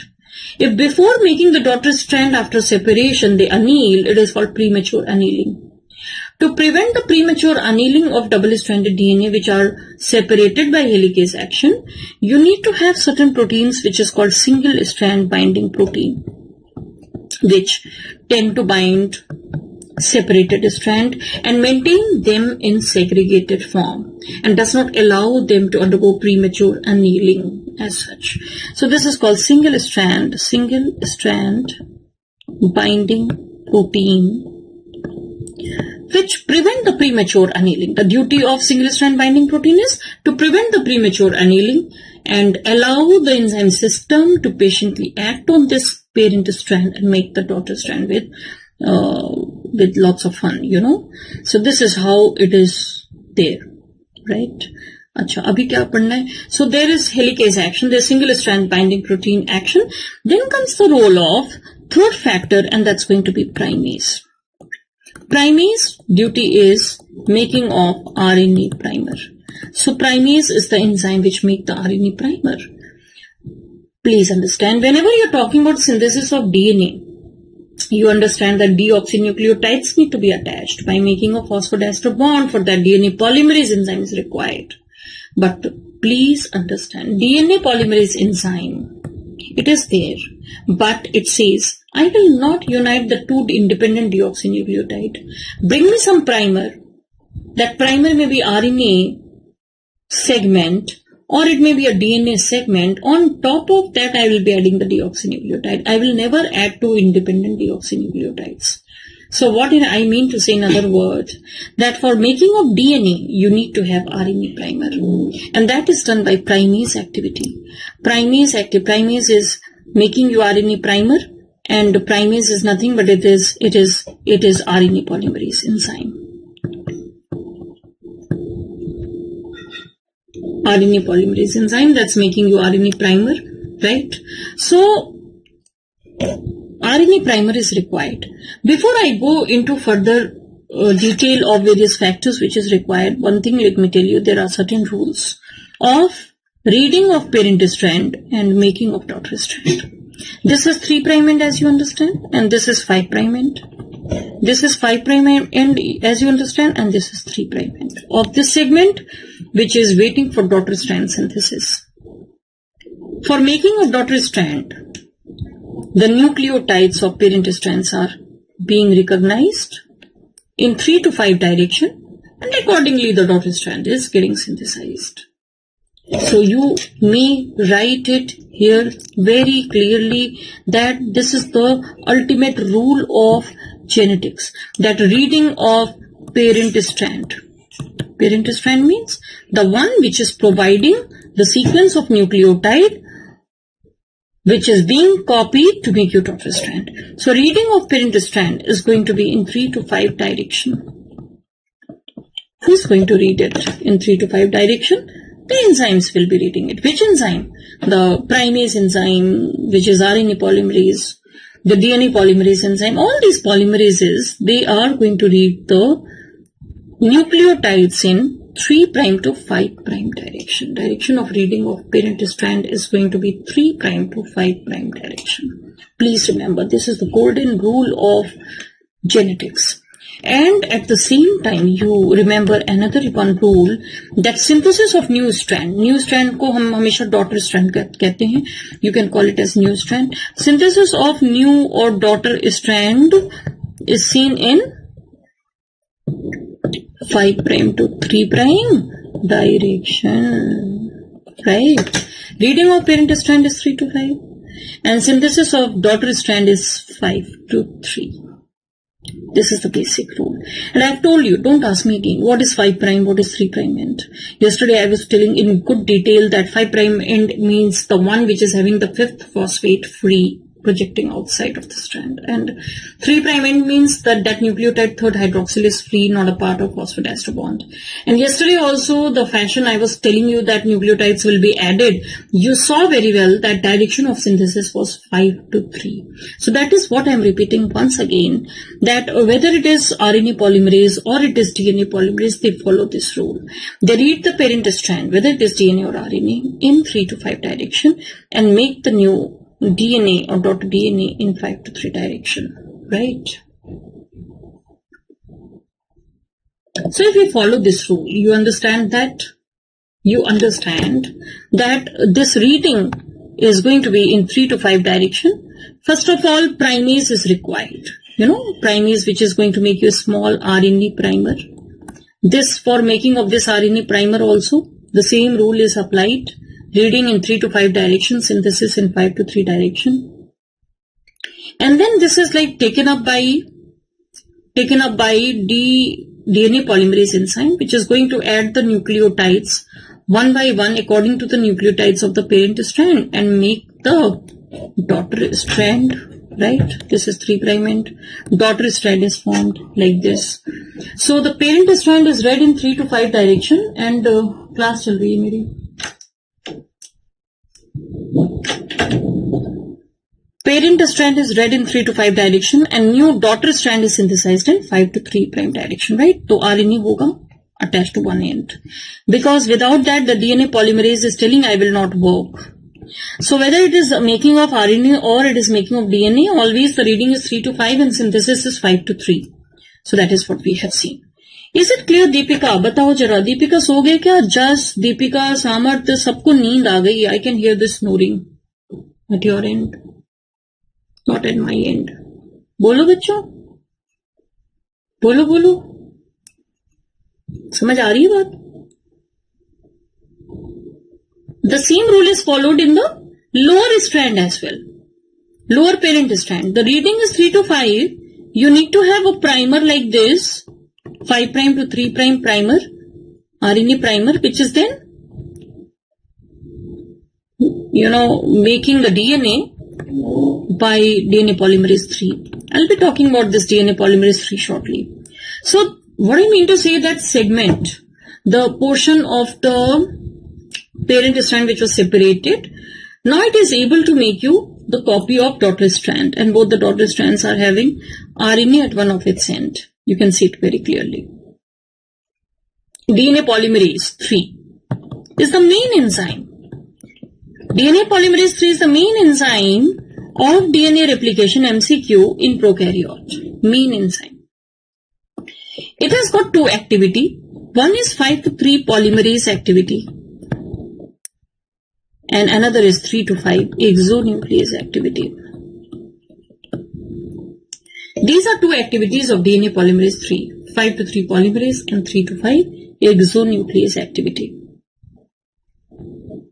Remember this. Samarth, very frequent MCQ. Which all activity there in DNA polymerase 3, which all activity there in DNA polymerase 1, and so on. So these are two activities. 5 to 3 polymerase activity is responsible for synthesis of DNA in which direction, Samarth? 5 to 3 direction. 5 to 3 polymerase, it will elongate the DNA in 5 to 3 direction. And 3 to 5 exonuclease activity, bacha, you remember it is meant for proofreading of DNA, of newly synthesized DNA. Proofreading. Samarth, what is proofreading? Deepika, Jas, Nandini, बताओ, बड़े अच्छे बच्चे हो आप सब. Proofreading बता दो. मतलब क्या होता है? What is the proofreading while DNA synthesis? Proofreading का मतलब होता है correction of the DNA while its synthesis is taking place. Correction of DNA while its synthesis is taking place. Again, I repeat, correction of the DNA while its synthesis is taking place. Suppose this is the nucleotide which is added. By mistake, it is wrong nucleotide which is added. Then this need to be removed. Now, this phosphodiester bond need to cut. And for this, you need to have 3 to 5 exonuclease activity. Exo means external bond is cut. So, if from 3' end the external bond is cut, it's called 3' to 5' exonuclease activity. If it is 5' end where the nucleotide need to be removed, it is called 5 to 3 exonuclease activity. So, you understand, whenever the DNA synthesis is taking place, it is taking place in 5 to 3 direction. So, whenever erratic nucleotide is incorporated in the elongating DNA or RNA, if that need to be removed, you need to have 3 to 5 exonuclease activity. There is no problem into this understanding. See, the direction of synthesis is 5 to 3. If you want to remove the wrong deoxynucleotide which is immediately had been added, which exonuclease activity? It's a 3 to 5 exonuclease activity. And thankfully, this DNA polymerase 3 is having 3 to 5 exonuclease activity. So, with addition of each and every nucleotide while making of DNA, the correction, the proofreading is being done. If it is correct one, nothing is being done. But suppose if it is wrong deoxynucleotide, which is not following the base pairing rule, this activity is going to remove that, and this activity is going to add the correct one at that place. So, with the addition of each and every nucleotide while making of DNA, the proofreading is being done, and that is going to reduce considerably the chances of error in the new DNA which is being formed. नहीं तो mutation हो जाएगा ना. Suppose if wrong nucleotide is there and nothing is being done, कोई exonuclease activity नहीं, there is no proofreading activity, तो क्या होगा? Daughter strand will be having a lot of errors in it. Compared to parent DNA, daughter strand will have number of modifications in the nucleotide, changed nucleotide, which is not accepted, for the survival of the cell. It will result in so many diseases. To avoid that problem, God has given this kind of phenomena which is called proofreading, which is done by DNA polymerase 3 simultaneously when the DNA synthesis is taking place. So now I have completed the discussion of a segment of DNA, how it is like both the strands simultaneously are making you the daughter strand, and that too with proofreading. तो बताओ नंदिनी, ये सब समझ में आया? सामर्थ, is it clear to you till now? If it is clear to you, I can, boldly proceed to the next aspect of it, where some more segment, helicase कहेगा मैं इधर तो नहीं बैठा रहूंगा, I will come here. The whole complex, the helicase, the primase, the single strand binding protein, the DNA polymerase, and many other things work together. They have a lot of unity in them, and they are collectively known as repliosome. Repliosome is the whole system where you have so many components. The helicase, single strand binding, they all are making a union. That's called repliosome. This repliosome moves ahead, and helicase opens some more portion of parent strand like this.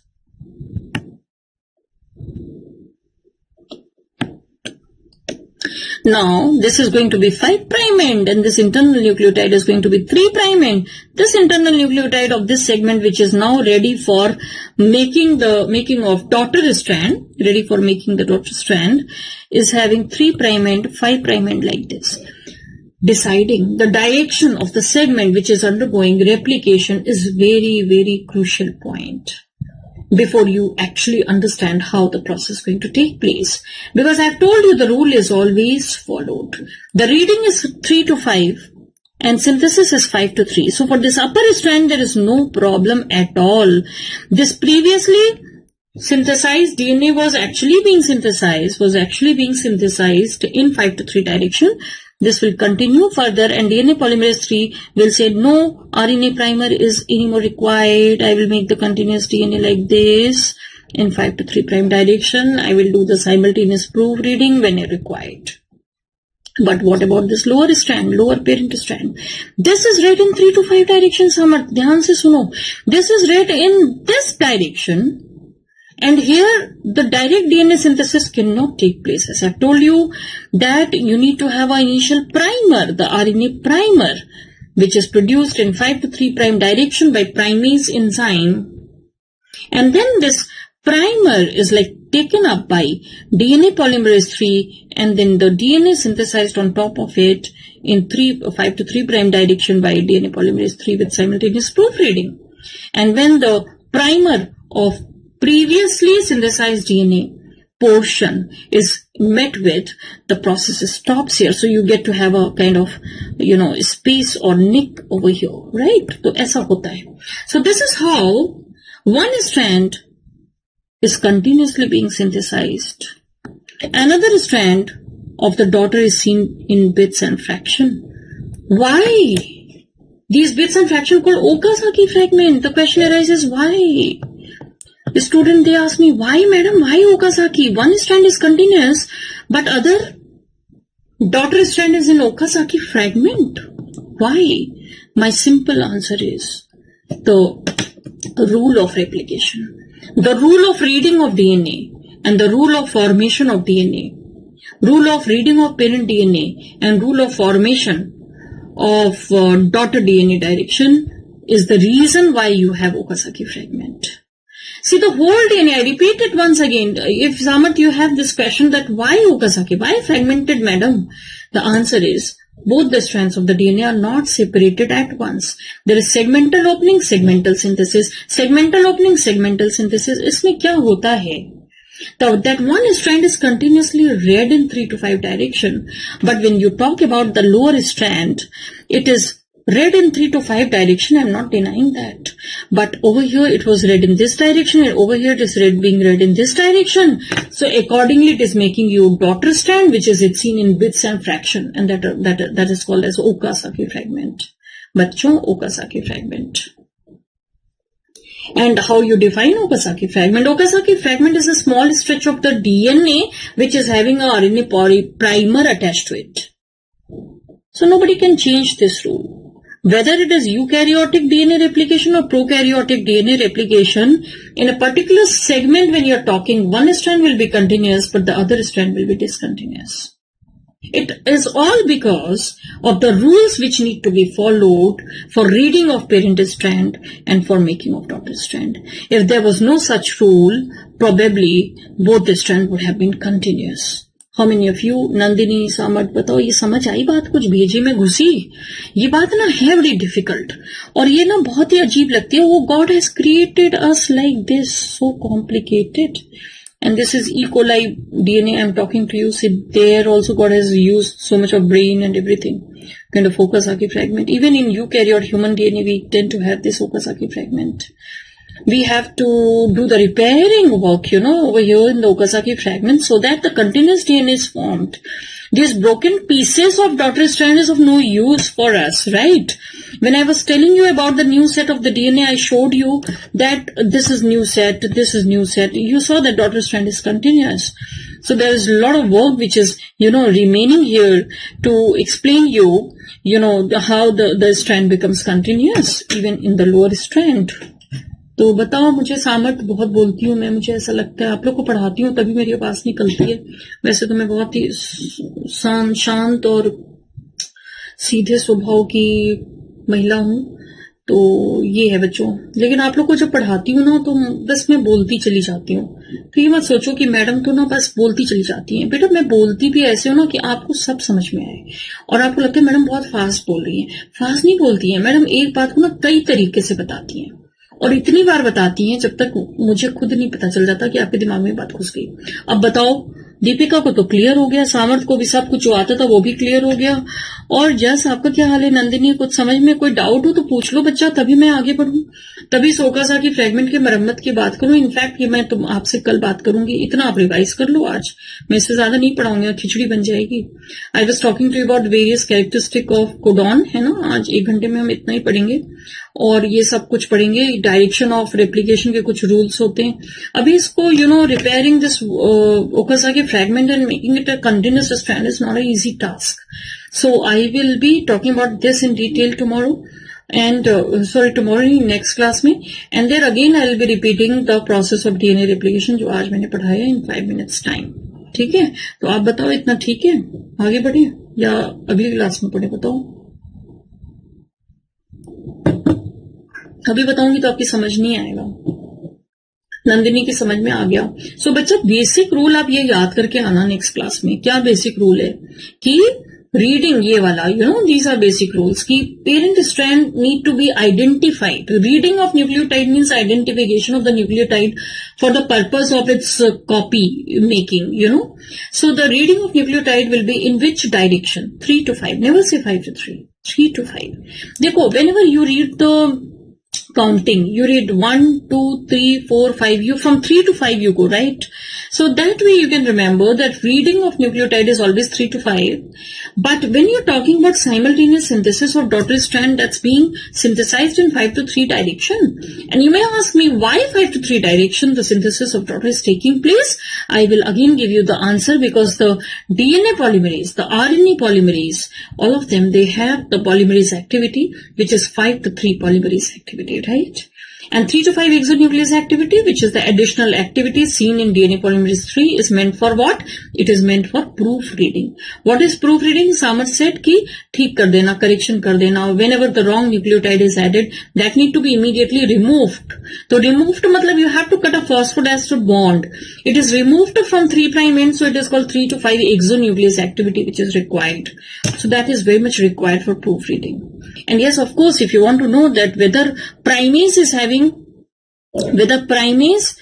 having proofreading activity or not, तो बच्चा no, primase is having no proofreading.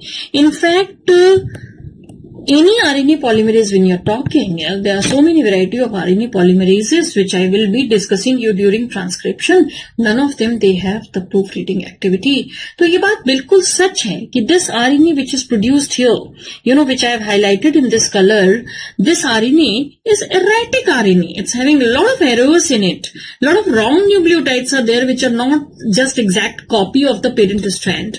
Similarly, this RNA is erratic, this RNA is erratic, but we don't have to bother about it कि भाई ये गलत है, गलत हो सकता है, because there is no proofreading, because next class you will be understanding कि ultimately these RNA को टाटा बाय बाय करके they need to go away, you know, so they are not going to reside in the final daughter strand.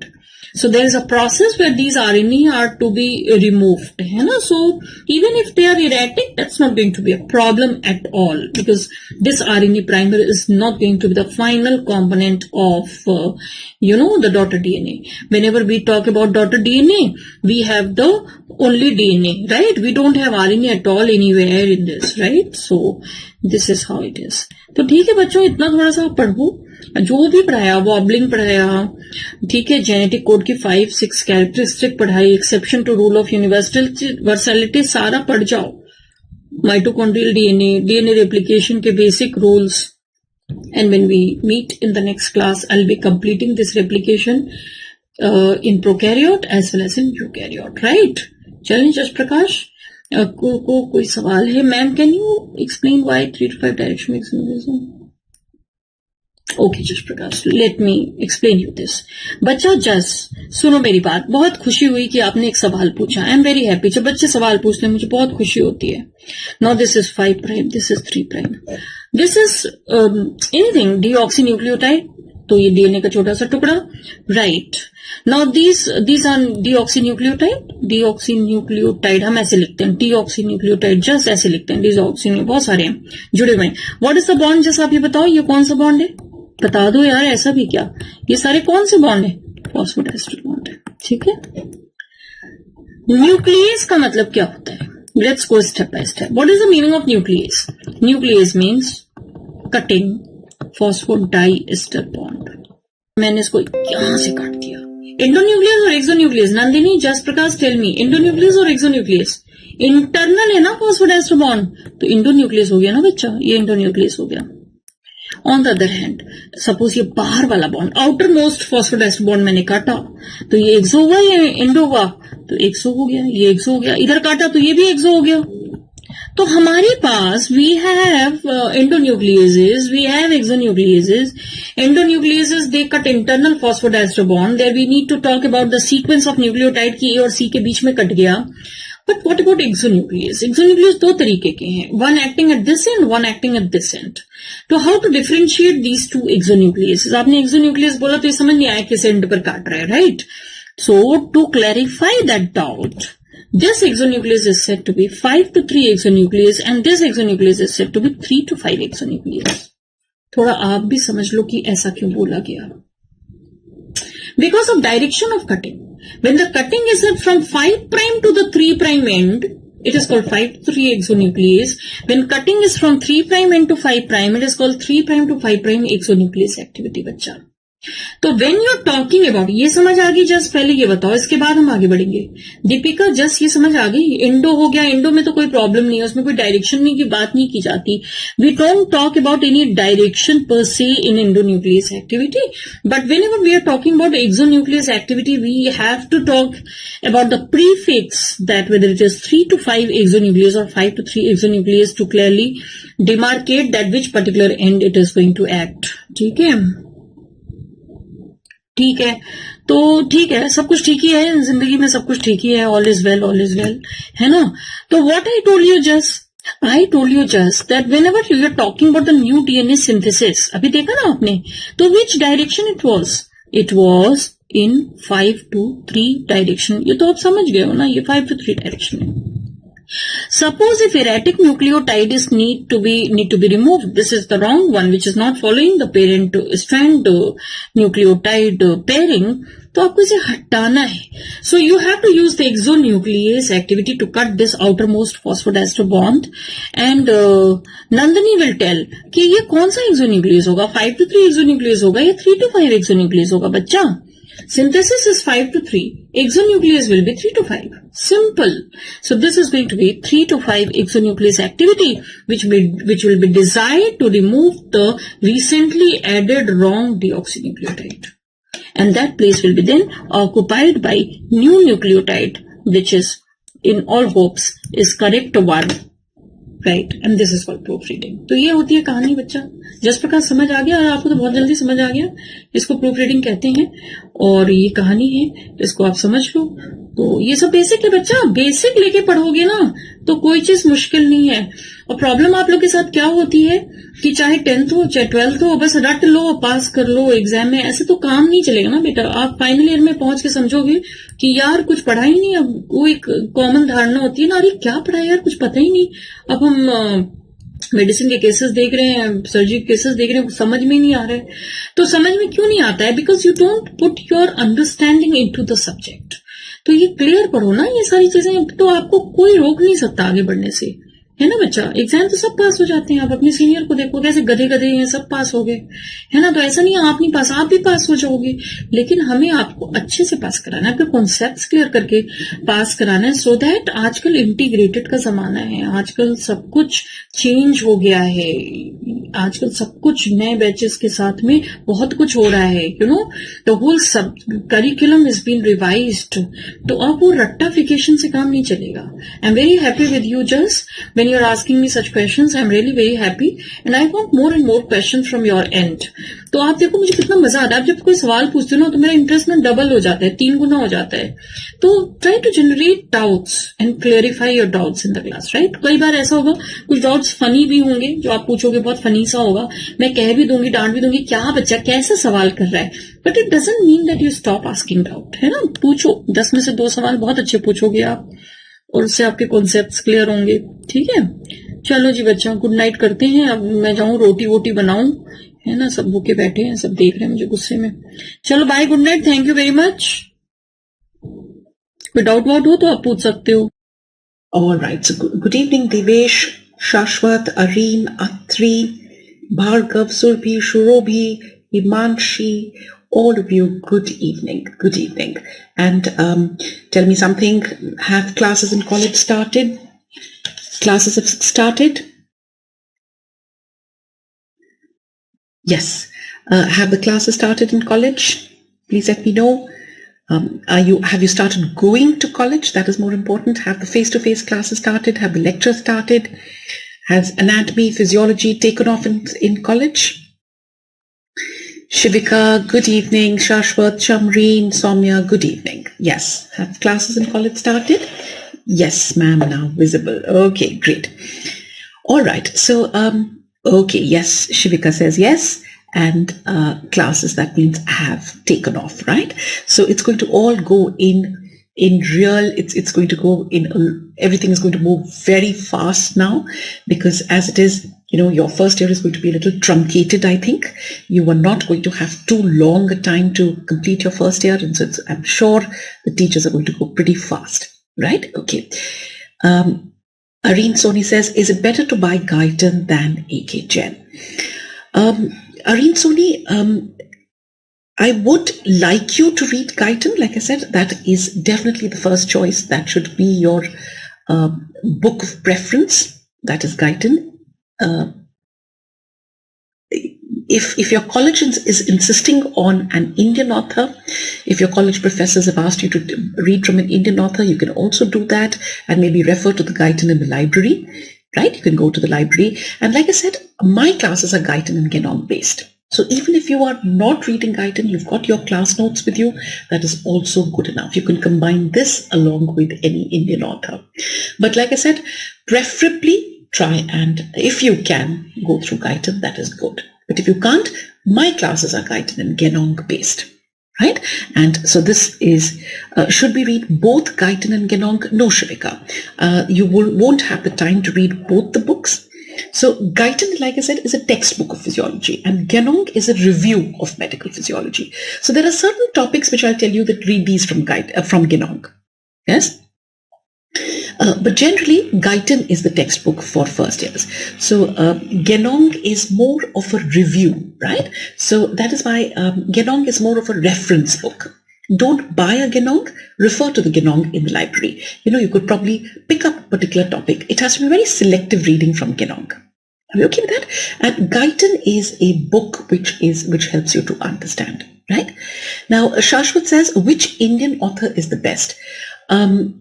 None. No, I'm not. I'm joking. It's not that. It's just that every college, every region has their own preferences, right? So that is why I'm not going to see. I've taught in a medical college in Calcutta. I've taught in a medical college in Delhi. I've taught in Gujarat. So and I've studied in Maharashtra. So I have an exposure to a lot of medical colleges, and what I've found is that every place, every college has its own preferences. So I would suggest follow anyone, right? Like I said, my preference would always be try and read Guyton, because this is the only time. First year is the only time that you will read Guyton, and Guyton is a very beautiful textbook. So if after this you will never have the time to read Guyton. There is so many more subjects to do. There are a total of 19 subjects in medicine, right? And these are the first three: anatomy, physiology, and biochemistry. These are the first three. And then there are so many more, and there's so much more to study. So you will never get the time to go back to Guyton again. This is the only time. So that is why I always say that try and read Guyton. But if you can't, that's also not, it doesn't matter. Doesn't matter. It's, but preferably, yes, I can only push you towards it. But the ultimate choice has to be yours. And which Indian author? Please follow whatever your particular college says. Your seniors, your professors, whatever they tell you, follow that, right? Okay, so we are ready to start. Okay, so this is as far as your now let's start with the second part of our the second part of our discussion on general physiology. What we're doing is general physiology. So the first thing that I'm going to talk about is, of course, we all know that there is a cell and it has a cell membrane. Inside the cell there is a nucleus, and there are a number of different organelles, right? And we will be discussing cell membrane and the organelles in detail. They are asked as short notes. Now, a little detail about the ECF and the ICF. ECF and the ICF are separated by the cell membrane, so intracellular fluid and the extracellular fluid. There are some major differences between the extracellular and the intracellular fluid. So let's see this. Now, when I look at the ECF and the ICF, ECF is sodium rich, and ICF is potassium rich. Right? So let us try and see the major differences between the ECF and ICF. Now, which is the major cation? Which is the major cation in the ECF? This is going to be sodium. And which is the major cation in the ICF? This is potassium. Right? Which are the other cations which are more in the ECF as compared to the ICF? And that is, like I said, major cation is sodium, but what are the other cations? The other cation will be calcium. Calcium is more in the ECF as compared to the ICF, right? Other cations will be calcium, right? Major is, of course, sodium. In the case of the ICF, the another cation which is present in the ICF is magnesium. Magnesium is more in the ICF as compared to the ECF. So this could be in brackets. Which is the major anion? The major anion in the ECF is chloride. Chloride. In the ICF, chloride. And which are the other anions? The other anions which are present in the ICF is bicarbonate. Right? Bicarbonate. But more is, of course, chloride. ICF, the anions which are present are phosphates and proteins, right? But major anion will be phosphates. Phosphates. Which are the other anions which are present? Proteins. Proteins are negatively charged, so they are called anions. Then you also have the presence of sulfates. Right? Sulfates are higher in the ICF as compared to the ECF, right? So these are your major anions, and what are the other anions? Yes, so please remember, ECF is rich in sodium ICF, the major cation is potassium. The other cation in the other major cation in the ECF is calcium. In the ICF is magnesium. Right? Then in the case of the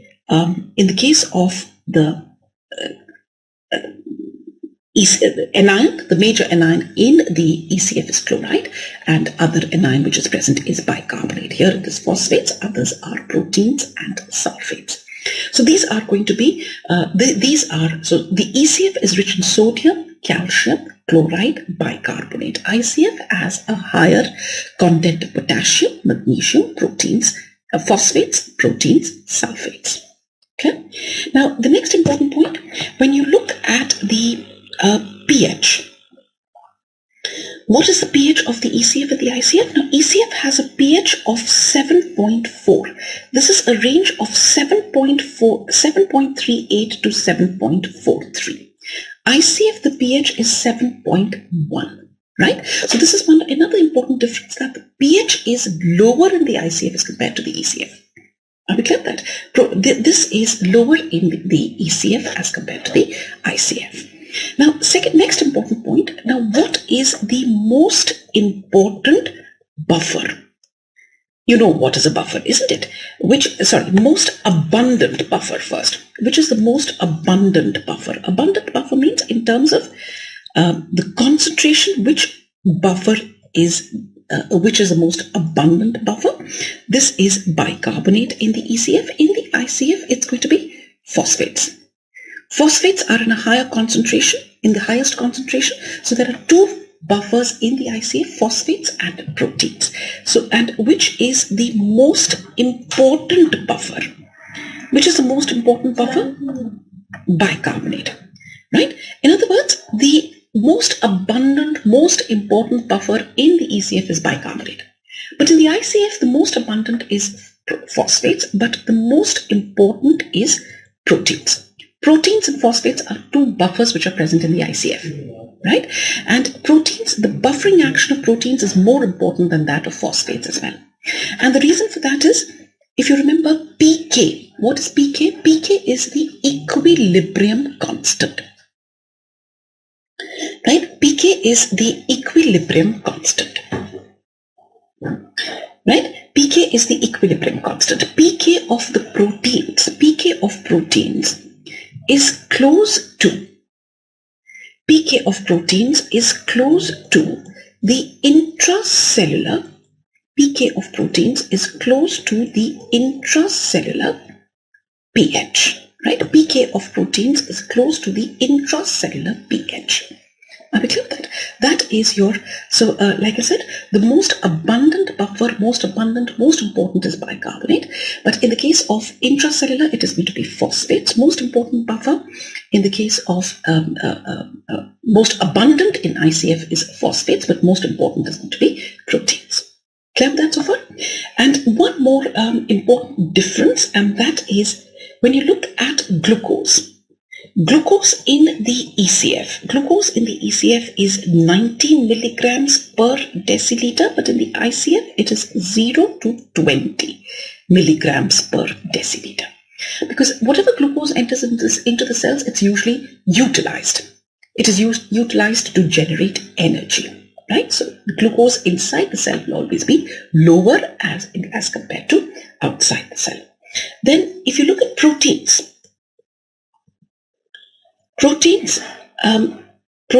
in the case of the ECF, now ECF, if you remember, plasma interstitial fluid is the ECF. I told you right at the beginning of the lecture last time. So in the plasma, the proteins are 7 to 8 grams per deciliter. In the interstitial fluid, there are 0. There are no proteins present in the interstitial fluid. In the ICF, you remember, isn't it? What is ECF? That is plasma plus the interstitial fluid. So in plasma, the proteins are 7 to 8 grams per deciliter. In the interstitial fluid, the proteins are 0. And inside the cell, the proteins are almost 16 grams per deciliter. 16 grams per deciliter, right? In ICF, the proteins are 16 grams per deciliter. Right? If you're asked what is the average protein which is present in the ECF, that is plasma plus interstitial fluid. In the ECF, we say that the proteins are 2 grams per deciliter. Right? But please understand, I've given you the details. Plasma, 7 to 8 grams per deciliter. Interstitial fluid has 0. No proteins. But if you're asked ECF is plasma plus interstitial fluid, so you take a sort of an average. It's not really an average. It all depends upon, if you remember, plasma is 1/4 of the ECF and interstitial fluid is 3/4 of the ECF. Yes, so we say ECF has 2 grams per deciliter, and inside the cell it is going to be 16 grams per deciliter. Are we okay with that? Right? I can sort of draw a diagram to explain this a little better. Inside the cell, 16 grams per deciliter. This is the proteins. This is the blood vessel here. So in the interstitial fluid, the proteins which is present is 0. Inside the blood vessels, the proteins are 7 to 8 grams per deciliter. But if you're asked ECF, then you take this is 2 grams per deciliter. Are we okay with that? But you must remember that the proteins are higher in the ICF as compared to the ECF. Right? So let's see this once again. The sodium higher in the ECF, potassium higher in the ICF, calcium higher in the ECF. The cations, cation which are higher in the ICF as compared to the ECF, magnesium. Yes. So the major cations in the ECF is sodium and also calcium. In the ICF, potassium mainly and also magnesium. Anion, major anion chloride, but also bicarbonate. In the ICF, major anion phosphates, also proteins and sulfates. pH higher in the ECF as compared to the ICF. Most abundant and important buffer of the ECF, bicarbonate. In the ICF, phosphates and proteins. Abundant phosphates, important proteins. Glucose higher in the ECF as compared to the ICF, and in the proteins will be higher in the ICF as compared to the ECF. So the Thagat says there is no separation of proteins and there is no separation of protein and IST. IST is what? Interstitial fluid. IST is what? Tathagat, what have you written? IST. What is IST? Interstitial fluid is ISF. Is there no separation of protein? No separation of protein and, sorry? I don't know. I'm not able to understand the Thagat. All right. So this is as far as your, then a little more, one more detail. And if you look at the amino acids, these are approximately 30 milligrams per deciliter in the ECF. In the ICF, 200 milligrams per deciliter. More amino acids in the intracellular. See the Thagat, the blood vessel is separated, the plasma is separated from the interstitial fluid by the presence of again cell membrane. A capillary, what is capillary? Capillary, if you look at a cross section of a capillary, there is endothelial cells, there is a basement membrane, isn't it? So there is a separation between the plasma. Plasma is inside the blood vessels. Interstitial fluid surrounds the blood vessels, surrounds the cells, isn't it?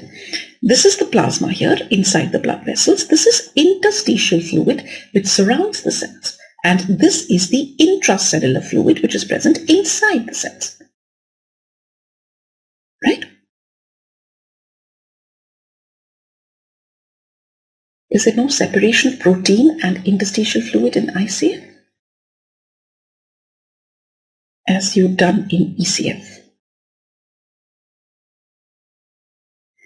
Oh, Tathagat, that means you have forgotten. I told you what does the ECF consist of right in the beginning of the chapter last time. I told you ECF is plasma and interstitial fluid. There are two components of ECF. Tathagat, there should be no confusion as far as that is concerned. If you remember, I told you that there is the ECF and ICF. ECF consists of plasma and the interstitial fluid, isn't it? Please do not get confused with this. Extracellular fluid, 1/4 of the extracellular fluid is plasma and 3/4 is interstitial fluid, isn't it? All right. So these are the differences between the ECF and the ICF. So this is, like I said, differences between the ECF and the ICF. Now let's have a look at what are the cell organelles. Now for that, I'm going to use a PowerPoint presentation. Yes, and we are going to, of course, I'll keep telling you what is the reason for the pH difference between ECF and ICF. Arshna Ahuja, you must understand that the intracellularly, as you will go along, you will see this inside the cell. There is continuous metabolism. Yes, metabolism. There is a continuous metabolic activity inside the cells, and metabolic activity generates H+. Yes, there are buffers present inside the cell such as proteins and phosphates, but so the pH is not acidic inside the cell or outside the cell. Both outside and inside the cell, the pH is more than 7.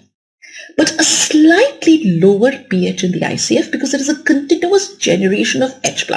Phosphates are tackling that H+, but still slightly lower H+ in a slightly lower pH in the ICF as compared to ECF. The difference is not too much.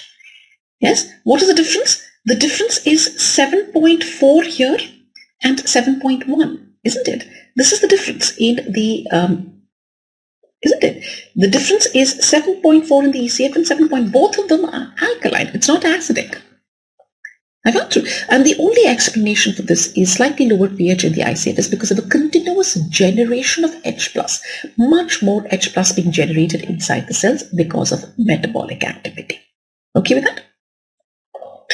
So going back to the cell organelles, yes. So cell organelles, we discussed the cell organelles in with the help of a PowerPoint because there's nothing much to understand. It's more factual, and you have done cell organelles in your class 12 as well. I know that for a fact, isn't it?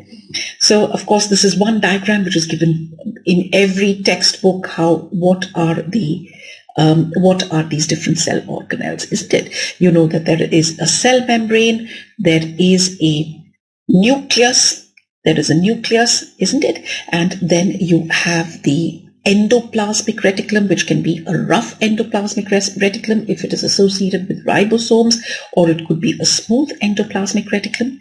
Yes, then the mitochondrion, which is the powerhouse of a cell, and lysosomes. Lysosomes, what is the function of the lysosomes? We'll just discuss that. Then within the nucleus, all these organelles are present in the cytoplasm, and within the nucleus you've got a nucleolus, there is a chromatin, and of course in the cytoplasm you also have these Golgi bodies. We'll be discussing this in a little bit of detail, right? Okay, so and there are short notes which are usually asked on mitochondrion.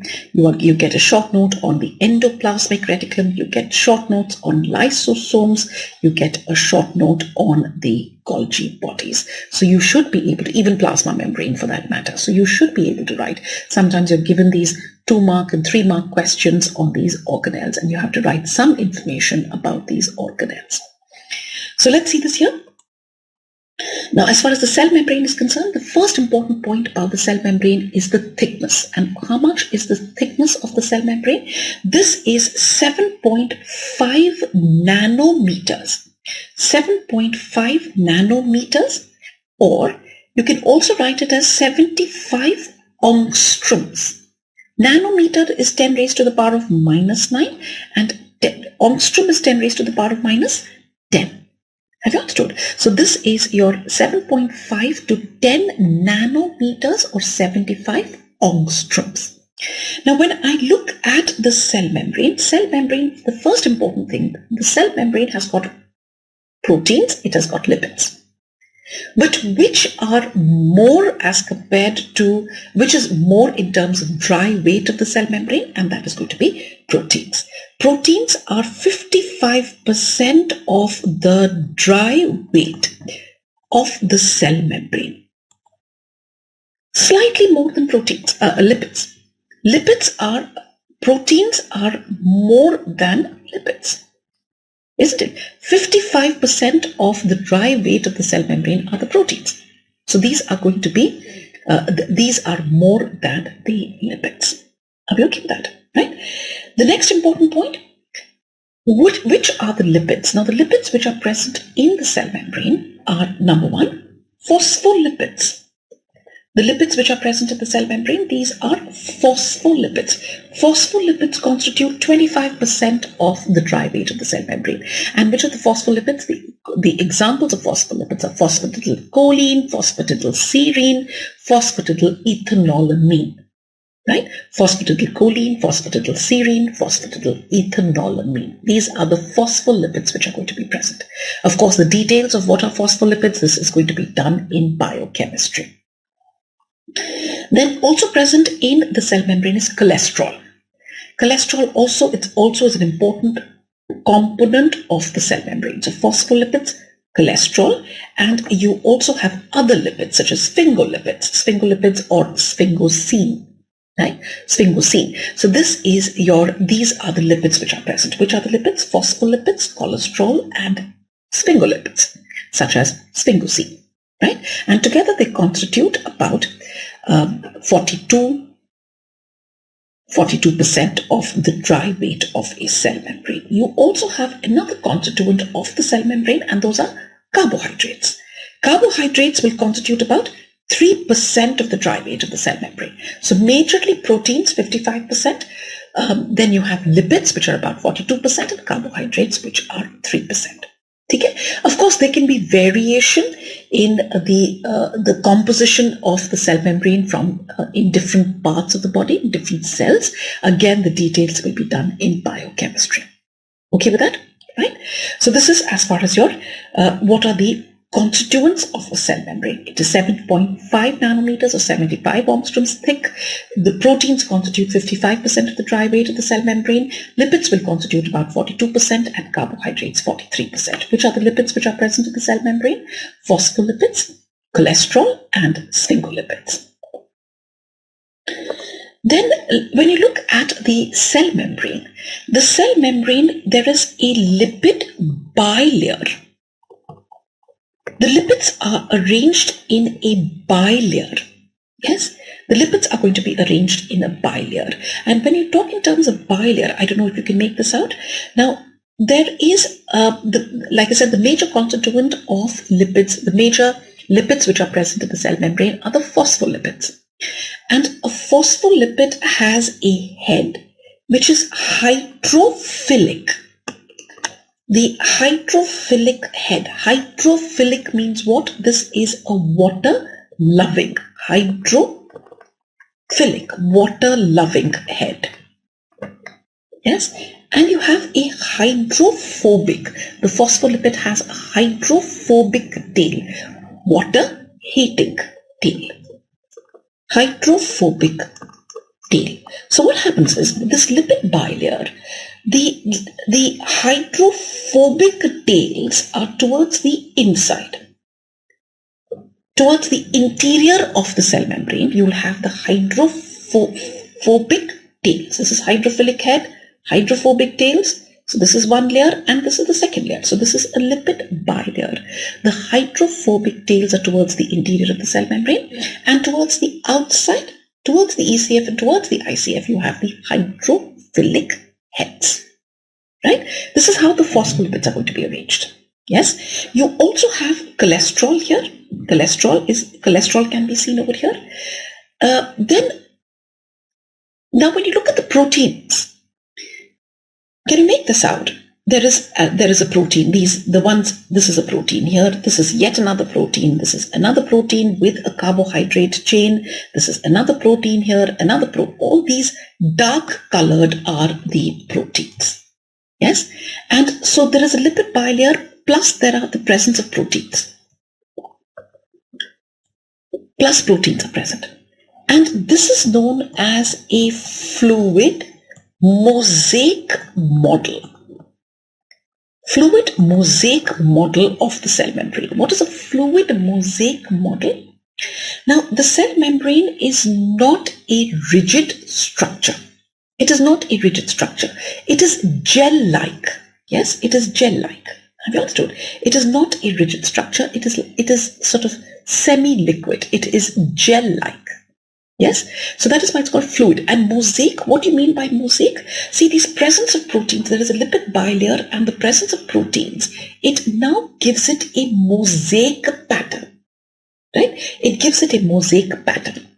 Okay? You can see these interspersed in this bilayer are the proteins which give it a mosaic pattern. Okay? Now, if you can see this over here, the proteins can be integral proteins or they can be peripheral proteins. Integral proteins means they are spanning the complete cell membrane, and peripheral proteins means that they are present, they're sort of more peripheral in location. Yes, I'll be discussing them in a little detail here. So this is what I have just told you, that the lipids which are present, the phospholipids are arranged as a bilayer. Phospholipids have got a hydrophilic head and hydrophobic tails. So towards the inside and outside of the cell, you've got the presence of the hydrophilic heads, and the hydrophobic tails are towards the interior of the cell membrane. Right? Present within this lipid bilayer are the proteins which have different functions, which I just discussed with you. And this is what is known as a fluid mosaic model. So the next thing, again, the same thing over here. You can see there is a lipid bilayer. So another diagram here, which is basically trying to show you that the proteins can be integral or they can be peripheral. Yes. Now, the next important point I wanted to talk about is what are the functions of the proteins which are present. Now, proteins can be receptors. Proteins can be receptors. Proteins can be antigens. Proteins can be transport proteins.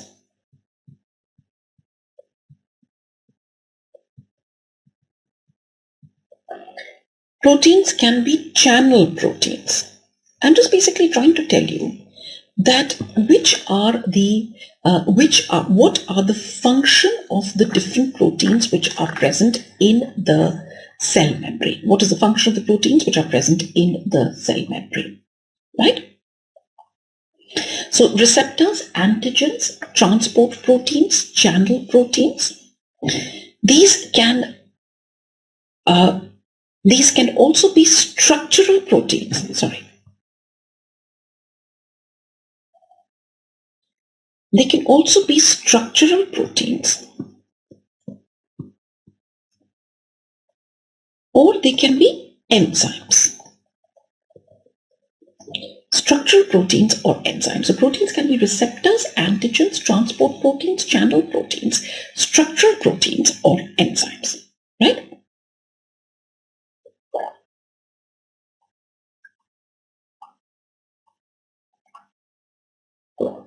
So these are the functions of the proteins which are present in the cell membrane. Now, like I told you, proteins can be classified into integral proteins, or they can also be peripheral proteins. They can be integral proteins, right? Proteins can be integral, or like we've just discussed, they can also be peripheral. What is an integral protein? Integral protein will span the complete cell membrane. Yes, this is an integral protein here, and peripheral protein is towards the periphery. Now, enzymes are always peripheral proteins. All the others are integral proteins. When I say all the others, that means receptors, antigens, transport proteins, channel proteins, structural proteins. These are usually integral proteins. The only proteins which are always peripheral proteins are the enzymes which are linked with they are present in the cell membrane. As we go along, we'll see that there are enzymes like adenylate cyclase is present. There are phospholipases which are present in the cell membrane. So those enzymes are peripheral proteins, right? Peripheral proteins. Yes. Now, Tathagat Das, proteins in the cell membrane. So, in the cell membrane, proteins can be, there are no hormones. Hormones are not a part of the cell membrane. Hormones are secreted by the cells. And how to define hormone is? It is secreted by a particular endocrine gland. It enters into the blood and then it acts on a target organ which is far away from the gland where it is secreted from. So hormones are not a part of the cell membrane. I'm talking about the proteins which are a part of the cell membrane.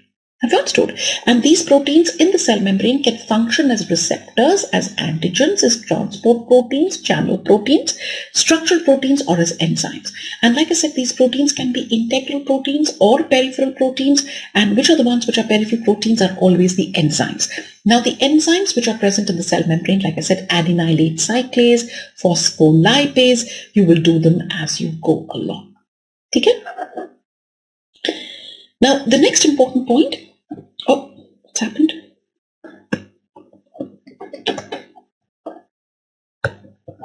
Sorry, for some reason. Okay. You can just ignore the written matter here. This is from the previous slide. Okay, great. All that has gone.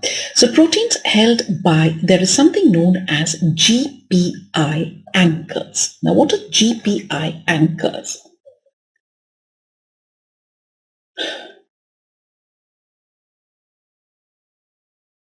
Okay, so the Tanshu says, ma'am, all proteins except enzymes are integral. Yes.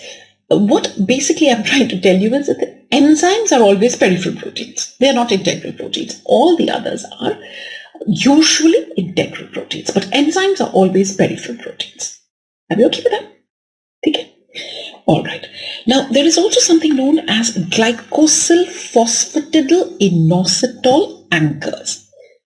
Glycosyl phosphatidylinositol anchors. Now, what are these GPI anchors? Yes, what are these GPI anchors? Glycosyl phosphatidylinositol anchors. So, obviously, from the name itself, it tells you they are functioning like anchors. Right? They anchor the protein. They hold the protein. So, proteins which are held by GPI anchors include. Yes, sometimes you're asked in the Viva, what is a GPI anchor? Full form you should know, it is glycosyl phosphatidylinositol anchor. And the proteins which are held by GPI anchors, these are enzymes such as alkaline phosphatase, various antigens, CAMs. What are CAMs? CAMs, the full form is cell adhesion molecules. Cell adhesion molecules and proteins that combat cell lysis by complement. So these are your GPI anchors, glycosyl phosphatidylinositol anchors. Yes, so proteins held by GPI anchors include enzymes such as alkaline phosphatase, various antigens, CAMs, cell adhesion molecules, and proteins that combat the cell lysis by complement. Okay with that? Then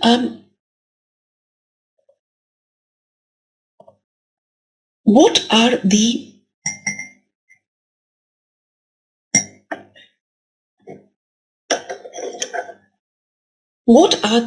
organelles which are present inside the cell membrane? So we discussed the plasma membrane in somewhat detail, and let's see which are the organelles which are present inside the cell membrane. And the first one which I'm going to talk about is the endoplasmic reticulum. Endoplasmic reticulum. And you already know about the endoplasmic reticulum. This is something which you have done. Right, the endoplasmic reticulum, which you have done in school itself, and how it is a network of tubules and vesicular structures, isn't it? That is called the endoplasmic reticulum. What is the role of these anchors? Shivika, what is an anchor? Anchor will hold that protein. Understood? It is a anchor. Anchor is something which will hold that particular protein. Like I gave you the list of these proteins which are held by GPI anchors. Yes, proteins held by GPI. These are anchors which are present within the cell membrane. They hold proteins such as enzymes. I told you enzymes are peripheral proteins, but they're attached to the cell membrane. So how are they anchored to the cell membrane is with the help of GPI. Have you understood? Some antigens can be anchored to the cell membrane with the help of GPI. Glycosyl phosphatidylinositol, CAMs, cell adhesion molecules anchored to the cell membrane with the help of GPI. Have you understood? Proteins, there are some proteins which are used in cell lysis. What is cell lysis? Lysis means to destroy, to break down a cell, and there is something known as complement which we will do in the chapter on immunity. Is it okay, Shivika? Shivika, you've understood?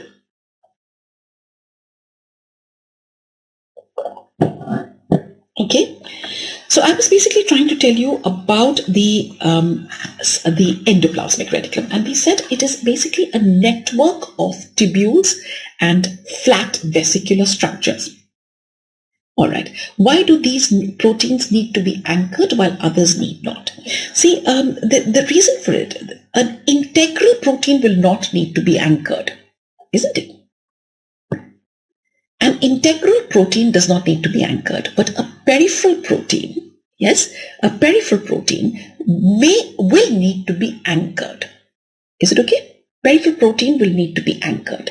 Yes, and a peripheral protein, like what I told you in the when I told you about the when I told you about somewhere, I think we wrote it down. Okay, I told you about the integral and the peripheral proteins. I told you enzymes are always peripheral proteins. The others which I told you, receptors, antigens, are usually integral, but some of them can be peripheral. Like for instance, there are some antigens which will be peripheral proteins, so they have to be anchored to the cell membrane with the help of GPI anchors. Understood? So anything which is a peripheral protein will need to be anchored. Is that okay? Shivika to Dani? So looking at the endoplasmic reticulum, coming back to endoplasmic reticulum. Now, what is this endoplasmic reticulum? Like I said, it's a complex series of tubules which are present in the cytoplasm. Yes, and we know that this has got a very important role in cell we'll just discuss that.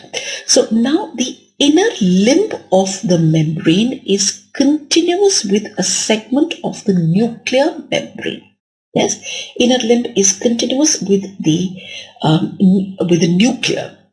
nuclear membrane. Okay, Shamreen, so what did I say? Usually antigens are integral proteins, but they can also be peripheral. What did I say? Let me just clarify it once again. I said proteins can be integral, they can be peripheral. Yes, and I said the enzymes are always peripheral. Enzymes are the only ones which are always peripheral. All the others are usually integral, but can also be peripheral. Isn't it? So an antigen which is peripheral needs to be held. It has to be held to the cell membrane. It has to be anchored to the cell membrane. Have you understood? Got it? Okay?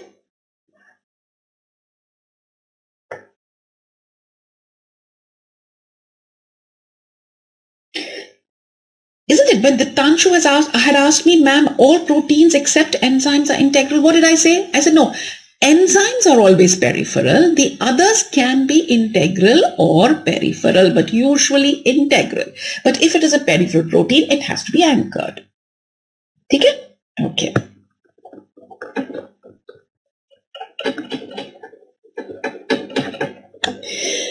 So now when you look at the endoplasmic reticulum, this is a complex series of tubules in the cytoplasm, and like I said, the inner limb of the membrane is continuous with the segment of the nuclear membrane. Okay?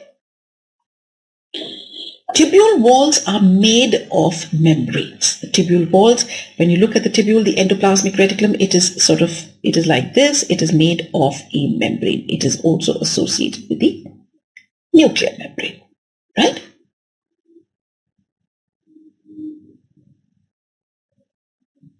Right, something like that. They are made of membrane. Two types. You've got the rough endoplasmic reticulum and you've got the smooth endoplasmic reticulum. What is a rough endoplasmic reticulum? Rough endoplasmic reticulum, it is because of the presence of ribosomes. Ribosomes are attached to the cytoplasmic side of this membrane, isn't it?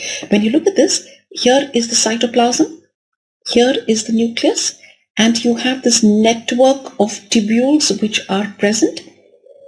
Yes, network of tubules. So on the cytoplasmic side, you have the presence of ribosomes.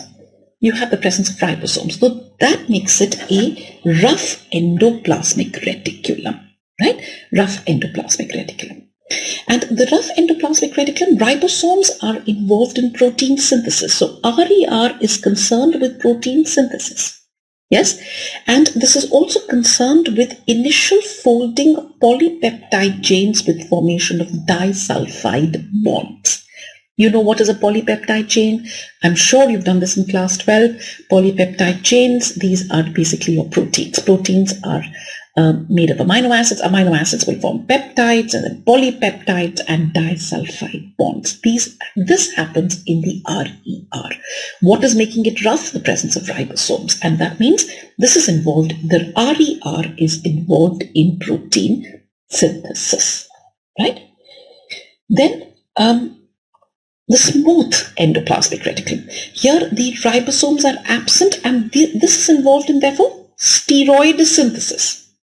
Steroid synthesis, and it is also the site of detoxification. So rough endoplasmic reticulum has the presence of ribosomes. It is important in protein synthesis. Smooth endoplasmic reticulum, which does not have any ribosomes, is involved in steroid synthesis. Okay with that? Also, the smooth endoplasmic reticulum has an important role to play in detoxification. Okay? Has everybody understood this? Right? Not very difficult to understand. This is very, very, very factual information. Yes? Nothing conceptual about it, just very, very factual. And what is the sarcoplasmic reticulum? The endoplasmic reticulum which is present in muscles is known as the sarcoplasmic reticulum. And in the muscles, the sarcoplasmic reticulum is a storehouse of calcium. Right? This is a storehouse of calcium. The endoplasmic reticulum in muscles is known as sarcoplasmic reticulum and it is an intracellular storehouse of calcium. Please remember, the sarcoplasmic reticulum is very well developed.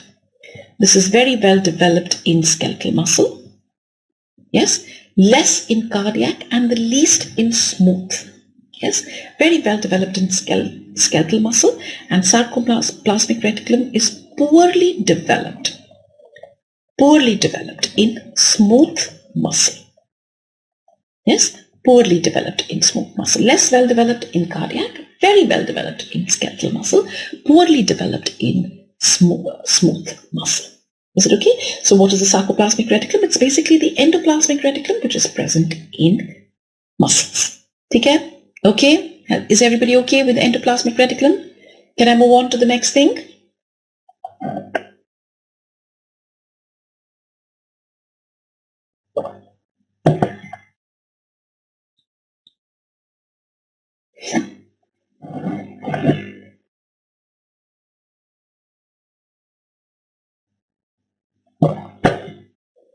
Move on. Okay? Right. So please remember, now one point that I must make clear right at this point itself is that whenever you get any, especially now that you're in medical college, whenever you get questions, whenever you get theory questions like short notes or even short notes or maybe LQs, long answer questions, please get into the habit of writing in points. Don't make it descriptive. Answer in the points the way I've written over here.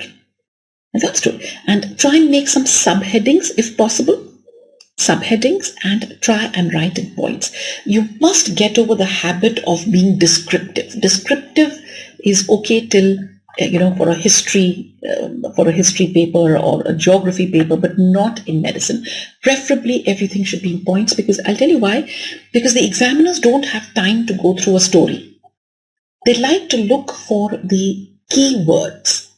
And if they can find them, if you've written them in a point-wise fashion, if it is presented well, it becomes very easy for the examiner to give you marks.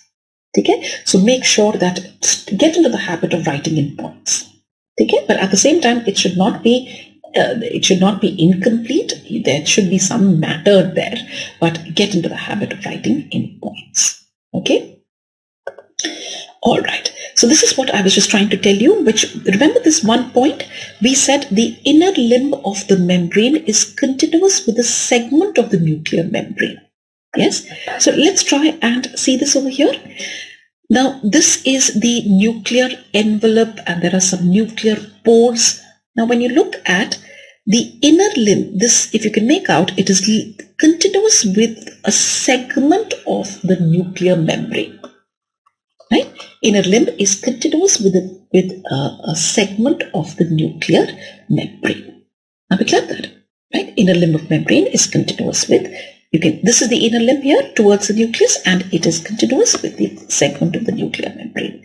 And what is the rough endoplasmic reticulum? It has the presence of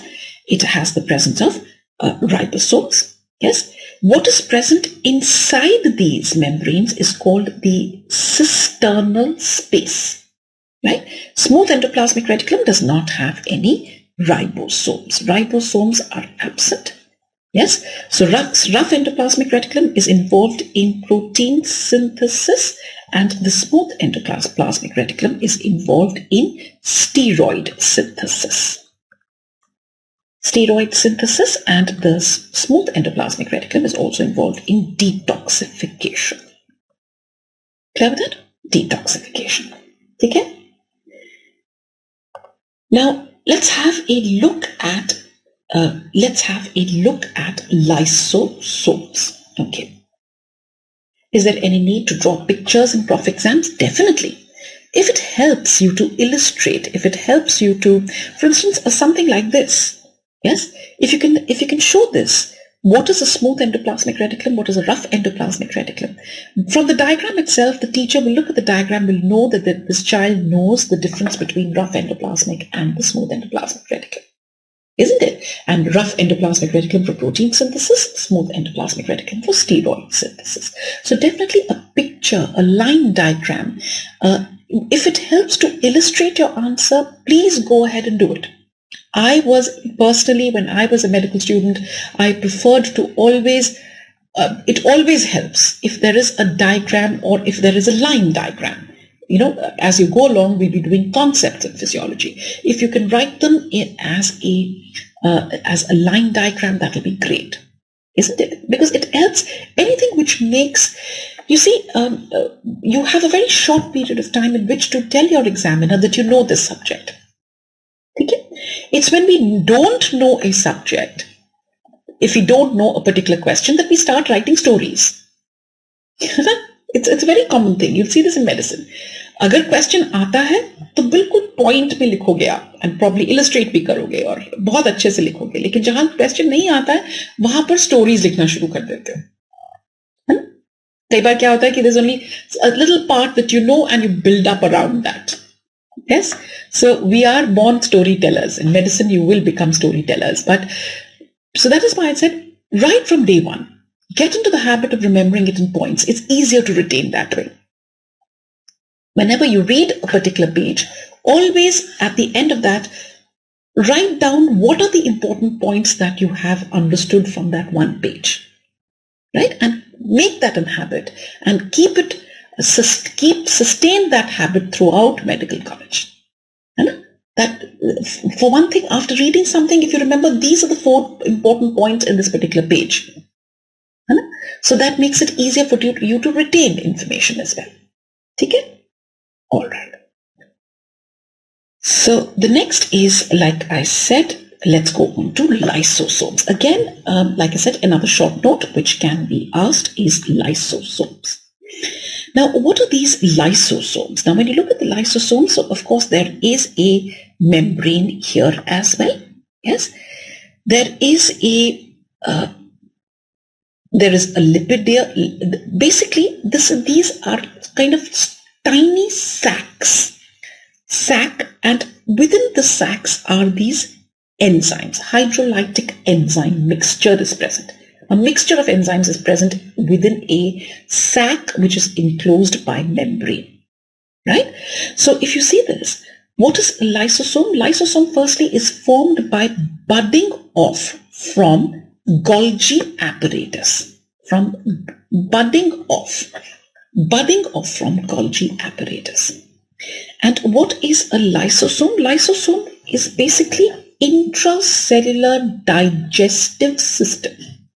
Within the cell, this is basically a sac of digestive enzymes. It is an intracellular digestive system which is present, right? Intracellular digestive system. These are 250 to 750 nanometers in diameter. Yes, 250 to 750 nanometers in diameter. These, like I said, are typically there is a lipid bilayer membrane. Typical lipid bilayer membrane, right? And the interior is going to be acidic. The pH is 5. This is by the action of a proton pump, which is called H plus ATPase. Inside of a lysosome is typically acidic. So basically it's a sac, SAC. It is a sac of digestive enzymes.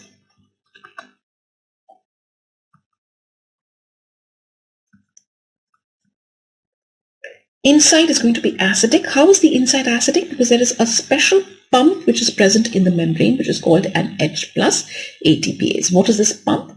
Again, the details we discuss probably in the next class. Yes, and like I said, there are granules present inside which are 5 to 8 nanometers in diameter. Yes, there are these granules. So there is a sac and there are these granules which are present. Typically, you have a lipid bilayer cell membrane. Inside, you've got these granules, and these granules are nothing but enzymes. 40 different types of hydrolytic enzymes, ribonucleases, deoxyribonucleases, phosphatases, glycosidases, aryl sulfatases, collagenases, cathepsins. These are different types of hydrolytic enzymes. Hydrolytic enzymes. This is your intracellular digestive system. Yes, this allows the cell to digest with the help of lysosomes. With the help of lysosomes, cells can digest. Cell can digest damaged cellular structures.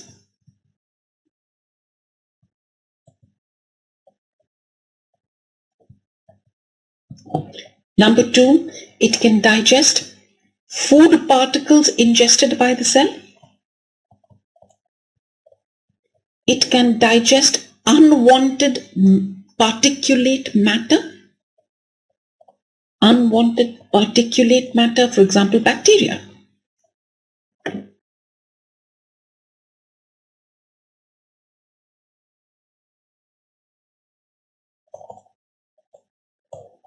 Right? Whatever the cell wants to digest, these are basically intracellular digestive system. So anything which is not functioning, organelles which are not functioning, they will be digested. Or like I told you, food particles ingested by the cell, or unwanted matter such as bacteria. Have you understood? Right? So basically,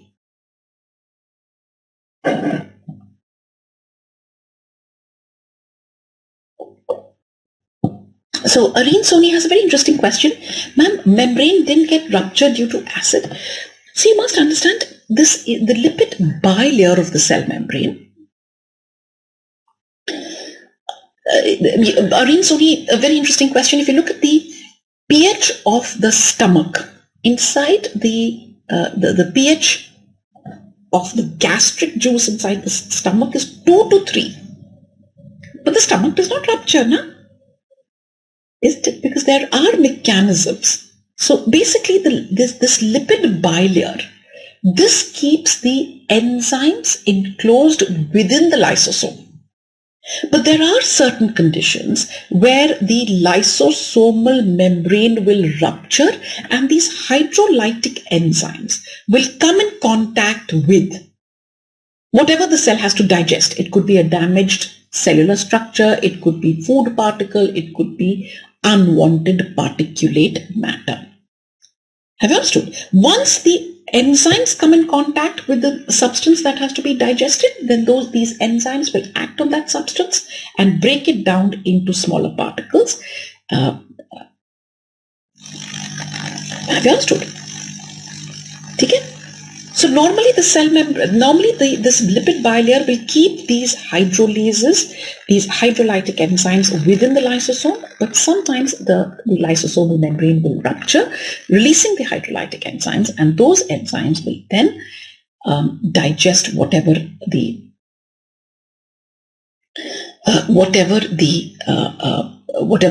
for example, it could be unwanted food matter, bacteria, etc. Okay? Yes. All right, so this is your lysosomes. Okay, move on. Yes, the Thagadas, you're right. Okay. Now, very importantly, we must see what is the clinical point. Now, clinical point about lysosomal diseases. There are something known as lysosomal diseases, which are also called lysosomal storage diseases. Right? Lysosomal storage diseases. Yes. So whenever you are writing a short note on lysosomes, try and add this lysosomal diseases. There are some lysosomal diseases which at least you should know the names at this stage. And that is the first name that we're going to talk about. These, like I said, number one is they are rare, but they can be serious and can also be fatal. Fatal means they take the life of that the patient cannot survive.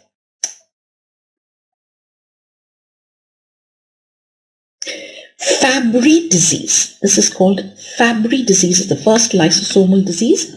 Fabry disease, this is because of deficiency of an enzyme which is called alpha-galactosidase. Fabry disease. Then Gaucher's disease. Fabry disease, Gaucher's disease, due to deficiency of an enzyme which is beta-galactocerebrosidase. Again, the details of this will be done in biochemistry. So I'm just introducing these names to you right now, so that when you do it in biochemistry, this should ring a bell that yes, we have heard these names. Yes, Fabry disease, Gaucher's disease, Tay-Sachs disease, Tay-Sachs disease. This is due to deficiency of an enzyme which is called hexosaminidase A that catalyzes the biodegradation of gangliosides. And the problem with when this particular hexosaminidase is absent, it causes mental retardation and blindness. So Tay-Sachs disease, like I told you, these lysosomal diseases, lysosomal storage diseases are rare, but they can be very rare. They can be serious. So Fabry disease, Gaucher's disease, Tay-Sachs disease. Are we okay with that? Like I said, details of these diseases will be done in biochemistry. Yes, Fabry due to deficiency of alpha-galactosidase, Gaucher's disease due to deficiency of beta-galactocerebrosidase, Tay-Sachs disease due to deficiency of hexosaminidase A that catalyzes the biodegradation of gangliosides, causing mental retardation and blindness. Okay?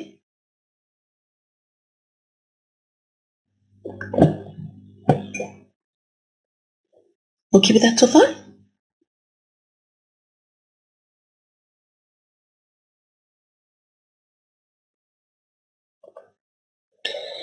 Now, what are the functions of lysosomes? Functions of lysosomes. There are a number of functions assigned to lysosomes. Number of functions. So lysosomes are not just your intracellular digestive system. There are also a number of other functions which are assigned to lysosomes. Number one, gene regulation, metabolic signaling, apoptotic cell death. What is apoptosis? We'll discuss a little later. Plasma membrane repair, tumor invasion and metastasis. It will digest the tumor cells, abnormal cells. It is involved in cell migration, cell adhesion, detoxification, cholesterol transport, cytotoxic killing, antigen presentation, microbial killing. This is involved in degradation. It is involved in positioning and motility. So all these different functions. Yes, Areen Soni, these are genetic disorders, which I told you. Fabry, Tay-Sachs, those are Gaucher's disease. Those are genetic problems. Yes? All right. So there is these are different functions of lysosomes. So we generally think lysosomal means intracellular digestive system. But it has a number of other functions. It is involved in gene regulation, metabolic signaling, apoptotic cell death, programmed cell death, right? Programmed cell death. What is programmed cell death? That means basically after a cell has a particular lifespan, towards the end of that, the cell undergoes a apoptosis. Apoptosis is programmed cell death. Plasma membrane repair, in tumor invasion and metastasis, tumor cells, it helps to digest the abnormal cells. Cell migration, cell adhesion, detoxification, cholesterol transport, cytotoxic killing, antigen presentation, cytotoxic killing, antigen presentation, microbial killing. We will discuss this in immunity. Degradation, positioning and motility. Right? So these are functions of lysosomes.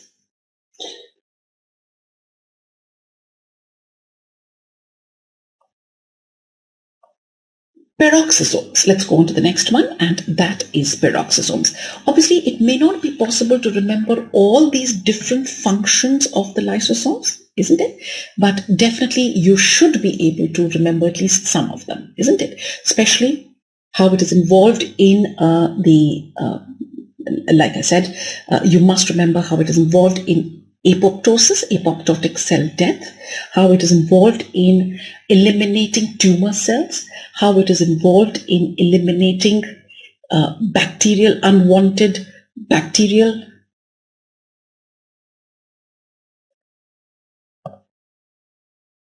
microbial killing, antigen presentation, cytotoxic killing.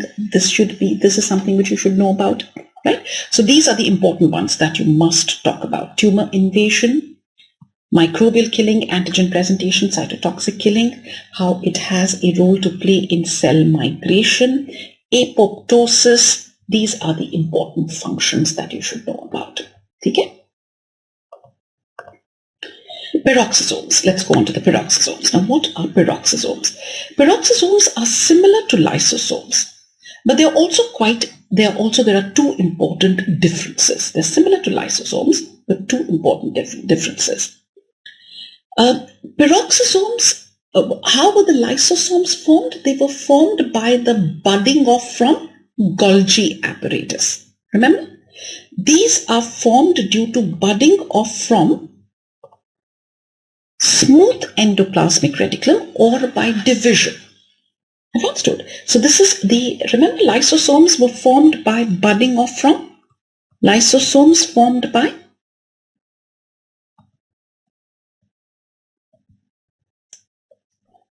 budding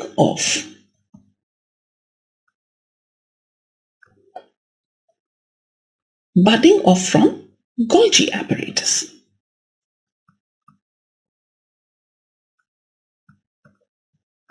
Okay, but this is from the smooth endoplasmic reticulum or by division. The next important difference is that they contain oxidases and catalases, whereas the the lysosomes primarily contains the hydrolases. So these have oxidases and catalases. Peroxisomes, oxidases and catalases. And like I said, lysosomes primarily had hydrolases.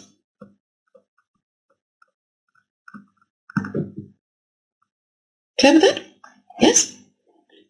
Then the next important difference, oxidases will form hydrogen peroxide. Hydrogen peroxide is a very strong oxidizing agent, right? It is a very strong oxidizing agent. This is a very strong oxidizing agent. Are we clear with that, right? So these are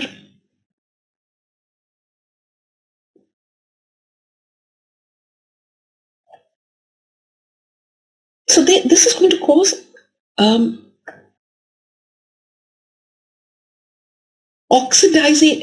they oxidize many harmful substances, isn't it? So let's see this. A number of synthetic compounds act on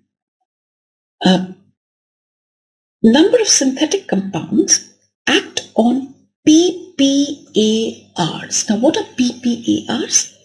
Peroxisome proliferator activated receptor. Peroxisome proliferator activator receptor. Right? These PPARs are present inside the cell. So there are a number of synthetic compounds which can act on these PPARs, and if it acts on the PPARs, it will result in proliferation of peroxisomes. Right? Proliferation of peroxisomes. What are the functions of peroxisomes? Detoxification. Okay. Alcohol is detoxified into acetaldehyde.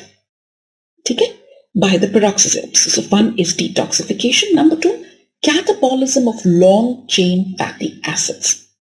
Catabolism of long-chain fatty acids. This is going to be done by the peroxisomes. Okay, so please understand, I've introduced a term over here called PPARs. Peroxisome proliferator activator receptor. There are some synthetic compounds which will act on these PPARs, and once they act on PPARs, you have a proliferation of peroxisomes. You have more number of peroxisomes inside the cell, right? You have more number of peroxisomes inside the cell.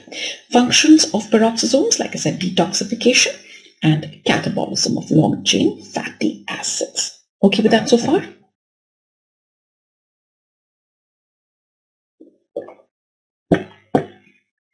Okay, move on.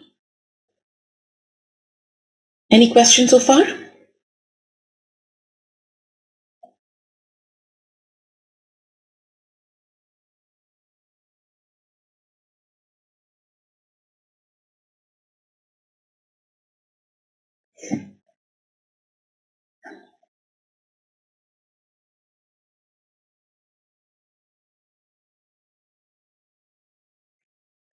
Any questions so far? Okay. All right. So I think we can go on to the next one. Mitochondria. Mitochondria, again, an important short note which is asked. Mitochondria. Mitochondria are what? Powerhouses of a cell, isn't it? This is the most important point. Powerhouses of a cell are the mitochondria.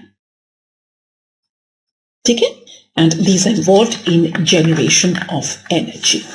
Now, structure of the mitochondria, total number of cell is total number in a cell will be variable depending upon what is the level of metabolic activity inside the cell. Size and shape is also variable. Number is variable. Size and shape is also variable.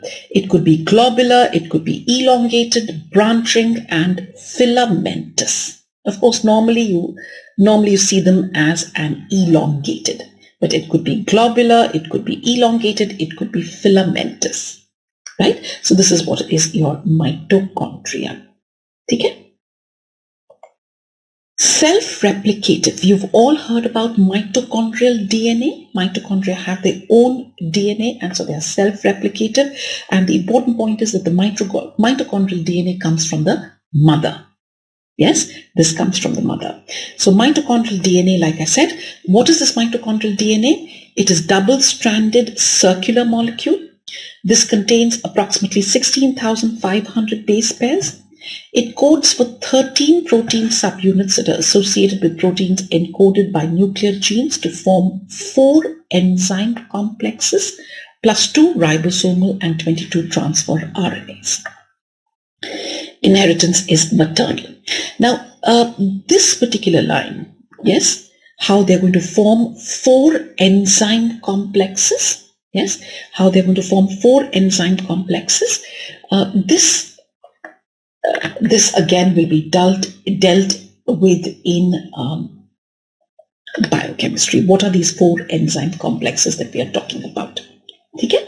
The point is that these mitochondrial DNA will code for 13 protein subunits that will be associated with proteins encoded by nuclear genes. So nucleus will also synthesize certain protein subunits, and so also the mitochondrial DNA. Together they will form 4 enzyme complexes. And what is the role of these enzyme complexes in metabolism? That will be discussed in biochemistry. Inheritance is maternal. Like I told you, mitochondrial DNA, it's circular. Inheritance is maternal. It comes from the mother. Okay? So this is as far as your what are the functions of mitochondria? What are the functions of the mitochondria? Oxidative phosphorylation, and it also regulates apoptosis. Again, let me just tell you what is apoptosis. Apoptosis refers to the programmed cell death. This refers to the programmed cell death. Apoptosis by itself is a short note, which we will discuss a little later. Okay? So this is all this important information is required when you get a question in mitochondria. Total number is variable, shape is variable, self-replicative. There is a mitochondrial DNA. Mitochondrial DNA is circular. It is a double-stranded circular molecule, right? And how the mitochondrial DNA as well as the nucleus will code for proteins which together form 4 enzyme complexes. And inheritance of the mitochondrial DNA is maternal. Functions of the mitochondria, oxidative phosphorylation, and it also regulates apoptosis. What is apoptosis? Programmed cell death. Yes. Now, when you look at a mitochondrion, there is an outer membrane and the inner membrane is thrown into folds. It is thrown into folds, and these folds are called cristae. These folds are called cristae, and what is the significance of this cristae is the oxidative enzymes are attached to the cristae, and within this cristae is the matrix, and matrix has the dissolved enzymes. Oxidative enzymes will be attached to the cristae, and the matrix which is present inside these folds will contain the dissolved enzymes. Like I told you, this is basically, it's involved in oxidative phosphorylation. Mitochondria are involved in generating ATP. What is ATP? The energy currency of a cell. Energy currency of a cell. Have you got my point? And again, like I said, there is an outer membrane. There is an inner membrane. Inner membrane is thrown into folds. This is thrown into folds, and the folds are called cristae. Attached to the cristae are the oxidative enzymes. Within the cristae, you have the matrix which contains the dissolved enzymes. Okay? So this is your mitochondria. Now the 4 enzyme systems, 4 enzyme systems that I was talking about. Remember I told you that you have proteins which are going to be synthesized from mitochondrial DNA and from the nuclear DNA. Yes?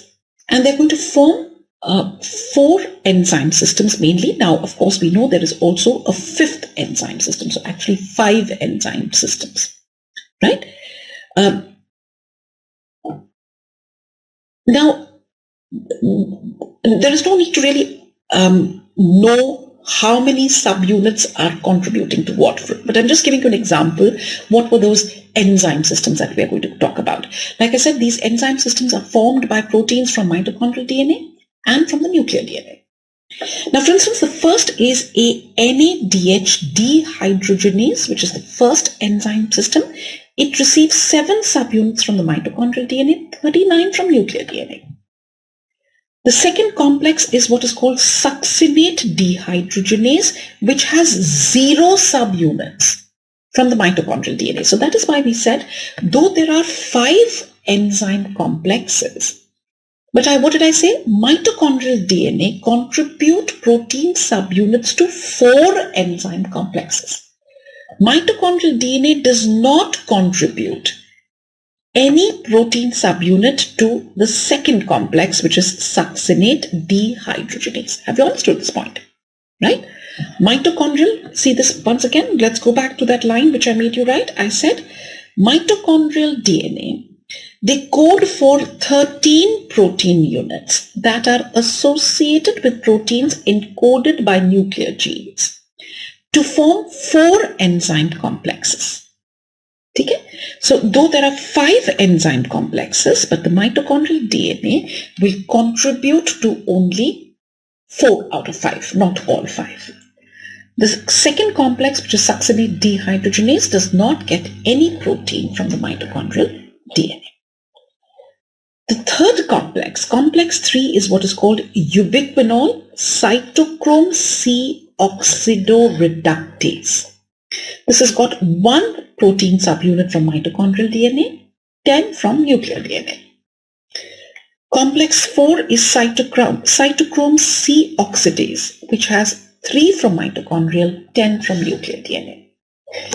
The 5th complex is ATP synthase, which receives 2 from mitochondrial and 14 from nuclear DNA. Again, what am I trying to tell you? Please listen to this once again. The mitochondrial DNA, which I've already told you, circular in shape, inherited from the mother, yes? It will code for protein subunits, which along with protein subunits from the nuclear DNA will form enzyme complexes. Mitochondrial DNA will contribute to protein subunits to 4 out of the 5 complexes. Nuclear DNA will contribute to all 5. Like I told you, what are these? There's complex 1, 2, 3, 4, 5. Complex 1 is NADH dehydrogenase. Complex 2 is succinate dehydrogenase. Complex 3 is ubiquinol cytochrome C oxidoreductase. Complex 4 is cytochrome C oxidase, and complex 5 is ATP synthase. What is the role of each one of these? How is it involved in ATP synthesis? Again, this is something which is going to be dealt with in detail in biochemistry. Okay? But you should now be able to understand what is the role of mitochondrial DNA. Okay? Mitochondrial DNA will contribute proteins to these enzyme complexes. These are all involved in oxidative phosphorylation. Okay? Now, the next important point, when you are writing a short note on mitochondria, you must write the clinical part, which are the mitochondrial diseases. Which are the mitochondrial diseases we are going to talk about? Mitochondrial diseases, like I said. Now, mitochondria, number 1, have got an ineffective DNA repair system. So mutation rate of the mitochondrial DNA is much more than that for nuclear DNA. Yes? And this mutation will result in mitochondrial failure. So there are almost 40 disorders that are linked to mitochondrial failure. Why is there more likely of the mitochondrial DNA to mutate? Because they do not have a very effective DNA repair system. Right? Now, these These mutations can be inherited or could follow, or they could be spontaneous. They could also be after viral infections. Have you understood? They could be inherited, so these are not necessarily inherited disorders. Is it clear? These are not necessarily inherited disorders, mitochondrial diseases. Yes? Symptoms will depend upon what is to the target cell or the tissues which are going to be affected. These include altered motor growth, altered muscle output. Supposing it starts affecting the muscle tissue, so you'll have altered motor growth, altered muscle output, gastrointestinal dysfunction, altered growth, diabetes, seizures, visual, hearing problems, lactic acidosis, developmental delays. These are all possible mitochondrial diseases. The mitochondrial DNA is more likely to mutate as compared to the nuclear DNA because it does not have an effective repair system. And these mitochondrial diseases, these mutations of the mitochondrial DNA can be inherited, can be spontaneous, can be also following viral infections. Okay? Viruses are blamed for everything. Yeah, right? So it could be possible that these mutations have occurred after viral infections, post-viral. So again, it depends upon which organ is affected. Supposing the muscle is affected, so it could be altered motor growth, that means altered growth of muscles. It could be altered muscle output, so the muscles are affected. If the GI tract is affected, then GI dysfunction. Yes, if bones, the soft tissue bones, altered growth.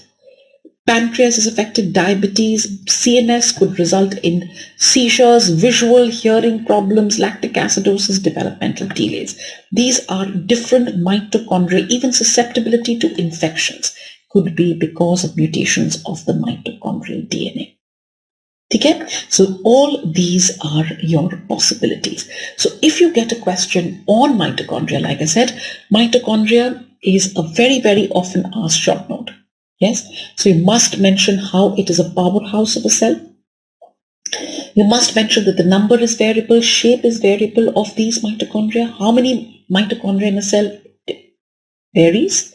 Shape is variable. Yes, what are the functions of the mitochondria? Firstly, the structure of the mitochondria, how there is an outer membrane, there is an inner membrane.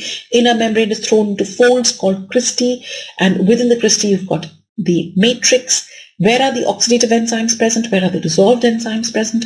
What are the functions of mitochondria? Okay? Then you must talk about the mitochondrial DNA. That is extremely important.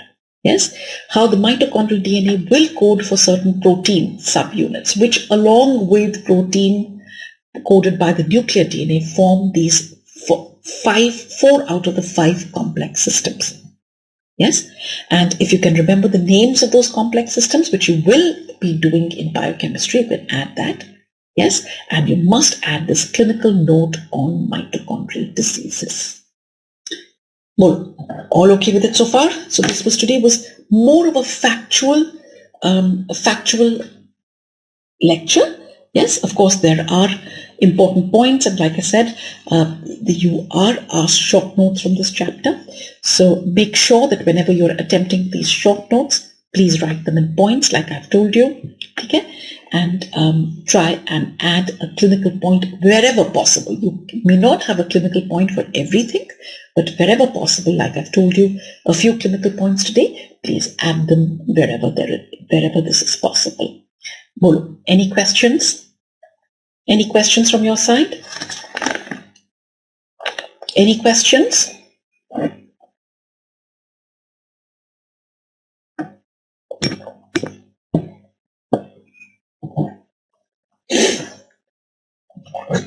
Any questions from your side?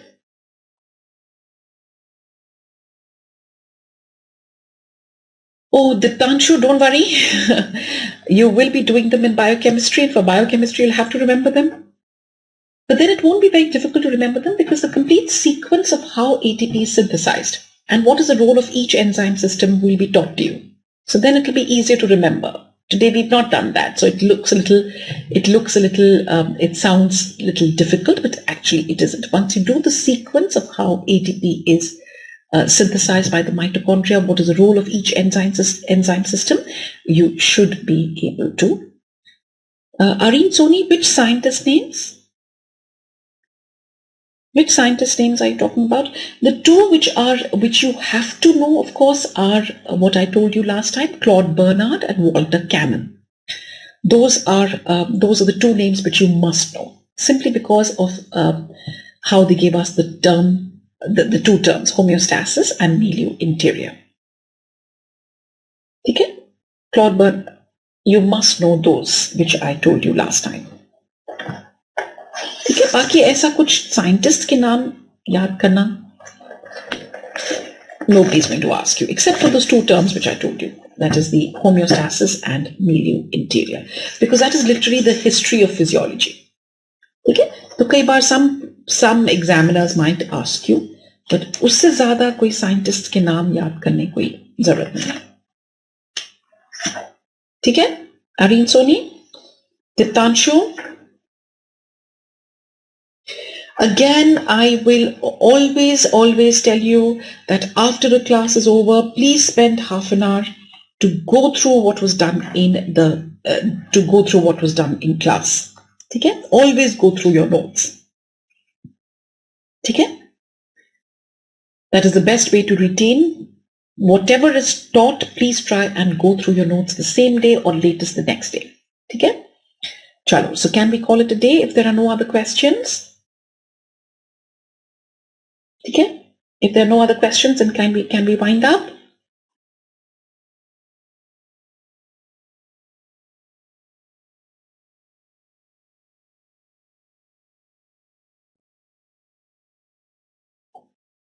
Okay.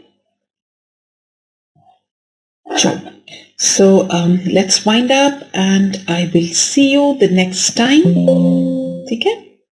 Okay, good night, Areen. Good night, Diptanshu. Good night, and see you soon.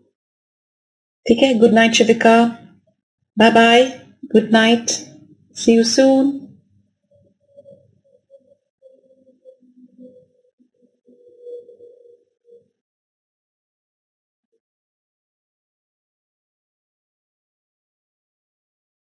Good night, Shurubi. See you soon. Bye-bye.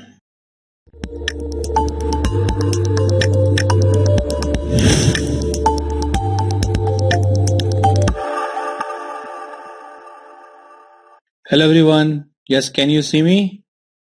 Audio visual is fine? Fine now? Can you see? Okay. All right. So now we'll begin. And how are you guys? Fine. So you have to keep on studying. You have to start studying now. Although your peers may not study in your hostel, that is a different story, but we will slowly make the basics concepts clear, and then we will proceed towards the regional anatomy. Fine. All right. So now today I have given you already the topic of today's discussion is bone, but before coming to bone particularly, I would like to tell you some clinical terms. Okay, these clinical terms are basically required for your understanding, so that when you are sitting in an OPD, or as I told, these are the basic clinical terms or the basic terminology thing that you should be getting the message across when you are talking to someone, and you must understand what is the meaning of these basic terminologies. Now you see, as I believe that during your PMT preparation days, you must have come across some of the terms, because now in order to give you extra edge, some coaching institutes are going really, they are actually crossing the, I will not say crossing the boundaries exactly. I mean, they are actually, going to an extra edge, and they are actually giving the stuff which is required for the MBBS students, right? In the preparation phase itself. है ना. आप लोगों ने जो किसी भी आजकल coaching institutes हैं वो सब करा रहे हैं, राइट. तो anyway, but my idea is we should be knowing all these things. So first I will be describing these clinical terms one by one, and once we are thorough with it, because these are the terms which we will using for rest of our life. Okay, these are the terms which we will be using for rest of our life, okay, in the clinical world. Fine. And after that we will start today's topic. Okay, I mean today the topic is these terminology and the bone part. Fine. So this is today's syllabus. And today in the WhatsApp group, I have started the discussion. Okay, it was a quick revision. So this is my whole idea. In that group, I will come live in between. Okay, and then I will start asking questions of in order to keep you, I mean, in check, you can say. And the second thing is, at the same time, if you have any doubt, you can ask there. I have seen today students asking doubts also. Okay, so this is how the idea of the group is. Fine. Those who have not still added, they can send me the number today. I will add. Some of you have already been added in that group, and you must have seen. Right now, let us begin. The video is getting stuck. I think it's moving all right. Okay, you please check your thing. Now this is the clinical anatomy thing. Wherever the word come itis, this itis means the inflammation. Wherever, it's a general word. So if you add it with appendix, it becomes appendicitis. You've added with the, you see the cholecystitis, the gallbladder thing. Okay, the you see the layman people say कि उसको तो appendix हुआ. He has appendix. So everyone has appendix. Appendix is a normal thing. It's an organ. Appendicitis is the inflammation that the layman people don't know, right? So appendicitis, tonsillitis, arthritis, neuritis, dermatitis, cholecystitis, whatever word you will use along with that, if you are using the word itis, means the inflammation. Okay, the mastoiditis, right? So anywhere if you use the word itis, okay, pancreatitis, like that, gastritis. Okay, now the suffix is okay, yeah. Today it was in the morning hours. We will try to keep it in the evening hours, preferably. Okay. And sometimes I have other classes so with other batches, so sometimes I may not be available. So, but whenever it is feasible, okay. Or those who miss, suppose you miss the live quiz, you can just scroll the messages and you can go through what were the questions asked. Okay. In case you miss, I will try to accommodate everyone in the live session only. Okay. So before it, I will tell, otherwise I will discuss that. I will fix the timing with you. Fine. All right. Now you see the suffix is ectomy, whereas the word come ectomy means the removal of that particular part from the body. Appendix, ectomy. Okay. Tonsil, ectomy. Gastrectomy. Mastectomy. Mastectomy is the removal of the breast tissue. Nephrectomy, the kidney removal. Okay. So anywhere you use the word ectomy, then it is removal from the body. The suffix otomy, okay, that means cut open and close the whole organ. Okay, like laparotomy, we cut open the abdominal wall, we go inside, do whatever we want to do, then close it. Hysterotomy, hystero means the uterus, we cut open the uterus, do whatever surgery is required and then close it. So these are the terms. When we cut open and close, it is called as otomy.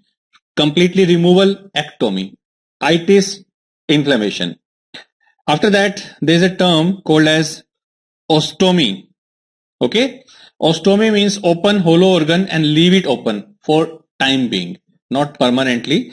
Like colostomy, again it will depend on the clinical condition, whether it is the permanent condition or the temporary condition. It might be permanent also, but the thing is, when opening is patent means it is not closed, then it is called as ostomy. Okay, so ostomy means, you can say tracheostomy, the trachea. Suppose a patient, some pathology is there, because of that disease process, you need to cut open the trachea, so that you will put a tracheostomy tube. So you will insert a tube in the trachea, so the patient will not inspire from the like nose and all. He will be inspiring basically from the tracheostomy tube. Do you appreciate? Okay, so all the inspiration will be done from the trachea itself, not this. You will, upper respiratory tract will not function in that particular case. Okay, and now it will depend. If it is a temporary condition, then you will close it. Then you will say you have removed the you have closed the tracheostomy wound, and you have removed the tracheostomy tube. First you have to remove the tube, then you have to close the wound. You have to repair the tissue. But if it is a permanent thing, then you don't have to remove the tube, and it will remain always open. Okay, similarly colostomy. The colon, the content of the colon, that is the fecal matter, you bring it on the surface, okay, and you make a make a complete opening, okay, so that and then you add a bag there, which is called as colostomy bag, which collects the fecal matter, right? So this is something you should know. Then there is a term called as, now why to cut it open? There are so many reasons, okay. There are so many reasons are there, beta. We are not going to that detail, appears, but anyway, I have now rectified. So I believe now it will be all right. Okay. So because of the different reasons, okay, like every clinical case is different. So accordingly, all the clinical cases are not fit for temporary or permanent. Okay. It will again depend, है ना, कि terminal condition, what is the clinical scenario of the patient. I think this is not the stage that you will be able to appreciate when we are going to do the permanent tracheostomy. And later you will come to know, but for timing, just understand what is tracheostomy. And for timing, you understand how it is done and what is the meaning of it. Okay, later, yes, of course, you will come to know why we are not doing it for permanent basis. It will again depend on the clinical scenarios. Each clinical case is different, and you have to take decision according to the person's clinical history. Fine. Now the next thing is OMA. The word OMA means tumor, lipoma, osteoma, fibroma, hemangioma, whatever. Puberty, we know the age when the secondary sexual characters develop, which is again 12 to 15 years. It may vary. It is not exactly 12 to 15 years. Now the age has been reduced. Okay. Symptoms are subjective. I mean, symptom is what patient tells you. Sign is what you elicit. Okay. Suppose patient has come to you and he's saying that he's feeling feverish. That is, he is feeling hot. This is his complaint. He is having headache. This is his complaint. All these complaints that the patient is talking about is the symptom. Then you elicit, that is called as sign. What you elicit is called as sign. Okay. Prone position, beta, palm faces ground, not the sky. Supine is when it faces the sky. Okay. And the clinical importance of ostomy and ontomy, beta, as I told, these things are actually depending upon the cases, and each case is a different thing. Why we are doing it, it will again depend on the case. In which case you need to do the ectomy, in which case you need to do the laparotomy. Suppose, for example, if you want to learn, let me tell you, suppose a patient has come to you where you are suspecting that there is a GI perforation, gastrointestinal tract perforation. Why, how you have suspected, depending upon the history, clinical examination, that is the role of the doctor.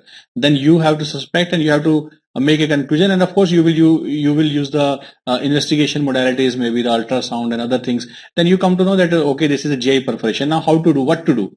So GI is perforated at certain place. What you are going to do? You are going to go for exploratory laparotomy, meaning laparotomy, cut open the abdominal wall and separate, you go inside and then explore where is the GI perforation. If like now again, depending upon the scenario, what type of perforation is there, what are the, I mean, what is the clinical condition of the patient inside, and depending upon that, of course, you have to repair. So those things you take decisions as a surgeon, as a doctor. But as I said, that will again depend on the clinical scenarios. Okay, it cannot be just given in one line, this is the importance. Not like that. I'm just describing the terminologies. Okay. For example, when we learn the letters, later we can make so many number of words, isn't it? So all those words we can make with the letters. So first we need to learn the letters. Now we cannot ask what is the importance of the letters? Which word we can make? We can make lot many words. Now how we will come to know that which word we are making? You will not come to know which word you are making. It will come automatically because each word is different. Are you understanding? Similarly, each clinical case is different. What we are understanding is a very basic thing. ठीक है, एक बार ये terms clear हो जाएंगे उसके बाद तो हम ऑफ कोर्स सारी चीजों को कवर कर सकेंगे ना बेटा, है ना? सो this is something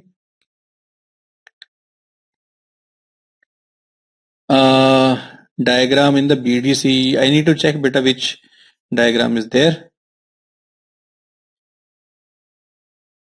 Okay, now let me proceed if everything is fine.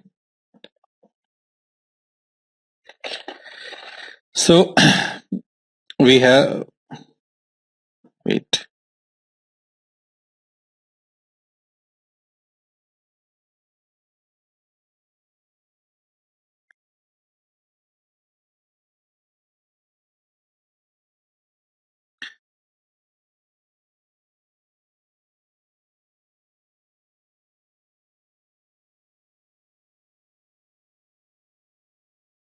Just a moment, okay?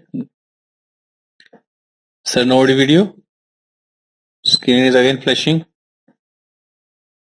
अब ठीक है? क्या हो रहा है आज? चलो somehow पढ़ते हैं जितना होता है.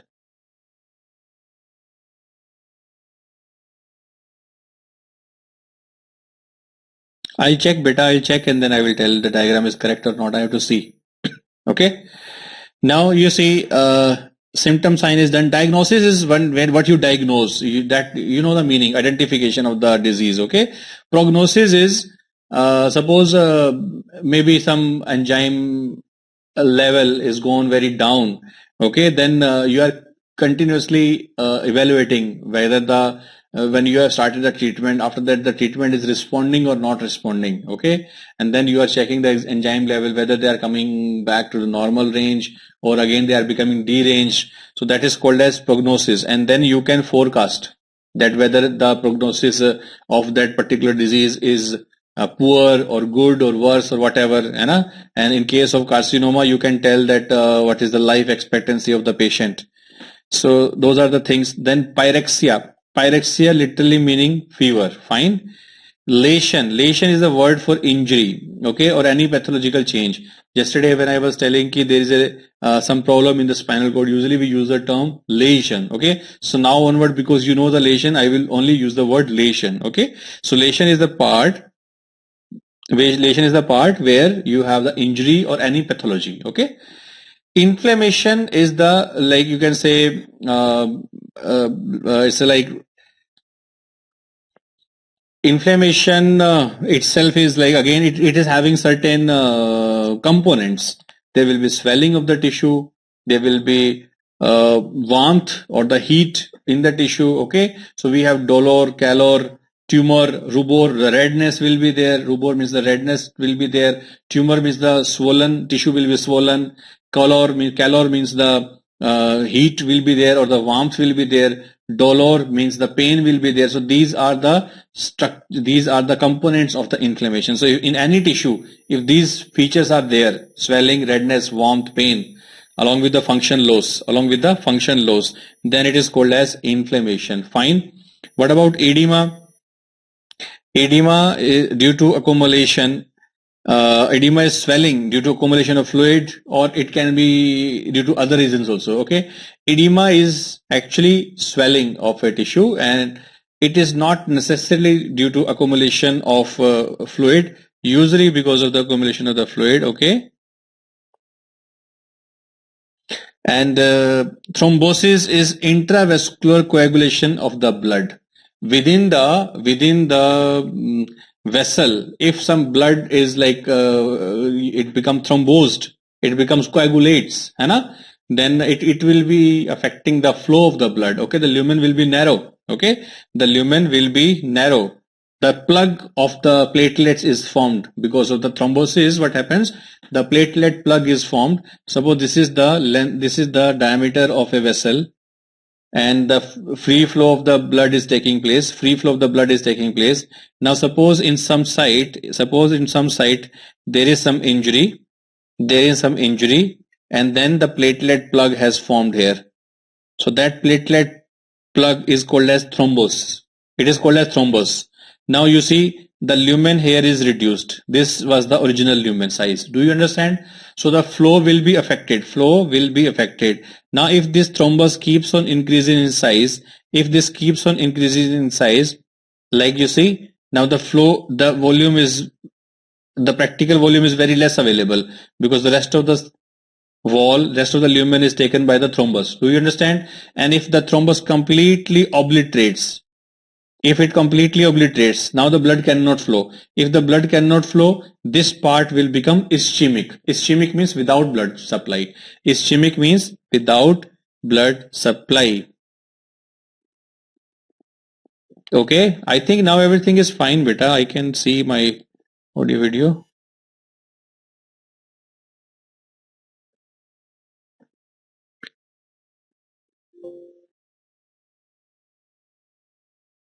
Everything is fine, going on.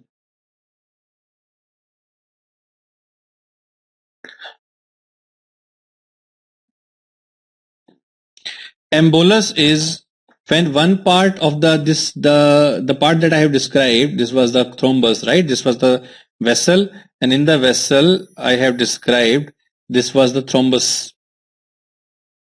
If one part of the thrombus gets detached, if one part of the thrombus, suppose this part of the thrombus, it's detached, it starts flowing with the blood. Now this is an embolus. So thrombus is a stagnant part, embolus is a flowing part. Same platelet plug, same thrombus. When it starts flowing with the blood, we say embolus. Do you understand? Thrombus, when it is a sticky part, it is stagnant, it is only occluding the lumen of the vessel. जो vessel का lumen है वो occlude हो रहा है slowly. But if one thrombus part is detached and starts flowing with the blood, it is called as embolus. What is the importance of the embolus? You see, this vessel will further divide into smaller vessels. ये जो vessel है ना हमारा, ये जो vessel है, this vessel will divide into smaller vessels. ये further smaller vessels में divide करेगा, है ना? And our embolus is going with the free flow.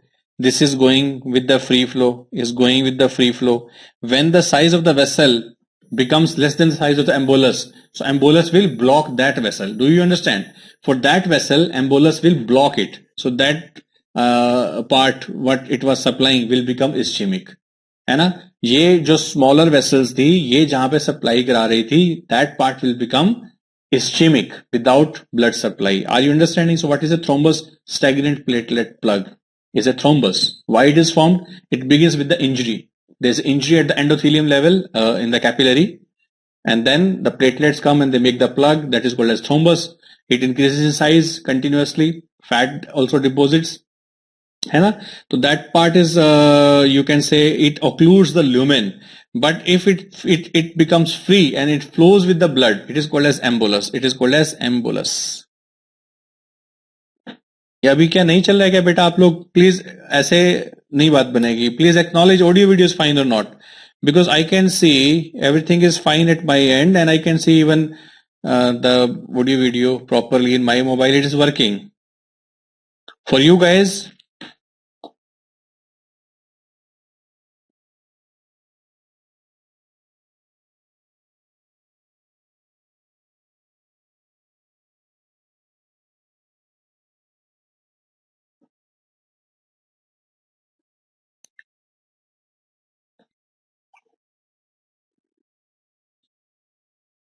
ये क्या हो रहा है? कुछ बच्चे कह रहे हैं फाइन है.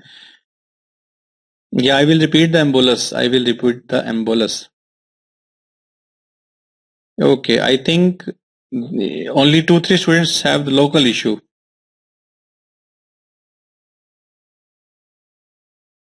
What I have told about the embolus, I am repeating that suppose कि this one was the thrombus, है ना?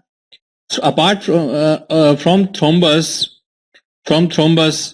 this part becomes detached. ये टूट के अलग हो गया. This part becomes detached. This one. Then it starts flowing with the blood. Blood तो flow कर रहा है, साथ साथ में flow करेगा. it starts flowing with the blood, keeps on flowing, the vessels will divide into smaller vessels, further will divide into smaller vessels, है ना?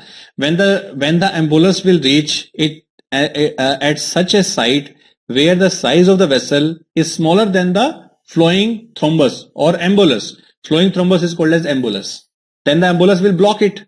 आप ऐसे मानो कि कचरा है, पानी के एक पाइप में एक कचरा फंसा हुआ था, ठीक है, उसमें से कुछ कचरा अलग हो गया, वो पानी के साथ फ्लो कर रहा है. अगर पाइप हमारा slowly gradually you can say smaller pipes में डिवाइड हो जाए, तो किसी ना किसी स्मॉलर पाइप को जाके तो वो कचरा ब्लॉक करेगा ना. कहां पे ब्लॉक करेगा? जहां पे साइज बड़ा है वहां ब्लॉक करेगा, या जहां पे साइज छोटा है वहां ब्लॉक करेगा? ऑब्वियसली जहां पे साइज छोटा है.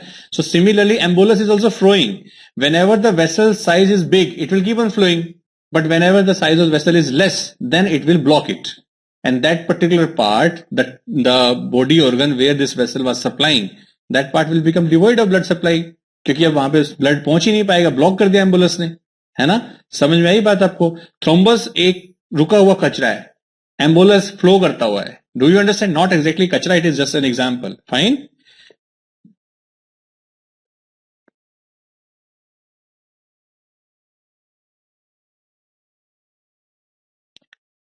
ठीक है बेटा. Okay, now the next part is hemorrhage. Hemorrhage means bleeding.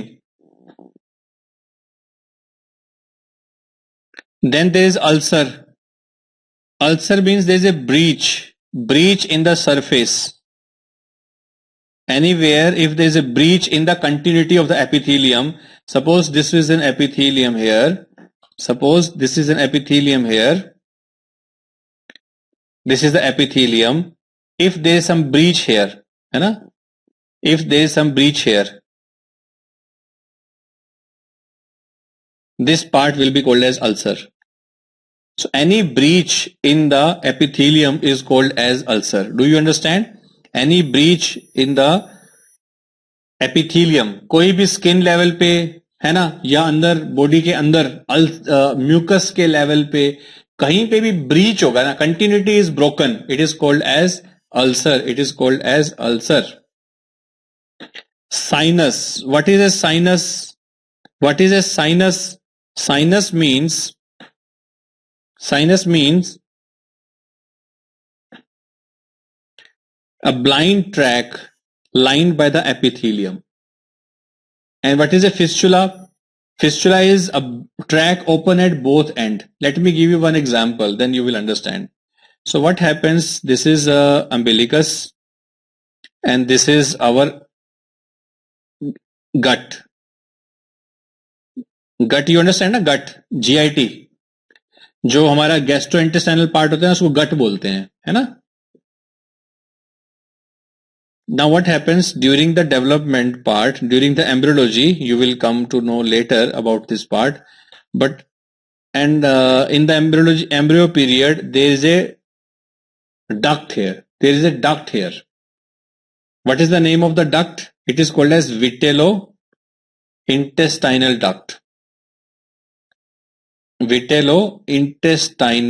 duct.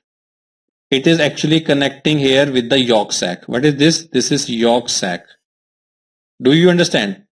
मतलब क्या होता है? During the embryological period, we have a communication between the yolk sac and the gut, which is called as vitello-intestinal duct.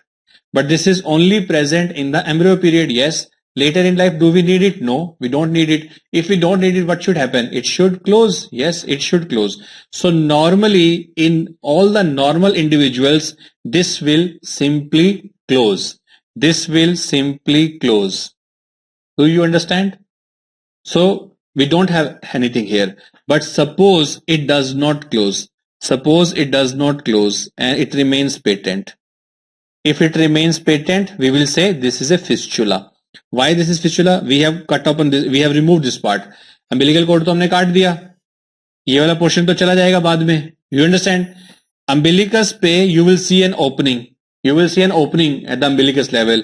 This is a complete patent tract. It is called as fistula. Which fistula? depending upon the site of the fistula, fistula is named. Now this fistula will be called as vitello-intestinal fistula. Do you understand? Vitello-intestinal fistula. Or it may happen so that this it becomes obliterated in all throughout. This is all obliterated, but this much portion from the skin level, it remains a little bit patent. This much portion will be called as now sinus.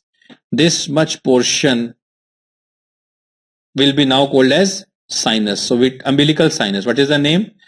From the umbilicus there is a sinus, so umbilical sinus.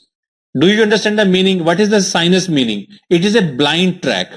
What is a sinus? Now compare. It is a blind track. Because it is a blind track, it is not leading anywhere. Do you understand? It is only having one opening. If it is having only one opening, then it becomes blind. It is called as a sinus. But what is a fistula? Continuous patent thing is called as fistula. Is it clear now, beta? Please quickly tell, is it clear? Yes?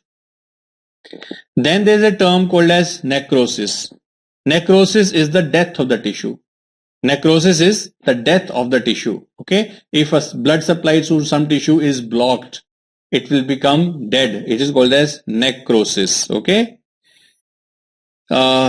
Degeneration is actually, it is a retrogressive change causing deterioration of the structure, because normally the structure and the functions they develop, okay, and because of some pathology, if there is deterioration of the structure, of deterioration of the function, it is called as degeneration. It is not exactly death, okay, it is not exactly death, but again the function and the structure is not normal, which is called as degeneration. Okay.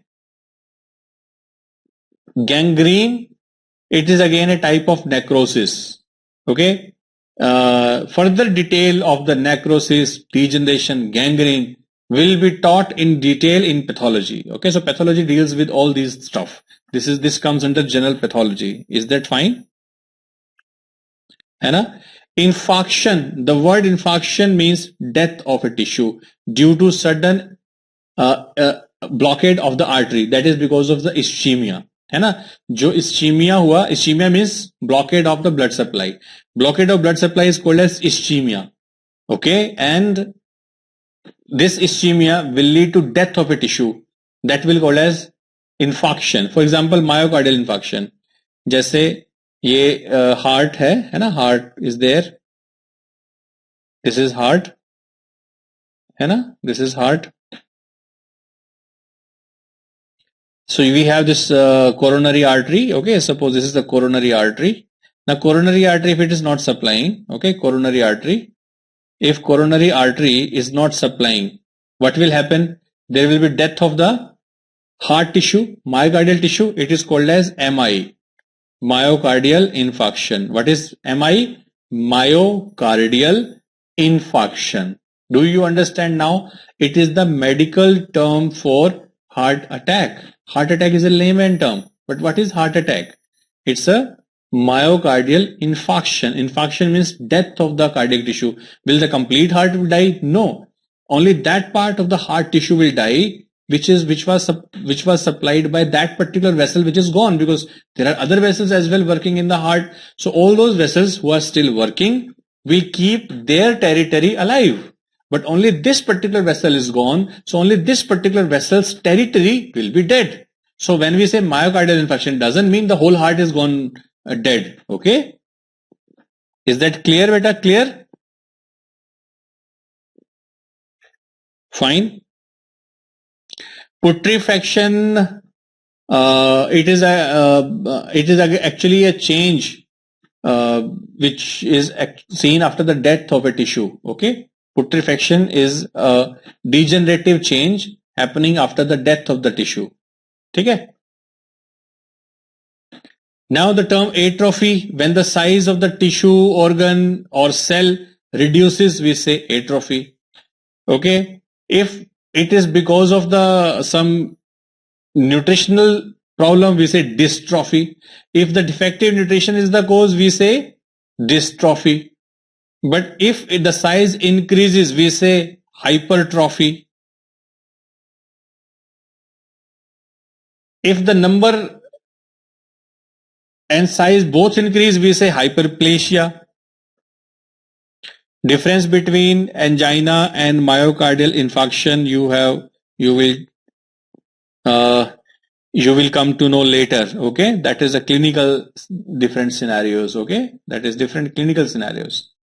Angina or myocardial infarction के जो clinical differences हैं, you will come to know later. ठीक है? Which tissue will be damaged? It will depend कि कौन सी artery का blockade हुआ है. हर हार्ट के डिफरेंट पार्ट में डिफरेंट आर्टरी सप्लाई कर रहे हैं ना. It will depend which artery is gone, accordingly that territory will be gone which it was supplying. Okay, if the right coronary goes, it might be the posterior wall, or again it will depend which segment is gone. If it is the left circumflex artery, the name of the artery, okay, then it is on the left side of the heart. When we will discuss in detail about the heart and its blood supply, then I will explain the myocardial infarction again, this part. Right? This is a term called as syndrome or aplasia. End artery. End artery means which will further does not have a connection. Okay, end artery. There are certain arteries are there where we have see the collaterals and other things, but end arteries means this is the only supply. If it is gone, means then nothing will happen like that. I mean nothing. We don't have any other further support. Okay. There are certain areas where we have other vessels also available, but end artery is this is the only vessel, and this is the final thing. Okay. Now aplasia is failure of development, hypoplasia incomplete development. Fine. This is about aplasia and hypoplasia. What about syndrome? Syndrome is when you combine a group of symptom and group of sign together is called as a syndrome. Okay. Group of sign and symptom is called as syndrome. What is paralysis? Paralysis I believe everyone knows what is a paralysis. Hemiplegia, one half of the body paralyzed. Paraplegia, both the lower limbs paralyzed. Monoplegia, any limb paralyzed. Quadriplegia, all four limbs paralyzed. Anesthesia, we know what is anesthesia, that is touch will be lost. Analgesia, the word analgesia is pain, and means without. So analgesia is without pain, loss of pain. Okay. Therma anesthesia, that is loss of temperature. Hyperesthesia, increased sensation. Paresthesia, perverted feeling of the sensation, means you are touching and the patient is telling that it is a pain sensation. So it is not the exact sense appreciated. Different type of sense has been appreciated. It is called as paresthesia. Coma is deep unconsciousness. Coma is deep unconsciousness. Tumor is a circumscribed non-inflammatory abnormal growth of the body tissue. Non-inflammatory because you see in case of inflammation also there is a swelling. But if you see a swelling in a tissue which is not looking any inflammatory, it is not having any inflammatory signs, the pain, redness, the temperature, etc., and you see abnormal growth is there, okay, then it is a tumor. Tumor can be benign or malignant. Benign means it's a growth there, abnormal growth is there, but it is not endangering the life of a person. Malignant is nothing but the cancer. Malignant tumor is nothing but the cancer, where the life of the person is also in danger, right? Carcinoma is the other name for the malignant tumor, fine. But the carcinoma is the word when it is coming from the epithelium. Similarly, agar malignant tumor agar connective tissue se aata hai, then we say sarcoma. So again, it will depend. Malignant tumor, if it is coming from the epithelium tissue, we say carcinoma. But if it is coming from the connective tissue, we say sarcoma. So please remember, this is the terminology you will definitely use. This particular page, that term number 23 to 47, you will definitely come across in detail in pathology, except this particular part. ये medicine में These terms from 31 to 42 are the medicinal terms. Syndrome, paralysis, hemiplegia, paraplegia. These things you will come across while reading the neurology, coma, paresthesia, etc. But rest of the thing, hypoplasia, hypertrophy, tumor, carcinoma, sarcoma, gangrene, infarction, all these are the terms that you are going to use in pathology. Fine. Now, cancer is a general term to tell any malignant neoplasm. We know about it, but the proper medical term is the malignant tissue or the neoplasm. Okay, neoplasia. What is metastasis? Metastasis is a spread of a local disease to the distant part of the body, which is seen in case of cancer. So usually you must have seen कि cancer last stage में है ना? Cancer ये stage में है. So different stages have been described for the carcinoma, depending upon the spread of the tissue. If it is a local spread, we give a different staging. But if it has spread to the other body parts, metastasis has taken place. And then according to the spread of the cancerous tissue, there is a staging given. For every cancer, there is a different staging system. Okay?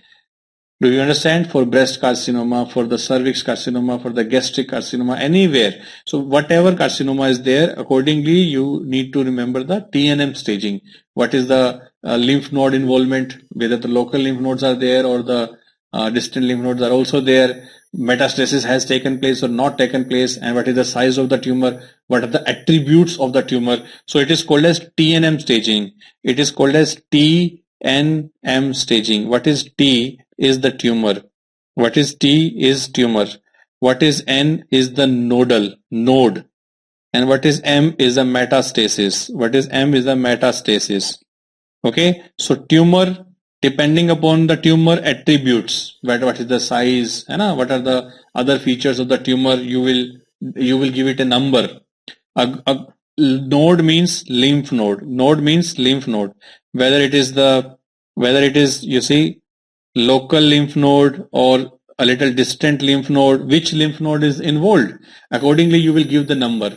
And then metastasis, whether it has spread to the distant tissue or not. It will again depend on it. Okay.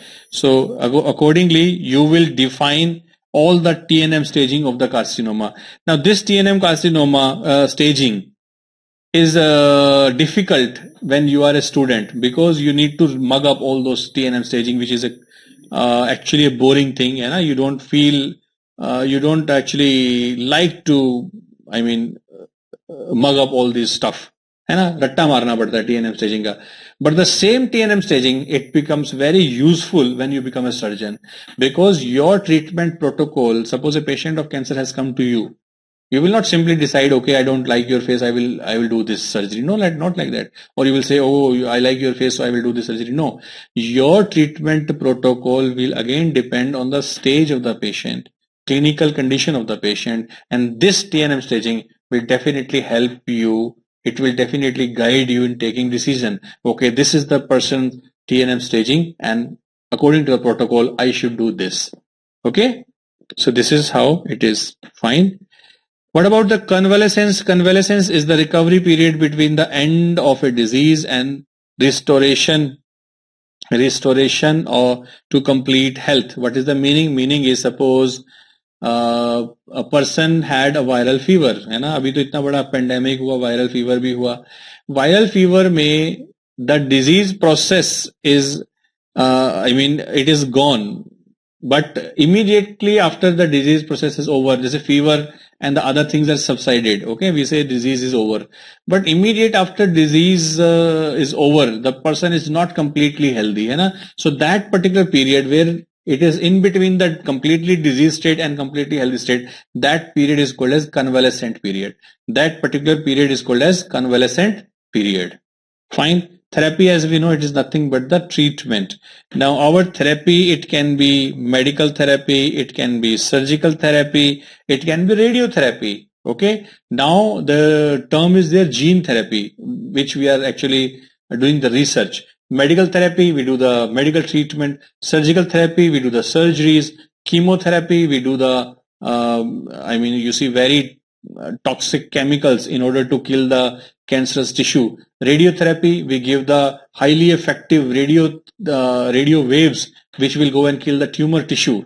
So all those therapies are given. Therapy means the treatment.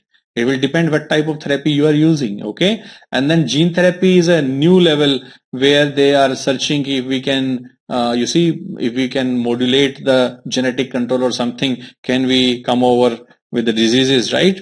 This is the thing. So these are the terminologies, beta, है ना? And as I told कि these are the things you are going to stay all throughout your life with, okay? ये आपके साथ ही रहने वाली हैं, कहीं नहीं जाएंगी terminologies, आपके लिए बड़ी important है. Now let us talk about the bone, okay? Now let us talk about the bone. First let me tell you what are the parts of the bone, okay? Let me tell you what are the parts of the bone, then we will come to it. See, when you talk about the bone,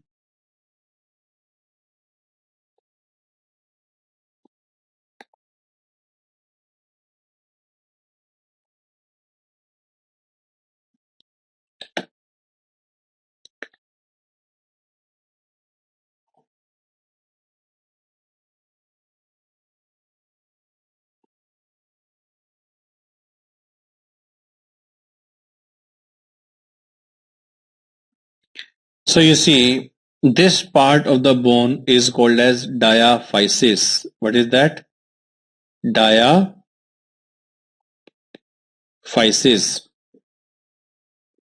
Okay.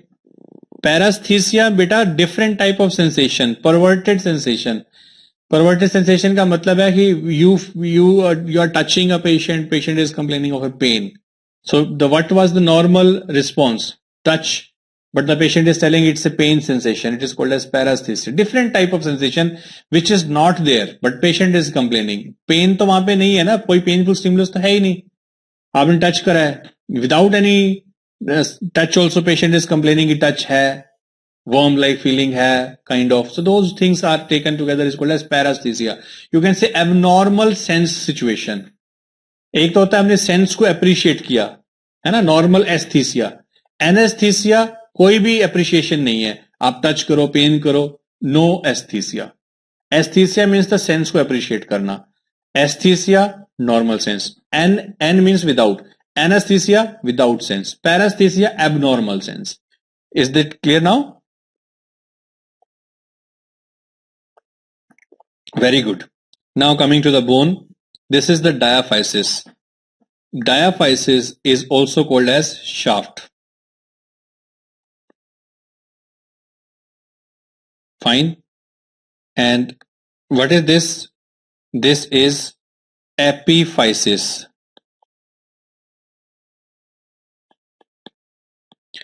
Beta, where I have explained the sinus in face, do not confuse and do not ask the doubts in between. When I am describing the things, let it make it, let us make a routine. Okay, for our all throughout the classes, you will not ask the doubts as and when you feel like asking because of the keyboard control that you have in your hand. And whenever you feel like a doubt, okay, let me ask this. Not like that. It's a class.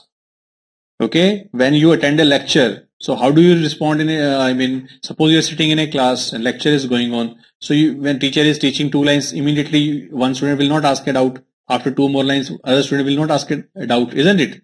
How the class goes? You have been attending lectures, है ना? आप तो अभी तक classes attend कर रहे हो ना? चाहे medical college से पहले, school में, किसी और colleges में. तो basically how the class goes, teacher will complete a topic, then he will give you a time. Okay, now if you have any doubt, you please ask. It is not like as and when you are having a doubt, you are asking. It is not going to help you. It will break the flow of the class again and again. Then again I have to think what I was telling. Are you understanding? In the long run, it will be counterproductive. So it is my request and advice. क्योंकि आप लोग बहुत छोटे हो अभी, बहुत young हो, I need to groom this, I need to tell you this, that this is the way we will conduct the classes. I will teach a topic. Once the topic is over, then I will give you time. Okay, now the topic is over. Please ask your doubt. As and when you have a doubt, you write on your notebook, not in the chat box.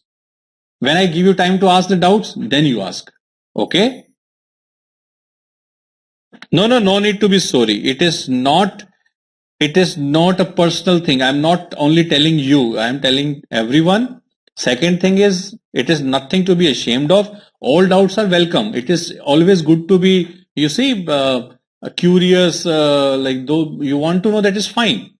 Only thing is, I'm just telling how we will conduct the class. It's about the decorum of the class. Fine. Now let us proceed. Forget about it. Epiphysis is the part which is end of the bone. Diaphysis, shaft. Epiphysis, end. Is that clear? Yes. In between, we have a plate of cartilage. Please understand, in between, we have a plate of cartilage. Okay, I will explain later what is this cartilage all about. Okay, but for time being, understand its name is epiphyseal plate. Epiphyseal plate. Okay, is that clear? So diaphysis, shaft, is one part of the bone which is the stronger part. Epiphysis is the end of the part. Epiphyseal plate, which is also called as growth plate. Why growth plate? I will explain later. Okay.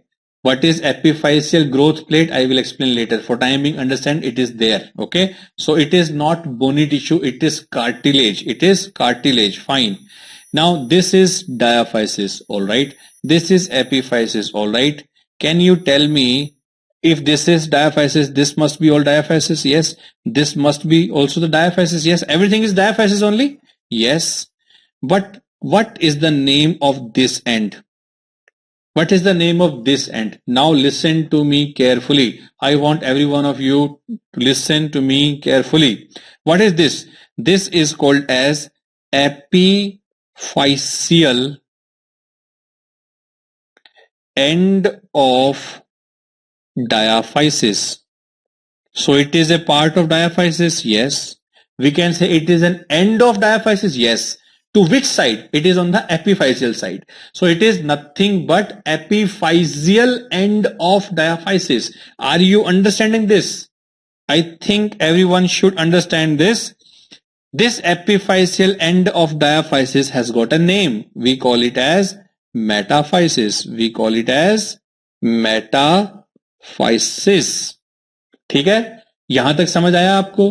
Parts of long bone क्या है? Metaphysis, diaphysis, epiphysis. So if we proceed this in a systematic way, we have the diaphysis, which is shaft, epiphysis, which is end, but between them we have a growth plate, which is cartilage, which is not bone. Okay, but just before that we have an epiphyseal end of diaphysis. That epiphyseal end of diaphysis is nothing but it is metaphysis. I hope it is clear to every one of you. Yes, is that clear? Is that clear, beta? Metaphysis, diaphysis and epiphysis, these are the parts of the bone. But these are the parts of the long bone. When we say long bone, so that basically we need to understand bones are also classified in different ways. What are the classification of the bone? Bones can be classified depending upon the shape. One of the shape is, long bone. Long bone means those who will be presenting epiphysis, diaphysis, etc. that I have already explained. Example of the long bones are humerus, radius, ulna, femur, tibia, fibula. These are the long bones. Then we say miniature long bones. Miniature long bones means actually short long bones, which are neither short nor long. So they are the miniature form of long bones. So they cannot be basically told as the short bone. They can also not be told as long bone. So we call it as miniature long bone. Where do you see the metacarpals, metatarsals and the phalanges? Okay. What is the importance? Importance is they have only one epiphysis. We have seen in the, if it is a short bone, it does not have epiphysis. Yes. If it is a long bone, it has two epiphyses. Yes. But if it is a miniature long bone, it is in between. So it has only one epiphysis. Do you understand? I'm telling again, short bone it is short. So it is having only one center. It will it does not have this particularly epiphysis. Ends hote nahi hai, this is only short bone. So we don't have any epiphysis there in the short bone. In the long bone, 2 epiphyses are there, but in the miniature bone, miniature long bone, we have only 1 epiphysis. Then we have modified long bones. Modified long bones means it is having all the features of the long bone, but then there is one modification, and that particular long bone is the clavicle. Clavicle presents certain exceptions when compared with the features of the long bone. It has the features of the long bone as well, but it is having certain exceptions. For that part particularly, clavicle exceptions, some points are there, and those points are needed to be remembered, and I will tell later, okay, about the clavicle. For timing, just remember it is a modified long bone. How? Because it is a long bone, but then it has certain exceptions. उन बाकी exceptions वाला जो part है उनको हमें याद करना पड़ेगा, है ना? मैं समझाऊंगा भी पहले, I will teach, but at the same time we need to remember them. Then short bone, as I told, they are very short, so we cannot basically define their epiphysis. So there is no epiphysis for them. So these are all tarsals and the carpal bones. Fine. Then flat bones. Flat bones is as the shape is flat. Where do you see the flat bone? Look at the skull bones, the parietal bone, the bones which make the calvaria of the skull, and the ribs. Ribs are also flat. If the shape is flat, we say simply these are flat. Okay. Irregular bone, where we cannot define the shape, we say simply it is irregular. For example, vertebra. Now what is the shape of a vertebra? It is irregular, right? Hip bone, what is the shape? No shape, so it is irregular, right? So all these are the types of bone, depending upon the shape of the bone. Is that clear, beta? Have you understood?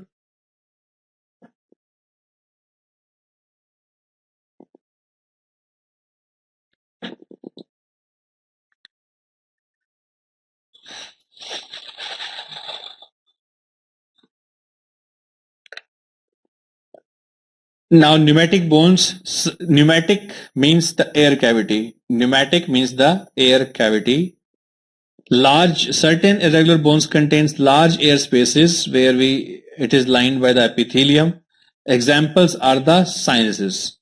In the particularly skull part, okay, otherwise skull would have been very heavy. So to make it lighter, what nature has done, nature has provided us with certain sinuses. In the sinuses we have the bones, but inside we have the air cavity. For example, maxillary air sinus, we have the frontal air sinus, we have the ethmoidal air sinuses. All these are sinuses, and accordingly they have, these are called as pneumatic bones, okay? And what is their role? They make the skull light, they help in the resonance of the voice, and also they act as an air conditioning chamber for the inspired air. Fine. Then there is a term called as sesamoid bone. Now this is something very important. Why? See, there are these are the bones which will develop in the tendon of a muscle. It will be developing in the tendon. And what is the importance? They don't have any periosteum, that is their feature, but they will ossify only after birth. Okay, they will ossify only after birth, and they are related to an articular or non-articular bone surface which are covered by cartilage. Let me describe what is a sesamoid bone. See what happens. Suppose this is a muscle here. Suppose this is a muscle here.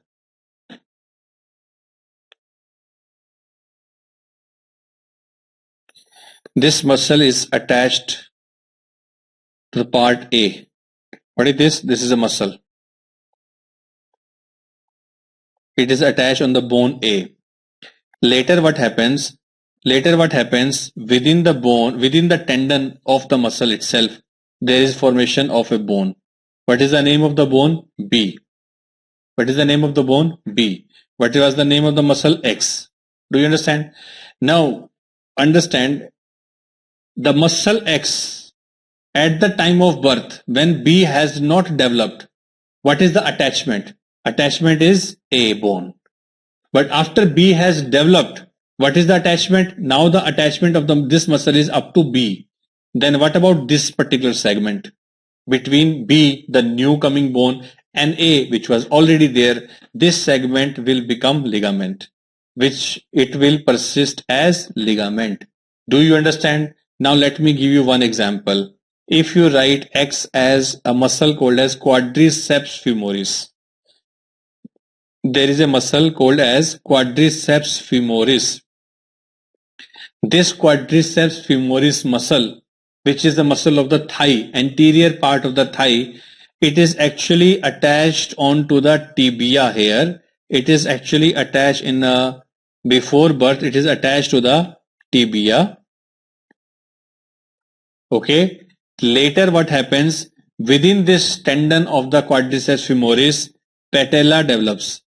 Within the tendon of the quadriceps femoris, the patella develops.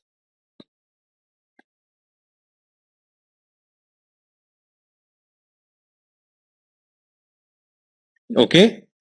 And within this tendon, the patella is developing, and you see this ligament between patella and A, that is tibia, it will become ligamentum patelli. It will become ligamentum patelli. Have you all understood with the example what is the meaning of the sesamoid bone? Have you all understood this? Quickly tell. Have you all understood the meaning of the sesamoid bone? Now, why the sesamoid bone has come? To reduce the friction, to reduce the wear and tear. Okay? To reduce the wear and tear. And obviously, this bone was present since birth, or it developed after birth. It developed after birth, that we have already understood. And that part between the two bones will continue as a ligament. It will become a ligament.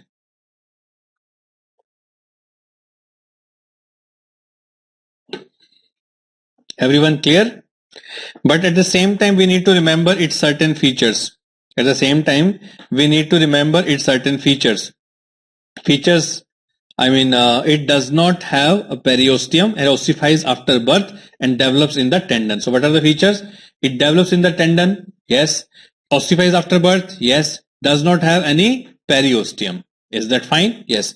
What are the examples? Patella is the largest sesamoid bone. Sesamoid literally meaning is seed-like. Sesame is the seed. Sesame is seed. Okay. Sesame means seed. Oid. Oid means like. Word oid, whenever word oid is there, oid is like. So seed-like. Okay. Little meaning. Wherever the word oid comes, oid means like. ठीक है, किसी की तरह. Functions. Function is to resist pressure, to minimize friction, to alter the direction of pull, and to maintain the local circulation. These are the functions that we need to remember. Because of these functions, this sesamoid bone developed. Because of these functions, the sesamoid bone developed. Okay. Then you see the accessory bones. Accessory bones are not always present. Sometimes they may be present. So we use the word os for them. We use the word os. Okay, these are accessory bones or supernumerary bones. Like for example, os trigonum. You need to remember os trigonum only. Os trigonum is a lateral tubercle of the talus. It is not always present. If at all it is present, it is taken as accessory bone. Okay. Heterotopic bone. Heterotopic bone is when the bone develops in the soft tissue, not in the tendon of a tissue, but within the soft tissue if it develops. For example, within the muscle, belly of the muscle, bone develops. Rider's bone, adductor muscles, the horse riders, they sit on the horse, so that part of the thigh, the medial aspect of the thigh, where we have the adductor muscles. Adductor muscles will be always they are facing the, you see, friction, or you can say the roughness, and there to minimize the friction, to minimize wear and tear, in that particular part, the fleshy part, bone develops only in the horse riders. It is not all throughout the population. Okay, so it is sometimes in some individuals it is seen. So because that bone develops in the riders, that is why it is called as rider's bone. So what was the reason? To overcome wear and tear, additional bone was provided within the adductor muscles. Will all horse riders develop it? No. It is not mandatory that all horse riders will develop, but horse riders chronic uses may develop this bone. If this bone develops, it will develop in the adductor group of muscles. Is that fine? Yes. So accessory bones, again, not always present. Sometime it may be present. You need to remember only one example, which is commonly asked, os trigonum, which is nothing but lateral tubercle of talus. So it is not always present, but sometimes may be present. So it is called as os. Os is the word used here, right? So I believe this is something very important stuff, and we will today's class, we will keep today's class up to this. In the next class, we will learn about the ways, it gets ossified, okay? The process of ossification and the types of ossification. We will be learning in the next class, okay? The types of ossification and process of ossification, all right? And remember this, if you do not sacrifice for what you want becomes the sacrifice. अगर आप अपनी चाहत के लिए बलिदान नहीं करेंगे तो आपकी चाहत ही बलिदान हो जाएगी. इसलिए you need to study, okay? You keep on working hard, है ना? If you have any doubt, you may ask, okay? Now, if you have any doubt, you may ask now, beta. Yes, please ask. Shivang, we will discuss when I talk about the clavicle, okay?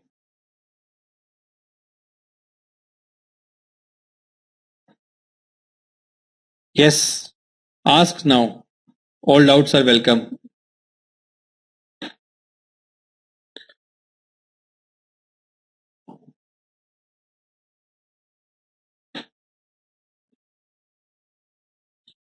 Tubercle is a projection on the bone, okay?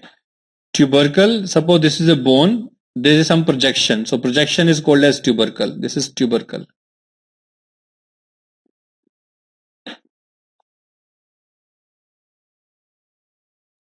Thank you, beta. Talus is the name of a bone. Talus is the name of the bone. We will do it later. It's a part of the, you see the calcaneus, talus, cuboid, all these are the tarsal bones. Fine? We'll learn it. Sinus in the face, कौन सा बताया मैंने? I am not understanding. मैंने sinus face में कहाँ बताया था बेटा? विटल इंटेस्टाइनल साइनस से तो बताया. हितेश, आपका क्वेश्चन दोबारा पूछो. आप मैं आपका क्वेश्चन समझ ही नहीं पा रहा हूँ. आपने क्वेश्चन तो पूछा है पहले भी. Sinus in the face. Which sinus I have talked about the face?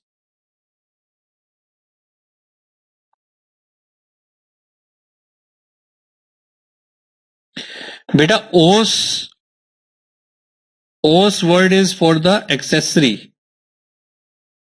जो os होता है ना, os word, वो accessory के लिए यूज करते हैं usually हम. ठीक है? hiatus का मतलब होता है you see गैप के लिए वर्ड यूज करते हैं hiatus, है ना? सीसामोइड का diagram I will show. Abduction and adduction नहीं, एबडक्शन समझ में आया. ये है एडक्शन. देखो ऐसे करके रखो पहले, आप ऐसे मत करके रखो. आप ये आपका हाथ है ना, आप थंब को ऐसे कर लो like this. Then it is adduction and abduction like this. Do you understand? Adduction abduction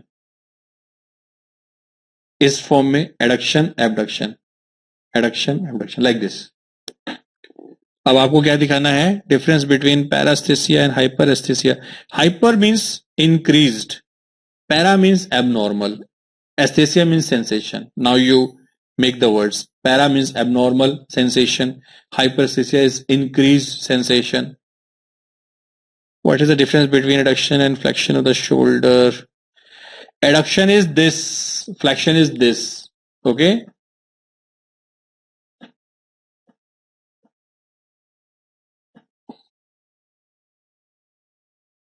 What is ununited epiphysis developed from the extra center of ossification? Center of ossification we will discuss in the next class, okay? In the next class, I will discuss the center of ossification, then I will discuss it. Then Hitesh, in cold we get sinusitis, how sinus is in the face. Sinus, now I understood. I have told about the paranasal sinuses, okay? We will learn the anatomy of the paranasal sinus. Around the nose, we have the paranasal sinuses. You have learned the pneumatic bones, na? Maxillary bone, ethmoid bone, the frontal bone, all these bones are there, which we have the air cavity. Normally air is present. If this air becomes, if the mucosa inside becomes inflamed, then the collection will be there, fluid will be there. Later, if the bacteria enters, it becomes pus. Do you understand? Those are the stages of sinusitis. Do you understand? And if it is a pus collection or any fluid collection, है ना, होनी चाहिए थी air, अब वहां पे fluid आ गया या फिर पस आ गई, तो क्या होगा? हैवीनेस आ जाएगा, heaviness of the head, fever भी होगा, पेन भी होगा, हैवीनेस भी होगा. All these are the features of what? Sinusitis. When you take antibiotic, bacteria will go away, pus will be cleared. है ना, अगर लिटिल बिट पस है तो ज्यादा पस होती तो ड्रेन करनी पड़ेगी, बट अगर नॉर्मल फ्लूइड है वो क्लियर हो जाएगा. It becomes dry. So after antibiotics and antipyretics and other treatment, the sinusitis is cured like that. Do you understand? वो साइनस अलग साइनस है बेटा, मैंने जो अभी डिस्क्राइब किया था साइनस वो अलग था. The sinus that I have described was epithelial sinus, है ना, जो मैंने umbilical sinus बताया था. और जो साइनस आप बोल रहे हो वो पैरानेजल साइनस है, उसका कंप्लीट नेम है paranasal sinus. I hope it is clear now. What is the meaning of ununited epiphysis? बेटा अभी एपिफाइसिस को रानित, I will suggest do not, क्या होता है कि एपिफाइसिस का fusion we will learn in the next class. I will explain. Atrophy, dystrophy is only pathological difference is there. Okay, atrophy and dystrophy, basically both of them are having loss. But if it is mainly because of quality of the nutrition, one is unavailability. अगर available नहीं है तो atrophy हो जाएगा. अगर quality अच्छा नहीं है nutrition का तो dystrophy हो जाएगा. It is broad classification. Exactly pinpoint classification नहीं है वैसे ये, ठीक है.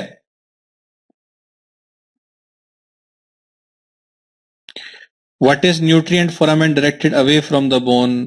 We have not covered. I will cover and I will explain. Nutrient foramen I will explain बेटा, है ना. अभी अब next class में हम bone पढ़ेंगे, उसके ossification पढ़ेंगे और blood supply पढ़ेंगे. Then I will explain about the nutrient foramen and the blood supply. Fine? All right. Okay then. Thank you everyone. We'll meet next week. Okay? Take care. Bye bye. Good night. God bless you all.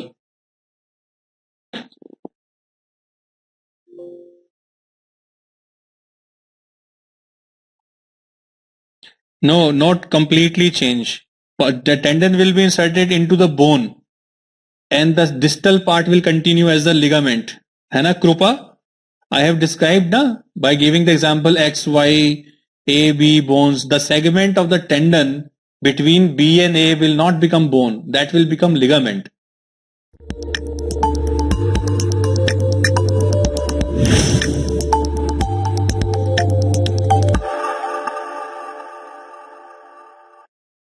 All right. Good evening, everyone. Deepika, Varanya, Meghna, Jash, Janvi, everyone. All right. Others also. So now let's continue with the regulation of gene expression in eukaryotes.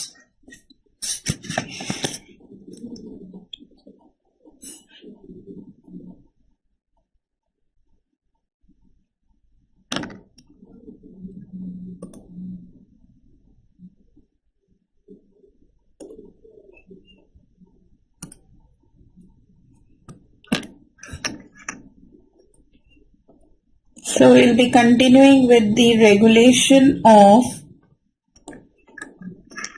gene expression in eukaryotes.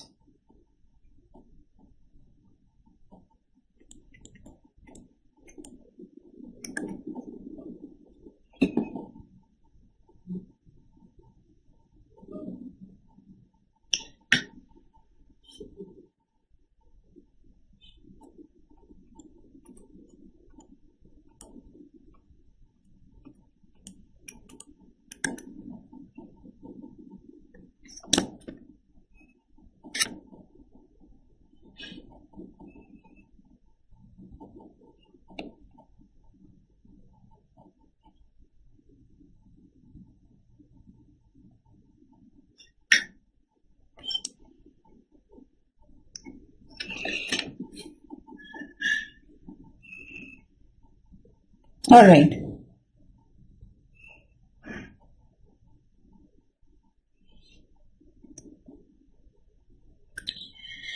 Meghna wants me to explain the Cre region and the cyclic AMP binding protein role in lac-operon. Okay, let's first discuss the doubt and then we will continue with the regulation of gene expression in eukaryotes. So basically what happens is that you have a DNA segment. This DNA segment is having a structural gene which you are now aware of, an operator gene and a promoter gene, and it has a LAC-I gene. Here you have a region which is called cyclic AMP response element. Basically, this region responds to the high levels of cyclic AMP. So when the concentration of cyclic AMP rises, in bacterium, this will happen when glucose is absent, when there is no glucose. Now, when the concentration of cyclic AMP rises, as a result, what will happen is, now this cyclic AMP will activate a protein which is called as cap protein. And the cyclic AMP has bound here. It actually physically binds with the cap protein. And this here is your cap protein. So the pink colored is your cap protein and the yellow colored is cyclic AMP. Once they both have bound, they go and bind to the location of Cre. So this here along with the cyclic AMP binds to the physical location on the DNA. Now here when the promoter is already bound to the RNA polymerase, as you can now see, there is a region which I am showing here in multicolored. This region is an overlap between the cyclic AMP response element binding protein and between the RNA polymerase. Means what will happen is, as soon as the Cre protein will come and bind, or the cap protein or the cyclic AMP binding protein, jo bolna usko bol lo. As soon as that protein comes and binds to the Cre region, there is no space for RNA polymerase. Physically, there is no space for RNA polymerase to stand there. So now it will move ahead. And when it will move ahead, it will do its polymerase activity. It will result in its polymerase activity. It will result in its polymerase activity. So resulting in the formation of mRNA. And that mRNA will form the 3 proteins. Those 3 proteins, beta-galactosidase, permease, transacylase, they are required for the entry and digestion of lactose. So basic funda here is that when glucose is present, let's now say glucose is present, then cyclic AMP concentration will not be high. It will not bind to the cap protein. This will not be active and it will not come and bind to the Cre region. As a result, now there will be normal transcription. Here, an analogy situation can be